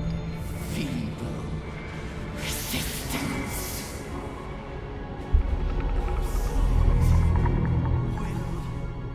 Absolute freedom. Its will is weakening. Let's finish this.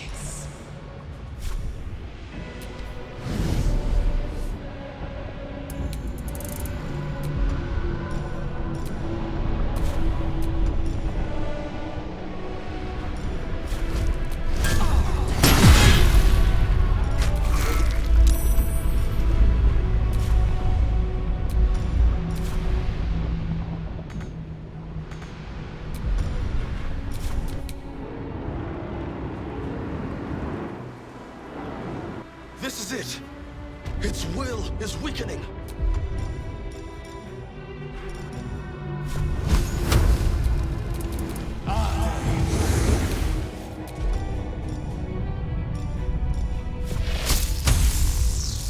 Another day, firefight.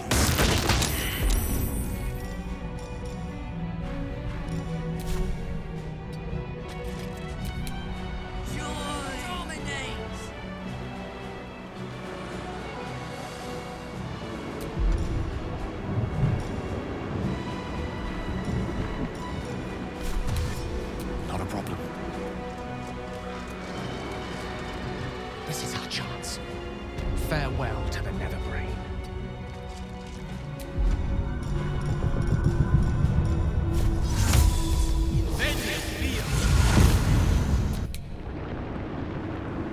Subjugate. It's time! We destroy the Netherbrain and end the Grand Design!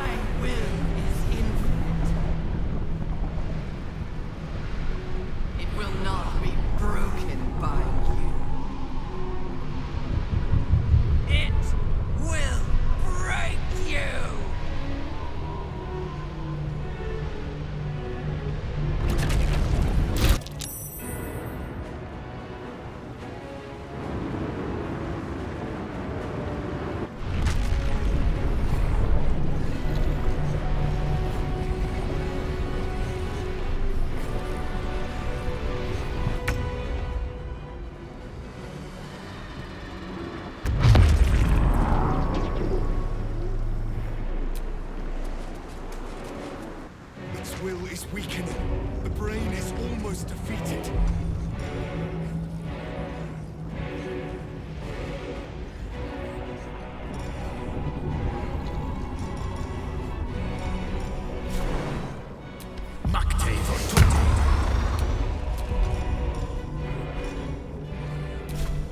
Nothing important is ever easy.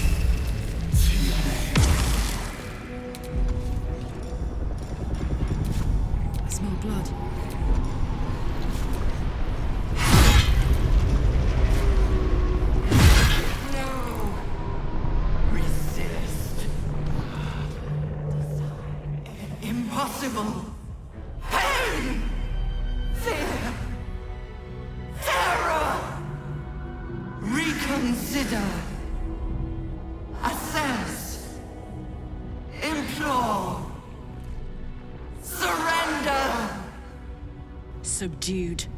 At last. This is its death rattle. Spare me.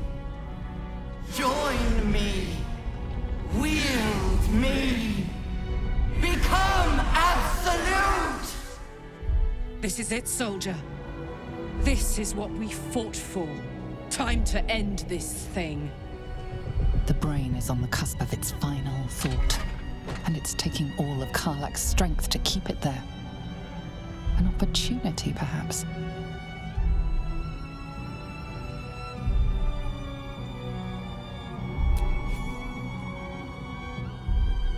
No more tadpoles, brain. It's time to die. My master. I must obey. I must end.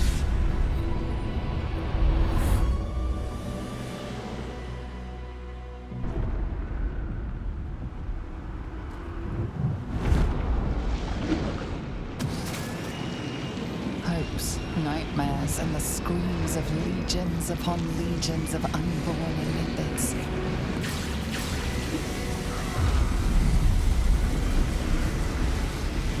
The pain rips through you, obliterating all thought, all feeling. Your tadpole burns in your brain.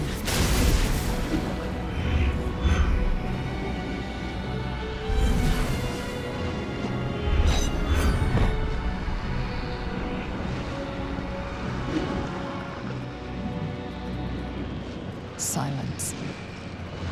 For the first time in a long time, your thoughts are entirely your own. And then, gravity.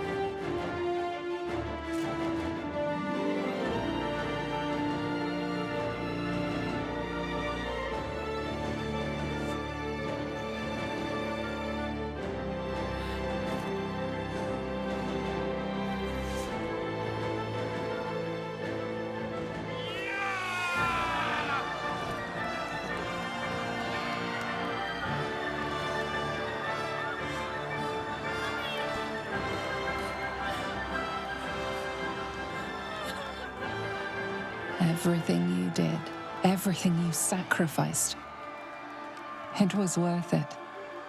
For this.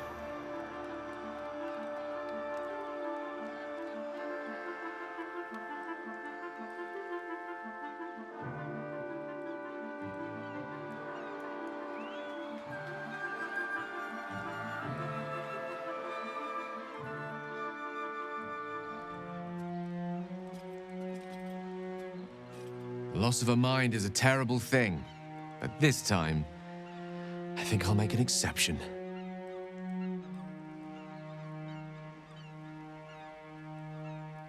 My powers, they're draining. Just like Mazora said they would. A small price to pay in the grand scheme of things.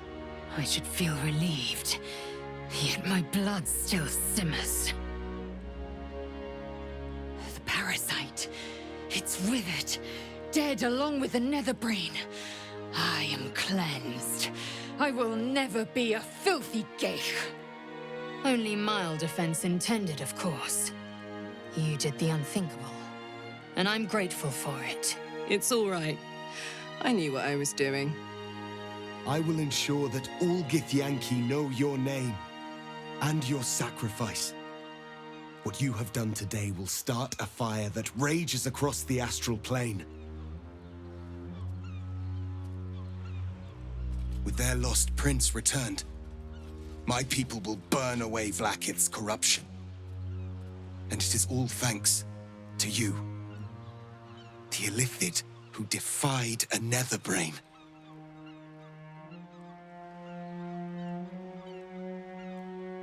I did, didn't I? I saved the fucking world. And I think I might live long enough to tell the tale too. I thank you, my liberator, my savior.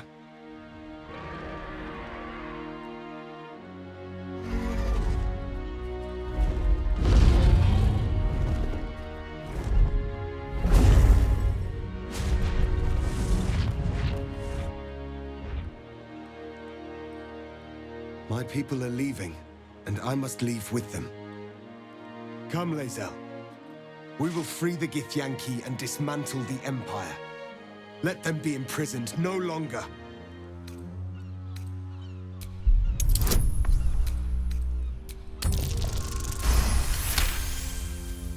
Mother Gith battled for liberty, but it was only here, with you, that I learned what it meant to be free. Orpheus, I'll remain here. My destiny is for neither you nor Vlaakith to set.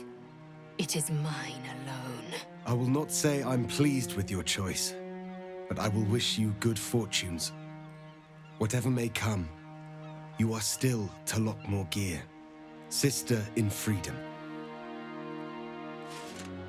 Julas!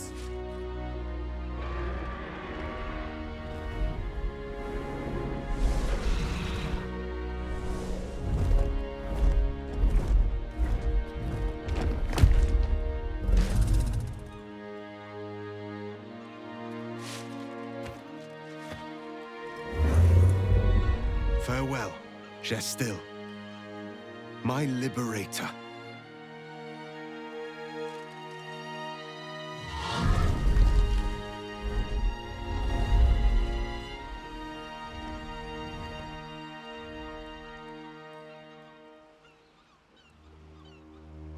With the Githyanki gone, there's nothing left but the silence of the city, smoldering, waiting to be rebuilt. But it seems that Gale's mind is elsewhere. The crown. It's somewhere in the Gionthar. If I salvage the stones, I can reforge it. The power of Karsus would be in my hands.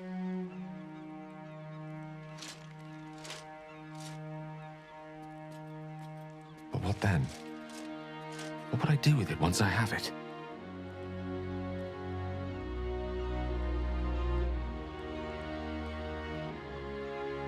Sage and timely counsel as always, and I intend to heed it, A wise man learns from his mistakes and strives not to repeat them. I shall bring the crown to Mystra. She'll cure me of my affliction.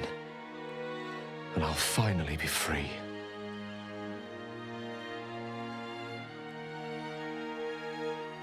And a more deserving one this time around. If this adventure has taught me anything, it's that there are things in this world far more valuable than power. Besides, growing quite fond of this merry band of ours, but I'd quite like to see what happens to it. I'm sure Mystra will summon me soon enough, but until then, I propose we celebrate our victory the mortal way, with a drink in our hands and reckless abandon in our hearts.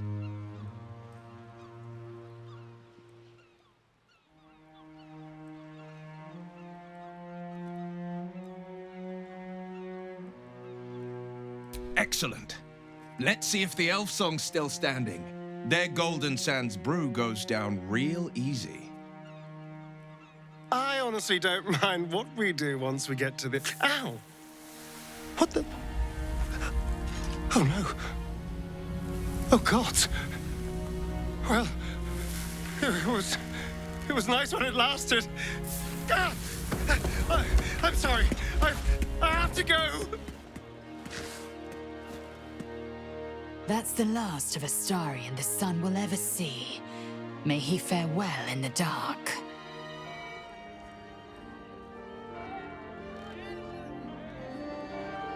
It's over. And it's all because of you. You, who were destined to become a thrall. Thanks to you, there will be no Illithid empire, no death god's tyranny.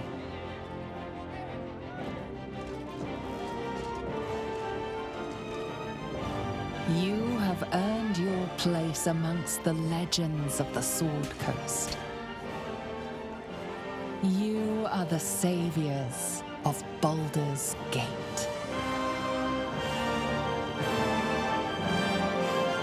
Last night was perfect. Though I couldn't help lying there thinking about my parents before you stirred.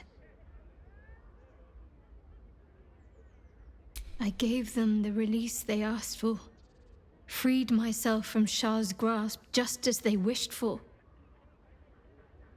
But there's moments where I think I'd trade that to be able to see them again. Talk to them again.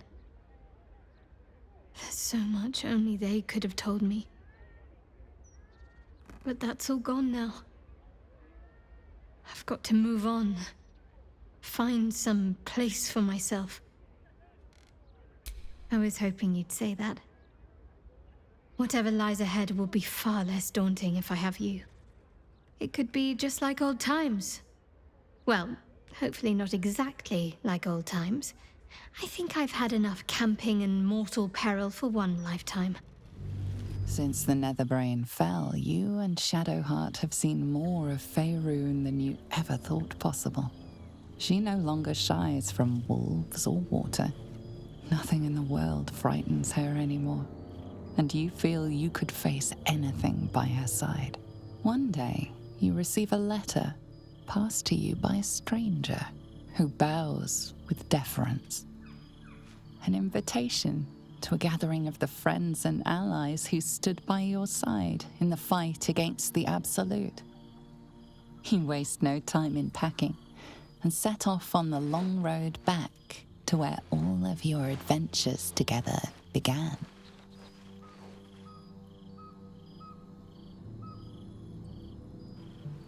Thou wert called here, some from above, some below.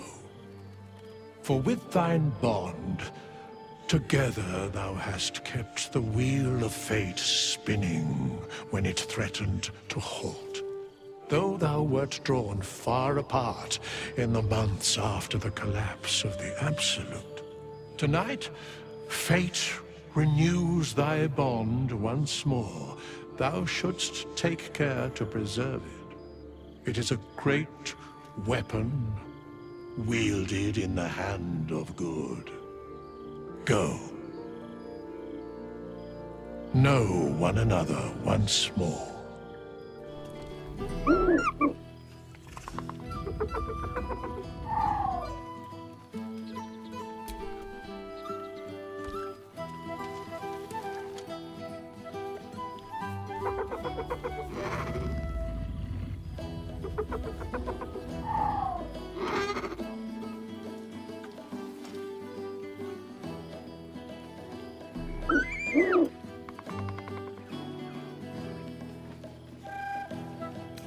He looks coyly at the ground, suddenly shy. He snaps the air and wiggles. He's either miming fighting a many-limbed creature or dancing. It's unclear. He is, however, exhausted. He's had plenty of adventures without you.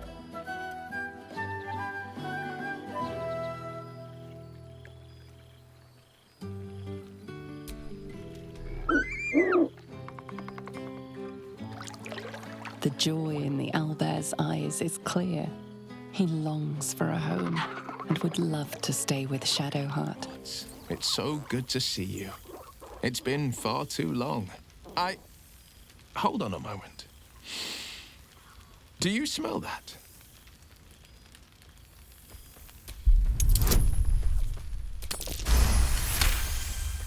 You take in every scent the night breeze carries. Sweet honeysuckle, tender violets, and an earthy fragrance you can't quite recognize. Forest trees draped in moss. Bittersweet, smoky, and that faintest hint of vanilla. Reminds me of the Wilden Oak, the oldest and most storied tree in all of the Sword Coast. I haven't visited since the Absolute fell. Turns out, rebuilding a city requires more than a simple wave of a duke's hand.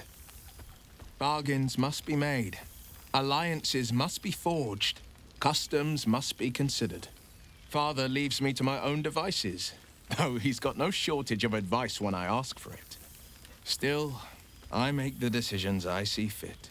The ones I think will restore the city to glory. I serve only Baldur's Gate, not a devil of the first hell. I've missed you too.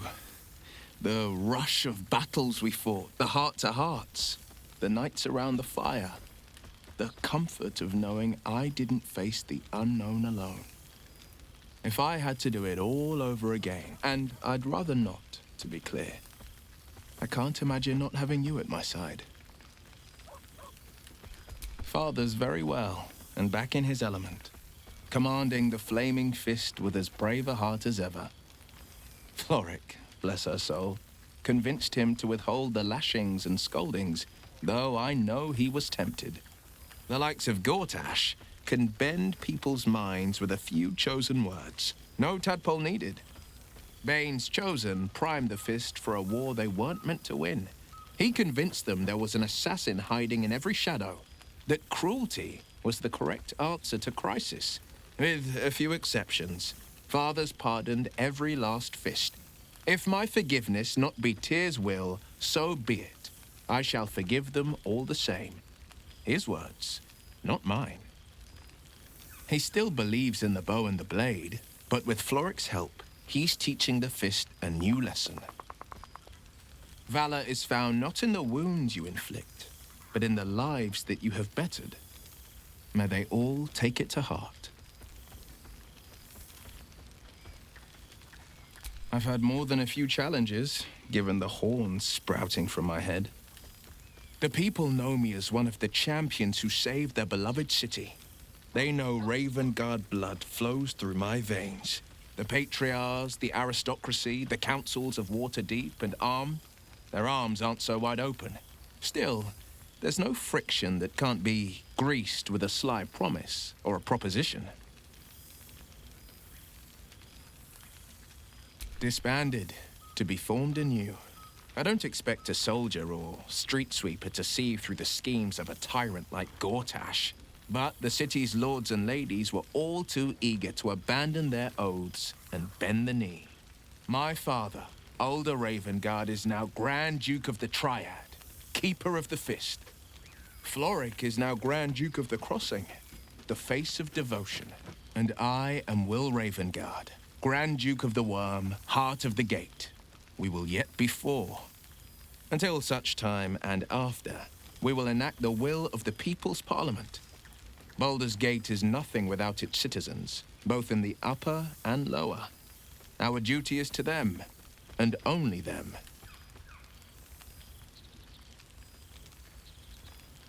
The jewel of the coast will shine ever bright, welcoming the weak and the weary from wherever they hail. We are building new housing, not just shanties, but homes where families can rest their heads, plant gardens, pursue happiness. Amazing what can be done when Parliament and the Council pressure the upper city elites to open their coffers. I'm sure the Silver Shields can make do without a few more jeweled crowns. Of course. Never. The hexes and eldritch blasts, losing them took getting used to. They left behind a cold abyss where fire once raged. So I stoked a new one. Now the burning comes from within me, not from the depths of Avernus. Go on, the night's young. You shouldn't waste a moment of it. Or waste a single drop of wine for that matter. I plan on downing half a bottle myself. Oops, did I say half a bottle? I meant half a dozen. Ah, soldier. How glad I am to see you again. I'd started to wonder if I ever would.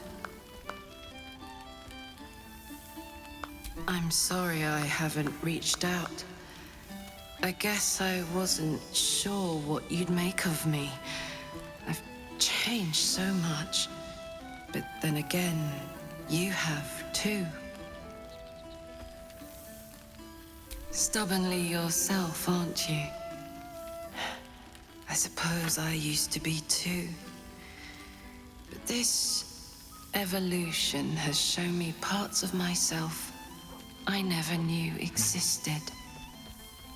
For example, my favorite food used to be mutton chops.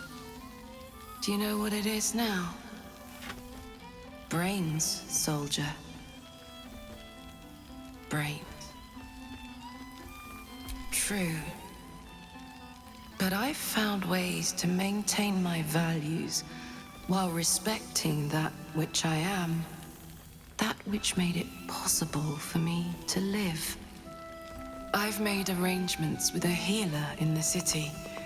When a patient is beyond saving, but still able to speak for themselves, they're offered a choice. They can go as nature intends to take them, or when they're ready, when their goodbyes have been said, their affairs settled, and all that awaits them is pain, I relieve them. When I consume their brains, I am nourished by much more than the physical nutrition. Their memories, from birth to death, become part of me. I've lived hundreds of childhoods, first loves, marriages, feuds, and friendships. I remember them all. And in this way, we all live on together. I think of you too. This life of ours, soldier. It's a long one, if we're lucky. Who knows what the future holds for either of us? It's been wonderful to see you again. Reminds me of old times around the campfire.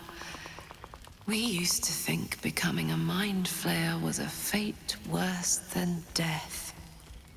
I wouldn't trade my life, this life, for anything. Funny how things change, isn't it? Enjoy the night, my friend. I know I will. Old friend. I thought slaying Vlaakith's hunters in the cliffs of Sword's Teeth might be the month's pinnacle. But I was wrong. Being right here, with you, is an infinitely greater pleasure.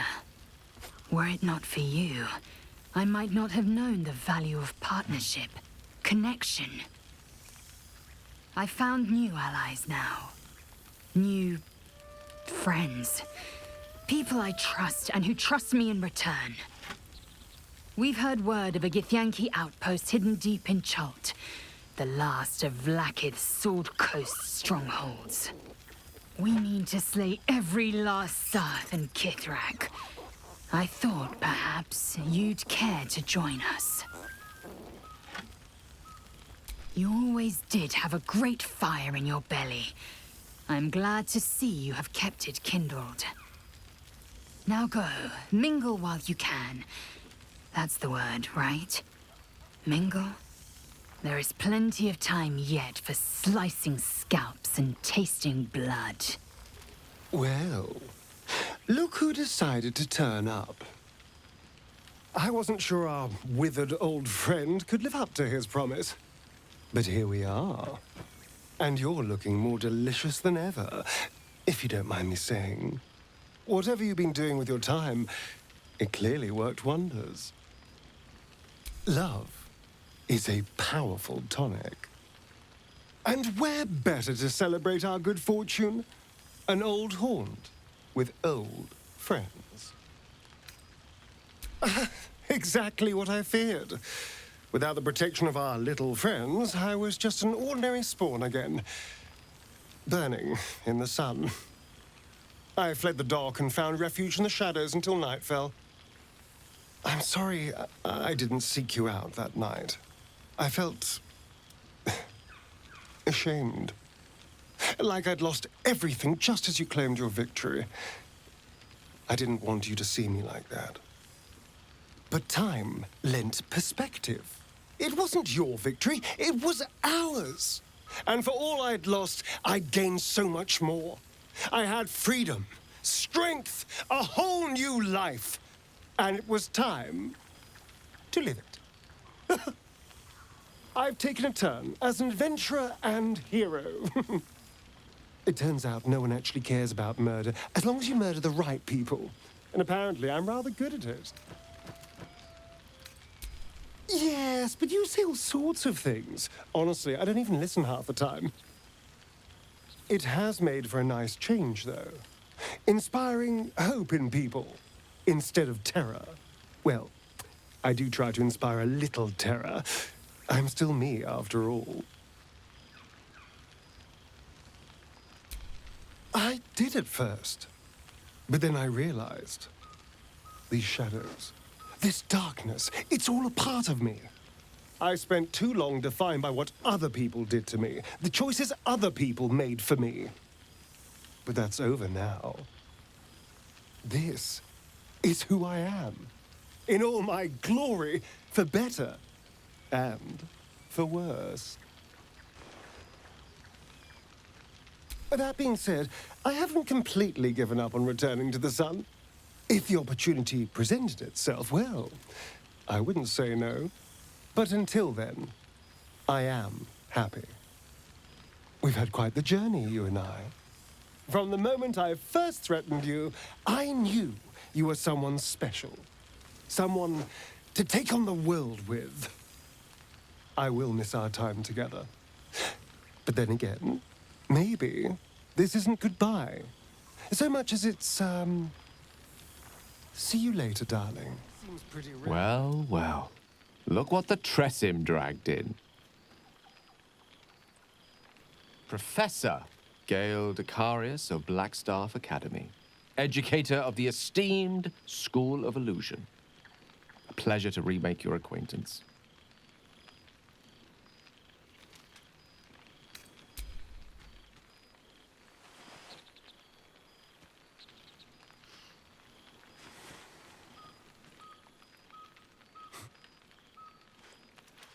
Well, that was quite lovely.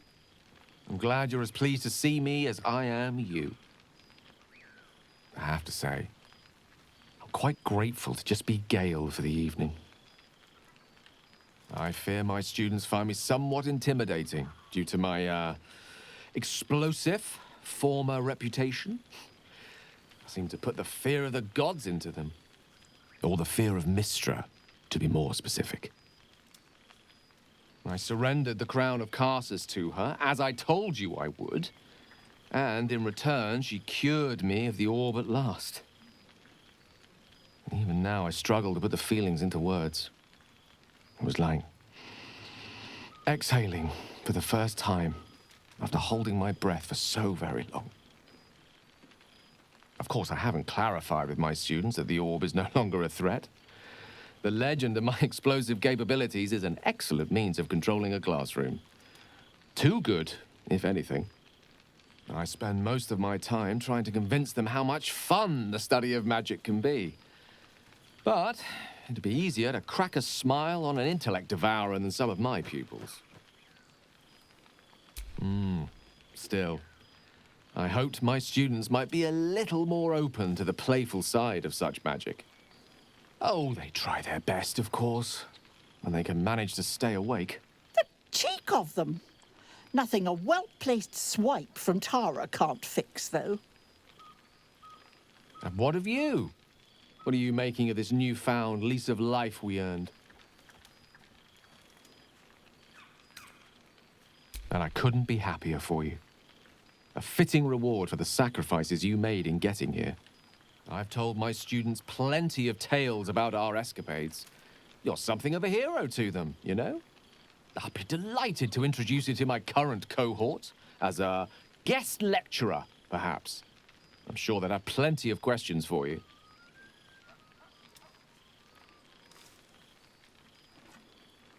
Excellent.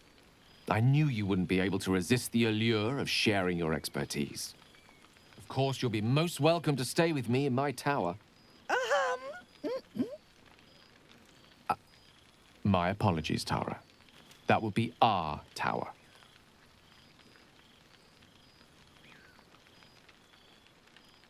It will give us plenty of time to catch up on your adventures. I'm very curious to know what you've been up to these past months. But I suspect the telling of that tale would keep you tied to me all evening. So, in the spirit of selflessness, I encourage you to mix and mingle for now, with time enough to come. I didn't expect to be nervous. But seeing everyone here like this, it's strange, isn't it? I feel like I must have dreamed the last few months.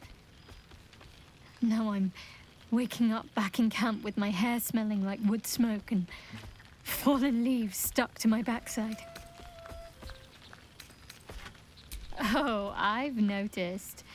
Ever since I first slipped into my camp garments, I should think. So, we should divvy up what we tell people about what we've been doing these past few months. I'd hate to be a bore that comes along and regurgitates the same story to someone moments after you've told them. Any ideas? Well, there's the visit to the House of the Moon, fending off Sharan assassins. That stray imp that joined us. Bing bong, wasn't it? We've squeezed in a lot. And I'm glad I got to share it all with you. I'm sure we'll have them hanging off our every word. I'll leave you to do some mingling, unless you need anything else. That can be arranged.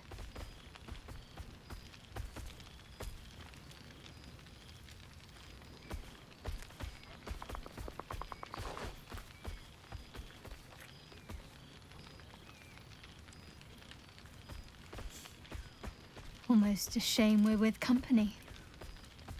I'd be tempted to let you whisk me away someplace quiet.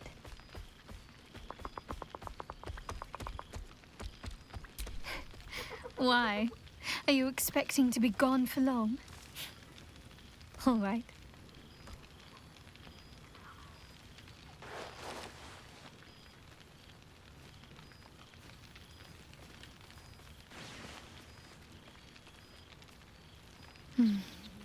I could get lost in those arms. With music in the air and wine flowing, I think I'll manage. Don't get into trouble, but if you must, fetch me first. This one night is like any other, and yet different. Thou art the savior of Baldur's Gate, until such time it requires saving again. How dost thou feel? I am pleased to hear it. The satisfaction of one's intention is, to my surprise, a rare accomplishment. Enjoy the revelry of the day. Thou deservest at least that much.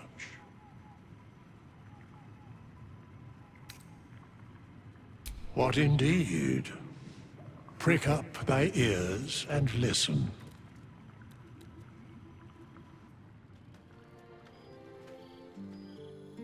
The balance of the world restored. The balance of these lives, mortal and otherwise, brought to account. Hear me, thou heroes, wastrels, friends. I have waited long to tell you these words. It is over. For now. Thou played thy part in weaving the fabric of fate itself, but for every thread you sewed, so did the gods unravel another. Sleep, rest, revel, but be ready. For thou mayst yet be needed. Until we meet again, I wish thee every possible fortune, health, wealth, love, and above all, problems worth solving.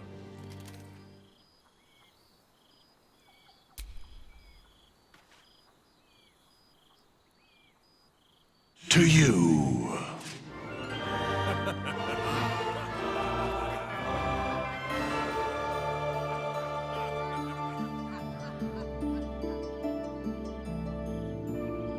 Thou art the dead three. Thy faces gods, thy actions barely worthy of the name. Didst truly believe thy ploy would succeed? Didst believe I would not notice? Thou sought to bolster thy strength by taking away the souls of mortals. But souls vanish when their hosts become mind flayers. Didst think the other gods would not notice? Gods thou may be, yet thou hast proven thyself fools. Everyone. The supplication of Bane, the whimper of Baal, the death mule of Merkel. Felled by mortals. I overestimated thee. They did not. Vermin, away. Thou wilt trouble us no more.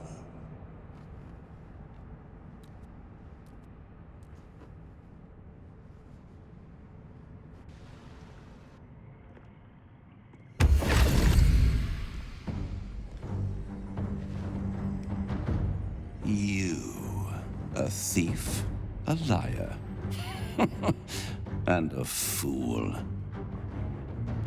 We had an agreement, and you broke it. The crown was supposed to be mine. Instead of delivering it to its true home in the Hells, you allowed Gale Dekarios to deliver it to Mystra. I should snuff you out and make coin of your soul. But it will be more amusing to let you see the consequences of your actions. Do you really think that the crown is safer in the hands of a goddess than in the claws of a devil? Look to the history of these realms. It is not the devils, but the gods who sunder, wreck, and ruin. It is the gods who instigate each new crisis. It is the gods who almost brought doom to your world. I was merely a witness to their conspiracy. And I would have dealt fairly with you. I cannot say what Mystra will do. Perhaps the crown is a mere trinket to one of her power. Or perhaps it is the key to unlocking some dreadful new potential in her portfolio.